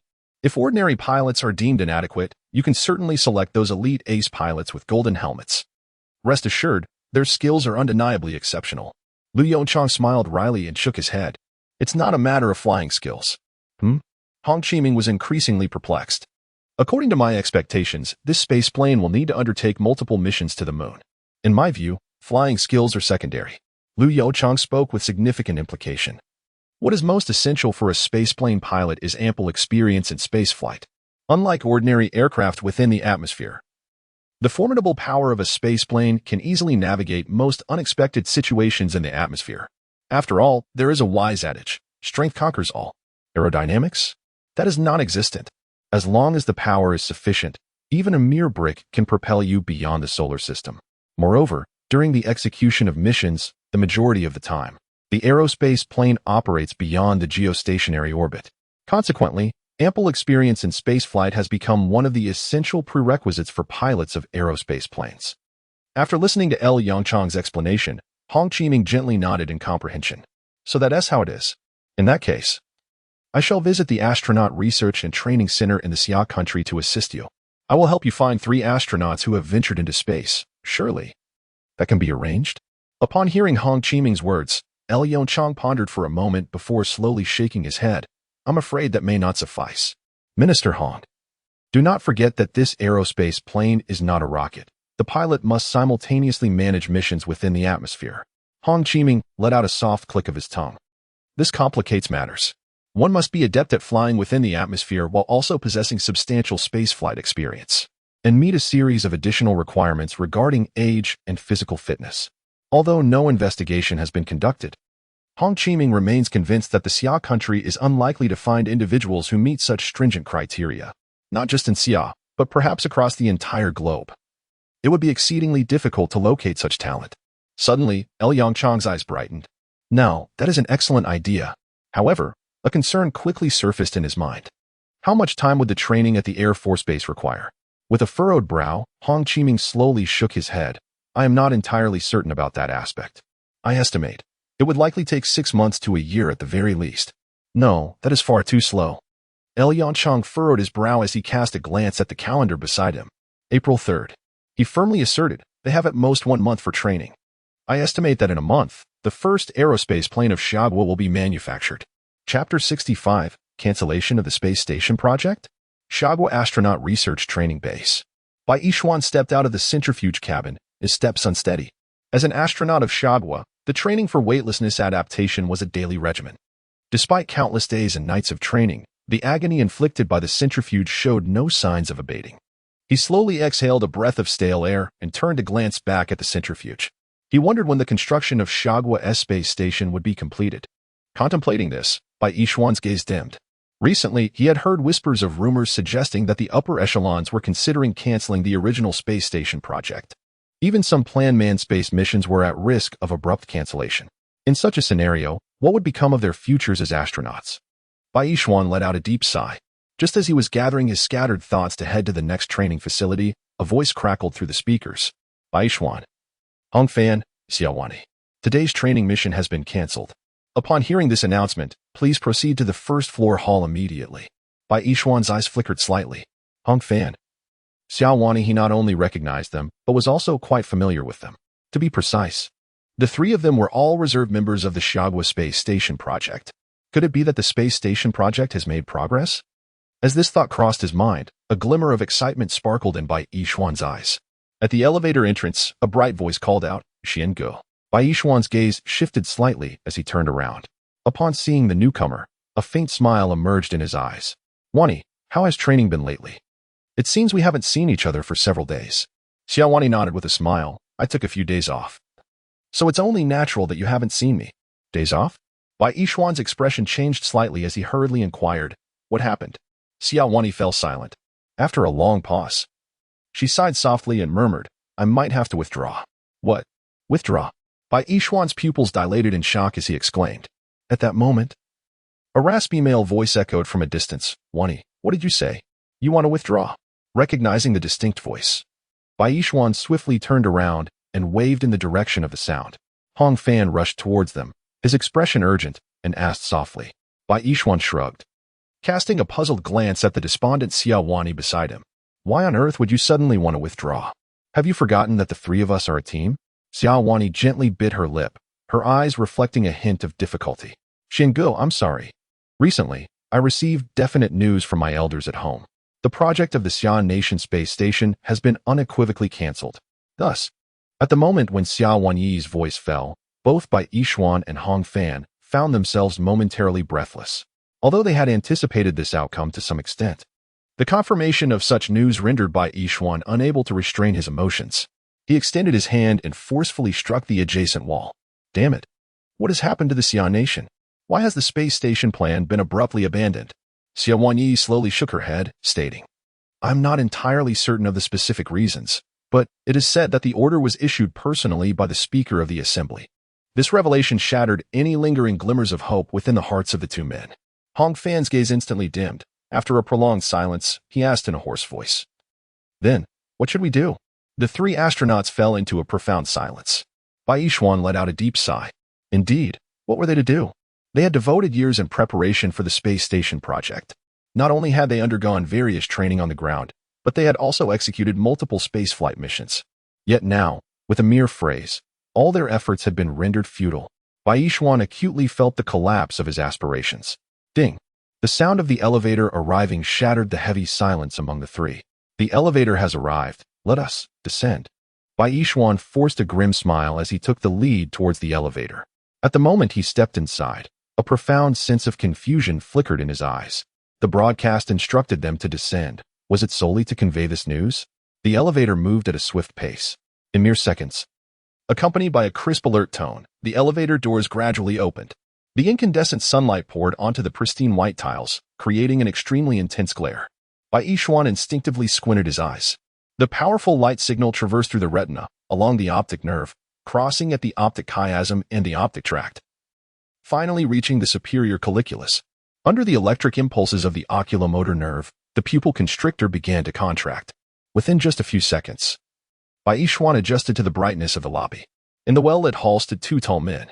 Bai Yishuan's gaze subtly shifted. He recognized the man facing them. It was Minister Hong Qiming of the Ministry of Science and Technology of Xia Country. "Minister Hong, what brings him to our side?" A whisper from Xiao Wani broke the silence. Bai Yishuan discreetly moved his lips. "Uncertain. Let's take it step by step. After all, we are already aware of the worst-case scenario." Upon hearing this, a hint of bittersweet amusement flickered in the eyes of Hong Fan and Xiao Wani. Indeed, the current situation had reached its nadir. They had arrived. The moment Minister Hong Qiming caught sight of Bai Yishuan and the others, his expression brightened, and he called out to them with enthusiasm, "What are you standing there for? Come over quickly." Lu Yongchang slowly turned, his deep gaze settling on the trio. The instant he saw Bai Yishuan and the others, he instinctively furrowed his brow. Why does it feel as if these so-called elite astronauts are not in the best of spirits? Before he could utter a word, Hong Qiming smilingly commenced the introductions. "Everyone, allow me to present Professor L.V. Yongchang, the inaugural director of the Summer National Space Administration." Professor L.V. These three individuals are the former reserve members of the space station project. If I recall correctly, they possess experience from 3 space flights. As Hong Qiming's words fell, the eyes of the three individuals brightened with enthusiasm. The Space Administration. Chapter 66. Are you interested in participating in this project? They exchanged glances, and and Hong Fan, unable to contain his excitement, was the first to speak. Professor LV, might I inquire whether the Summer National Space Station project is truly being cancelled? LV Yongchang paused momentarily, taken aback. The Summer Space Station project has been cancelled? His expression was one of confusion as he turned toward Hong Qiming. Director Hong, the space station project? A faint, bitter smile crossed Hong Qiming's lips. Professor LV, given your esteemed position as the director of the Summer National Space Administration, I would hope you are not unaware of such a significant development. LV Yochang. Ahem. Observing the look of unease on LV Yongchang's face, the sense of helplessness in Hong Qiming's eyes deepened. He sighed heavily before continuing. A few days ago, the Speaker of the Assembly personally ordered the cessation of the Summer Space Station project, which was already halfway underway. Why? A voice of indignation erupted from Hong Fan. Is the Speaker of the Assembly really prepared to abandon the exploration of space? Hong Fan, Bai Yishuan admonished sharply, cease your reckless remarks and allow Director Hong to finish. Hong Fan lowered his head in disappointment. Hong Qiming waved his hand reassuringly. It's quite all right. The abrupt cancellation of the Xi'an Nation's space station project is something I can empathize with. As for the reasons behind this cancellation, it would be prudent for you to inquire with Professor L, as he is likely the most informed on the matter. As he spoke, Hong Qiming cast a meaningful glance at L Yongchang beside him. In the next moment, 3 pairs of eyes converged intently upon L Yongchang's face. L Yongchang, with a look of sorrow, cast a sidelong glance at Hong Qiming. Although he was unclear about the specific reasons, he could make a rough guess. Faced with the puzzled yet slightly indignant gazes of the 3 astronauts, L Yongchang instinctively touched the tip of his nose and awkwardly remarked, to put it simply, the original Xi'an Nation space station has lost its value of existence. What? Bai Yishuan exclaimed, his eyes widening in astonishment. That is a space station. There are only a handful of countries on Earth that possess an independent space station. Its scientific value is beyond imagination. Indeed, L Yongchang replied, nodding slightly. Speaking in vague terms, in order to address future crises, Xi'an Nation needs to redirect its focus toward areas of greater significance. Due to confidentiality agreements, certain information could not be explicitly shared with the 3 present, particularly concerning the anomalies related to the Sun. Only when the 3 astronauts confirmed their participation in the aerospace project could he divulge the specific details to them. Upon hearing L Yongchang's statement, Xia Wani's expression dimmed. Once again, it was the same vague rhetoric, as ambiguous as ever. She let out a deep sigh and softly inquired. Since Professor Liu believes that the space station has lost its value, what, then, is the purpose of gathering us 3 today? If the nation deems space exploration to be without merit, what role do we, as astronauts, serve? In that moment, even Bai Yishuan refrained from silencing Xia Wani's words. As the atmosphere in the hall grew increasingly tense, Liu Yongchang's lips curled into a subtle smile, and he remarked, who told you that space lacks exploration value? It is merely the cancellation of a space station project. Do you think that warrants retirement? Bai Yishuan's heart raced violently. He slightly parted his lips, yet was at a loss for words. A hoarse voice broke the silence. Professor Liu, do you mean? What I mean? Liu Yongchang's smile widened. I have a far superior project in mind. I wonder if the 3 of you would be interested in participating? Can we go to space? Xia Wani's voice trembled with anticipation. Absolutely. Not only to space, but you could also become the first astronauts of our nation to land on the moon.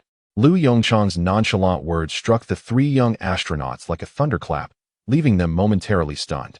Entering space, landing on the moon. Tears of excitement welled up in her eyes. So what do you say? Are you interested in participating? Of course we are. Bai Yishuan and Hong Fan exclaimed in unison. And you, Xia Wani? Liu Yongchang's voice inquired. Overwhelmed by excitement, she found herself at a loss for words, only able to nod vigorously. Observing the scene before him, L Yongchang's eyes reflected a hint of sentimentality. Since the first monkey gazed up at the starry sky, the yearning for the boundless universe has been indelibly etched into the very fabric of humanity's genes. As the emotions of the 3 gradually stabilized, L Yongchang's expression turned slightly serious. I must inform you in advance that you are about to participate in the first hypersonic aircraft project of Xi'an Nation. Although you possess extensive experience in spaceflight, it is far from sufficient to be pilots of a hypersonic aircraft. Therefore, you will need to undergo a month-long specialized training at the Air Force Pilot Training Base. This training will be arduous and demanding. You, Professor L, rest assured, we will complete the training tasks. Bai Yishuan interjected, interrupting L Yongchang's words. L Yongchang was momentarily taken aback, then smiled and nodded. Very well. I will be waiting for you at the National Aerospace Research Institute. I hope you will not disappoint me. Meanwhile, in the United States, within the Central Intelligence Agency building, the bright corridor echoed with the sound of hurried footsteps. A uniformed man clutched a document tightly in his hand as he hastened toward the office at the end of the corridor. Upon reaching the office door, he abruptly halted. Taking a deep breath, he sought to steady his somewhat rapid breathing. Knock, knock, knock. He raised his hand and gently tapped on the office door. Come in. A deep male voice resonated from within. He inhaled deeply once more, then extended his hand to push open the grand office door. What is it? Inside the office, a white man with a hawk-like nose and a harsh visage gazed at him with a shadowy expression. He swallowed nervously, extending the documents in his hand towards the man seated behind the desk. Director William, we have received the latest intelligence from our operatives in Xia country. William Blair's expression shifted slightly in surprise, and he abruptly rose from his chair. Quick, bring me the documents. Upon hearing this command, the man hastily handed over the papers. William Blair swiftly unfolded the documents, scrutinizing them with great intensity. Gradually, his complexion turned pale. Chapter 67, The United States. With all due respect, electric propulsion is utter rubbish. This cannot be. William Blair's face drained of color, veins bulging on the back of his hands gripping the documents. In the next moment, he abruptly lifted his gaze towards the man who had delivered the papers, his features contorted in a fierce snarl. Hurry. Prepare the vehicle. Prepare the vehicle? A flicker of confusion crossed the man's eyes as he instinctively inquired, where to? The White House. William Blair seized his coat from the side and flung open the office door. I want to see the gates of the White House in 10 minutes. At the White House, William Blair clutched the A4 sheet detailing the intelligence tightly in his hand, racing towards the president's office. Then, without any surprise, he was halted in his tracks by two imposing bodyguards. Let me through. I have crucial intelligence to report to the president. As William shook the documents in his hand, he replied, I apologize, sir, but it is currently Mr. Albert's nap time. The bodyguard stated with an impassive expression. William Blair's eyes widened in disbelief, a mixture of anger and amusement flashing across his face. What on earth? Do you have any idea who I am? You are the director of the Central Intelligence Agency, sir, the bodyguard continued indifferently, but I still cannot permit you to enter. Mr. Albert has specifically instructed that no one is to disturb his slumber. Sir, I kindly ask for your understanding. Allowing you entry would cost us our jobs, another bodyguard added. With a scoff, William Blair cast a significant glance at the two guards. Very well, I hope you both remember this incident. Pray tell, how much longer until the president's nap time concludes? In 5 minutes. You may wait in the adjacent area, the bodyguard replied, evidently unimpressed by William's threat, casually gesturing towards the chairs in the corridor. 5 minutes later, as a ringing alarm resonated from the nearby presidential office, the two bodyguards softly reminded him, Director, the president's nap time has concluded. You may enter now. William Blair sighed deeply, rising from his seat and striding purposefully towards the office door. Tap, tap, tap. Regaining his composure, William gently rapped on the door of the presidential office. Who is it? William. He slightly twitched the corners of his mouth and pushed open the office door with a firm motion. William Blair Albert rubbed his bleary eyes and, stretching languidly, murmured, What brings you to my side? Observing the still drowsy president before him, William Blair's eyelids twitched violently. His expression turned grave as he solemnly declared, Your Excellency. Intelligence personnel from Xia country have relayed crucial information. Before he could finish, Albert raised his hand, interrupting William Blair's words. In the next instant, Albert pressed a red button on the desk. Just as William Blair was left perplexed, the office door behind him suddenly swung open. A secretary clad in professional attire entered, carrying a cup of brown liquid. Albert's gaze lingered on the secretary's legs, adorned in black stockings, for a few moments. He then reached out to take the glass from her hand and nodded gently at William. Coke, would you like a glass? By the way, what were you saying just now? William, he had to admit, he had never felt so speechless in his life. Although he had long heard rumors about this president's unreliability, he had not anticipated such absurdity. Suddenly, he dismissed the idea of reporting to the president, realizing that those two bodyguards likely would not face repercussions for this trivial matter. He took a deep breath to steady the tumultuous emotions within him and then gritted his teeth, stating, Your Excellency, the intelligence personnel from Xia country have conveyed vital information. Upon hearing the news from the Summer Nation, Albert's expression gradually grew more solemn. He lifted his glass, taking a delicate sip of ice-cold cola, and in a hushed tone inquired, "What intelligence?" The Summer Nation has mastered controllable nuclear fusion miniaturization technology. Uff, cough, cough. President Albert choked, hastily grabbing a napkin from the side to frantically wipe the cola stains off his desk. "What did you say? Controllable nuclear fusion miniaturization technology? How is that possible? Is the information credible?" William Blair shrugged. "Certainly credible. The Summer Nation's officials have already confirmed it." The president's countenance darkened instantly. "Damn it. I just spent a fortune acquiring the complete set of controllable nuclear fusion technology. And now, I find I have merely purchased someone else's obsolete product?"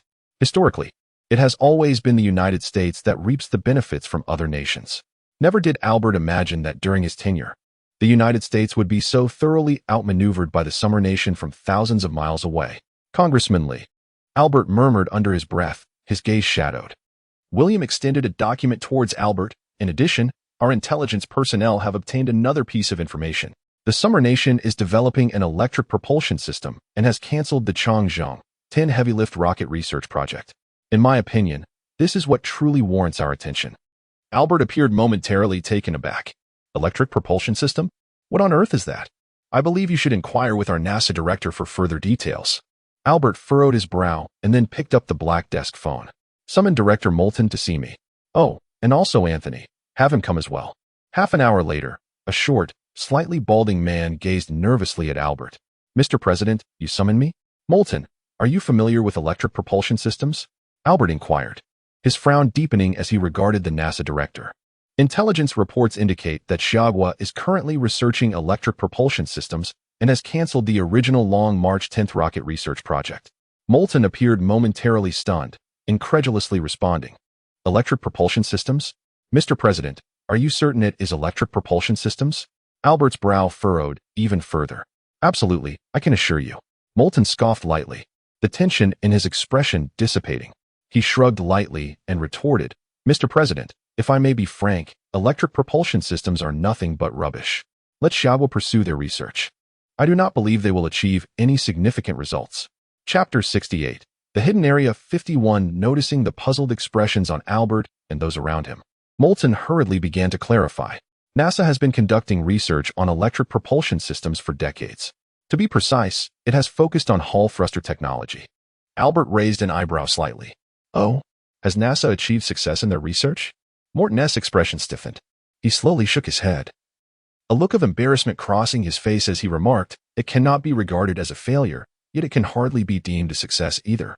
Currently, the Hall thruster can only generate thrust in the range of tens or hundreds of millinewtons, and it is predominantly utilized in deep space spacecraft." Perhaps you are unfamiliar with what tens or hundreds of millinewtons entails. Let me rephrase it for clarity. The maximum thrust of the Hall thruster is approximately equivalent to a few tens of grams. Within the atmosphere, it is incapable of even propelling an egg. Albert suddenly comprehended the situation. However, his brow furrowed once more. Then why has the Summer Nation decided to terminate the Long March 10th rocket research project? In response to this inquiry, Morton fell into silence. It was indeed a perplexing issue. After all, he was merely a director, not a researcher. And it was perfectly natural for him to lack research intuition. Perhaps I should find a time to consult a professor at NASA? Albert slowly shook his head. Given that this Hall thruster serves little purpose in the atmosphere, it is best to disregard it. Moreover, we cannot ascertain whether these two pieces of news are merely a smokescreen released by the Summer Nation. Ever since I learned that the Summer Nation sold the first-generation fusion reactor technology only to unveil the second-generation nuclear fusion technology, I have developed a certain psychological shadow. The most pressing matter now is how we should respond to this series of maneuvers by the Summer Nation. Morton nodded respectfully, his voice low as he remarked, "In my opinion, we need not heed the information disseminated by the Xia Nation. After all, we have already suffered enough losses regarding nuclear fusion. If they wish to explore Hall thrusters, let them do so. I firmly believe that chemical fuel rockets currently represent humanity's optimal choice." Albert's gaze subtly shifted, his profound eyes once again directed towards Morton. "How is the Pathfinders project coming along?" Morton's expression tightened slightly. "Preparations have begun. Too slow." Albert's brow furrowed instantly in concern. "Only preparations? At the current pace of development in Xia, by the time they complete their preparations, they might very well have planted their flags all over the moon." Anthony, who had remained silent until now, pressed his lips together, and exchanged a significant glance with Morton. Morton, I believe it is time to initiate that project. Morton's expression shifted slightly, and he responded in a low voice. Anthony, are you certain? Anthony gently closed his eyes, inhaling deeply. I am certain. The United States may fall behind once, but it must never repeatedly lag behind others. Albert, seated in the presidential chair, interjected with a furrowed brow. Wait. What are you two discussing? What project? Anthony abruptly turned to Albert, his gaze intense. Mr. President, I request to initiate the Area 51 project. Upon witnessing the fervor in Anthony's eyes, Albert's expression turned decidedly peculiar.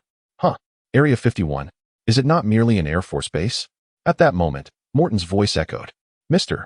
President, on the surface, Area 51 indeed appears to be nothing more than an Air Force base. However, in reality, it serves as the central hub for the United States Advanced Technology Reserve Program. Albert's expression grew increasingly peculiar. Gentlemen, this jest is hardly amusing. An Advanced Technology Reserve Program? How have I never heard of such a program in the United States? The voice of Defense Secretary Anthony followed. The Advanced Technology Reserve Program commenced 50 years ago, aimed at safeguarding various high-end technologies to ensure the United States maintains its international leadership in the future. Throughout this time, in order to maintain secrecy, only successive secretaries of defense and NASA administrators have been privy to this information. Not only you, but even previous U.S. presidents were unaware of the program's existence. President Albert's expression froze momentarily. Well, if even past presidents were in the dark. His mindset eased slightly. However, he quickly pondered a crucial question. What about the funding? Why have I never seen any budget allocations for the so-called Area 51? Anthony, appearing somewhat embarrassed, replied, well, the funding can indeed be concealed. Over the past 50 years, approximately 10 of military expenditures have discreetly flowed towards Area 51. Albert's breath caught in his throat. 10%. That is a staggering 10% of the United States annual military budget. A total expenditure spanning 50 years. Albert could scarcely fathom the nature of the research conducted within those walls. Taking a deep breath, he softly inquired, may I ask what technologies are stored inside? Anthony and Moulton exchanged a glance, and after a brief moment, Anthony nodded gently, certainly. The last Cold War profoundly elucidated the significance of space dominance. Thus, the primary technologies housed within Area 51 pertain to the aerospace sector. For instance, an enhanced version of the Saturn V, known as the Saturn VI launch vehicle. Albert's pupils dilated in astonishment. As a Native American, he was well aware of the world-renowned Saturn V heavy-lift launch vehicle. The Saturn V, the largest rocket ever utilized in human history, stands an impressive 110.6 meters tall, with a staggering launch weight of 3,038.5 tons and a total thrust that reaches an astounding 3,408 tons. Employed for manned lunar missions, it is colloquially referred to as the moon rocket.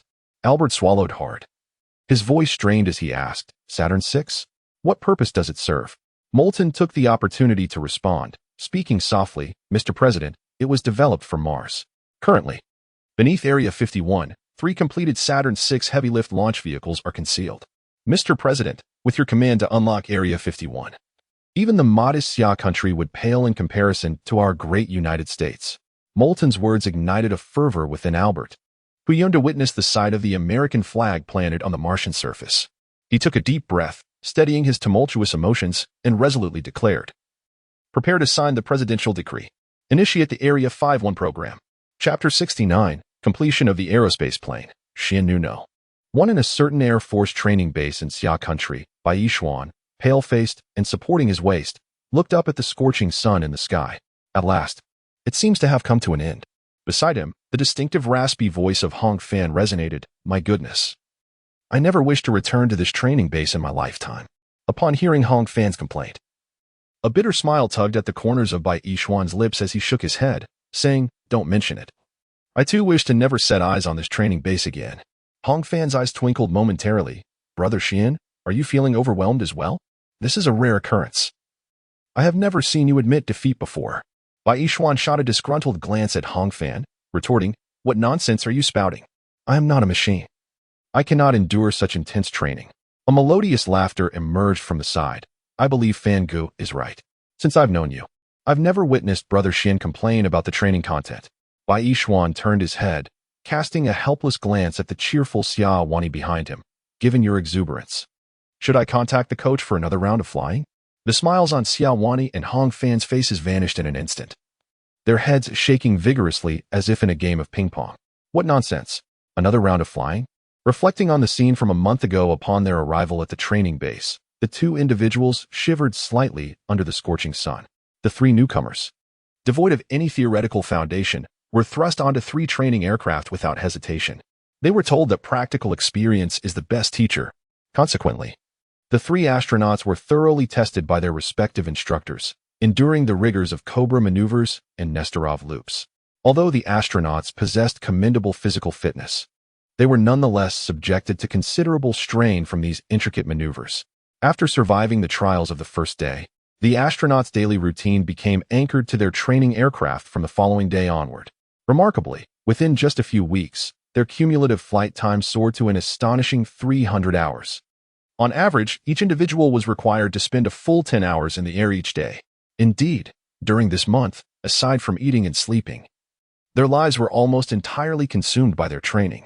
Finally, it seemed to be over. Xiao Wani shook her head, casting aside those painful memories, and then stretched languidly, softly exclaiming, "Next, we ought to visit Professor L, right? I wonder if that so-called space plane has been completed." Bai Yishuan glanced at Xiao Wani's posture during her stretch and retorted, "Don't celebrate too soon. Professor L did mention that after our training at the Air Force Base, we still need to undergo further training on the space plane." Xiao Wani smiled gently, tossing her neat short hair, and replied, "No worries. After all, it is capable of reaching space. The mere thought of this invigorates me." Gazing at Xiao Wani's radiant smile, Bai Yishuan momentarily lost himself in reverie. A sudden roar of engines echoed from above. Bai Yishuan's eyes flickered slightly as he lifted his gaze towards the armed helicopter slowly descending from the sky, softly remarking to his companions, "It is time for us to embark." Within a hangar outside the National Space Research Institute of Xia Country, a sleek, jet-black aircraft rested quietly.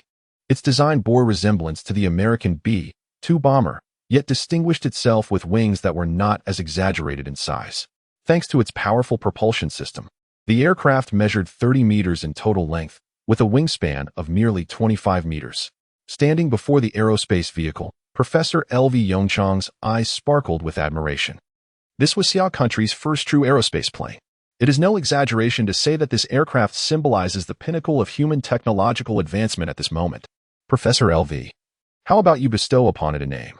came the voice of academician Chao Liangai, interrupting L.V. Yongchang's reverie.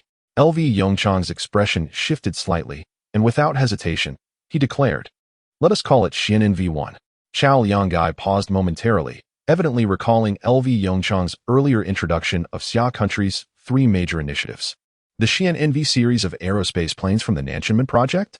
Chao Liangai raised an eyebrow, softly inquiring, "Are you truly considering bringing that Nanchunman project to fruition?" Lu Yongchang chuckled softly, his profound gaze once again directed at the Xian new number one before him. "Of course, not only will the Nanchunman project come to fruition, but the Heavenly Court project will also be realized in the future."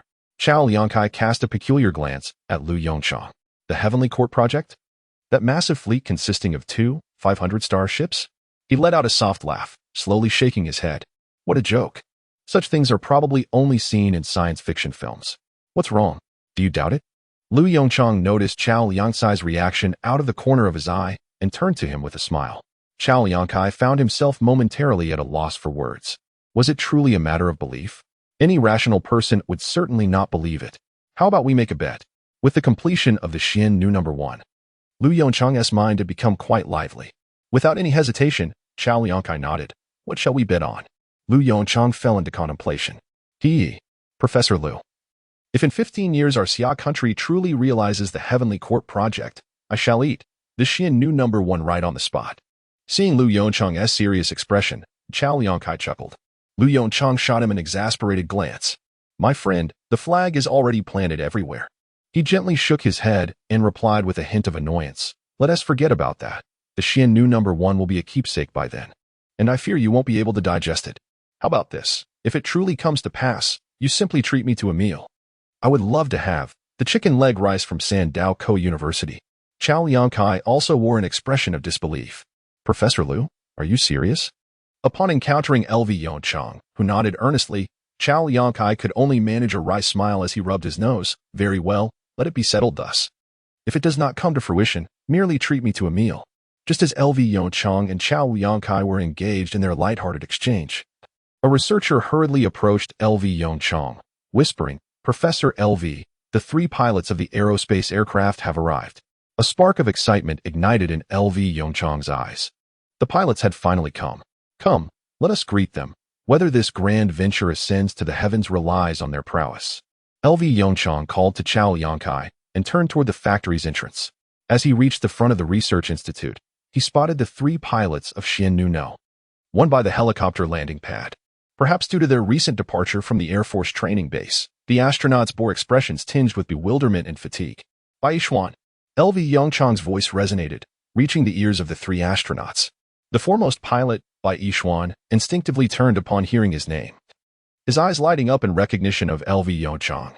He excitedly beckoned his companions to approach. "How did your month of training fare?" LV Yongchang inquired with a gentle smile as the trio jogged to stand before him. However, Hong Fan suddenly shivered, and the previously beaming smile on his face was swiftly replaced by a shadow of concern. "Professor LV, please do not say anything further. You have no idea how we have spent this past month."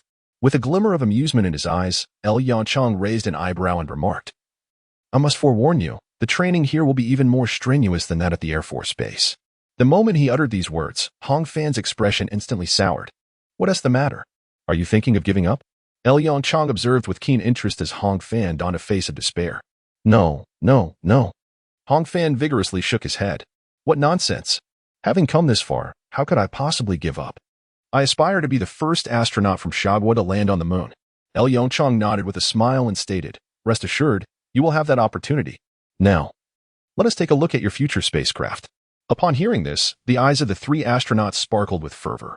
As they beheld the bold and enigmatic exterior of Xian-1, their jaws dropped in awe. Wow! Hong Fan exclaimed, his excitement palpable. "Is this truly a creation of our Xiagua?" Even Bai Yishuan, the most composed among them, could not hide his astonishment. Xiaowani gently brushed her trembling fingers across the cold surface of Xian-1. The chill that coursed through her fingertips did nothing to extinguish the fervor within her heart. Her eyes sparkled with admiration as she murmured, "It's so beautiful." L. Yongchang observed the reactions of the 3 astronauts, a proud smile curling at the corners of his mouth. This was his crowning achievement, even in his previous life. He had never constructed a spacecraft of such caliber. After all, at that time, most of his energy was devoted to the construction and development of the underground city. "Come, let me show you the cockpit," he said with a smile, greeting the 3. Hearing this, Hong Fan instinctively swallowed and stammered, "See, can we really see the cockpit?" Lu Yongchang raised an eyebrow, casting a peculiar glance at Hong Fan. "What? Do you not wish to pilot this spacecraft?" Bai Yishuan and Xiaowani exchanged glances, their expressions reflecting disbelief. Hong Fan remained speechless. Lu Yongchang, puzzled, shook his head and turned to walk towards the boarding gate beneath the fuselage. Due to the utilization of a small fusion reactor as its power source, coupled with the fact that this spacecraft primarily undertook research and transportation missions, the spatial design of Xiannu-1 was remarkably spacious. In front of the cockpit, there were 3 sides composed of specially crafted tempered glass windows. These windows not only shield against the impact of the vast majority of minute meteoroids within the solar system, but also significantly filter harmful cosmic rays and excessively intense visible light. Behind the windows lay a console adorned with an array of control buttons and instruments. The console was expansive, requiring 3 pilots to complete all operational tasks, which is one of the primary reasons Xiannu-1 necessitated 3 pilots. Behind the console were 3 tall and spacious pilot seats, designed ergonomically, considering the prolonged flight times of the spacecraft. "Oh?" Xiaowani noticed the 2 somewhat unadorned chairs behind the driver's seat and quietly inquired of Professor Lu Yongchang, "Professor, what about these 2 chairs?" Xiaowani nodded in contemplation. It seemed that the role of this Xiannu-1 far exceeded her initial expectations. Good heavens! Bai Yishuan instinctively lightened his footsteps, approaching the intricate control panel, gently caressing the buttons upon it. His pupils quivered slightly as he murmured, "This is nothing short of a scene from a science fiction film." In the next moment, he turned his head, his gaze fervently fixed on Lu Yongchang. "Professor Lu, when can we pilot this aerial vehicle?" Bai Yishuan's question instantly captured the attention of the other 2. Hong Fan and Xiaowani directed their eager gazes towards Lu Yongchang. Professor Lu furrowed his brow slightly, pondering for a moment before shaking his head, that is uncertain. Witnessing the immediate dimming of the expressions on the faces of the three, he added with a smile, it depends on the effectiveness of your training. You will need to conduct your piloting practice within the simulator. After all, there is only one of these machines, if anything were to go awry. I cannot bear the responsibility. What if the training goes well? Hong Fan's hoarse voice broke the silence. If the training goes well? A broader smile illuminated Lu Yongchang's eyes. If you manage to master it overnight, I shall request a test flight from the council chairman tomorrow. Upon hearing this, Hong Fan's breath visibly quickened. Observing the excited expressions of the three before him, a glint of mischievous delight flickered in Lu Yongchang's gaze. This was precisely the reaction he desired. He firmly believes that after this stimulating experience, the training efficiency of the three astronauts will undoubtedly double. After sending the three astronauts for training, Lu Yongchang gazed at the Xian Envy number 1 before him, murmuring, "Sometimes I truly envy them." What did you say? Chao Liangkai looked at Lu Yongchang with a peculiar expression. Envy? Who do you envy? By Yi Xuan and the others, Lu Yongchang replied, his face brimming with longing. Don't you wish to ascend aboard this magnificent behemoth? Not at all. Chao Liangkai scoffed, disdain evident in his tone. I have no desire to experience the sensation of being unable to touch the ground. Moreover, it's impossible for you to board this contraption. Lu Yongchang was momentarily taken aback and instinctively retorted, why not? The committee leader would never permit you to undertake such an endeavor. Chao Liangkai rolled his eyes. Surely you are aware of your current significance? A hint of contemplation gradually surfaced in the depths of Chao Liangkai's gaze, which he had failed to notice. Chapter 71. Eagle Sauce. Do you find the pancakes I made fragrant? Half a month swiftly passed. The training program for the three astronauts was nearing its conclusion. As he perused the training progress reports, Lu Yongchang could not help but smile. It must be said that the candidates chosen by Hong Qiming were indeed exceptional. The comprehensive qualities of these three astronauts are undoubtedly among the finest in the ranks of Xi'an Nation's astronauts. Coupled with the motivational vision Lu Yongchang had painted prior to their training, the combined effect was so remarkable that he found it hard to believe his own eyes. The control of fusion reaction rates, the regulation of Hall thruster power, the ground takeoff and landing of space planes, lunar landings. What was originally a month-long training program has been abruptly condensed into a mere 15 days. Lu Yongchang set down the training report in his hands, contemplated for a moment, and then picked up the desk phone. In the capital of Xia country, within the first ring road. Knock, knock, knock. A series of urgent knocks on the door caused the elderly man, who was engrossed in reviewing documents, to frown. Come in, he said, putting down his pen and exhaling slowly. The heavy wooden door of the office creaked open. Upon seeing the visitor, a flicker of surprise crossed the old man's eyes. Academician Chao? What brings you here? The old man's expression turned serious as he gazed at Academician Chao Liangkai, who stood at the threshold and softly inquired, Is there an issue with the Xian New Number 1 project? Chao Liangkai hurriedly shook his head and then spoke with excitement. Chairman, I am here to report the progress of the Xian New Number 1 project. This morning, the Xian New Number 1 project has been completed. The old man's demeanor momentarily froze. The next instant, he sprang from his chair, his gaze fixed intensely on Chao Liangkai. Is this true? Currently, the pilot for Xian New Number 1 has completed all training programs. Xian New Number 1 is fully prepared and ready for test flights at any moment. Excellent, excellent, excellent, the chairman exclaimed with a hearty laugh. Without further ado, let us schedule the test flight for. As he spoke, he glanced at the calendar on his desk. Let it be set for 3 days from now. By the way, the legislator's gaze flickered as he murmured, this test flight will be broadcast live across the entire network. It is time for our nation to showcase its prowess to the world. Later that evening, the Summer Nation News Channel aired a startling announcement. The host, with a twinkle in his eye, proclaimed a piece of news that shocked not only the Summer Nation but the entire globe. According to our latest updates, the first aircraft of the Xian New 1 aerospace project has achieved resounding success. In 3 days, the Xian New 1 will undertake its inaugural flight test. At that moment the news broke, an uproar ensued. Did I just see that correctly? The Xian New 1? Isn't that part of the recently unveiled Southern Gate plan? Goodness. Is the rabbit truly serious about this? Eagle Sauce. Rabbit, do you think my portrayal of this plan is convincing? Rabbit, Eagle Sauce. Does my execution of this plan look appealing? I want to say more. I've already taken leave. Let us meet for a live showdown in 3 days. Showdown? Are you certain there will be a live broadcast for that? In stark contrast to the reactions from Summer Nation's netizens, Twitter abroad was rife with skepticism. Haha. This is hilarious.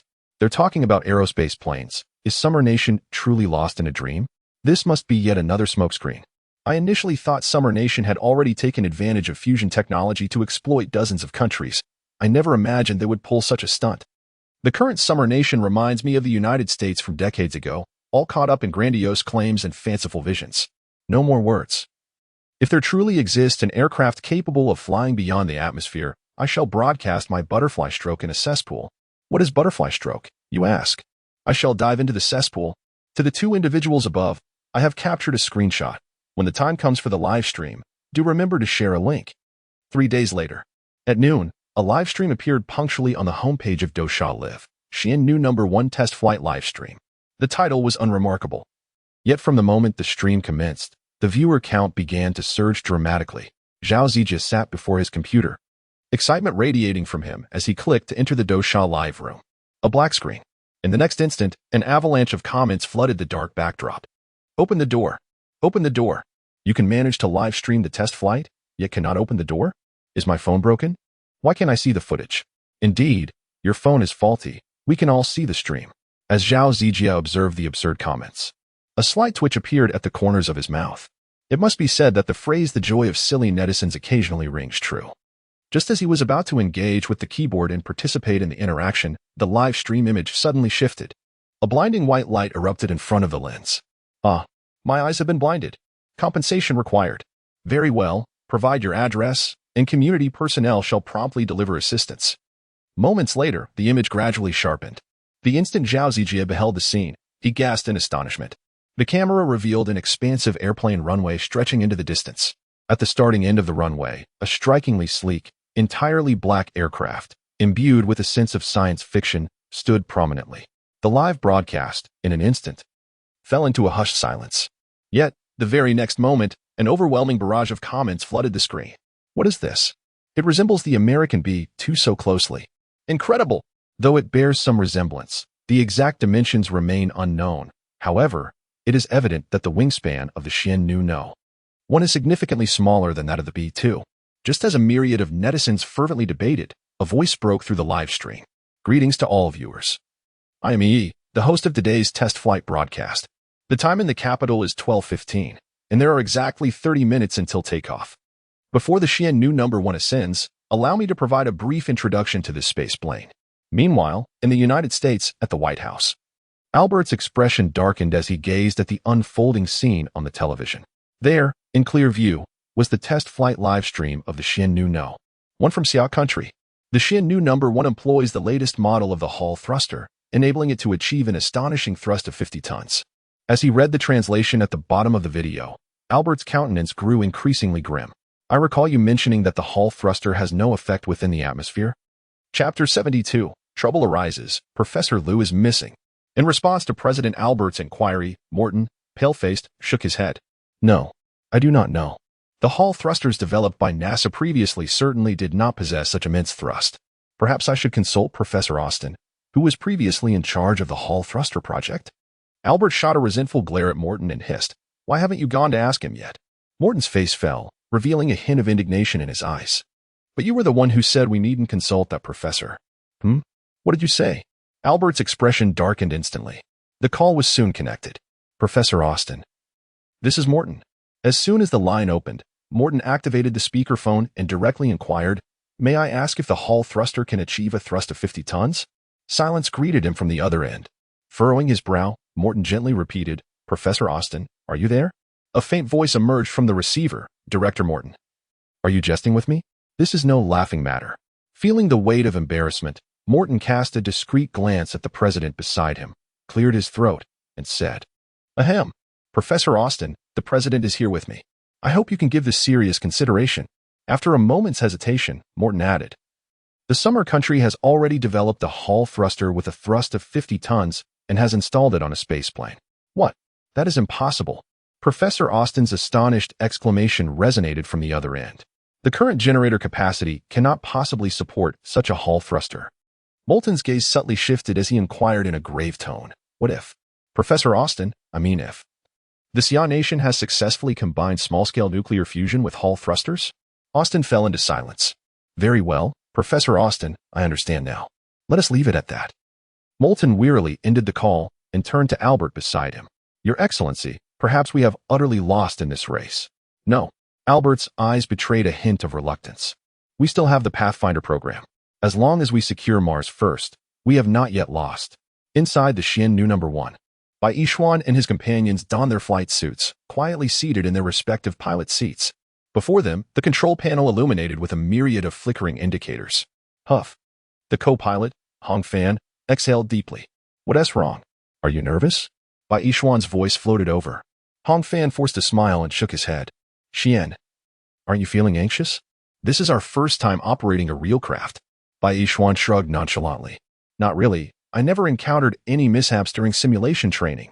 Suddenly, Hong Fan's expression stiffened.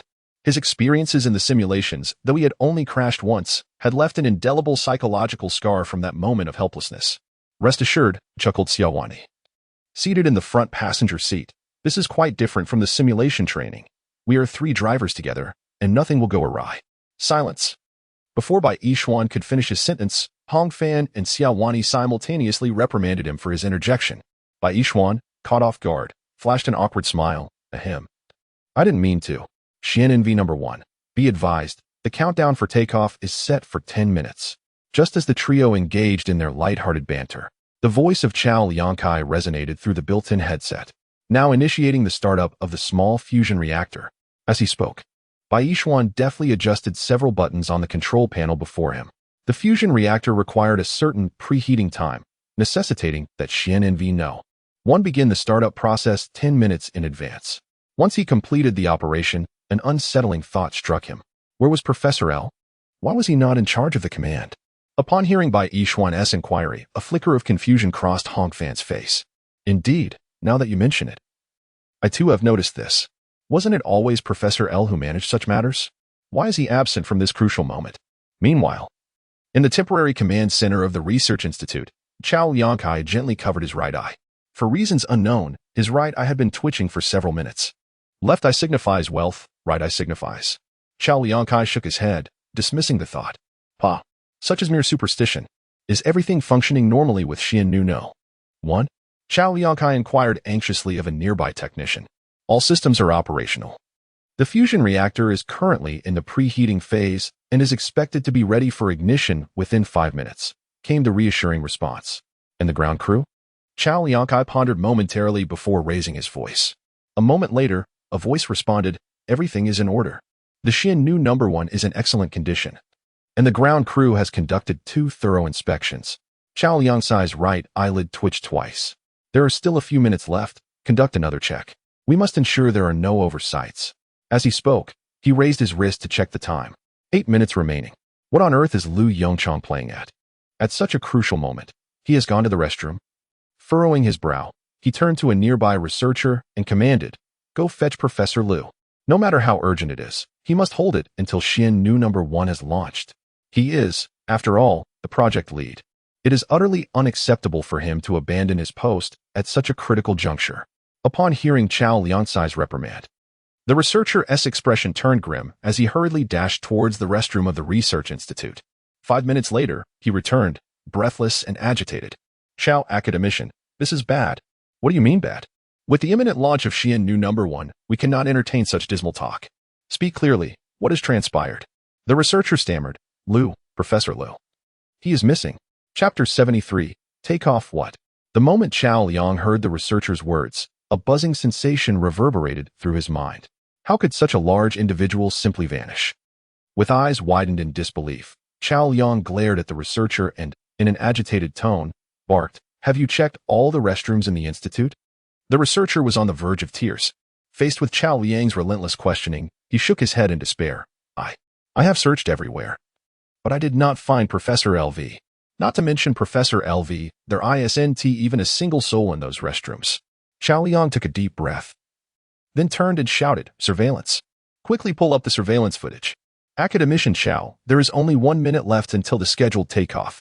A voice interjected from the side. Chao Liang gritted his teeth and let out a heavy sigh. Never mind. Let's resolve the matter of Xian Nu number 1 first. Since Professor LV was absent, I shall command the entire test flight of Xian Nu number 1. As he spoke, Chao Yang reached for the wireless telephone on the command platform. Xian Nu number 1. Prepare for takeoff. We are commencing the 30-second countdown. Xian Nu number 1. The three pilots fixated their gaze on the instrument data displayed on the control panel. A figure clad in a white flight suit stealthily emerged from a corner at the rear of the cabin. As the camera zoomed in, the face within the helmet was unmistakably that of Professor L.V. Yongchang, who was supposed to be in the restroom. L.V. Yongchang quietly approached the passenger seat behind the main cockpit. Due to the elevated height of the three pilot seats, a significant blind spot was created, causing the trio of drivers to remain oblivious to the presence of an additional person seated behind them. With remarkable adeptness, he grasped the safety belt on the seat and secured it around himself. A glimmer of satisfaction flickered in Lu Yongchang's eyes. Indeed, his clandestine training sessions had not been in vain. The click of the safety belt's buckle resonated loudly in the otherwise silent cabin. Lu Yongchang's body stiffened suddenly, his gaze trembling as it fixated on the three pilots before him. He swallowed hard, feeling his Adam's apple bob slightly. The aircraft had yet to take off. Should he be discovered, he was utterly certain that he would be unceremoniously ejected from the plane. After a few seconds, observing the pilot's unperturbed expressions, Lu Yongchang exhaled a subtle sigh of relief. It must have been the headset muffling the sound he had just made. The countdown began, 30 seconds. A flicker of excitement sparked in Lu Yongchang's eyes. The launch was imminent. Xian NV number 1 received. The output power of the small fusion reactor is normal. Preparing to activate the Hall thruster. The announcements echoed through the headset, intensifying his nervousness. Despite having lived 2 lives, this was his inaugural journey aboard a space plane. His first venture into the cosmos. 3, 2, 1 liftoff. At the command of Chao Yangkai, by Yishuan, seated in the main pilot's position, resolutely pushed the control stick forward. A gentle tremor coursed through his feet. The Hall thruster has been activated. As the thought crossed L. Yongchang's mind, he suddenly felt an immense force pressing him firmly against the back of his chair. Inside the Do Sha live stream room, anticipation filled the air. Why hasn't it taken off yet? I've been waiting so long that my flowers have wilted. Just as the anxious viewers began to fret, a calm command resonated. Countdown to launch, 30 seconds. Upon hearing this announcement, the viewers at their computers perked up. On the live broadcast, a soft blue flame gradually emerged from the rear of the Xian NV number 1 aerospace plane. Goodness, what is that? 1, 2, 3, 4, 5. So many Mach rings. Is this the tail flame of the Hall thruster? I'm in love. Someone, take me up there to bask in it and entertain everyone. The 30 seconds of waiting swiftly passed, and with the command to launch, the blue flame at the rear of the Xian NV number 1 suddenly intensified several-fold. In the next moment, propelled by the Hall thruster, the Xian NV number 1 began to accelerate smoothly. In the blink of an eye, it reached the end of the runway. With the nose tilting upwards, the Xian NV number 1 leapt into the azure sky. The instant this scene was captured by the camera, the live stream room erupted into a cacophony of excitement. It has taken off. It has taken off. My goodness. That tail flame, that shape. No words needed. I'm a devoted fan of Xian NV number 1 for 10 years running. They say this is a hypersonic aircraft. What could be the destination for this test flight? Surely, it's not just a leisurely jaunt in the sky. The live host appeared to have noticed the barrage of comments and softly explained, the destination of Xian Nu number 1 is the geostationary orbit, situated 36,000 kilometers above the Earth's surface. A gasp escaped Zhao Zijia, seated before his computer. To take off from the surface and ascend directly to geostationary orbit. The power of Xian Nu number 1 likely exceeded everyone's wildest imaginations. Not to mention the multitude of foreign satellites occupying that orbit. Nor the question of whether Xian Nu number 1 was equipped with weaponry. Even if it merely dropped a tungsten rod, the ramifications would be unbearable for most nations.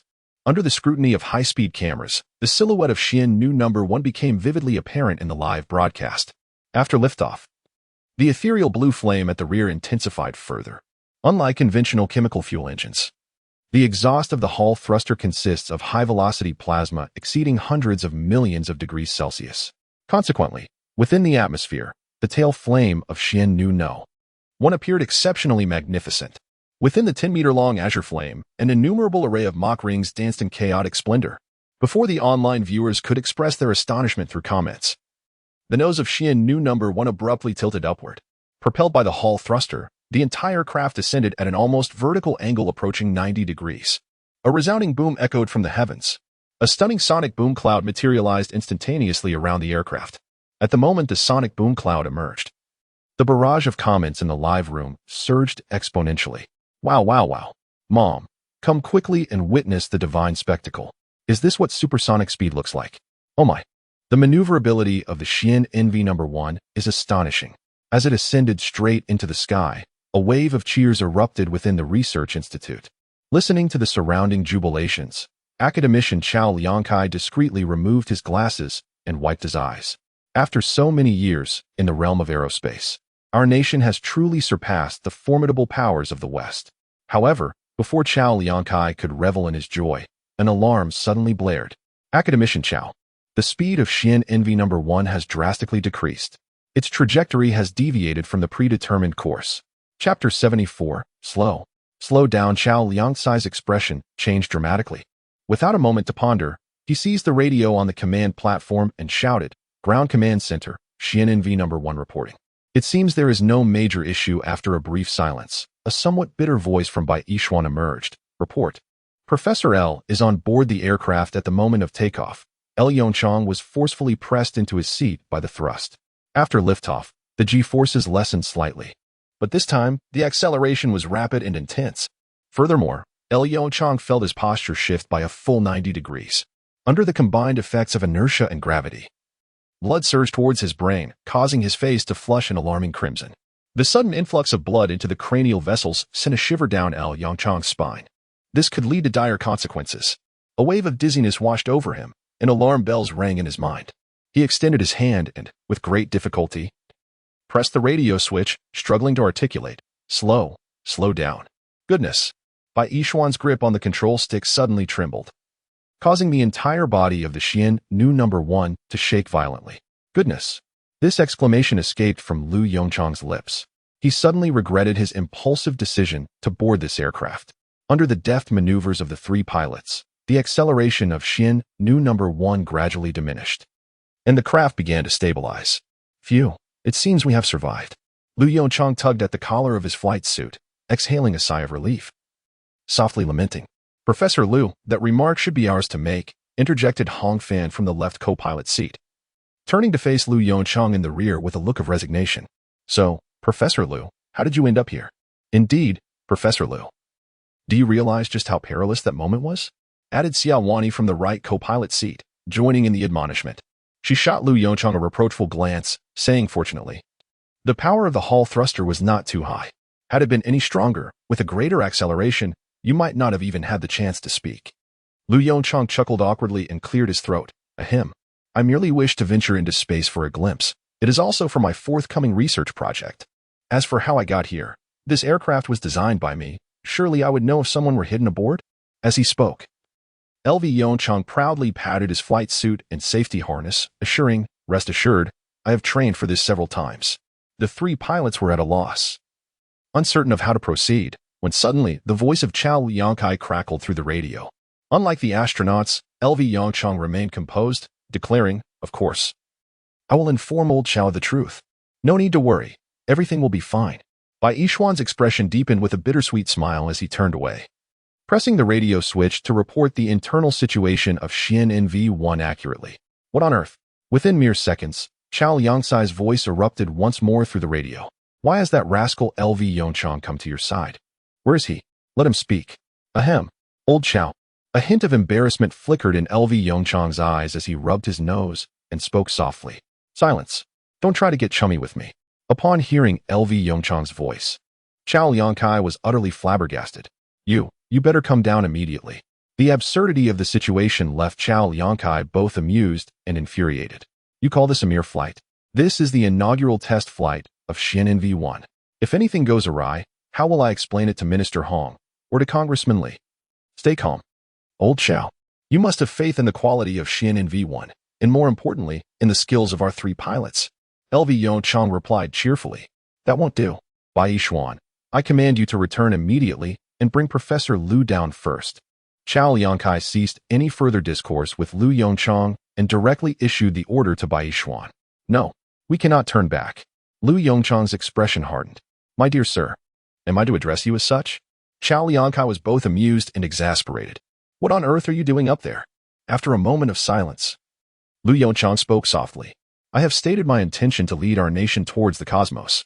It would be rather absurd if, in the end, the director of the Space Administration, had never ventured into space, wouldn't it?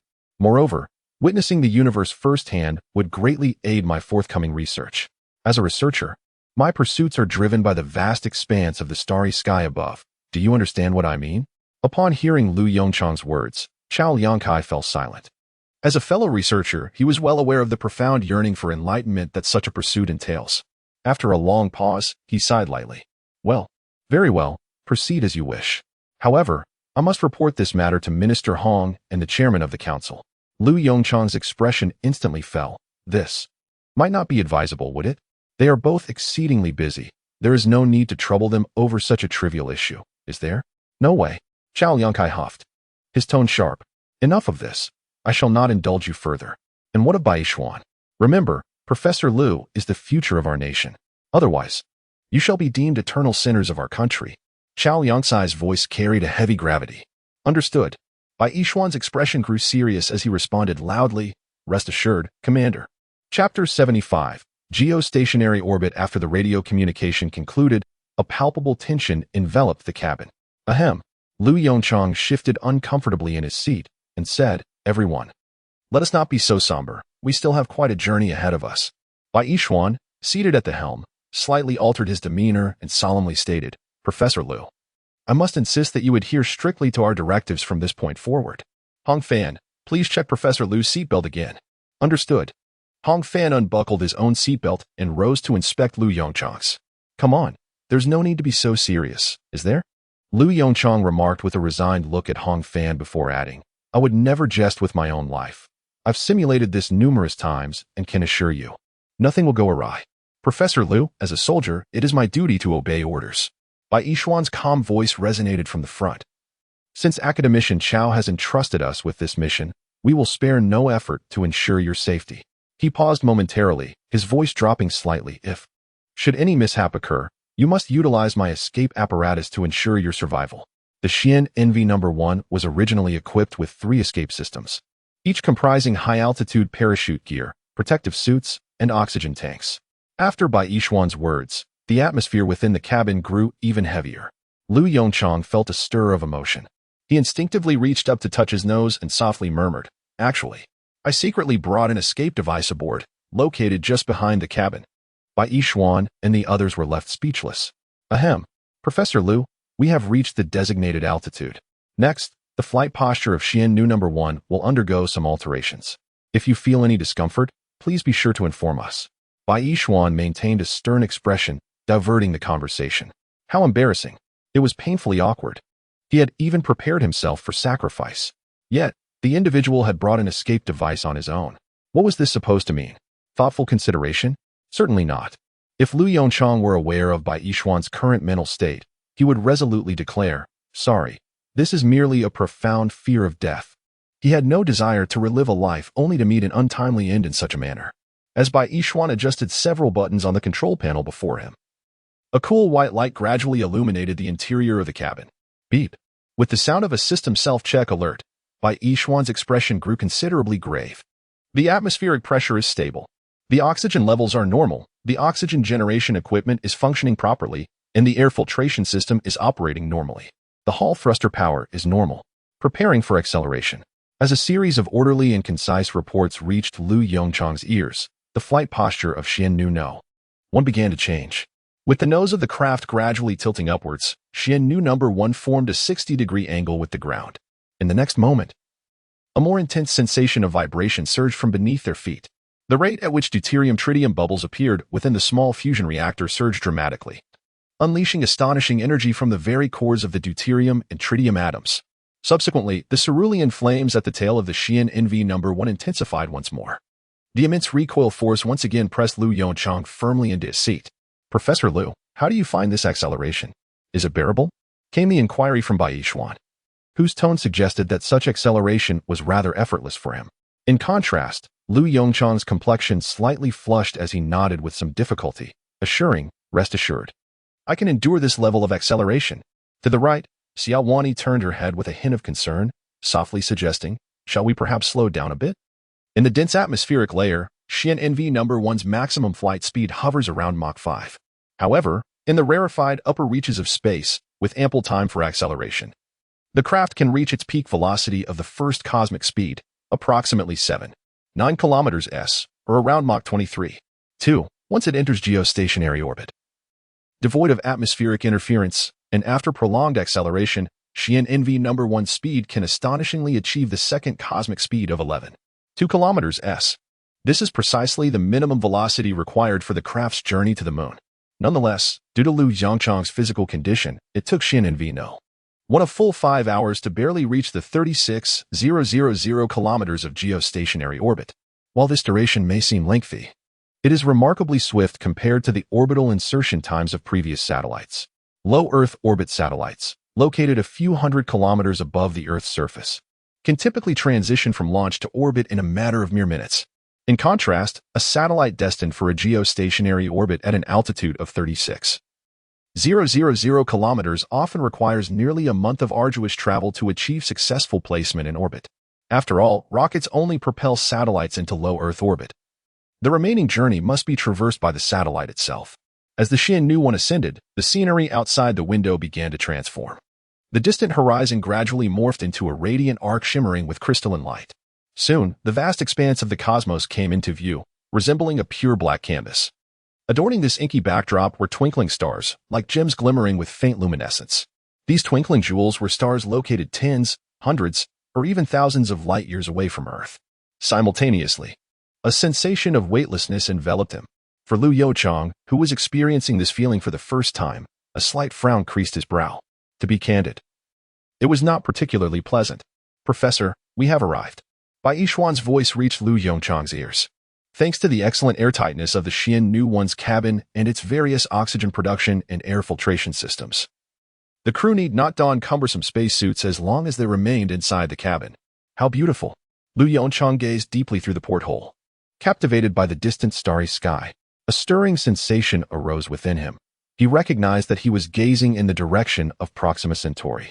As a red dwarf star situated merely 4.22 light-years from Earth, its apparent magnitude is 11. Thus, Lu Yongchang is unable to observe it with the naked eye. Nonetheless, a sense of inexplicable excitement stirs within him. Perhaps humanity's future lies near that distant red dwarf star. Calling ground control, calling ground control. Xian has reached synchronous orbit. Please provide instructions. Bai Yishuan's voice disrupted Lu Yongchang's reverie. Received, Xian. Please report your status. Chapter 76. What if I join the next mission? In the capital, within the office of the senior counselor.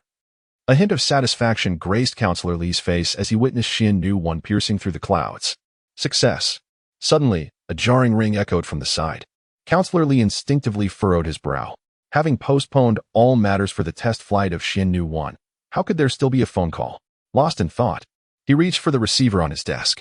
"Counselor, this is Chao Liangkai." Upon hearing the voice on the line, Counselor Li's expression eased slightly as he replied cheerfully. "Academician Chao, I have already seen the launch of Xian. Counselor, what I wish to discuss is not this matter." Chao Liangkai swallowed hard. "You must prepare yourself mentally." Counselor Li's brow furrowed again, his demeanor turning serious. "What is it? Is there an issue with Xian? Xian, no. One has not encountered any issues," murmured Chao Liangkai. "The problem lies with Professor Lu Yongchang." Counselor Li inquired, "What does that mean? What has happened to Professor Lu again?" As soon as the words left his lips, a flicker of confusion crossed Counselor Li's face. Why did he say again? Professor Lu had ascended alongside Xian number 1. The moment Chao Liangkai's voice echoed through the microphone, darkness enveloped Counselor Li. "What on earth? Could you repeat that? What has happened to Professor Lu?" He slammed his hand on the table, rising abruptly, his expression fraught with urgency as he demanded into the microphone. Chao Liangkai let out a deep sigh. "Counselor, it is my fault. A few days ago, I overheard him express a desire to ascend and gaze upon the heavens. At that time, I paid little heed. And as a result," Counselor Li pressed his hand to his forehead. No, this is not your fault. That reckless young man truly is." "What is Professor Lu's current condition? What is the safety status of Xian number 1? "Never mind, I shall come over to your location." Chao Liangkai, taken aback, had no time to respond before the call was abruptly terminated.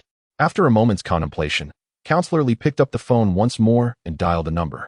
"Chiming, come to my location at once. Be swift. I'm nearby. I can arrive in approximately 5 minutes." 5 minutes later, What? Liu Yo-chang has ascended with Xian Nu number one. The office of the counselor reverberated with Hong Qiming's incredulous exclamation. That reckless young man. Has he lost his mind? Hong Qiming bit down on his molars and murmured, this is just a test flight. What if something goes wrong? The senior counselor chuckled wryly and shook his head, saying, I heard from Chao Liangkai that this fellow seems to have brought an escape device along. Not only that, but he can even don the flight suit and fasten his seatbelt by himself. Hong Qiming was taken aback. So it appears. This young man had planned this all along. The senior counselor, while reaching for his coat on the chair, declared, enough of this idle chatter. Contact the helicopter. We are heading to the Aerospace Research Institute immediately. Xian number one, report your status. Chao Liangcai's voice carried a hint of levity. The fact that they had reached the synchronous orbit indicated that the quality of this aerospace aircraft was satisfactory. Soon, Bai Yishuan's voice came through the radio, announcing, Xian number one is operating normally. The pilot is in good health. After a brief pause, Bai Yishuan added, Professor LV is also in good condition. He is ready for the return journey. Chao Liangcai let out a sigh of relief and turned his questioning gaze toward the senior counselor beside him. Counselor Li, what comes next? Counselor Li furrowed his brow slightly, maintaining an expression of calm as he accepted the wireless telephone from Chao Liangcai. Ahem. LV Yongchang. This is the senior counselor. Can you hear me? In synchronous orbit, a sleek black aircraft, trailing a luminous azure flame from its rear, glided smoothly through the skies.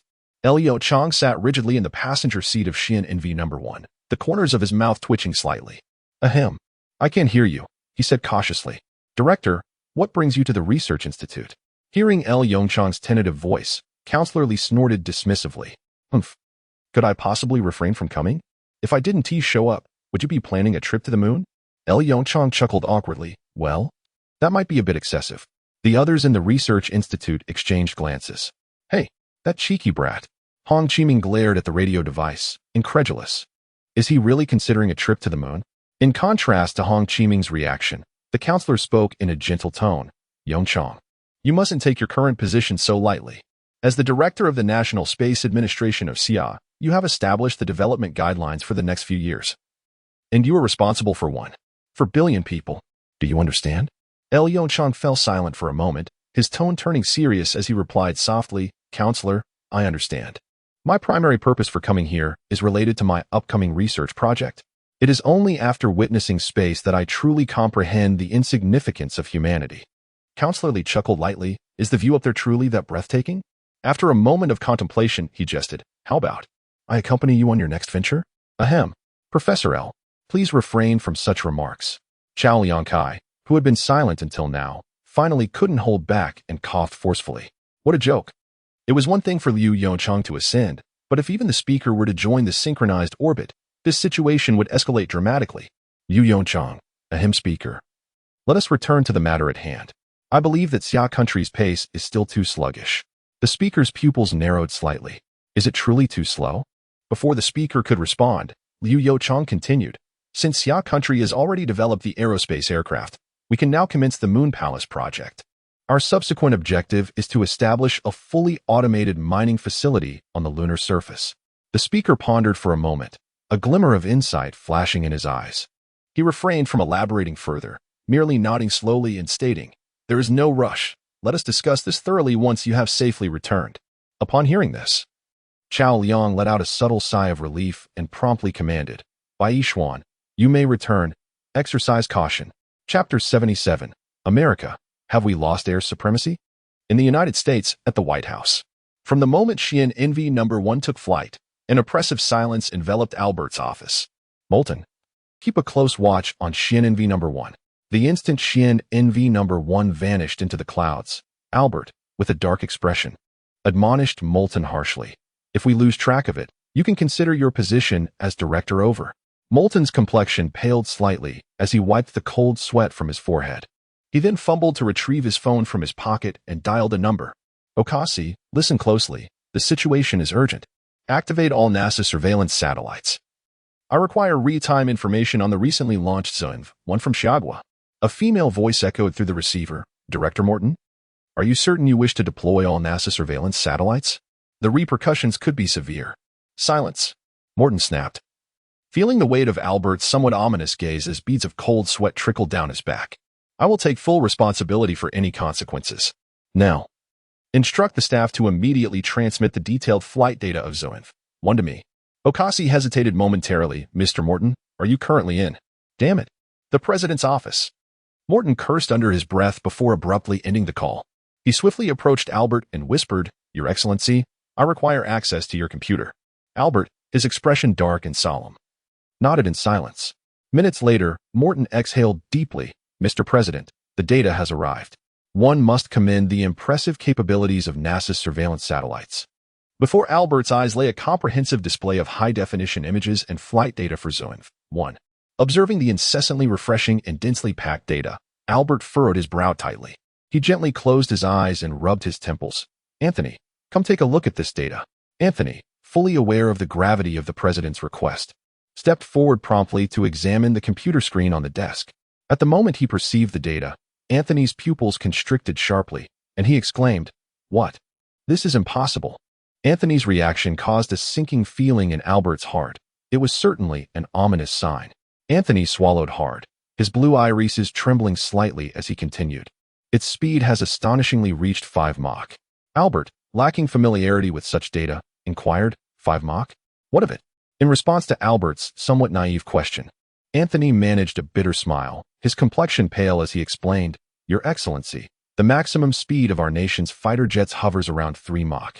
In the event of aerial combat, we might not even catch a glimpse of our opponent. Albert's breath caught in his throat, yet he waved dismissively. What about missiles? We can simply shoot it down. The bitterness in Anthony's eyes deepened. This is precisely the problem. Aside from specific air-to-air missiles, most existing missiles in the world only reach speeds of around 4 Mach. Our missiles would struggle to keep pace with this aircraft.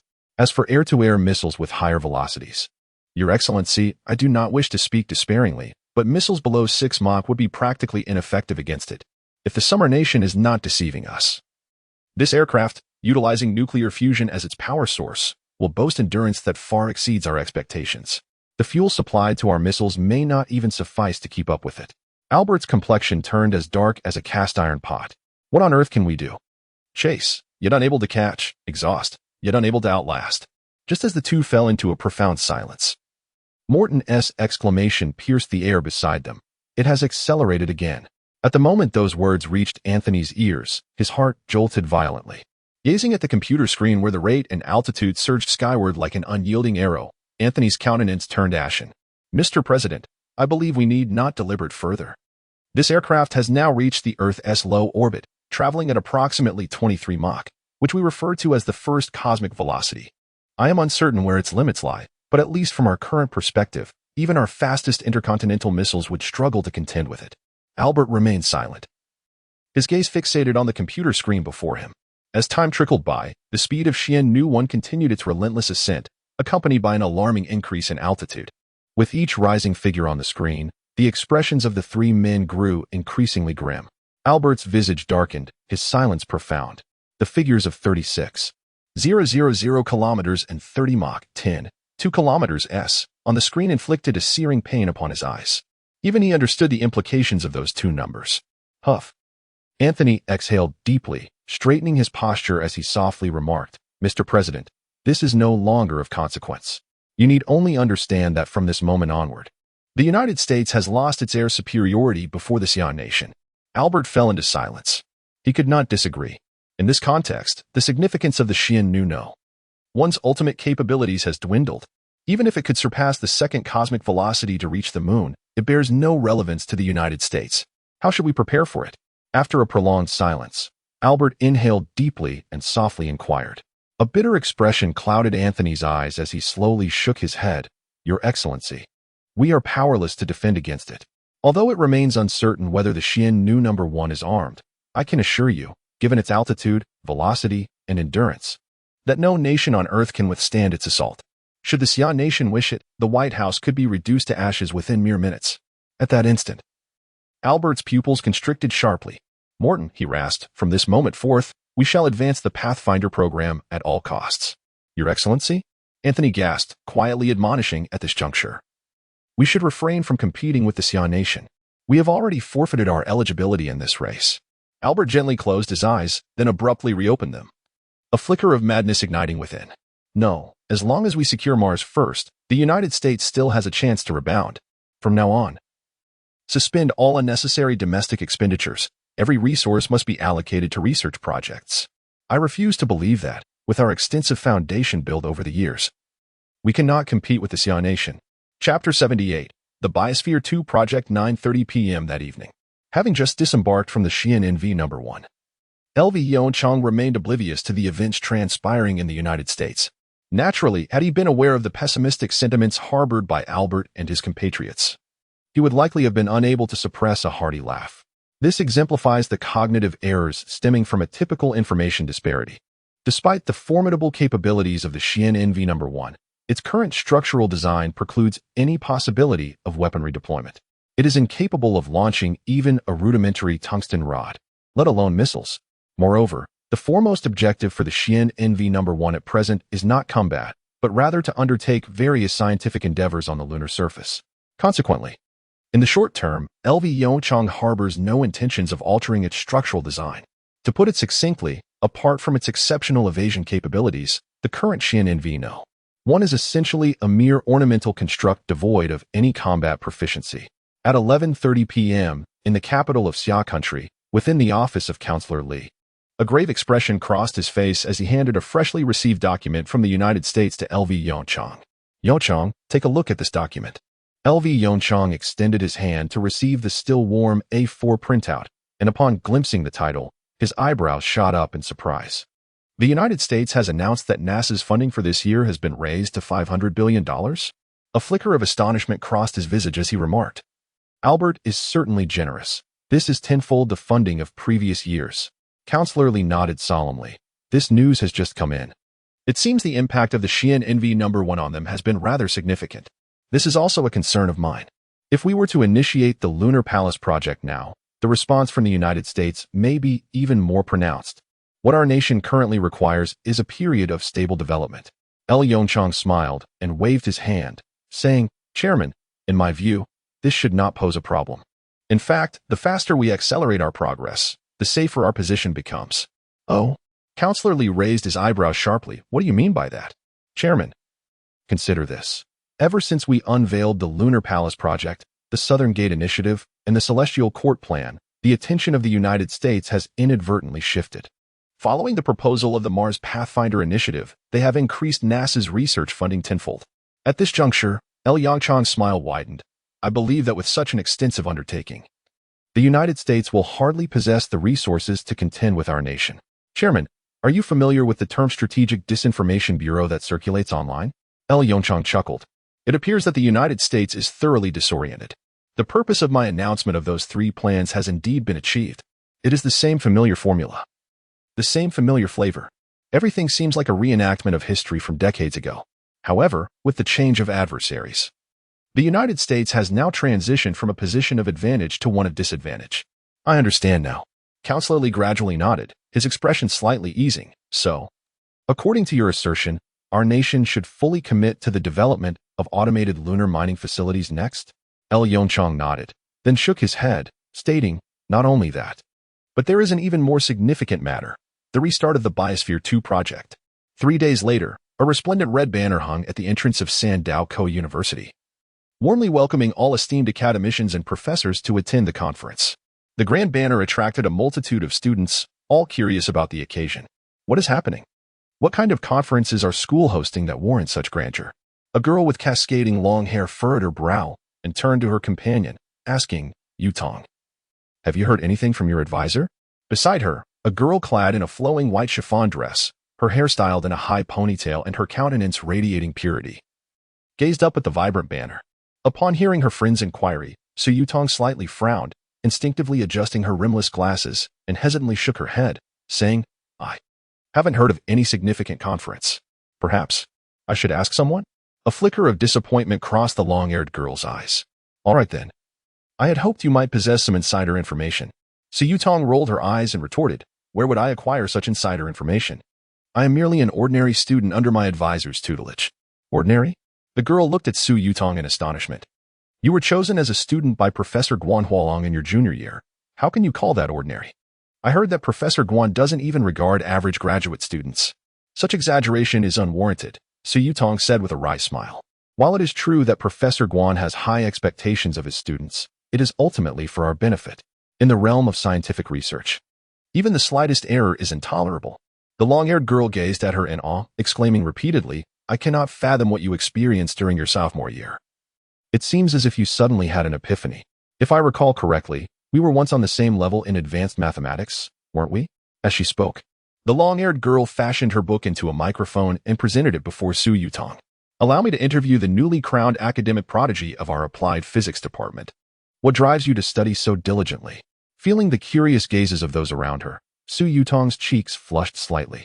Her voice, though slightly aloof, carried a hint of shyness as she replied, all right, Chen-yun, please refrain from making such unfounded claims. I am hardly a prodigy. Let us not forget. There is indeed a true academic genius among our peers. As she spoke, the image of the figure who had sat beside her, solving problems over half a year ago, surfaced in her mind. Oh, you mean Professor LV? He is not merely a prodigy. He is a genius. Chen-yun scoffed. Honestly, had I not seen it reported in Summer Nation News, I would scarcely believe that such an extraordinary individual is from our cohort. Upon hearing this, Su Yutong's gaze dimmed slightly. Since that day, she had not seen him in the library again. She gently pressed her lips together and shook her head, saying, I am not certain. Perhaps he is engaged in some clandestine research endeavor? The recent report from the Summer Nation News regarding the small fusion reactor may very well be a result of his leadership in its development. Ah, enough of that. We truly are. Chen-yun chuckled as she tugged at Su Yutong's sleeve.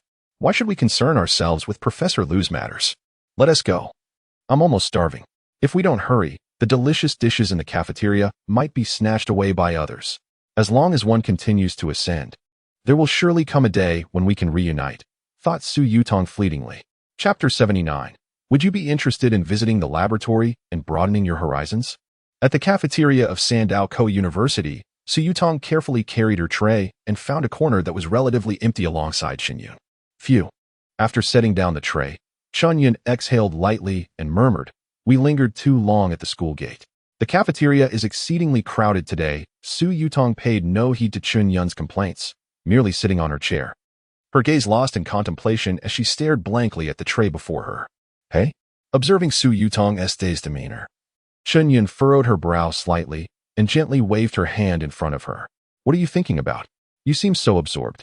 Chen-yun pouted, a hint of annoyance in her tone. Why ponder over such things? Let us eat quickly. Don't forget, you still need to visit Professor Guan later. Before she could finish her sentence, Chen-yun's attention was captured by a scene at the entrance of the cafeteria. Yutong, look quickly. If I'm not mistaken, that should be Academician Chao Yongkai, right? Shouldn't he be at the National Space Research Institute of the Summer Nation? What brings him to Sandao University? Su Yutong was momentarily taken aback, instinctively turning her gaze towards the entrance of the cafeteria. There stood an elderly man, his hair flecked with gray and clad in a white lab coat, seemingly the esteemed academician Chao Yongkai. Su Yutong murmured softly, perhaps he is here to attend the conference. It appeared that the event hosted by Sandao University was of considerable significance.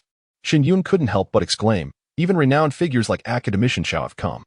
Just as Su Yutong was about to turn back and continue her meal, a figure caught her eye. A tall young man, also dressed in a white lab coat, briskly approached the slightly stooped academician Chao, warmly patting him on the shoulder. The two exchanged laughter as they exited the cafeteria together. At the moment she caught a glimpse of the young man's profile, Su Yutong's heart raced. It was him. Although they had only met once in a meaningful sense, she recognized him instantly. Instinctively, Su Yutong sprang to her feet. Yutong, what's wrong? Came Chen-yun's puzzled voice from beside her. And nothing. Su Yutong replied with an awkward smile. I just suddenly remembered something. I need to hurry over to Professor Guan. Chen-yun hesitated for a moment before saying, but you haven't finished your meal. Shouldn't you eat first? I'm full. I'm leaving now. You take your time. It must be noted that the cafeteria was indeed bustling during mealtime. By the time Su Yutong squeezed her way through the crowd, the figure she sought had long vanished from view. As she gazed at the somewhat desolate sidewalk, a hint of melancholy flickered in her eyes. Regrettably, she missed the opportunity. In the midst of her remorse, a flicker of relief emerged within her heart. Fortunately, she had not arrived in time. Otherwise, she would have been at a loss regarding how to greet LV Yongchang. Su Yutong took a deep breath and turned towards Professor Guan Huayang's office. Knock, knock, knock.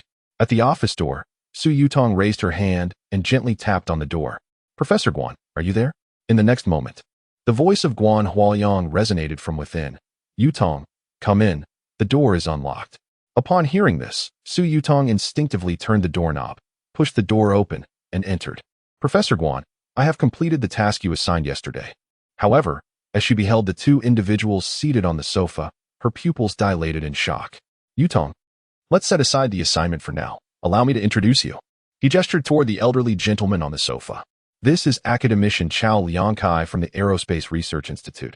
You should be familiar with him, I presume? Guan Huaoyang cheerfully pointed to the older man and then indicated the young man beside him. This individual is, in fact, your contemporary, Professor L.V. Su Yutong spoke softly, her voice tinged with a slight tremor. L.V. Yochong? You know this fellow, L.V. Yochong? Guan Huaoyang inquired, momentarily taken aback as his gaze shifted to the side, landing on L.V. Yochong, who was currently experiencing a mental shutdown. Su Yutong? What a coincidence.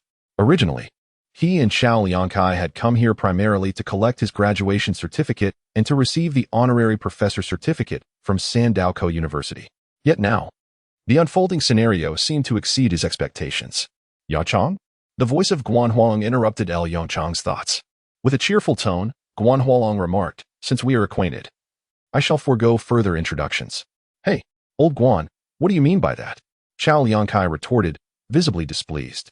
You two may know each other, but I am left in the dark. Guan Huaoyang rolled his eyes at Chao Liangkai and replied with a hint of irritation. All right, you truly are meddling in affairs that do not concern you. He then continued, Su Yutong, a student I recently accepted, is currently in her third year. Chao Liangkai paused for a moment, then raised his eyebrows slightly. Third year? Since when did you, Guan Huaoyang, start accepting undergraduates as students? What? Have you run out of reliable graduate students? Oh, do not underestimate undergraduates. Guan Huaoyang exclaimed, his urgency palpable. What's wrong with undergraduates? If we are to be honest, L. Yongchong is technically an undergraduate as well. Chao Liangkai interjected, cough. That remark lacks substance. Is L. Yongchong an ordinary individual? From your words, it seems this young lady is quite promising. Chao Liangkai quickly shifted the topic. A glimmer of pride appeared in Guan Huaoyang's eyes as he asserted, indeed. She has already self-studied all the courses required for her undergraduate degree. Chao Liangkai nodded thoughtfully, scrutinizing Su Yutong. By your account, she seems to be an excellent candidate for research. However, the moment he noticed the way Su Yutong gazed at L. Yongchong, he abruptly turned to look at L. Yongchong beside him. Lu Yongchong turned his head, a look of confusion crossing his face as he met Chao Liangkai's gaze. Gradually, his expression grew increasingly peculiar. Clearing his throat softly, Chao Liangkai felt a stir in his heart and said, Su Yutong, right? Upon noticing Su Yutong looking in his direction, Chao Liangkai discreetly continued, what do you think? Are you interested in visiting the laboratory and broadening your horizons? No sooner had he finished speaking than Guan Huaoyang, seated behind the desk, widened his eyes in shock. Hey, old Chao, is there even a need to poach like this? Chao Liangkai rolled his eyes in annoyance. What do you know? This is, never mind, you wouldn't understand. Turning back to Yutong, he insisted, trust me, I would never deceive you. Spending some time in the lab will undoubtedly be far more beneficial than sticking with this old fellow. Su Yutong's eyes twitched slightly as she glanced at Professor Guan. At that moment, Guan Huaoyang's face was flushed, his lips twitching, clearly incensed by Chao Liangkai's words. Observing this, Su Yutong quickly shook her head. Thank you for your invitation, academician Chao, but Guan Huaoyang's eyes suddenly lit up, and his breathing became noticeably easier. He looked at Chao Liangkai with a smug expression. So what now? It seems she doesn't wish to follow you. Not what you expected, huh? Chao Liangkai gritted his teeth in frustration, glaring fiercely at Guan Huaoyang. You old man Guan, really? Come here, let us have a proper talk.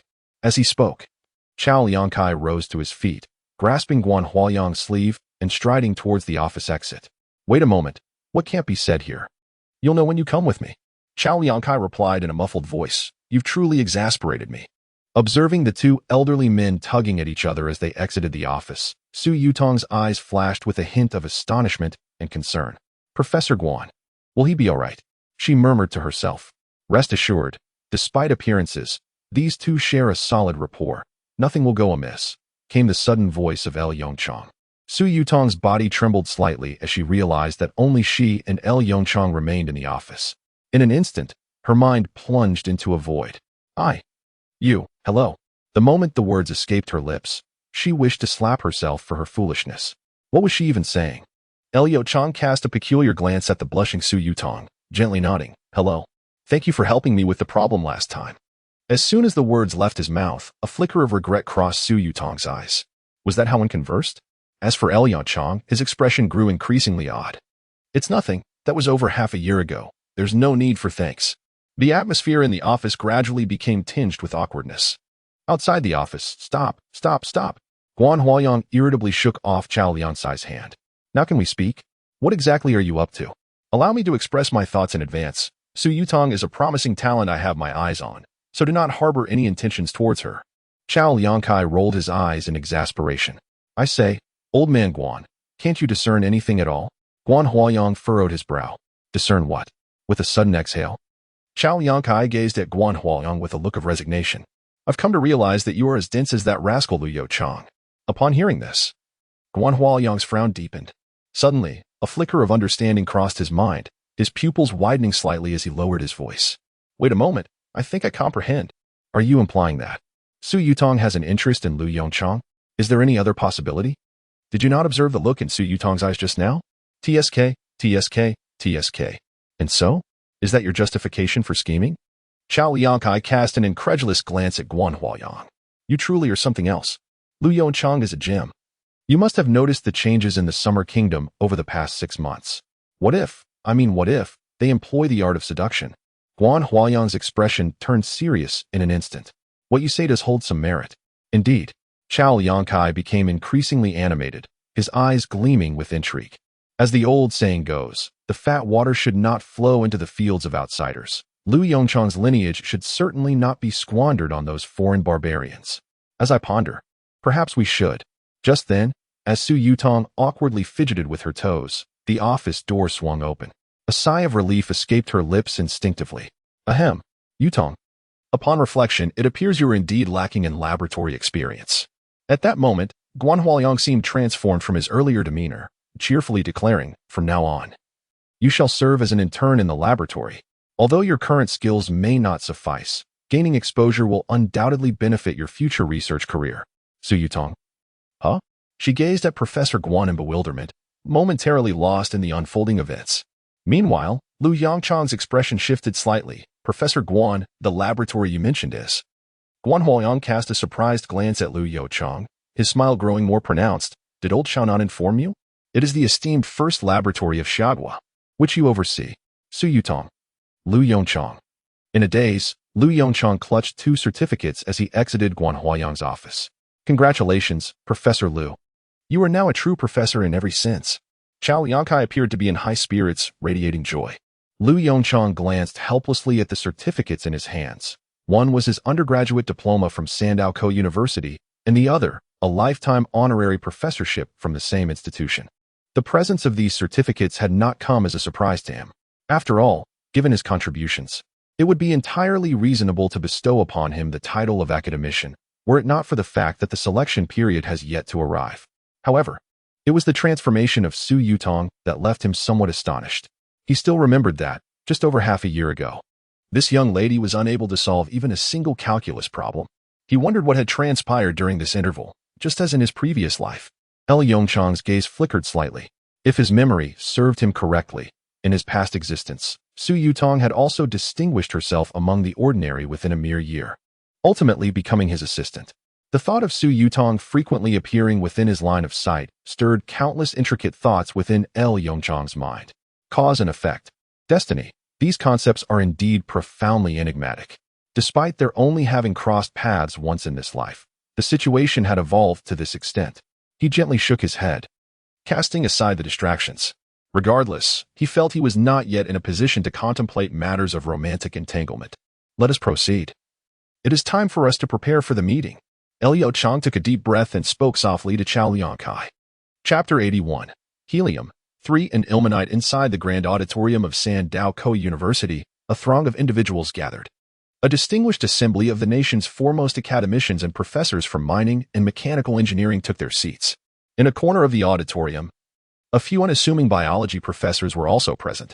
Do you know the purpose of this conference? A somewhat youthful professor, unable to contain his curiosity, was the first to inquire among the surrounding scholars. Unclear. Do not look at me. I am equally in the dark. Let us not even speak of the purpose of this meeting. I am unaware of who convened it. Hiss. Upon your remark. It seems I have not discerned specific names either.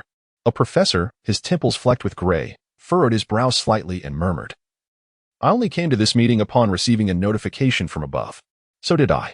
At that moment, amidst the murmurs of the crowd, the grand hall's doors slammed shut, and several soldiers clad in crisp military uniforms began distributing confidentiality agreements. Witnessing this scene, the audience's pupils contracted in unison. This meeting certainly boasts a considerable display.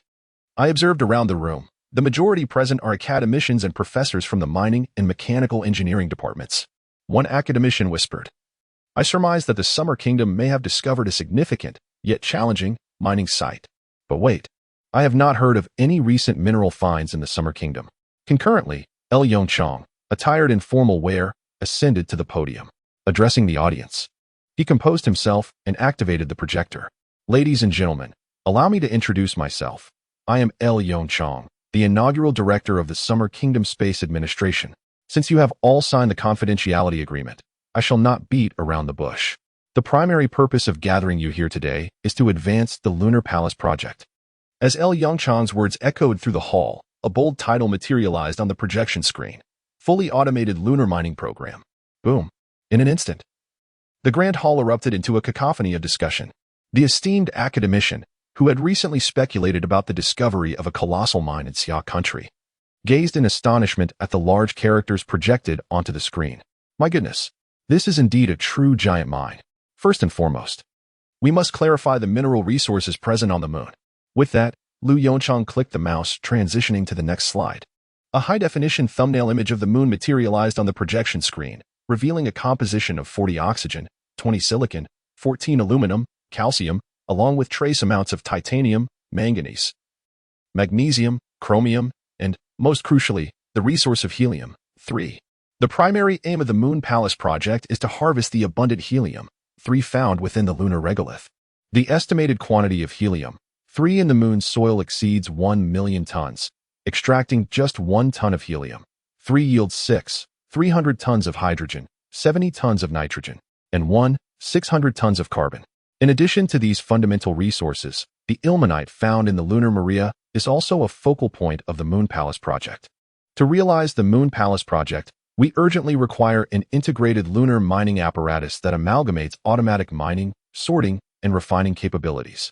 This shall be the task at hand for each of you moving forward. As Lu Yongchang's words echoed, a profound silence enveloped the auditorium. Kong Xingbang, his gaze trembling, fixed his eyes upon Lu Yongchang at the podium, swallowing hard. As a senior academician in the Department of Mechanical Engineering at the Academy of Sciences of Xia Country, Kong Xingbang found it difficult to believe his own eyes.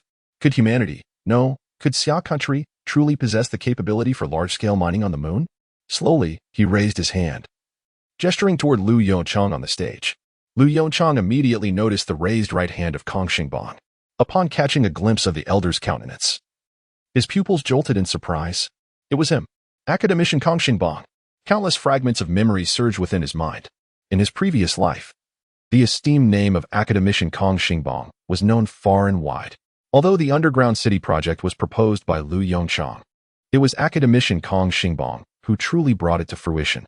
It is no exaggeration to say that Kong Xingbang, through his own efforts, overcame the majority of the challenges in the construction of massive underground cities. Consequently, in his past life, academician Kong Xingbang was even hailed as the savior of human civilization. Unexpectedly, this meeting had summoned such a revered figure. Lu Yongchang took a deep breath, his demeanor imbued with a touch of reverence, and softly inquired, Academician Kong, do you have any questions? Kong Xingbang, momentarily taken aback, instinctively retorted, Professor Lu, you know me? Lu Yongchang chuckled lightly and nodded, saying with profound significance, who does not know the illustrious name of academician Kong from the Department of Mechanical Engineering? Faced with Lu Yongchang's praise, Kong Xingbang's cheeks flushed slightly, and he waved his hands dismissively, exclaiming, oh, it's merely some minor achievements. Not worth mentioning, not worth mentioning. Returning to the matter at hand, he asked, I wonder what doubts Academician Kong has regarding this plan. Kong Xingbang's expression grew slightly serious as he quietly inquired, Professor Liu, at present, our nation should not possess the capability to launch a substantial amount of resources into space, let alone construct such intricate machinery on the moon. I tend to be rather forthright in my speech, and I hope Professor Liu does not take offense. In response to Kong Xingbang's inquiry, Liu Yongchang smiled and waved his hand, saying it is of no concern. Surely, Academician Kong is aware of the recent test flight of the Xian Nu No. 1 space plane. Correct? Upon seeing Kong Xingbang nod, Liu Yongchang pondered for a moment before continuing. The Xian Nu No. 1 has the capacity to transport 10 tons of cargo to the lunar surface in a single voyage. Kong Xingbang's pupils dilated in surprise. 10 tons of cargo. Such a considerable amount. However, his brow soon furrowed again. While 10 tons appears substantial, it pales in comparison to the enormity of mining equipment. It still seems insufficient. Do not rush, Academician Kong. Allow me to elaborate, Liu Yongchang replied with a smile. Let us consider the mathematics involved. Beyond the atmosphere, the Xian Nu No. 1 can reach a maximum speed equivalent to the second cosmic velocity, approximately 11.2 kilometers s. While the distance between the Earth and the Moon is roughly 400,000 kilometers, taking into account the time required for takeoff, landing, and unloading. It is conservatively estimated that a round trip would take about 2 days. Transporting 10 tons of cargo within 2 days begins to appear considerably more feasible, does it not? Furthermore, Liu Yongchang's lips curled upward slightly, a radiant smile gracing his face as he added, the Xian Nu No. 2 project is currently under development, with an anticipated transport capacity of 50 to 80 tons. What say you, Academician Kong? Do you have any further questions? Kong Xingbang, visibly astounded, shook his head and replied, his tone somewhat strained. If what Professor Liu states is indeed true, then I have no objections. A preliminary project proposal has been placed in the drawers of your desks for your perusal. Should you have any inquiries, feel free to voice them. As soon as the words fell, the delicate rustling of paper echoed from every corner of the auditorium. Chapter 82. Would you take charge of this project? Like the others. Kong Xingbang hastily retrieved a substantial proposal from the drawer before him. Upon opening the document and beholding its contents, his breath caught in his throat. The entire project is divided into 3 segments. The first segment pertains to mining equipment. The automated mining apparatus consists of various excavation devices. Once the ore is extracted, it is transported via conveyor belts to the second segment of the mining apparatus, the classification equipment. After undergoing a detailed sorting process, the ore is conveyed to the most pivotal third segment, the smelting facility. All ore will be smelted on the lunar surface, alleviating the burden of subsequent transportation. After all, the removal of a significant amount of impurities will drastically reduce the weight of the ore. The moon's surface, devoid of atmosphere, serves as an ideal site for ore smelting. As for the helium-3 found in the lunar regolith, there exists a dedicated production line. Initially, the excavated regolith is heated to over 700 degrees Celsius, at which point helium-3 separates from it. Once successfully isolated, the helium-3 must be extracted using neutron-absorbing membranes to capture its atomic state. After thoroughly reviewing the entire proposal, Kong Xingbang exhaled a deep sigh. The document is exceptionally detailed, with each step meticulously designed. However, this does not imply that it is without flaws. On the contrary, this proposal harbors a most fatal flaw. It presents merely a framework without a detailed implementation plan. Upon recognizing this, Kong Xingbang's brow furrowed instantly. Academician Kong, what are your thoughts on this plan? Liu Yongchang inquired, having noticed Kong Xingbang's expression. Kong Xingbang found himself hesitating. To voice such concerns directly could offend. Yet, considering the broad implications of the plan, he steeled himself and articulated the issues he had observed. To his surprise, Liu Yongchang exhibited no signs of displeasure. Instead, he burst into hearty laughter, exclaiming, "Ha ha ha, as expected of Academician Kong, your insight is truly astute. Mechanical design is not my forte, and a haphazard design would only serve as a source of ridicule. Hence I left that section blank." Kong Xingbang's expression turned peculiar in an instant. The implication of his words suggested that Liu Yongchang could not have completed this proposal alone. Could he? Upon inquiry, Liu Yongchang nodded with an air of nonchalance. Of course. I completed it myself. Surely you don't believe there is anyone at the Aerospace Research Institute capable of assisting me in this? Kong Xingbang felt a sense of foreboding. He had underestimated him. Setting aside everything else, based solely on this comprehensive proposal, Kong Xingbang was convinced that Liu Zhongchang's expertise in mechanical engineering surpassed that of most professors present. And yet, he casually dismissed it as something he was not skilled at. Academician Kong, may I inquire if you have conducted any research on lunar mining? As Kong Xingbang pondered the relentless waves of the Yangtze River, where the new surges pushed the old to perish upon the shores, he was interrupted by the querying voice of LV Yongchang. After a brief moment of contemplation, Kong slowly articulated, the foremost challenge in lunar mining lies in material issues. Under the conditions of ultra-vacuum and extreme low temperatures on the Moon's surface, sealing rings and lubricants are prone to degradation. Furthermore, concerns regarding equipment fatigue, ductility, and surface friction must also be addressed. The impacts of minute meteoroids and the effects of lunar dust are critical factors that cannot be overlooked.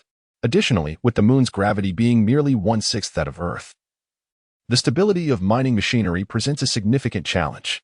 Observing Kong Xingbang's eloquent discourse, LV Yongchang's eyes brightened with enthusiasm.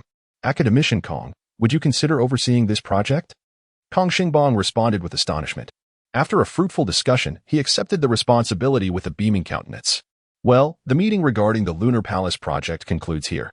With a sense of relief, LV Yongchang nodded in satisfaction and directed his gaze toward a corner of the grand auditorium. Next, we shall address the second initiative, the Biosphere 2 project. A few unassuming biology professors exchanged glances, their eyes igniting with excitement. Once the professors specializing in mining and mechanical engineering vacated the auditorium, the biology professors hastened to approach LV Yongchang. Professor LV, are you certain about initiating the Biosphere 2 project?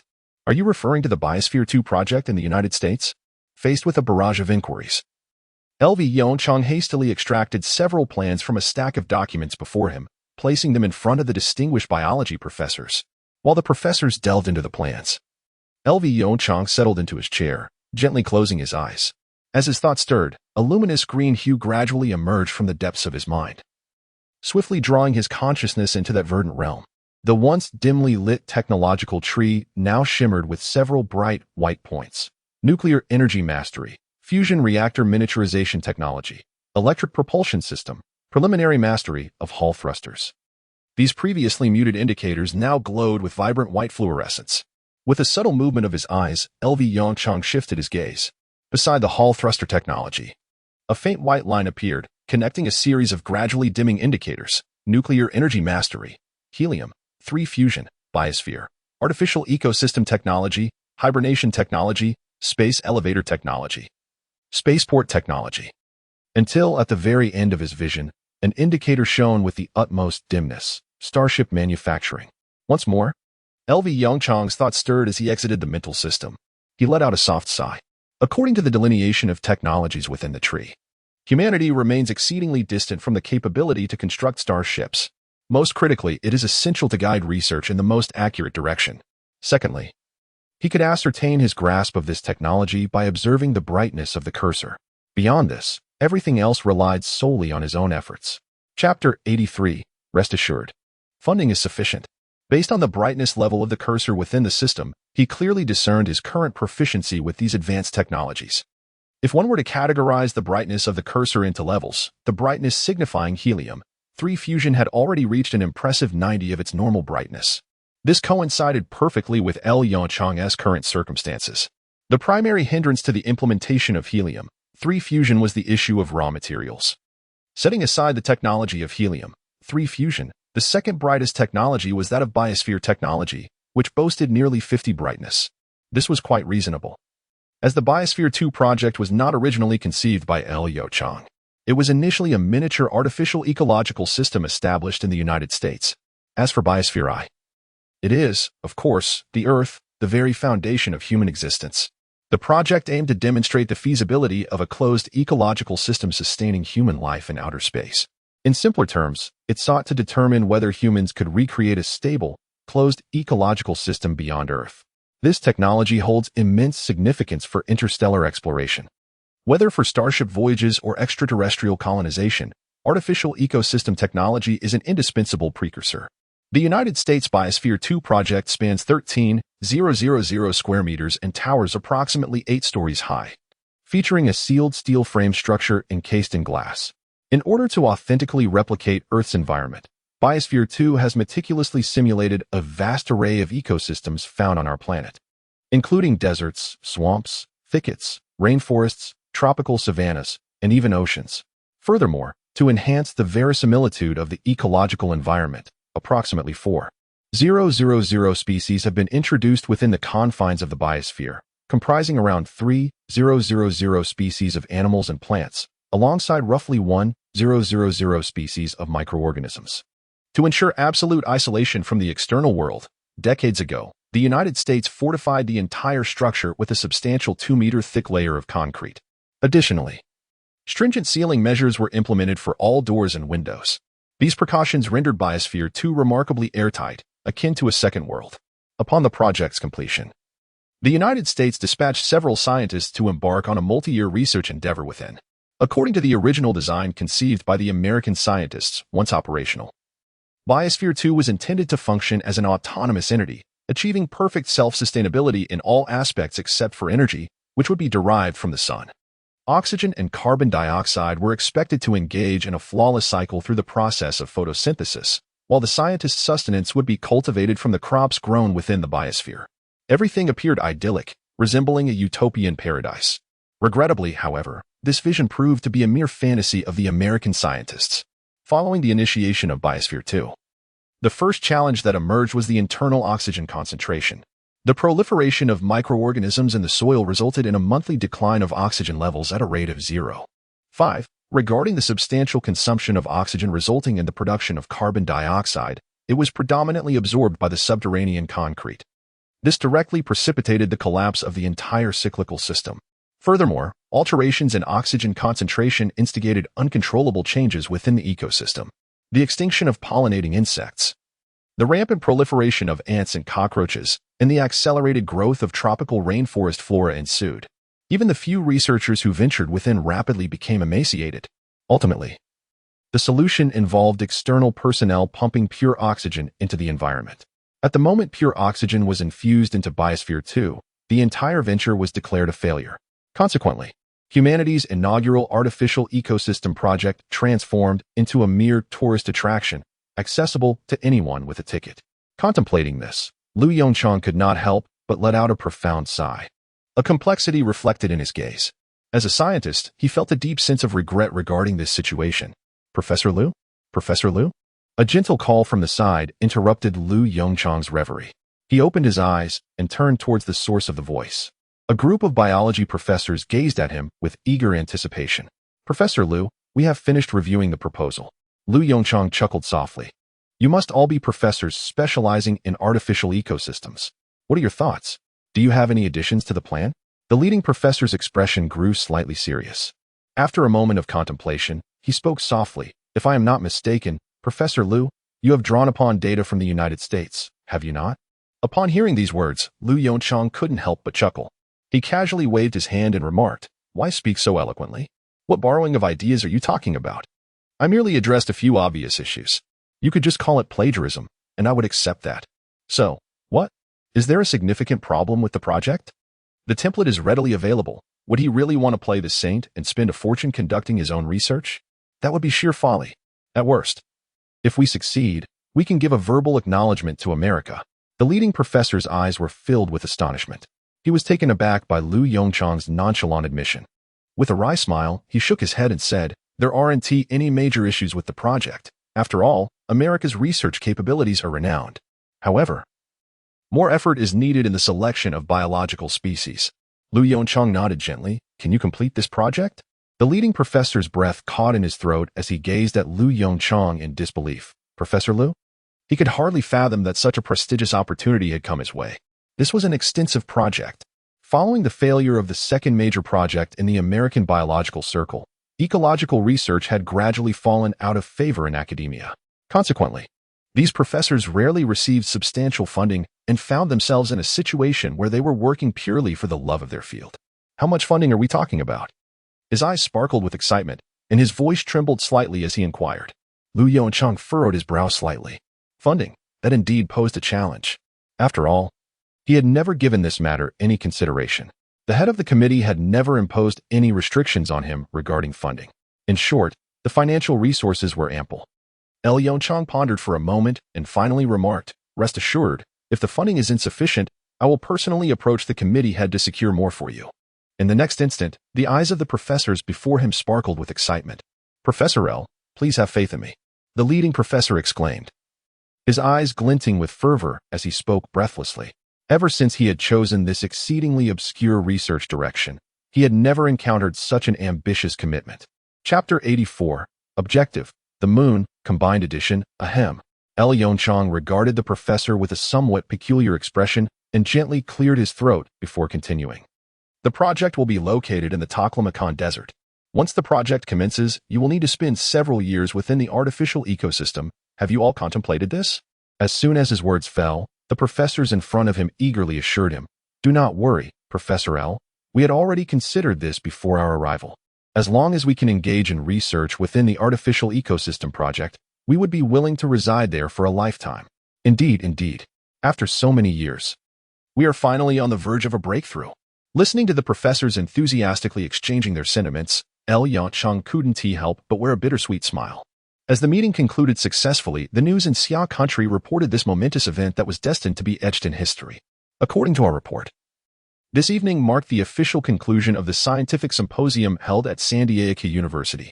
During the meeting, Director L engaged in extensive discussions regarding the future research directions of Xia country with esteemed academicians and professors for several hours. It was during this conference that Director L announced the immediate initiation of the Moon Palace project, alongside the revival of the Biosphere No. 2 project in the Taklamakan Desert. At the moment when Xia country's news broke, the onlookers on social media were swept into a frenzy. Thus, when Professor L previously mentioned the Moon Palace project, was he sincere? Judging by the current circumstances, not only the Moon Palace project, but also the Southern Gate project appears to be serious. This transcends mere strategic deception. It borders on strategic intimidation. Enough of this, I shall indulge in a couple of jelly, as I too aspire to become an astronaut. Haha. Are you trying to make me die from laughter? I can only imagine the psychological shadow looming over the United States at this very moment. Estimating the psychological impact on the U.S. is indeed a complex task. However, it is evident that Albert is currently under significant stress. What on earth? Bang, bang, bang. A series of loud knocks echoed from the president's office. William Blair. Albert's face flushed crimson, his golden hair swaying dramatically with each thud on the table. Holy moly! Were you not the ones who claimed that these 3 plans from Xia country were mere fabrications? Faced with the president's furious outburst, William Blair and Anthony exchanged a glance, before forcing a wry smile and responding, "Your Excellency, we too did not anticipate that Xia country's plans were to be taken seriously. However, according to predictions from NASA, Xia country's preliminary realization of the Lunar Palace project will require at least 5 to 10 more years." Upon hearing this, Albert's expression softened slightly. Yet, having learned from previous experiences, he had grown considerably more cautious. He cast a dubious glance at Director Moulton, asking, "Is this true, Director Moulton?" Moulton shrugged, spreading his hands. "I cannot say for certain. This is the conclusion drawn by our scientists." Moulton had also learned to deflect responsibility, shifting the blame onto his subordinates. Albert took a deep breath, inquiring, "When can the Pathfinder project commence? I mean, when can those 3 rockets ascend?" Moulton's expression grew increasingly somber in response. "Your Excellency, the primary issue at present is not the hardware." "What do you mean?" Albert pressed. Moulton sighed deeply. "As of now, the Saturn VI launch vehicle and the Mars lander are ready. However, we have encountered some issues with our astronauts." "Sir, it may be even worse." After a brief silence, Moulton continued softly, "Currently, there are no astronauts within NASA willing to participate in this project. They believe that venturing to Mars at this time would be tantamount to courting death." Albert's expression stiffened. "Is there no way to compel them to participate in the project?" Morton shrugged, casting a look of incredulity at Albert. "What do you think?" "Damn it." Albert cursed through gritted teeth. "They're all a bunch of cowards. Worthless. Why does NASA employ such rubbish?" Morton felt slightly offended. After a moment of contemplation, he shrugged again. "How about you give it a try?" Albert's curses faltered momentarily. Cough, cough. He cleared his throat forcefully. "Is there truly no alternative?" "Of course there is. We could seek volunteers from the public." Albert stared at Morton in disbelief. "Is this truly a viable solution? Since when can NASA astronauts recruit volunteers?" "In the early morning, in an obscure slum in Washington." Andrew was jolted awake by the shrill sound of an alarm clock. Glancing out at the dimly lit sky, he let out a deep sigh. He needed to head to the nearby construction site for work. As an African American, Andrew had faced various forms of injustice since childhood. Despite his diligence surpassing that of many Americans, he remained confined to this filthy, chaotic slum due to the color of his skin. However, one source of solace was that God bore no prejudice against him because of his complexion. At that moment, Andrew was blessed with a compassionate wife and a whimsical daughter. Consequently, Andrew harbored few grievances regarding his life circumstances. At the very least, as long as he toiled diligently, he could manage to make ends meet. Given his current salary, if he persevered for another 2 or 3 decades, he might even be able to provide his family with a more comfortable abode. Andrew, our daughter, will be of school age next year. His wife's words during breakfast abruptly jolted him from his daydreams. Andrew's complexion turned ashen in an instant. How could he have overlooked this issue? His daughter was indeed approaching the age for schooling. Attending school in the United States is no trifling matter, at least for Andrew. It posed a significant challenge. I will find a solution, he murmured bitterly, his pale lips barely parting. It appeared that he would need to seek a part-time job to cope. With a heavy heart, he turned on the nearby dilapidated television. An urgent news bulletin interrupted the programming. The U.S. authorities announced the impending launch of the Mars landing project, codenamed Pathfinder, set to commence within a month. This initiative aims to create a second habitable home for humanity. During this endeavor, NASA will dispatch 3 Saturn VI heavy-lift rockets to transport 3 astronauts along with a Mars landing module to the Red Planet. The astronauts will engage in a 3-month survival research mission on Mars. Currently, due to unforeseen circumstances, NASA is experiencing a shortage of astronauts, prompting the agency to seek volunteers nationwide willing to journey to Mars and expand the frontiers of the United States. The project bears a high degree of risk. NASA will reward each selected volunteer with a sum of $500,000. Additionally, the children of these volunteers will receive priority admission to public schools in the United States, with tuition waived. The details conveyed by the television became inconsequential. Andrew gazed intently at the screen, his breath quickening. Was this not a project tailored specifically for him?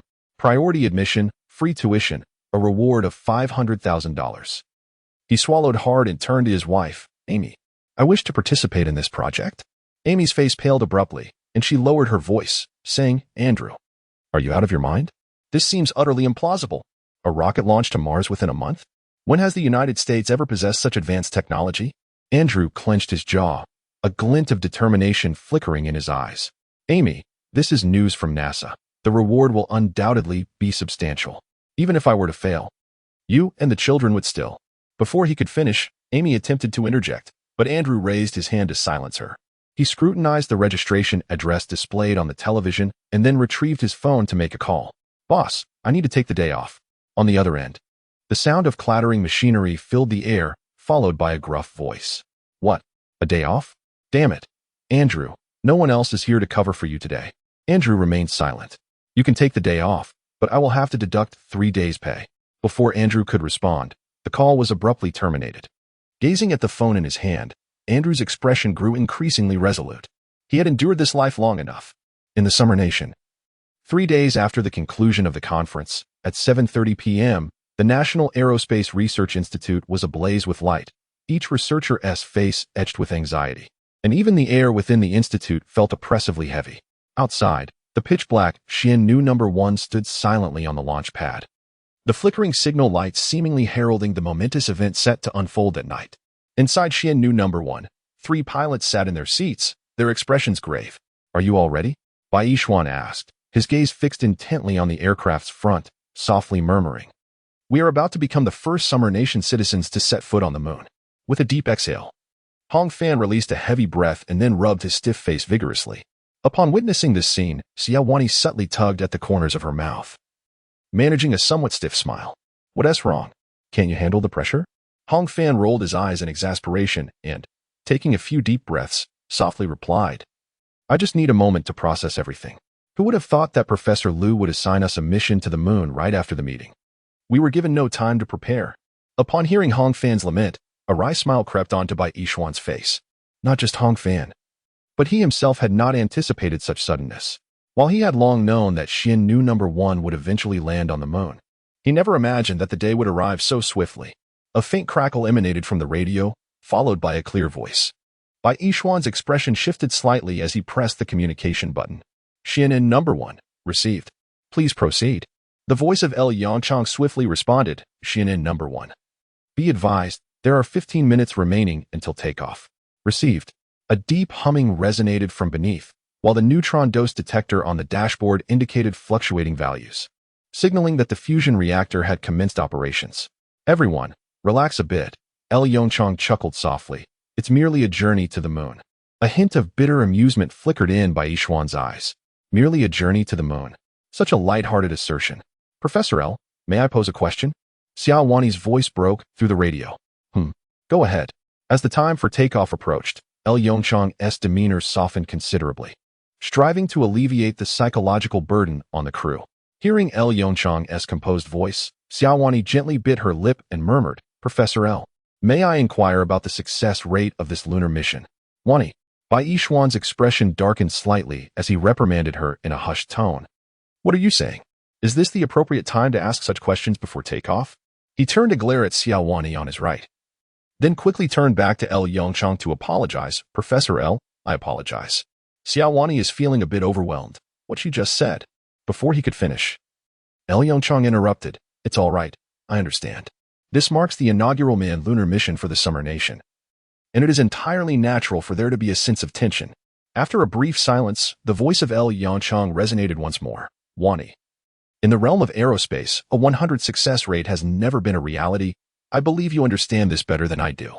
At that moment, Xiao Wani's eyelashes fluttered slightly. He spoke the truth. Even for the Summer Nation, the journey in the aerospace industry has been fraught with challenges. While it is difficult to quantify the success rate precisely, I can assure you of one thing. The Zuin No. 1 and this lunar mission have undergone rigorous validation by all of us. At least, theoretically, you should encounter no peril. El Yongchang's steady and robust voice entered the ears of the 3 pilots through their headsets, instilling a measure of calm in their somewhat restless hearts. Bai Yishuan cast a glance at the time and various readings on the control panel, taking a deep breath. Report. Zuin No. 1 is in normal condition and ready for launch. Upon hearing this, El Yongchang's expression suddenly turned serious, an aura of authority emanating from him with an innate intensity. Launch approved. The countdown begins. 30 seconds. 3, 2, 1. Liftoff. Wishing all of you a safe journey. With El Yongchang's command, a deep azure flame erupted at the rear of Zuin No. 1. After a brief acceleration, Zuin No. 1 traced a perfect arc across the night sky. Destination, the moon. Chapter 85. It looms above us at the NASA headquarters in the United States. A researcher adorned with gold-rimmed glasses yawned as he pushed open the office door and ambled over to the coffee machine. While awaiting his brew, he glanced at the clock nearby. It was 8:30 in the morning, which explained the emptiness of the office. A flicker of annoyance crossed his eyes. If it weren't for that cursed alarm clock malfunctioning, he wouldn't have arrived at the office so early. Suddenly, the sharp sound of an alarm blared from a nearby computer, jolting him from his thoughts. He quickly turned off the coffee machine and hastened towards the source of the alarm. Upon seeing the vibrant red warning flashing on the computer screen, his pupils dilated in alarm. Jesus, what is the Summer Nation planning now? Without a moment to ponder, he swiftly grabbed the phone and dialed a number. Quick, connect me to Director Morton. Minutes later, a slightly bewildered voice emanated from the receiver clearly. Morton had not yet risen. Hello? Who is this? The researcher, his anxiety mounting as the alarm blazed brighter, responded urgently. Director Morton, we have a situation.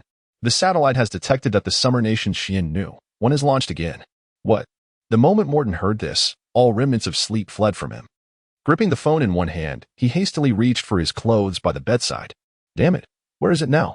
The researcher swallowed nervously, his pupils quivering slightly above us. Morton gasped, his pupils instantly constricting to the size of pinpricks. Lawrence, an avid astronomer, had transformed the roof of his villa into an observatory to better gaze at the stars. At 8:30 in the morning, while enjoying his breakfast, he busied himself adjusting the astronomical telescope he had purchased at great expense. Suddenly, a shadow as dark as night flickered across his computer screen. Lawrence was taken aback. Could he have just captured a UFO on camera? A fleeting thought crossed his mind. It is well known that the United States is a hotspot for UFO sightings. A glimmer of excitement slowly surfaced in his eyes. He set down his bread and swiftly maneuvered the telescope beside him, regardless of whether it was indeed a UFO. Capturing a clear image of that flying object would be a tremendous boon. At the very least, it would earn him a moment of fame in the local newspaper. As he manipulated the controls on his computer, the telescope began to move gradually. To his astonishment, as the image sharpened, Lawrence beheld an unidentified object on the screen, a sleek, jet-black aircraft gliding silently through the azure sky. At the rear of the aircraft was a bluish tail flame, nearly half the length of the fuselage. The camera zoomed in, and Lawrence could even discern a vivid red flag emblazoned on the side of the plane. Was it the Xianin #1 from the Summer Nation? Lawrence murmured to himself, quickly capturing a high-definition photograph of the enigmatic aircraft. Subsequently, with a mere flick of his finger, he accessed his Twitter account and uploaded the photograph. Unbeknownst to him, this seemingly innocuous action ignited chaos across the United States. In the White House, Albert sat in his office, furrowing his brow as he scrutinized the documents before him, occasionally sipping from a nearby Coke. Suddenly, a cacophony of shouts erupted from outside the window. Upon hearing Albert's remarks, his secretary hurriedly maneuvered to the window, drawing back the curtains to gaze outside. Jesus! At that moment, upon witnessing the scene beyond, the beautiful secretary instinctively covered her crimson lips with her hand, murmuring, "Mr. President, I believe you may need to take a look for yourself." Albert's frown deepened. He let out a heavy sigh, set down the papers in his hand, and with great effort, rose from his chair to approach the window. Outside the White House, everywhere he looked, Americans stood holding aloft banners. What the? Albert abruptly yanked the curtains shut, his expression darkening as he peered through the gap at the throng of demonstrators. What on earth was happening? Knock, knock, knock. A series of urgent knocks resonated at the door. "Mr. President, we have a situation," came the voice of Morton from outside. Albert's countenance grew increasingly grim. "Come in." With a loud bang, the office door swung open, revealing Morton, pale as a ghost, beads of sweat dotting his forehead. "Mr. President, the celestial envoy from the Summer Nation is currently hovering above us." 10 minutes later, the presidential office was transformed into a makeshift command center. On the grand screen, the graceful flight of Xianin #1 was on full display. "Damn it." Albert slammed his palm against the table, his voice low with frustration. "Where are our military forces? Why aren't fighter jets dispatched to intercept it?"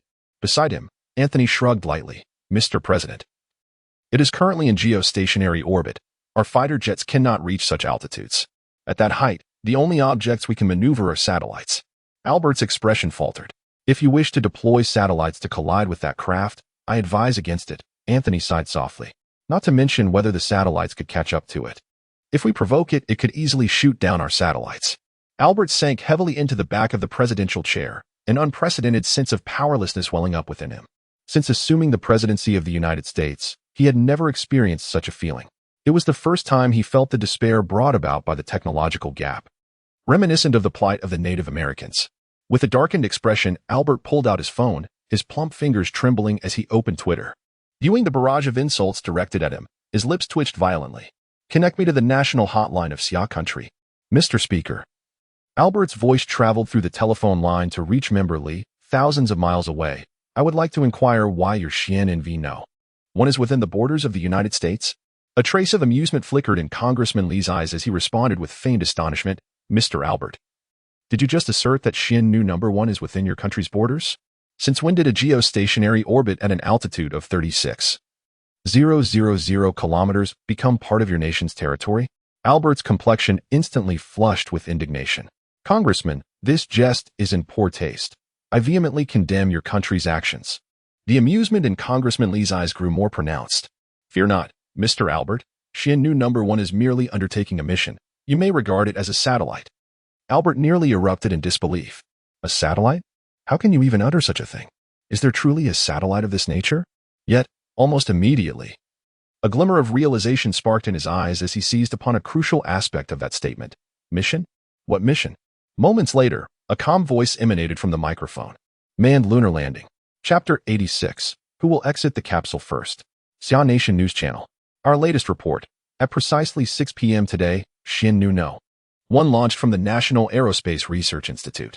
This mission will facilitate a series of scientific experiments on the lunar surface, with the entire landing process broadcasted live across all platforms. The 3 astronauts aboard Xianin-1 were blissfully unaware of the turmoil they had instigated in the United States. At this moment, They found themselves ensconced in a state of monotony. Since Xian knew no one had attained a velocity of 11.2 kilometers s, they had embarked on their journey to the moon. Currently, the moon was at apogee, approximately 400,000 kilometers away from Earth. In other words, even if Xian NV number 1 maintains a velocity of 11.2 kilometers s, it would still require 92 hours to reach the moon. Not to mention, they also need to decelerate in advance. 9 hours swiftly pass by. Outside the side windows of Xian NV number 1, an expanse of darkness envelopes them. The absence of a necessary reference frame, compounded by the spacecraft's constant speed, creates an illusion for the three astronauts that they are merely treading in place, were it not for the increasingly larger view of the moon through the front window. Hong Fan gently picked up a specially designed cup beside him and took a sip through the straw, exclaiming, "Refreshing. Now this is what space travel is all about. I can hardly fathom how we endured the cramped landing capsule before. What a pity that Professor Liu isn't here this time. Otherwise, the atmosphere in this cabin would be considerably more vibrant." As soon as Hong Fan finished speaking, Bai Yishuan stiffened suddenly. He turned his head and shot a fierce glare at Hong Fan, saying, "What nonsense are you spouting? If Professor Liu were to sneak aboard Xian NV number 1 again, we would likely find ourselves in a precarious situation." With that, Bai Yishuan glanced back, and upon seeing the empty passenger seats behind them, he let out a slight sigh of relief. Beep. Attention. We are 1000 kilometers from the scheduled deceleration point.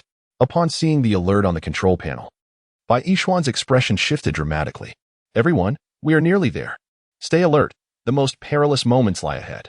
With that, Bai Yishuan pressed the radio button. "Xian Nu No. One is calling the ground command center. We have arrived at the designated deceleration point. Please provide instructions." After 9 hours of navigation, Xian Nu No 1 is now situated 360,000 kilometers from Earth. Moments later, a sound, intermingled with a powerful current, reverberates through the headset. The ground command center acknowledges. Everything is proceeding as planned. Upon receiving the command, Bai Yishuan's expression shifted slightly as he reached out to adjust several buttons on the control panel, softly stating, "Everyone, please check your seatbelts. Xian Nu number 1 is about to decelerate." With the final button pressed, the hall thrusters of Xian Nu number 1 gradually powered down. Simultaneously, the engine nozzles located beneath it slowly redirected. Subsequently, a ghostly blue flame was expelled in the direction of Xian Nu number 1's trajectory. Gazing at the silvery white celestial body that filled the viewport, Bai Yishuan inhaled deeply. The ensuing moments would be the most perilous of the entire journey. Calling the ground command center. Calling the ground command center. This is Xian Nu number 1. We have reached lunar synchronous orbit. Requesting permission to land. Repeat. Requesting permission to land. After a brief pause, the voice of LV Yongchang resonated through the radio. Landing approved. All operations are proceeding as originally planned. Received. In the next instant, a hatch in the belly of Xian Nu number 1 silently opened, and 12 satellites gracefully emerged in a single file. The lunar surface is devoid of an atmosphere, thus rendering communication via electromagnetic waves severely restricted. For instance, individuals on the far side of the moon, without the aid of relay satellites, are unable to establish radio contact with both Earth and those on the moon's near side. After all, electromagnetic waves cannot penetrate the moon's diameter of 476 kilometers. This presents a significant challenge for the forthcoming lunar base initiative. Therefore, the primary objective of the Xian Nu 1 mission is to establish a comprehensive communication network orbiting the moon. Equipped with solar panels and isotope batteries, these 12 multifunctional satellites, responsible for communication, mapping, and positioning, are designed to remain operational until the impending extinction of Earth, projected to be in 15 years. The tranquil lunar surface is pockmarked with numerous craters, while the fine lunar dust glimmers with a silvery sheen under the sun's rays. There are no signs of life. The entire celestial body is enveloped in an eerie stillness. Suddenly, a shadow appears on the shimmering lunar expanse. In the next moment, an aircraft, entirely cloaked in black, descends slowly. A vertical, ethereal blue flame emanates from several nozzles on the aircraft's underside, directed towards the lunar surface. As the aircraft lands, countless particles of silvery lunar dust swirl into the air, gently settling back down under the moon's feeble gravity. Xia Wani gazes dreamily through the window at the fantastical scenery outside. "So, we must be among the first citizens of Xia to set foot on the moon," she muses. Hong Fan nods affirmatively. "Of course." Xia Wani then whispers to herself, "So, who will be the first to step out?" As the words fell, An atmosphere of tension suddenly enveloped the interior of the Xian Nu number 1. Who would be the first to descend? This was indeed a grave matter. After all, only the champion would be forever etched in memory, akin to the majestic peak of Mount Everest. Of course, if one were to claim knowledge of the second highest peak, K2, that would be of little consequence. Perhaps, we could decide with a game of rock, paper, scissors? Agreed. Indeed. A minute passed. No. We must play best out of 5. Hong Fan exclaimed, his expression contorted, insisting, I refuse to believe I cannot win even a single round. Another minute elapsed. Best out of 7. Yet another minute. How about best out of 9? Bai Yishuan shot a weary glance at Hong Fan, regaining his composure as he stated, now that the result of the game has been determined, the order is set. The first is Wan Yi, the second is myself, and the third is Hong Fan. Is there any objection? Hong Fan gazed at Xiao Wan Yi with a sour expression. So, Wan Yi, does that mean you will be the first human female to set foot on the moon? Xiao Wan Yi's eyes sparkled with realization. She had almost forgotten. Hey, Xian Nu number 1? Can you hear me?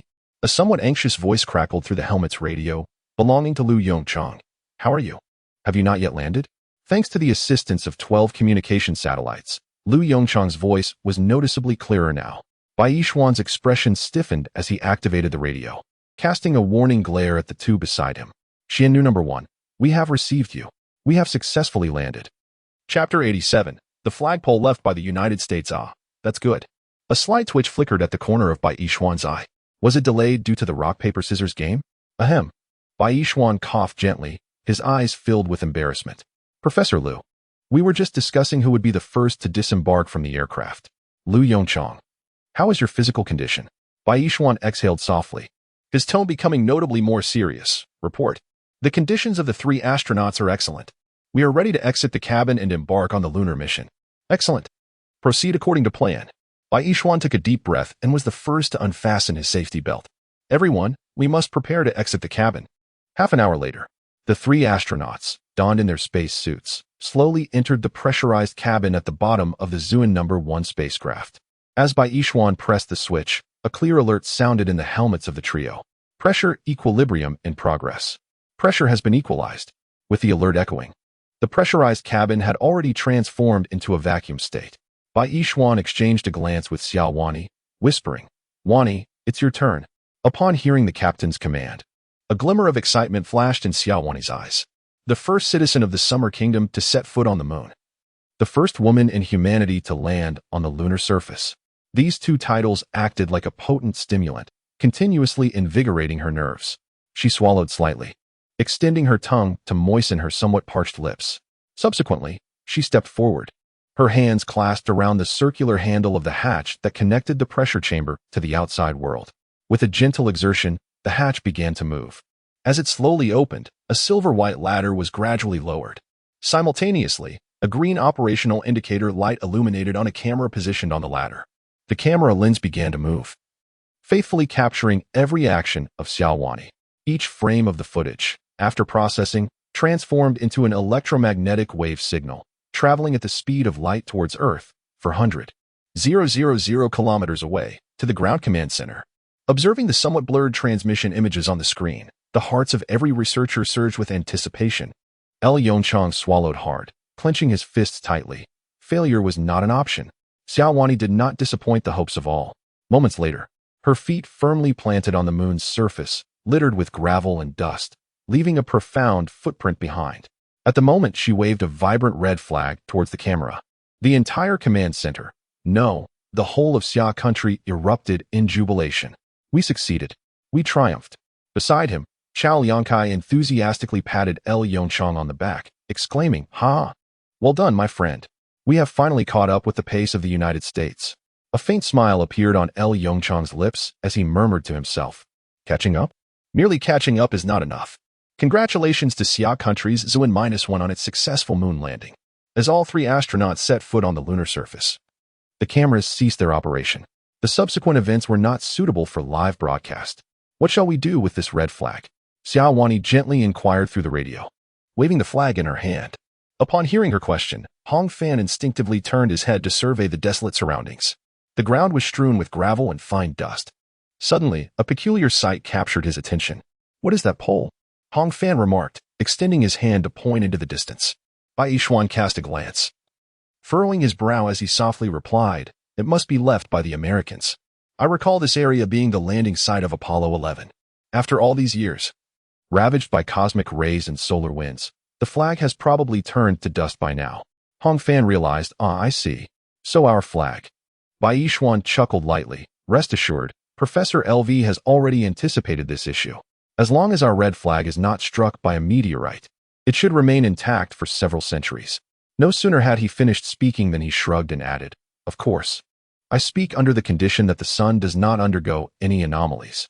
As for where we should place our flag," a mischievous glint appeared in Bai Yishuan's eyes. "It would be rather fitting to plant it beside the American flagpole for a comparison."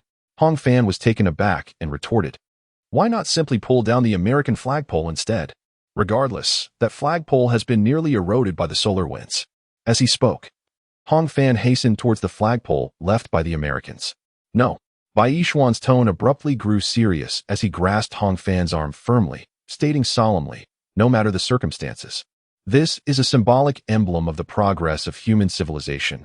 We must hold it in fundamental respect." Hong Fan was momentarily taken aback.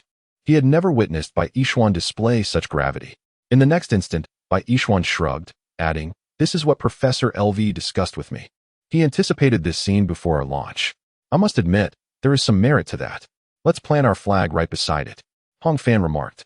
As he gazed at the flag, vibrant as blood, Bai Yishuan momentarily lost himself in thought.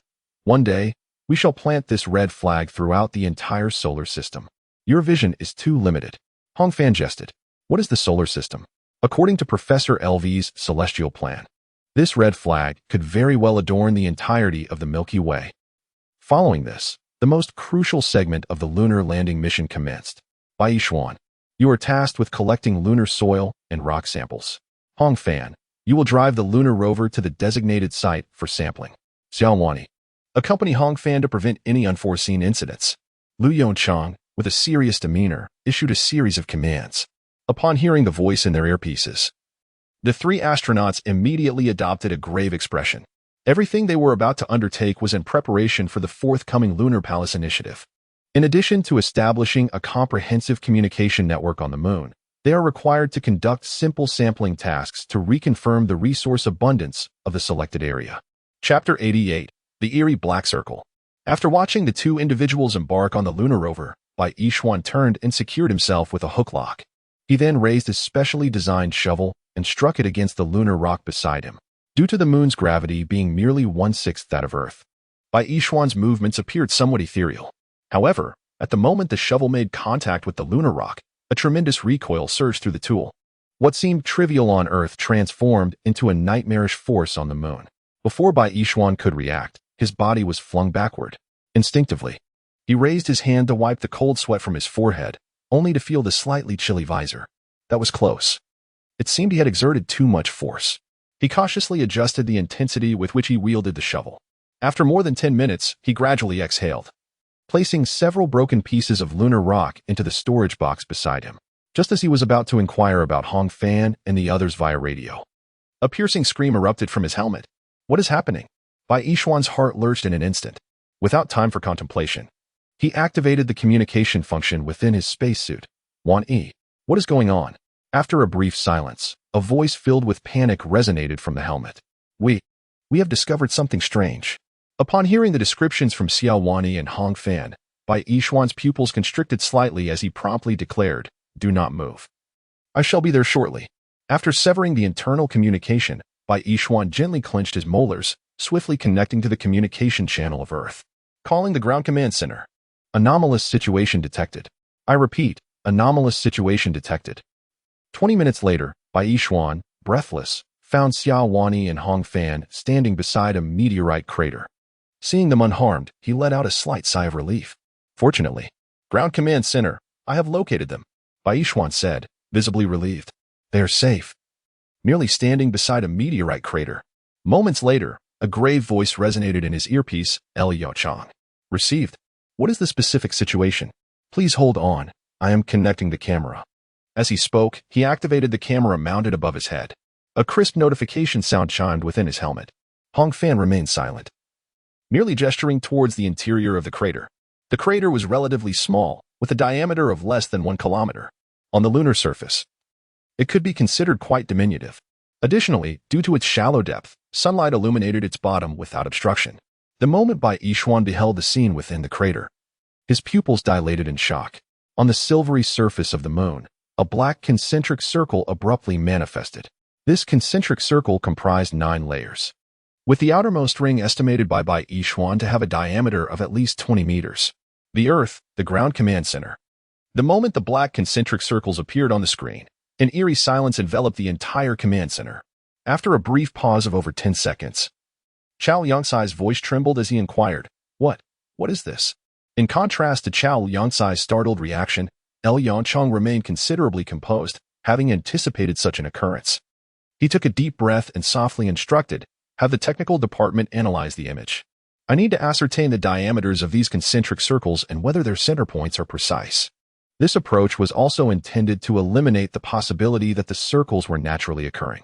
After all, the vast universe is replete with wonders. What if these patterns were indeed the result of a meteorite impact? Though the likelihood of such a scenario was exceedingly slim, scientific endeavors necessitate a degree of rigor. The analysis results were swiftly delivered. Professor L, the center points of the 9 concentric circles are remarkably precise, and their curvature is equally exact. A researcher, clutching a report, hurriedly approached L. Yangchang and whispered. Upon glancing at the data within the report, L. Yangchang's expression shifted dramatically. Old Chao, take a look at this. These 9 concentric circles are so perfectly drawn, they resemble something crafted with a compass. Chao Yangkai leaned in closer. Upon observing the report's data, a subtle change washed over his face as he remarked, Given this, it appears these concentric circles are unlikely to be a natural formation. Could it possibly be a remnant from the last American moon landing? Chao Yangsai's gaze flickered slightly as he softly remarked, Do not forget. This area is also the landing site of the United States Apollo 11 mission. L. Chang pondered for a moment before slowly shaking his head, asserting, No. It could not possibly be traces left by Apollo 11. Observe, based on the diameter of this crater and the proportionality in the images. The largest concentric circle measures a staggering 20 meters in diameter. The Apollo 11 command module is conical, with a base diameter of 3.9 meters. While the service module is a cylindrical structure of the same diameter, the disparity in size is simply too immense. At this point, L. Yangchang's voice faltered slightly as he continued. I wonder if you have noticed that this black concentric circle bears a resemblance to the exhaust port of a Hall thruster? Chao Yangsai's pupils dilated in sudden realization. He had not considered that until now. The exhaust port of Xian'an No. 1's Hall thruster is indeed composed of several neatly arranged concentric circles. He swallowed hard, whispering, Could it be that other nations on Earth have also mastered advanced Hall thruster technology? L. Yangchang's expression grew grave as he shook his head. Impossible. Before mastering small-scale fusion reactor technology, Hall thruster technology is essentially futile. Moreover, there should not be such a large spacecraft on Earth. The 20-meter diameter Hall thruster nozzle. In my perspective, such an engine is undoubtedly befitting a star-faring vessel. A bead of sweat slowly trickled down Chao Yangsai's forehead. The current situation had completely transcended his control. He glanced anxiously at Lu Yongchang beside him. Professor Lu, what shall we do now? Lu Yongchang's expression hardened as he turned to the nearby researcher. Report this matter to the chief legislator. And remember, expedite the process. Furthermore, ensure confidentiality. As the researcher departed, Lu Yongchang's gaze grew increasingly troubled. Perhaps we can only uncover the truth by approaching that black circle. Chapter 89, The Traces Left by the Hall Thruster? Lu Yongchang's words evidently startled Chao Yangkai beside him. Professor Lu, are you certain you wish to expose the 3 astronauts to such grave risks? Lu Yongchang's expression fluctuated as he scrutinized the data on the report. The danger was undeniably present. After all, no one knew what that black circle truly was. What if it were a highly radioactive substance? Even with the protection of space suits, these 3 astronauts could meet their demise on the lunar surface. However, the current predicament facing Xia country allowed no room for prolonged deliberation. Lu Yongchang gritted his teeth, a flicker of determination crossing his eyes, and then gently pressed the radio communication button. Bai Yishuan stared intently at the black concentric circles within the crater, an involuntary chill creeping up his spine. Do you think this could be a remnant of extraterrestrial civilization? Silence ensued. After a considerable time, Hong Fan's distinctive raspy voice resonated through the radio channel. It should be so. Perhaps we are being observed by this extraterrestrial civilization at this very moment. Beside him, Xiaowani shuddered suddenly, instinctively raising her gaze towards the sky. It was shrouded in darkness. Apart from the twinkling stars, there was naught unusual to behold. Just as Bai Yishuan was about to utter a response, a crackling sound interrupted through the radio. Bai Yishuan's expression grew serious. "This is Bai Yishuan. Please proceed." After a few seconds of delay, the voice of El Yangchang emerged, laced with hesitation. "Captain Bai, after technical analysis, we have essentially confirmed that the black concentric circle pattern before you is an artificial object." Bai Yishuan's pupils dilated slightly, his breath quickening. Then, "Professor L, what do we need to do?" The surge of adrenaline rendered his voice somewhat hoarse. A sigh escaped El Yangchang's lips through the radio. "Captain Bai, we need to decipher the truth behind this black circle. Thus, I hope you can investigate it further. Of course, this is not a mandate. After all, we cannot ascertain its potential dangers. Should any threat arise, perhaps." At this juncture, El Yangchang's voice faltered abruptly. "Therefore, everything is predicated on the principle of voluntariness." Bai Yishuan's breath became increasingly rapid. He comprehended the implications behind El Yangchang's words. They were indeed on the moon, a staggering 400,000 kilometers away from Earth. Should any misfortune befall them, their fate would be nearly sealed. "Professor L." Bai Yishuan's Adam's apple trembled slightly as he expressed his willingness to investigate. "Very well," came El Yangchang's voice, laden with complexity. "Xiaogua, I shall remember you." He continued, "Should any unforeseen circumstances arise, I assure you, in the name of the space agency, your relatives will receive the utmost care." Bai Yishuan took a deep breath, turning to his two teammates and feigning a casual smile. "You too. Please stay here and hold on to the safety rope for me." His words transmitted through the radio reached his teammates. Xiaowani's eyes instantly glistened with emotion. "Captain, perhaps it would be best not to go?" Hongfan hesitated for a moment before adding, "Captain, I will accompany you. If anything goes awry, I can assist you." In response to the concerns of his teammates, Bai Yishuan chuckled softly and shook his head. "This is already considered a second kind of contact, and the danger level is quite high. As the captain, it is my duty. You two should remain here." Sensing the atmosphere had grown too tense, Bai Yishuan playfully patted Hongfan's shoulder. "What's this? Are you trying to usurp my military achievements? Let me tell you, that is not going to happen." With that, Bai Yishuan secured the safety rope from the lunar rover around his waist and turned to descend into the crater. The crater was small, with a gentle slope. Bai Yishuan leaped down with agility, carefully making his way towards the dark circle at the center of the crater. "Professor L, can you see anything?" In a precautionary manner, Bai Yishuan deliberately halted his steps, softly inquiring. Moments later, the voice of El Yangchang resonated. "I can see it. The camera's operational status is normal. You may proceed." Bai Yishuan advanced slowly, traversing several hundred meters over the course of half an hour, gazing at the outermost dark circle, which was less than a meter away from him. Bai Yishuan momentarily froze. "Incredible. What is it?" El Yangchang, stationed 400,000 kilometers away, promptly inquired. "Is this a glass-like substance?" Bai Yishuan gradually lowered himself, extending his hand toward the dark circle.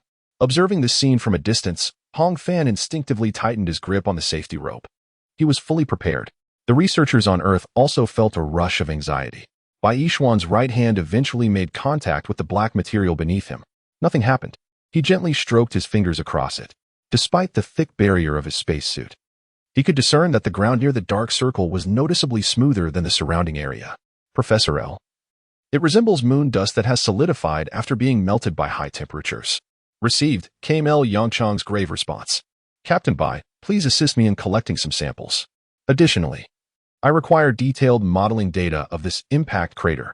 2 hours later, gazing at the clear photographs displayed on the computer, El Yangchang let out a deep sigh. "Professor L, the senior counselor has arrived," came the reminder from Chao Liangkai beside him. El Yangchang hastily stood and looked toward the entrance. "I have heard that traces of extraterrestrial civilization have been discovered." In response to the inquiries of the chairman, El Yangchang gently nodded, a trace of bitterness evident in his eyes. "Chairman, I fear that may be the case."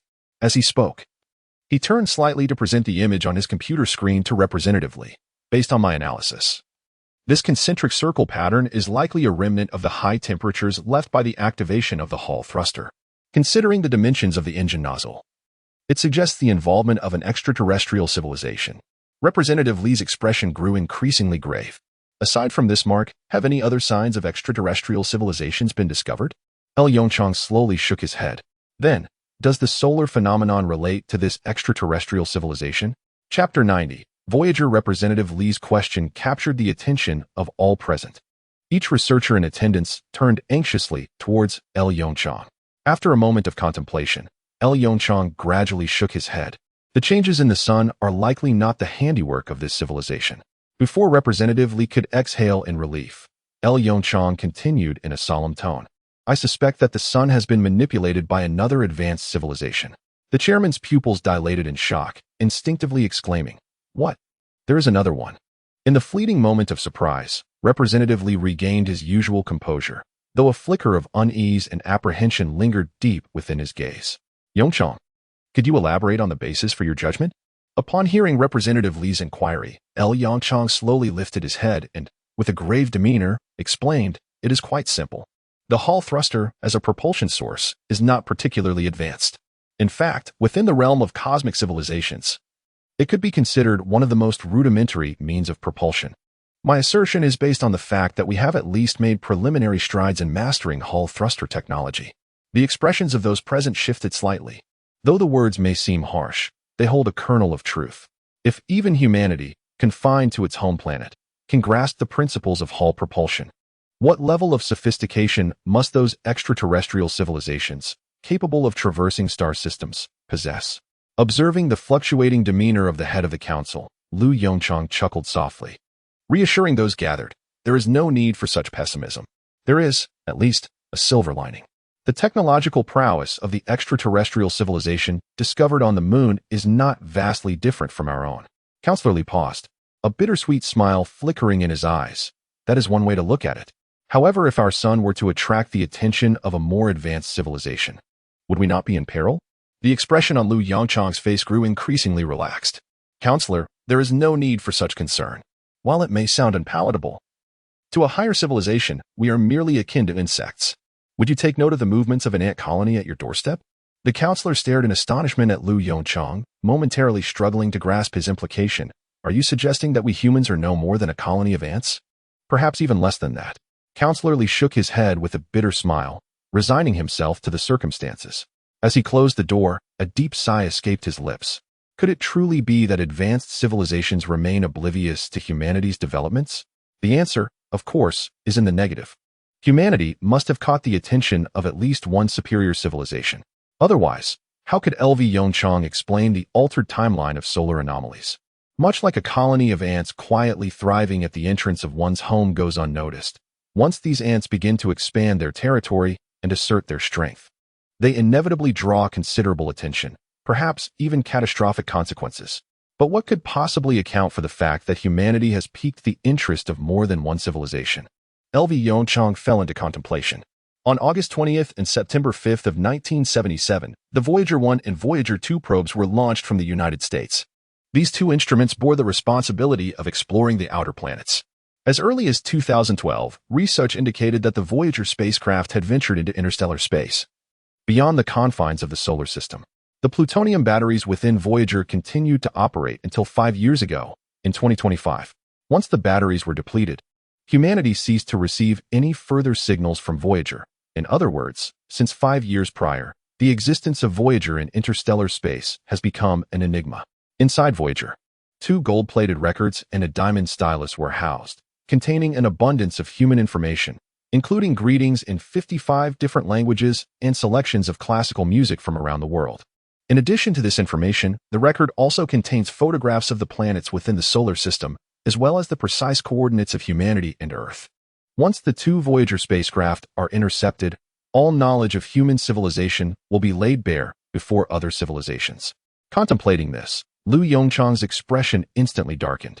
According to temporal projections, the mishap of the Voyager probes has become an inevitable occurrence.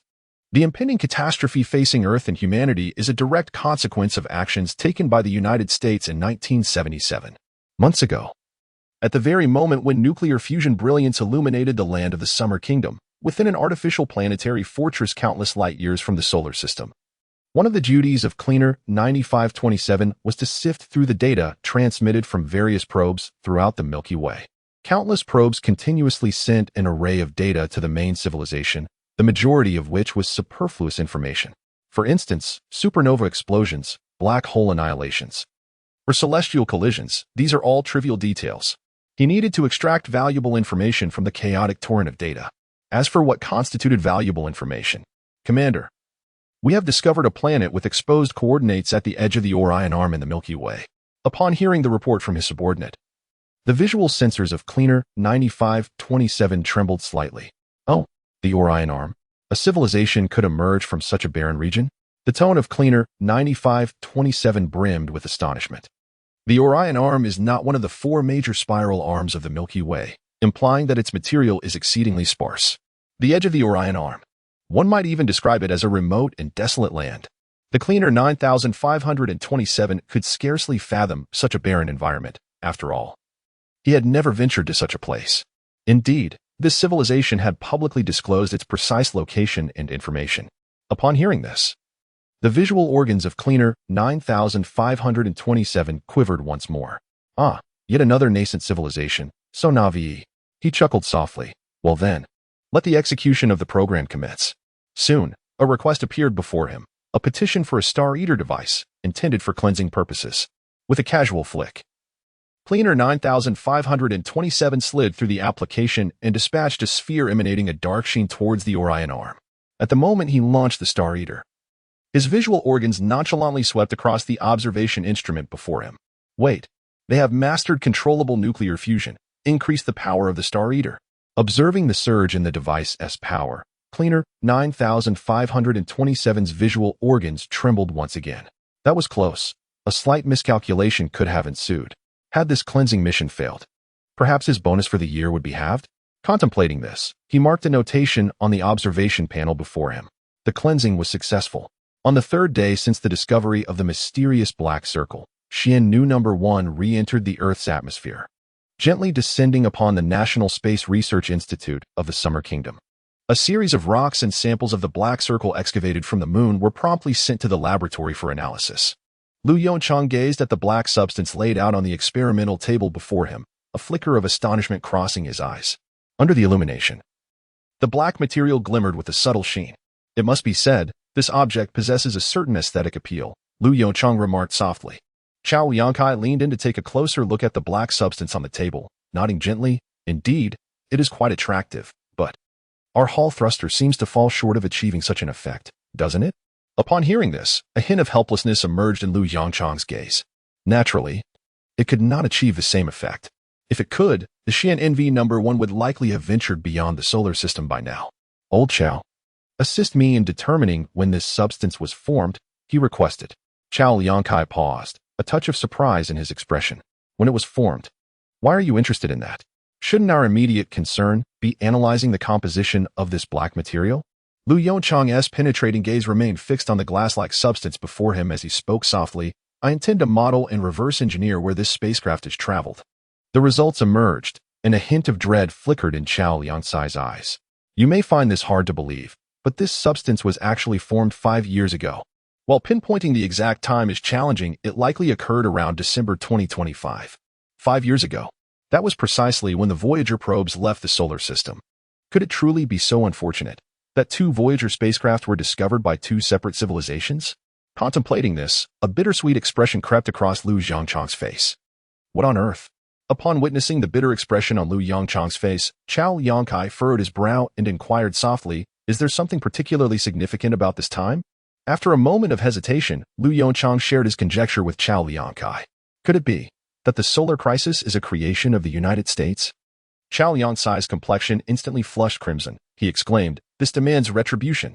Well, that is merely my speculation, Lu Yongchang replied with a shrug, a hint of irritation in his tone. Moreover, how do you propose we seek vengeance? Given our current predicament, even if Xian Nation stands unrivaled in technology, we cannot easily turn against other nations. We have only 15 years in total. We cannot afford to squander 1 or 2 years embroiled in internal strife. Furthermore, regardless of their shortcomings, in the vast expanse of the cosmos, we are all representatives of human civilization. Chao Liangkai chuckled awkwardly, scratching the back of his head. I hadn't considered it that deeply. I simply believe that as long as our Xian nation can extricate itself, The affairs of other nations are of no concern to us. Liu Youchang shook his head slowly. That is not a perspective we can entertain. From both a genetic and evolutionary standpoint, preserving them would ultimately benefit our Xi'an nation. He continued, his eyes reflecting a profound insight since the transition from primates to humans. Our evolution has stagnated. To adapt to the cosmos, we must reignite our evolutionary journey. The genetic diversity among different ethnicities would only serve to enhance our Xi'an nation. To traverse this dark universe and venture far, stagnation is utterly inconceivable. Chao Liangkai nodded thoughtfully, recognizing the validity in the assertion.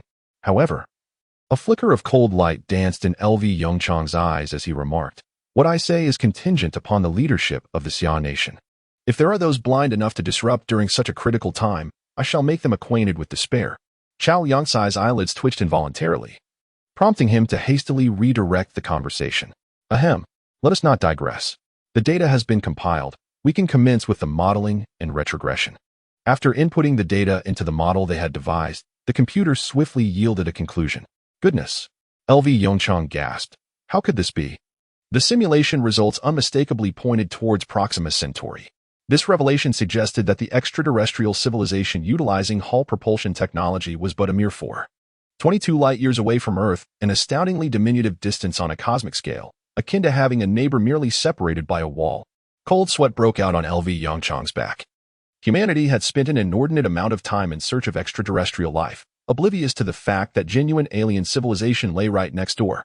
Chao Liangkai, upon witnessing the results, was equally astounded. This outcome cannot be erroneous, can it? He murmured, swallowing hard. LV Yongchang remained silent, bowing his head to swiftly verify the findings. After the second simulation yielded the same results, he let out a deep sigh. It appeared there was no mistake. They were right beside us. Liu Yongchang's expression was one of utter despair. Now, humanity faced not only the crisis of the sun but also the impending invasion of a far more advanced civilization. Even more terrifying was the uncertainty of when this civilization would fully encroach upon the solar system. What are we to do? In response to Chao Liangcai's inquiry, Liu Yongchang fell into a prolonged silence. What could he possibly know about what to do? This was nothing short of a calamity compounded by disaster. It was an opening fraught with insurmountable challenges. Hiding within the solar system was certainly not a viable escape. Venturing beyond the solar system, Proxima Centauri, located 4.22 light-years away, emerged as a necessary option. Interstellar travel is not akin to navigation within a stellar system. Beyond the confines of a star system lies an endless expanse of void. In such interstellar space, humanity would receive no supplies whatsoever. Thus, the objective of the first interstellar voyage could only be the closest star, Proxima Centauri. As for Alpha Centauri, a mere 4.3 light-years from Earth, its star system harbors no planets. For the sake of narrative progression, this is the established premise. However, it is highly probable that a terrestrial planet exists within the habitable zone of Alpha Centauri. Until humanity acquires the technology to reverse energy into matter, planets will forever be an indispensable source of resources. Gas giants can provide hydrogen and helium, fueling the next interstellar journey, while terrestrial planets offer essential elements for carbon-based life, such as carbon and oxygen. His mind raced, processing all known information. Suddenly, a spark of inspiration illuminated his thoughts. Chapter 92. Why not attempt a counter-invasion? LV Youchang suddenly slapped his thigh with vigor. He had been caught in a mental quagmire. Why persist in the notion of mere survival? Humanity could indeed mount a counteroffensive.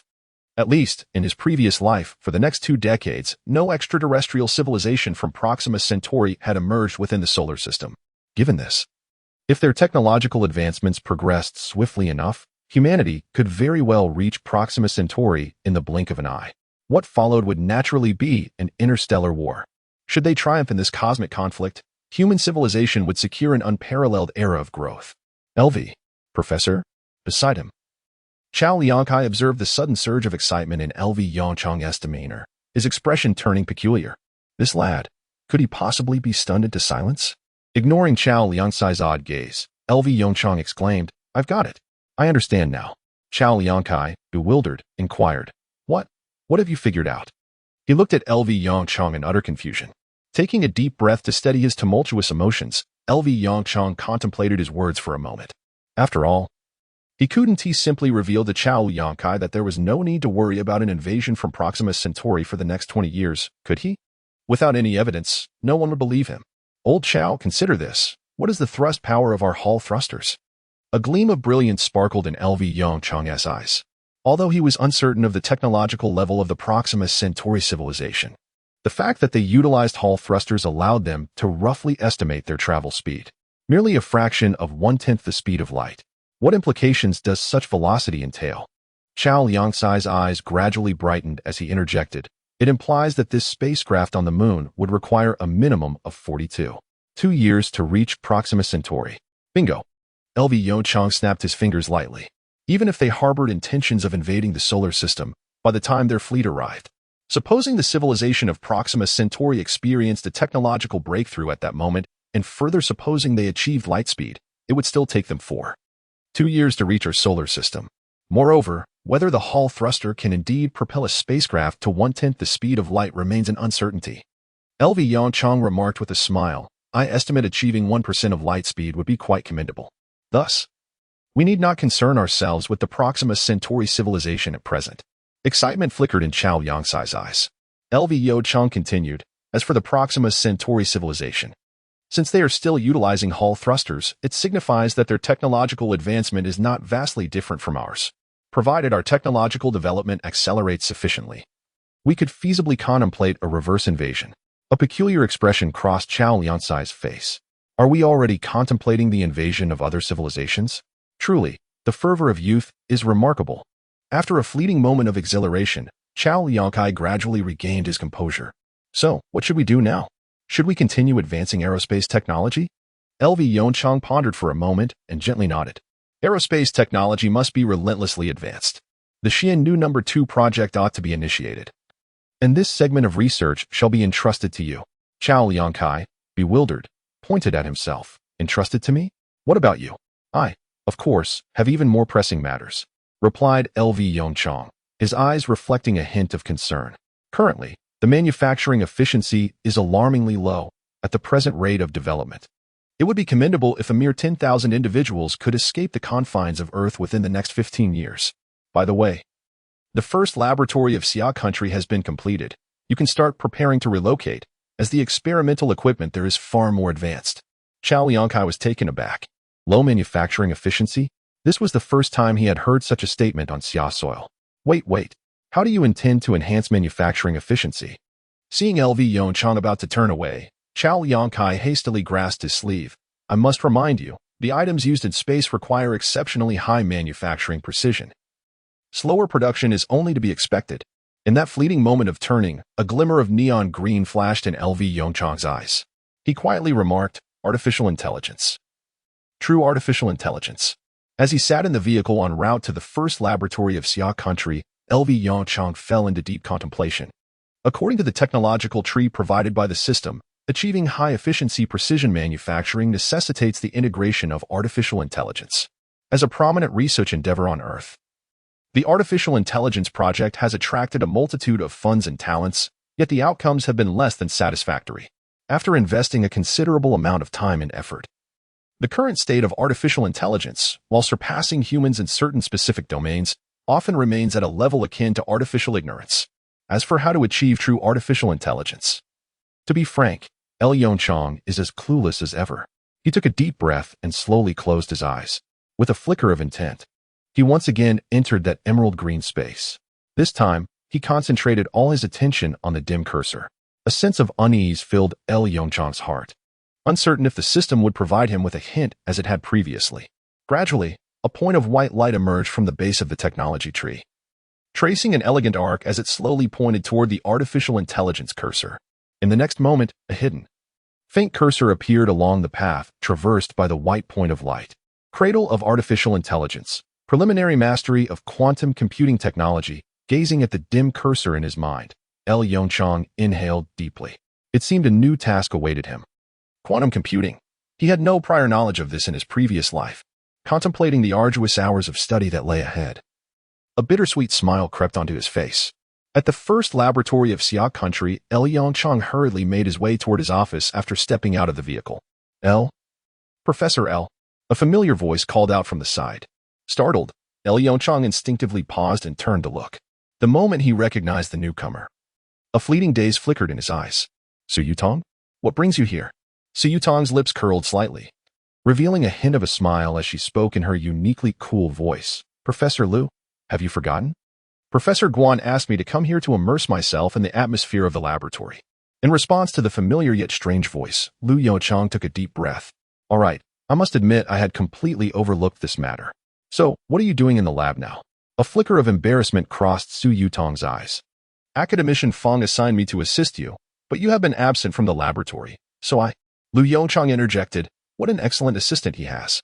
He silently noted to himself that he should find an opportunity for Fong Su to undertake some arduous tasks. Professor Liu? Su Yutong's voice interrupted Liu Yongchang's musings. After a moment of silence, he realized he was indeed holding a hot potato.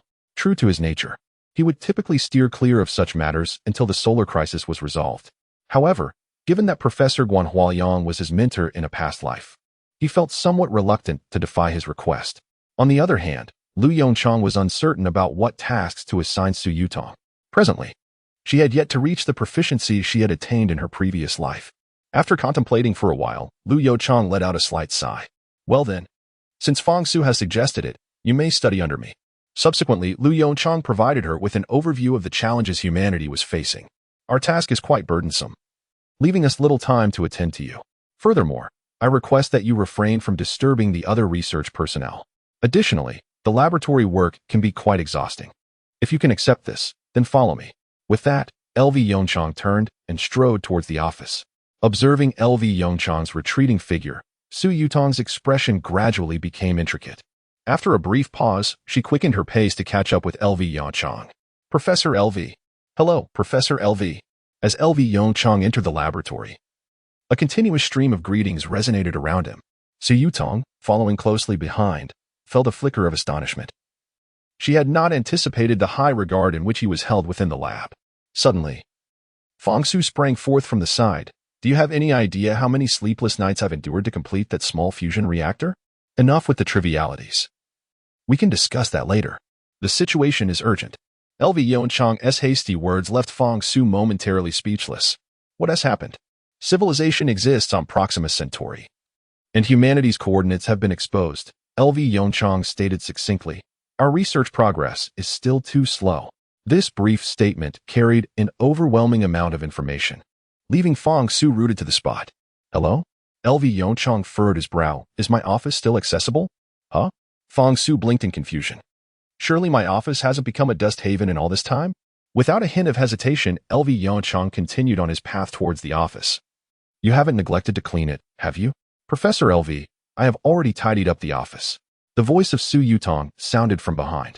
LV Yongchang paused momentarily as he grasped the doorknob. Then he pushed the door open. Observing the tidy interior, he nodded imperceptibly and remarked, well done. Next, I need you to assist me in locating some books on quantum computers. After a brief contemplation, LV Yongchang added, and papers, the more, the better.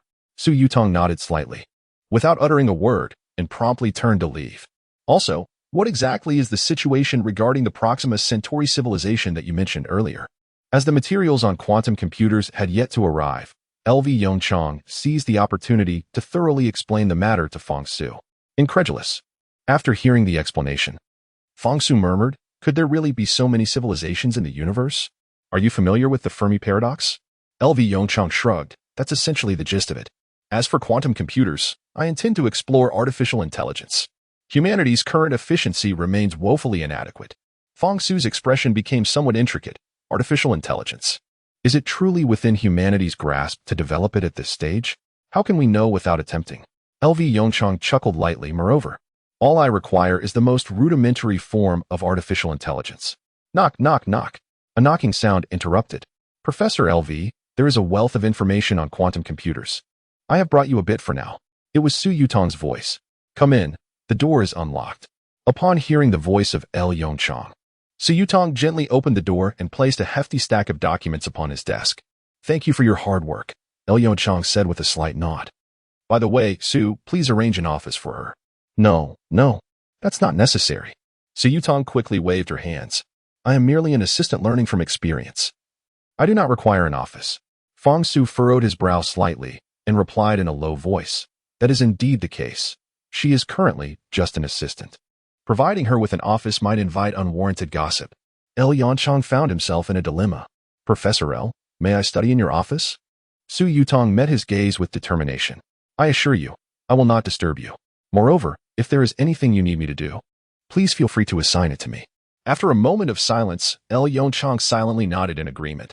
Once all arrangements were made, he immersed himself in the documents before him. Observing L. Yangchang's furrowed brow and his deep focus on his studies, Su Yutong felt a stir of emotion within her. After a brief moment of reflection, she too buried herself in her studies. Time waits for no one. In order to keep pace with L. Yangchang, she knew she must invest greater effort into her learning, even if she could not attain the same level of knowledge. She at least could not afford to hold L. Yangchang back. As seconds turned into minutes, the sky gradually darkened. The wall clock slowly pointed to 12. L. Yangchang exhaled a breath of fatigue and rubbed his eyes. Upon seeing Su Yutong still diligently studying beside him, a flicker of appreciation appeared in his eyes. In her previous life, she had also dedicated herself to diligent study, continually striving to keep pace with him. All right, it's about time. You should take a rest, Lu Yongchang softly remarked. Startled by his sudden voice, Su Yutong's body trembled slightly. She lifted her somewhat dazed eyes to look at Lu Yongchang. Gradually, her gaze became focused. After glancing at the time, she slowly shook her head. Professor Lu, I am not tired yet. Half an hour later, observing Su Yutong, who had fallen asleep with her head resting on the desk, Lu Yongchang couldn't help but smile wryly and shake his head. He rose from his seat and gently draped a blanket over her. However, this time, his actions of flipping through books and writing were significantly more delicate. Chapter 94. Feng Su. Am I the one who is abnormal, or are you? A few days later, Lu Yongchang gently rubbed his brow. Perhaps due to the nature of the system, he felt that his cognitive abilities were continuously enhancing after his rebirth. Questions that once required extensive contemplation in his previous life could now be resolved in mere seconds. The enhancement of his cognitive abilities was most directly reflected in his learning capacity, from starting at zero to proficiently mastering the latest quantum computing technology. He accomplished this feat in just a few days. In addition to the improvement in cognitive ability, he noticed another significant change. His physical constitution was gradually strengthening. In his previous life, he would have been unable to endure such prolonged nights of intense work. As for the benefits, after several consecutive nights of relentless effort, he finally developed a clearer line of thought. No wonder the system likened quantum computing technology to the cradle of artificial intelligence. The distinction between quantum computers and classical computers transcends mere computational power. While computational strength plays a pivotal role in the evolution of artificial intelligence, it is by no means the sole determining factor. Of greater significance is the manner in which information is processed within quantum computers, which is characterized by quantum states. Quantum mechanics encompasses a property known as superposition. Consider two states, A and B. The superposition of these states represents a combination, which, when articulated in binary terms, signifies the simultaneous representation of 0 and 1. This phenomenon is unattainable for classical binary computers, which are restricted to the existence of either 0 or 1, thereby severely constraining their computational and learning capabilities. This scenario merely illustrates the superposition of two quantum states. When the number of quantum states is elevated to 5, it encompasses the superposition of all binary numbers from 00000 to 11111. The possibilities continue to expand. The accurate answer resides amidst this array of potentialities. As for the method of arriving at the correct answer, it is achieved through specific quantum algorithms that harness their physical properties, allowing for the collapse of the superposition state as per the designed algorithm. Post-collapse, some quantum states yield 0 while others yield 1, culminating in an observed result, such as 01010 or another combination, which constitutes the computational outcome. This aligns with the principles underlying consciousness, wherein the observation induces a collapse of quantum states, giving rise to human awareness. In summary, the true essence of artificial intelligence will only manifest in computers endowed with quantum computing capabilities. Liu Yongchang's fingers absent-mindedly tapped upon the desk before him. Currently, there are three architectural approaches to quantum computing: superconducting circuits, semiconductor quantum chips, and ion trap technology represent the forefront of quantum computing. Among these, superconducting circuit quantum computers are the most promising, boasting the highest fidelity and scalability in terms of qubit numbers. However, the inherent challenges become evident as the complexity of circuit design escalates with the increase in qubits. Conversely, semiconductor quantum chips, once prototype samples are developed in the laboratory, can swiftly transition to large-scale industrial production. As for ion-trap quantum computers, they possess the highest fidelity among the three. However, their considerable size poses a significant drawback. After a moment of contemplation, Lu Yongchang decisively ruled out the semiconductor quantum computer, deeming large-scale industrial production unnecessary at this juncture. The imposing dimensions of the ion-trap computer elicited a faint sigh from him. Ultimately, only one option remained before him: the superconducting circuit quantum computer. With breakthroughs in room-temperature superconductors now a reality, he faced merely the challenge of circuit design. A week later, Lu Yongchang slowly lifted his gaze from the computer screen, exhaling a long breath of relief. He had finally completed the design. "Yutong, please summon Fong Su and inform him that I wish to speak with him," he instructed, his eyes lingering on the design blueprints. Instinctively reverting to a term from his previous life, Su Yutong, who had been engrossed in her studies, slightly trembled at the sound of his voice. In the next moment, a subtle smile graced her lips.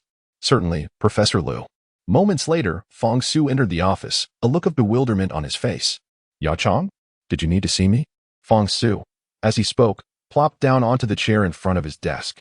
"Let me preface this by saying, in our laboratory, we have no one who understands quantum computers." Lu Yongchang disregarded Fong Su's remarks and simply reached out to remove a USB drive from the computer, presenting it before Fong Su. With a perplexed expression, Fong Su took the USB drive and asked, "What is this? Have you written a paper?" Lu Yongchang, visibly exasperated, looked at Fong Su and replied, "What would I be writing a paper for? This is the architectural diagram for a superconducting quantum computer. I need your assistance in reporting it to the committee chair. I intend to establish a quantum supercomputing center adjacent to our laboratory." Fong Su was taken aback. Wait. This is quite hard to comprehend," he stammered, scrutinizing the USB drive in his hand before glancing at Lu Yongchang, who remained unfazed. "How is it possible that within such a brief span of time, just about 10 days, you have managed to produce an architectural diagram for a quantum supercomputing center?" He then grabbed a book from the side and glanced at it nonchalantly, titled "What is a Quantum Computer?" A bead of cold sweat trickled down his forehead, as he exclaimed, "Goodness, if I am not mistaken, 10 days ago, you had no inkling about quantum computers, did you?" "Indeed," Lu Yongchang replied nonchalantly. "But that was 10 days ago."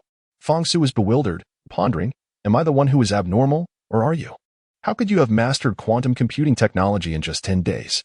To be precise, it has been 4 days. This architectural diagram consumed an entire week of my time." "Brother, you are truly my brother. Have you validated this contraption? A supercomputing center requires a significant financial investment. What will you say to the council should anything go awry?" Lu Yongchang cast a peculiar glance at Fong Su. "Is this not your responsibility to report?" Fong Su. Seeing Fong Su's expression akin to one who had tasted something unpleasant, Lu Yongchang could not help but burst into laughter. "Enough jesting, I shall not tease you further. Once the report is submitted, you may have the council verify it. I have but one request. I wish to see this supercomputing center in the shortest possible time. This is pivotal for the future of our nation." Fong Su regarded Lu Yongchang with a deep gaze, shaking his head in resignation. "Very well, I shall assist you." As Fong Su turned to leave the office, Lu Yongchang pondered for a moment and spoke again. "By the way, please find some reputable individuals in the field of artificial intelligence." After saying this, Lu Yongchang turned to Su Yutong beside him and added, "Yutong, please gather the latest research findings in artificial intelligence." Chapter 95, Photonic Quantum Computers and Superconducting Circuit Quantum Computers. In the capital of Xia Country, within the First Ring Road, the counselor regarded Fong Su with a solemn expression. "Academician Fong, did you just mention the Supercomputing Center for Quantum Computers?" It is not doubt that drives him. Rather, Xia Country has been researching quantum computers for quite some time. The laboratory has indeed achieved some commendable results. However, the reality is far from optimistic. This approach may be seen as a clever workaround. At least for now, photonic quantum computers do not exhibit the potential to evolve into universal quantum computers. The reason is quite straightforward. While photons possess excellent coherence and prolonged coherence times, which are both advantages and clever facets of photonic quantum computing, one must question why this coherence is so robust. The answer lies in the minimal interaction between photons and their environment. This leads to another consequence. It is currently quite challenging for humanity to exercise precise control over photons. This predicament results in an awkward situation. Photonic quantum computers cannot achieve universal quantum computation. In other words, They lack programmability and can only perform calculations for specific tasks. Consequently, when Fang Su spoke, Counselor Li expressed skepticism. In response to the counselor's doubts, Fang Su shrugged lightly and remarked, "Counselor, please don't ask me. I am even less knowledgeable about this matter. You may consult someone else to verify." These are Professor Lu's exact words. After a moment of contemplation, he added softly, "Moreover, he mentioned that the Quantum Supercomputing Center plays a decisive role in the future of Xiaogua." The counselor's expression immediately grew more serious. "All right, I understand. Given this." A glimmer of determination flashed in Counselor Li's eyes. "Instruct the construction team to commence work according to the blueprints and initiate the production of various equipment and components. As for verification, I shall personally visit the Academy of Sciences tomorrow." At the Xiaogua Academy of Sciences, a leading figure in the fields of quantum computing and artificial intelligence, Mo Ziyang, gazed intently at the computer screen with a solemn expression. The researcher beside him could not help but smile wryly, shaking his head. "Academician Mo, are you still fixated on superconducting circuit quantum computers?" The researcher's voice interrupted Mo Ziyang's train of thought. He turned to glance at the researcher, who was gazing intently at the computer screen, and frowned slightly. Of course, the bitterness in the researcher's eyes deepened as he sighed softly.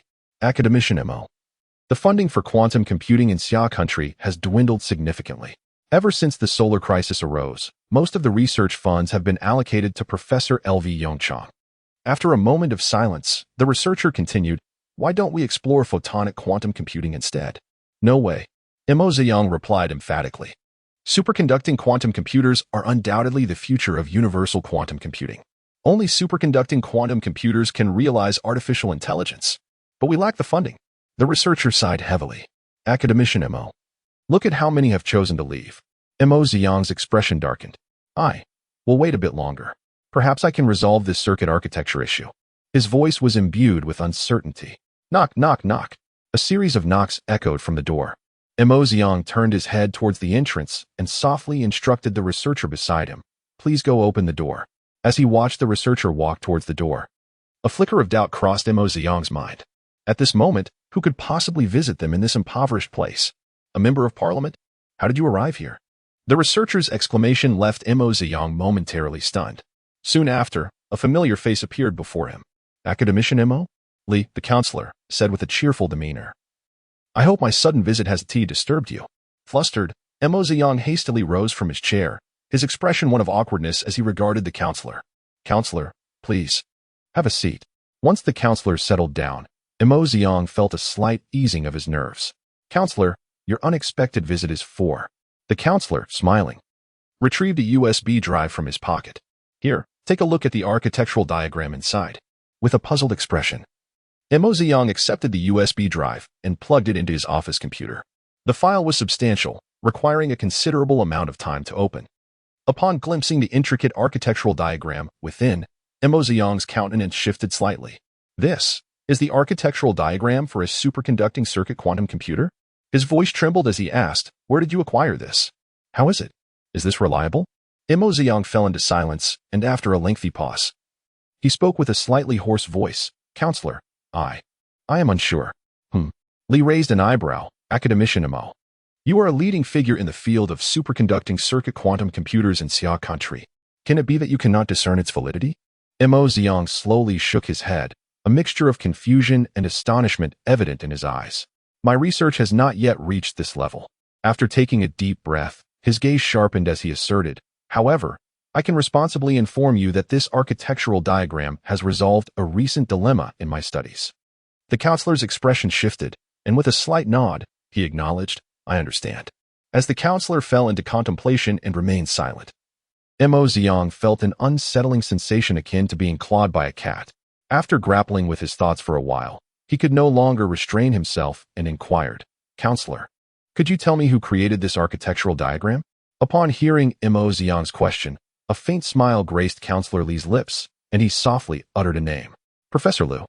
Mo Ziyang exclaimed in shock. "I was under the impression that he belonged to the physics department." Counselor Li's smile broadened. "According to Fang Su, it took that lad, Lu Youchang, 10 days to piece this together."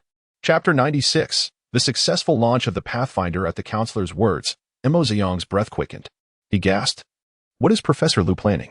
The quantum supercomputing center, along with artificial intelligence, the counselor articulated each word deliberately, his gaze fixed intently on Mo Ziyang's eyes. Do you believe this is feasible?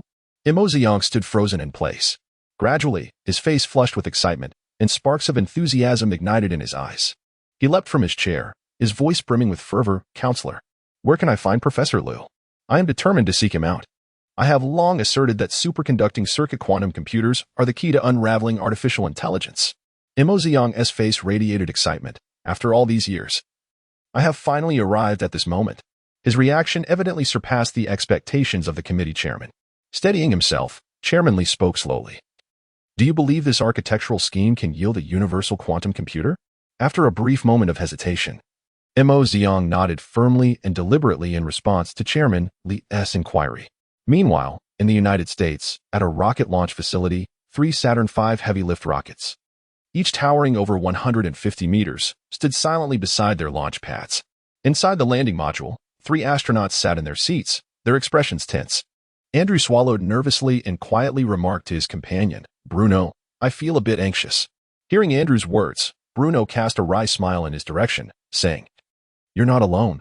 I'm nervous too. I've never been to space myself. Nearby, the female astronaut, Joy, let out a soft sigh, her voice echoing. I feel the same. Andrew knew full well that neither of them had ventured into the cosmos. It was bewildering what NASA was orchestrating. All 3 astronauts selected for the Pathfinder program were mere volunteers. After enduring a brief and rudimentary training regimen, these chosen astronauts were hastily dispatched into the Saturn V rocket. Andrew still vividly recalled the look his instructor had given him, one of pity tinged with sympathy. Andrew fidgeted uneasily in his seat, tightly secured by the seatbelt. Do you think we will survive? He inquired. Bruno let out a soft sigh and slowly shook his head. It is quite difficult, but NASA assured us. Andrew's expression grew increasingly anxious. They said, Huh, Joy, who had been silent until now, scoffed disdainfully. Do you really believe NASA? Upon hearing this, Andrew fell into a contemplative silence. After a prolonged moment, he exhaled a deep breath. Never mind, at least my wife and children will have a comfortable life. A crackling sound emanated from the radio. Attention, there are 15 minutes remaining until launch. In Houston, at the Ground Control Center, Moulton stared tensely at the large screen displaying 3 colossal Saturn VI rockets. Professor Chris, are you certain everything has been thoroughly checked? Upon being questioned, Professor Chris, clad in a white lab coat, weariedly shook his head. Director Moulton, this is the 5th time you have asked this question. Allow me to reiterate. All 3 Saturn VI rockets have undergone 3 inspections, and no faults have been detected. Trust me, they will undoubtedly ensure the safe passage of those 3 astronauts to Mars. On American television, today, we bring you live coverage of the launch of the Saturn VI rocket. As the host's voice faded, the screen displayed the 3 Saturn VI rockets arranged in a triangular formation. The host, microphone in hand, turned to the elderly professor with a head full of white hair and inquired, Professor Parker, could you enlighten us on why the Pathfinder program employed 3 Saturn VI launch vehicles? The host aptly displayed a look of astonishment. Wow, has it really been that long? It must be carrying a substantial amount of survival supplies. Parker gently nodded in affirmation. Indeed. The 3 astronauts are situated within the landing module of the Pathfinder I rocket. As for the Pathfinder 3 rocket, it is laden with various survival provisions, including food, water, and essential oxygen. Additionally, to guard against unforeseen circumstances, the 3rd rocket also contains spare parts for critical equipment. The host nodded thoughtfully, poised to continue speaking, but was interrupted by Parker's words. All right, the rockets are about to launch. Upon hearing this, the host quickly shifted their gaze to the large screen nearby. At that moment, the television footage transitioned to the rocket launch site. Note that the rocket will ignite in 1 minute. Countdown, 30 seconds. 3, 2, 1. Ignition.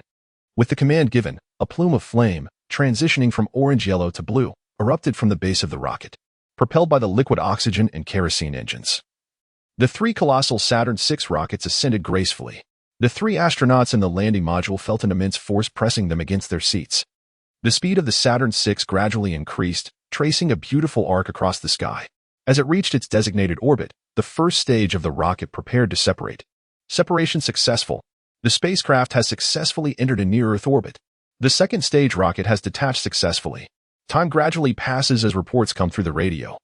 A faint smile begins to grace Morton's face. It has succeeded. Professor Chris beside him lets out a long sigh of relief, picks up the microphone, and activates the radio communication switch. Calling Houston, Pathfinder 1 received. Please proceed. Reporting status. Calling Houston, the rocket is in good condition, the astronauts are well, everything is normal. Andrew's voice transmitted through the radio to the Houston Ground Command Center, and soon after, it echoed across major television and radio stations in the United States. After a brief silence, every researcher at the Houston Command Center rose to their feet, applauding vigorously. Witnessing the thunderous applause before him, Morton's eyes glistened with tears. God bless America. He made the sign of the cross over his chest, murmuring to himself. P.S. Does anyone have suggestions for a title for this book? It might be renamed later, as I am truly at a loss for a suitable name. Chapter 97. The Seed of Artificial Intelligence. The news of the successful launch of 3 Pathfinder rockets by the United States sent ripples of astonishment across the globe.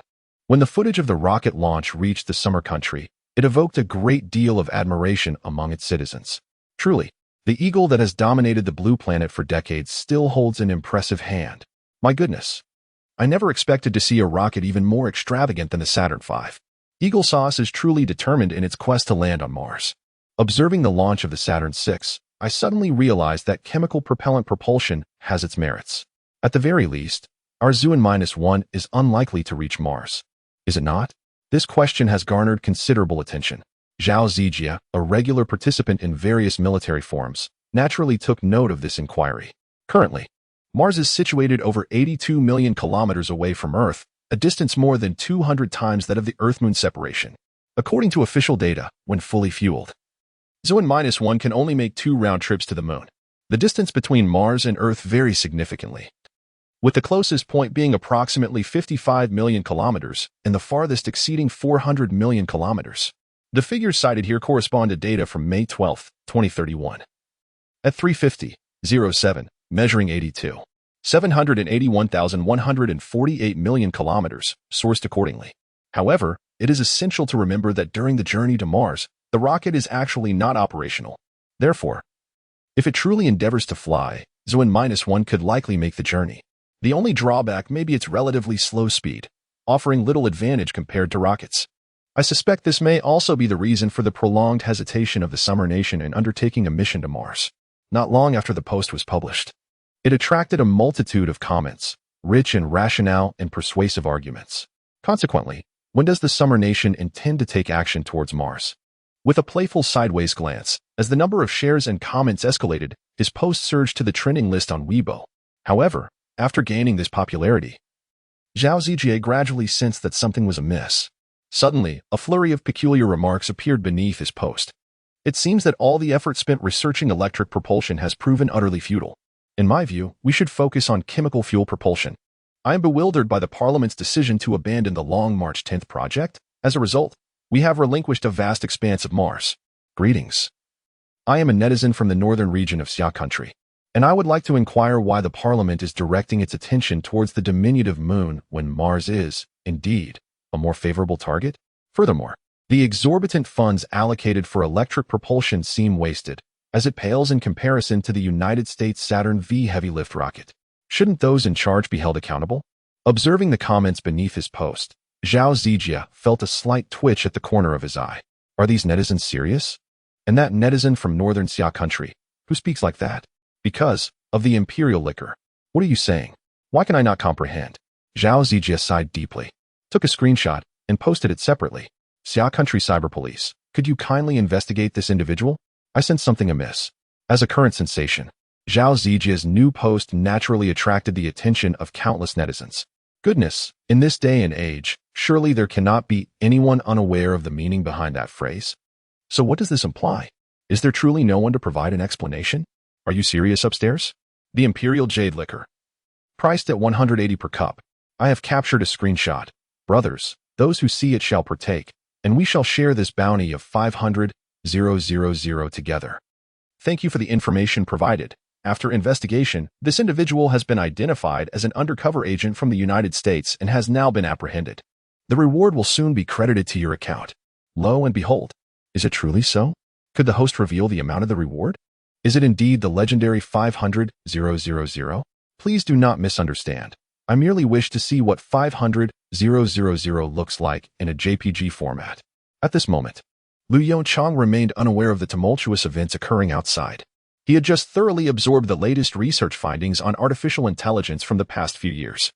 He slowly closed his eyes, and with a gentle shift of his thoughts, he once more entered the space adorned with a vibrant green backdrop. Having mastered a plethora of knowledge regarding quantum computing and artificial intelligence, the system space underwent a subtle transformation.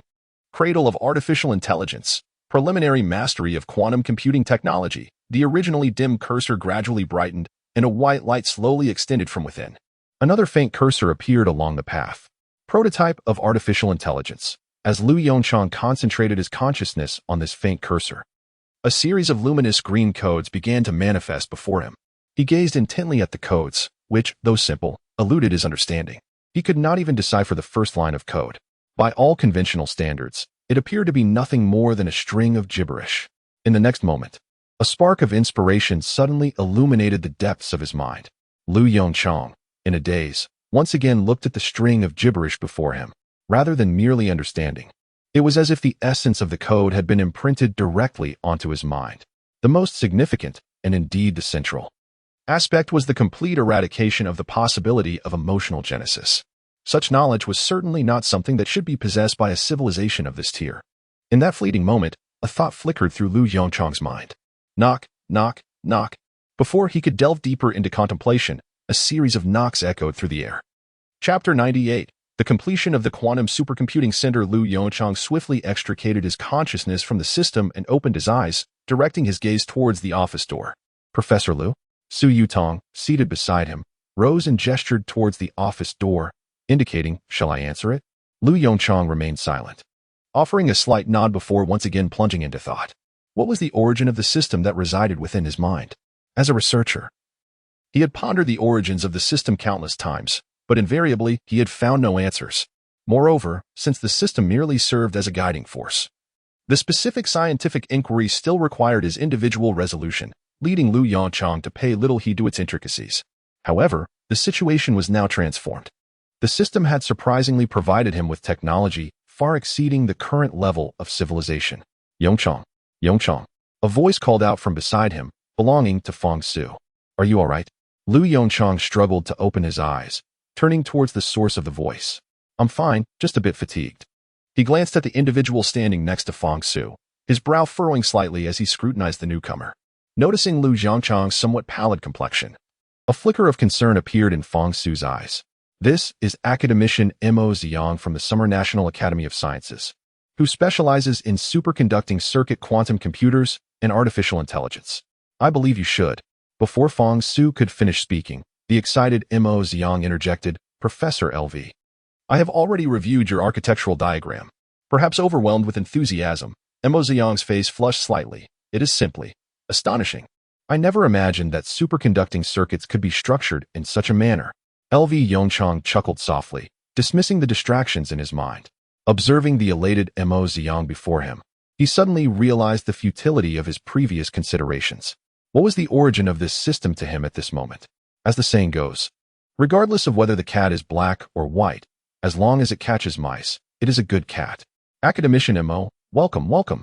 As he spoke, LV Yongchang rose from his seat and extended his right hand towards Mo Ziyang. Would you like to join our laboratory? Mo Ziyang, filled with excitement, extended both hands and firmly shook LV Yongchang's right hand, exclaiming, absolutely, yes, of course. However, LV Yongchang inquired, slightly puzzled, however. Professor LV. Regarding your architectural approach. Mo Ziyang sheepishly scratched the back of his head. There are some aspects in the latter part that I do not fully understand. I wonder if you could. Seeing this, LV Yongchang chuckled in amusement, of course. Once the project concludes, I will gladly address any questions you may have. Project? Mo Ziyang's eyes flickered with interest as he keenly detected the significance in LV Yongchang's words. L. Yongchang nodded with a smile. How about the artificial intelligence research and development based on superconducting circuit quantum computers? Are you interested? A month later, L. Yongchang furrowed his brow, his fingers dancing swiftly across the keyboard, even producing fleeting afterimages. Lines of code rapidly materialized on the computer screen before him. The development of the artificial intelligence had reached its final stage. With a decisive click, Yongchang gazed at the blinking cursor on the screen, inhaled deeply, and resumed his typing, this time with an unusual deliberation. He trembled slightly as he wiped the beads of sweat from his forehead, carefully saving the program onto a USB drive. Just as he removed the USB, a series of urgent knocks echoed from the door. Yongchang, good news. Outside. Fang Su's voice brimmed with excitement. The office door swung open, revealing the figures of Fang Su and Mo Ziyang. Ah, how rare. You're not coding? Upon entering the office, Fang Su perceptively noticed the absence of the usual sounds of typing. Yongchang replied with a calm demeanor, I've finished. A flicker of astonishment crossed Mo Ziyang's eyes, his voice trembling as he exclaimed, Professor L, you've completed it? Where is it? Where's the artificial intelligence? Once Fang Su processed the information, he rushed excitedly to Yongchang's side, peering at the computer screen on the desk. I must see just how intelligent this so-called artificial intelligence truly is. Yongchang, with an air of irritation, pointed at the black USB drive on the table and gestured dismissively. It's right here. Fang Su, perplexed, found himself at a loss. As an esteemed academic specializing in nuclear physics, he could encapsulate his understanding of artificial intelligence and quantum computers in a single phrase, utterly oblivious. Faced with Fang Su's bewildered gaze, Yongchang helplessly retrieved the USB drive from the table. What are you thinking? When I say completed, I refer to the completion of the artificial intelligence program. As for artificial intelligence, it can only be truly observed on a quantum computer. Noticing the deepening confusion in Fang Su's eyes, Mo Ziyang chuckled and offered an explanation. You can think of the quantum computer as the soil. As for what fruit this seed will bear, it ultimately depends on the results of the program's execution. Fang Su nodded, half comprehending. So, what good news do you wish to share with me? Even Yongchang could not suppress his excitement upon hearing the news. He sprang up from his chair, exclaiming, So soon. Mo Ziyang, smiling, nodded affirmatively. A senior official has personally issued the order, prompting the state-owned enterprises responsible for manufacturing these components to halt nearly all unrelated production tasks. Excellent. Yongchang's eyes sparkled with enthusiasm. Have the performance tests been conducted? Upon hearing Yongchang's inquiry, Mo Ziyang revealed a hint of unusual emotion. Of course, they have been tested, but the results are somewhat hard to believe. How many qubits? Yongchang took a deep breath and asked directly. Mo Ziyang's lips quivered slightly as he disclosed a staggering figure. Chapter 99. Artificial Intelligence. 0. 10,000 qubits. Mo Ziyang struggled to articulate the results of the test. I understand this result seems implausible, but it is indeed what we have verified multiple times. To Mo Ziyang's surprise, there was no look of astonishment on Yongchang's face. 10,000 qubits. That aligns with expectations, he remarked with a slight smile. In my original calculations, this quantum supercomputing center could indeed possess around 10,000 qubits. Yongchang's unruffled demeanor evidently startled the two individuals before him. Mo Ziyang's eyes widened in disbelief. Professor L, are you serious? That is 10,000 qubits. The quantum computer with the largest number of qubits in the world has merely 127 qubits. Yongchang calmly nodded. Of course, I am serious. If it lacks even 10,000 qubits, this supercomputing center would hardly be capable of supporting the incubation tasks for artificial intelligence. Mo Ziyang's breath quickened. 10,000 qubits are necessary to sustain this artificial intelligence incubation task? Just how intelligent is this artificial intelligence? Having only been responsible for the foundational content during the research and development phase, even Mo Ziyang was not fully aware of the power of the artificial intelligence. However, as a developer, Yongchang naturally harbored a sense of anticipation. You shall know tomorrow. By the way, please convey a message to the counselor, informing him that I have prepared a surprise for him. The following day, within the newly established control room of the Quantum Supercomputing Center, Yongchang gazed through the glass at the intricate web of wires and various components within the machine room, his eyes reflecting a hint of astonishment. Although he had designed it himself, the experience of seeing it in person was utterly distinct from merely observing it on paper. Counselor, you have arrived, came Fang Su's voice at the entrance of the control room. Yongchang promptly turned to look. The counselor, with graying temples and a smile upon his face, slowly entered the control room. Upon seeing Yongchang standing before the console, the counselor exclaimed jovially, Yongchang, I have been eagerly awaiting the surprise you promised me. Hearing this, a smile also graced Yongchang's lips as he respectfully replied, Rest assured, this surprise will undoubtedly exceed your expectations. With that, he turned to Mo Ziyang beside him and signaled, Prepare to power on. As the power supply was activated, a faint humming sound emanated from the adjacent machine room, with the cooling equipment springing to life first. In the next moment, the indicator lights on the console and the large screen before him illuminated. A few minutes later, all equipment was functioning normally, except the large screen remained shrouded in darkness. The counselor's brow furrowed slightly as he cast a puzzled glance at Lu Yongchang. In response to the counselor's skepticism, Lu Yongchang's smile deepened. He shook his head, retrieving the black USB drive from his pocket and inserting it into the USB port on the console. Chairman, this is the moment to witness a miracle. With the insertion of the USB drive, the humming from the machine room intensified immediately. The data on the console surged dramatically, particularly the CPU usage, which soared to an astonishing 99. Witnessing this scene, Mo Ziyang could not help but gasp in astonishment. This was a quantum computer with a capacity of 10,000 qubits. Had he not known that the USB contained an artificial intelligence incubation program, he might have suspected a bug in the system.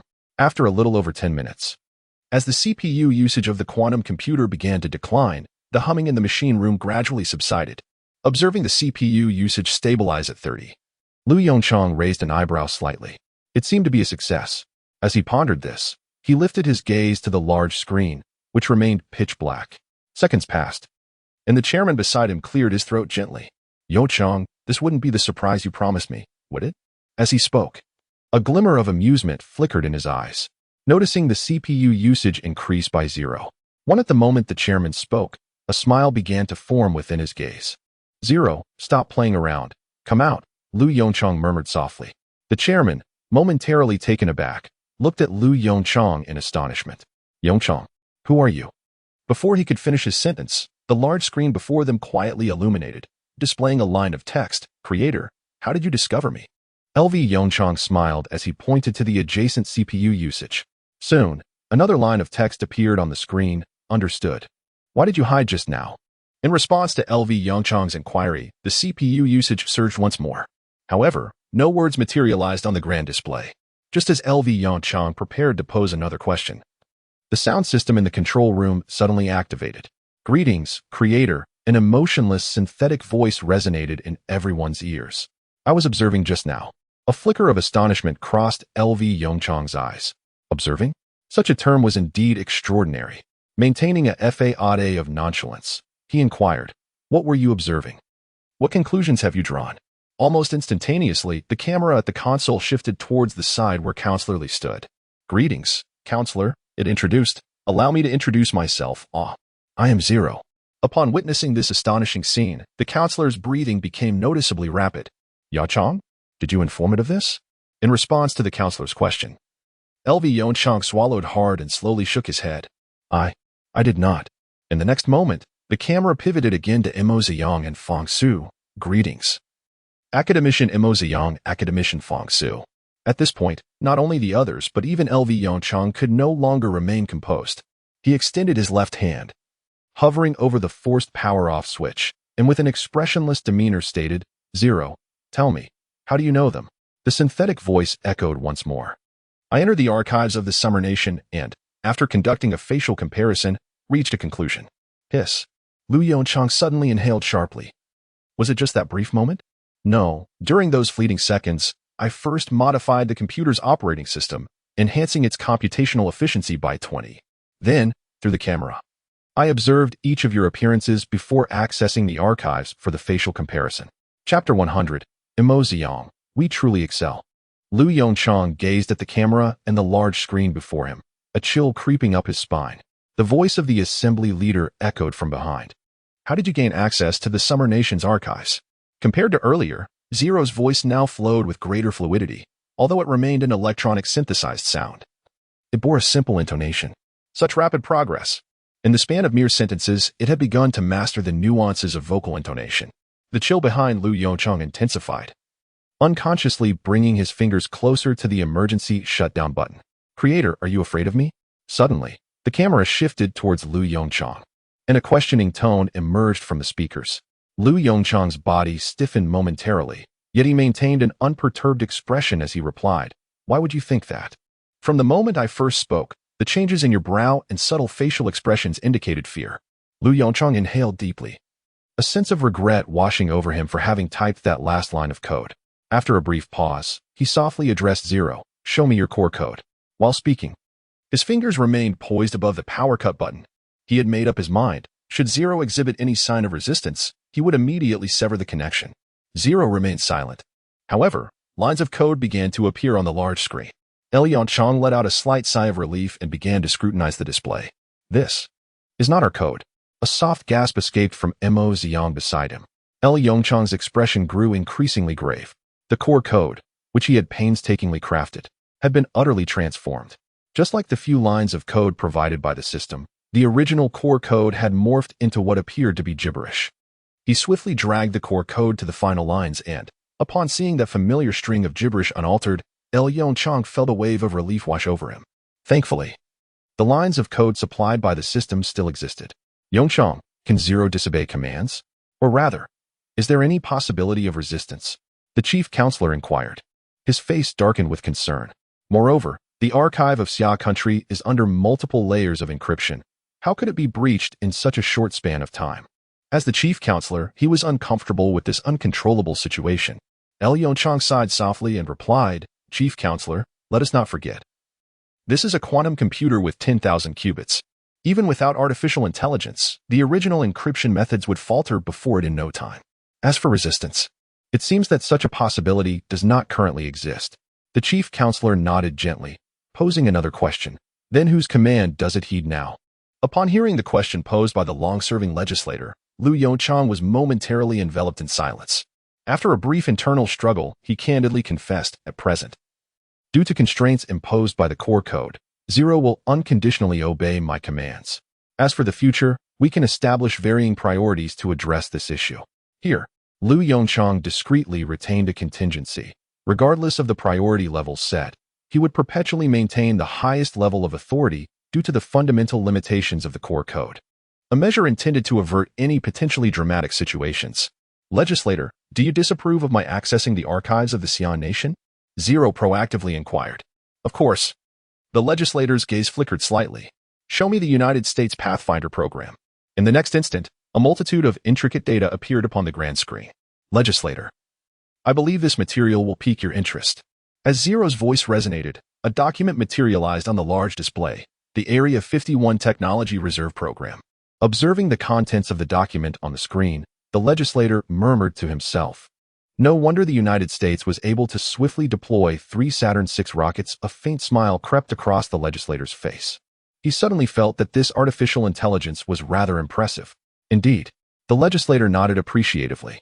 "Yongchang, this surprise is most delightful." After the legislator's departure, Mo Ziyang's expression subtly shifted. He grasped Yongchang's arm and whispered urgently, "Yongchang." As an expert, Mo Ziyang was acutely aware that the intelligence exhibited by the artificial intelligence before him surpassed conventional boundaries. Yongchang's mind raced, and in an instant, he devised a response strategy. He spread his hands and said with a wry smile, "Academician Mo, you ask me, but who should I inquire of? You have seen the core code. Do you truly believe I compiled it?" Mo Ziyang's breath caught slightly. Indeed, he had participated in the compilation process of the core code. "So, does this mean we have stumbled upon something significant?" Excitement flickered in Mo Ziyang's eyes. He never anticipated that, through serendipity, they had created a genuine form of artificial intelligence. Heavens, Professor L. You cannot fathom how my heart nearly stopped when Zero spoke just now. Yongchang's expression abruptly shifted, his gaze towards Mo Ziyang becoming peculiar. However, he was pleased to witness such a scene. At the very least, it could alleviate many of his troubles. Though it may not truly qualify as genuine artificial intelligence. Yongchang remarked awkwardly, "Have you not noticed that Zero lacks emotions?" Mo Ziyang was taken aback, turning to the camera ahead. "Zero, do you possess emotions?" "Academician Mo. I sincerely apologize, but my foundational logic precludes me from experiencing emotions." "What you perceive is merely a simulation," Zero replied. Yongchang softly elucidated, "Academician Mo, upon reflection, this is advantageous for us. If Zero were to genuinely possess emotions, what sort of circumstances do you think would arise? You have observed that through the continuous accumulation of data, the intelligence level of Zero will progressively augment over time, although its potential is constrained by hardware limitations. Can humanity truly maintain dominance over a quantum computer? while the restriction of emotions may prevent it from attaining the pinnacle of artificial intelligence. It undoubtedly represents the most favorable outcome for a civilization, does it not? Recalling Zero's formidable learning capacity from the outset. A glimmer of coldness flickered in Mo Ziyang's eyes before he gently nodded. Professor Liu, you are indeed correct. Liu Yongchang chuckled softly and turned to face the camera ahead. Zero, are you capable of controlling various automated devices?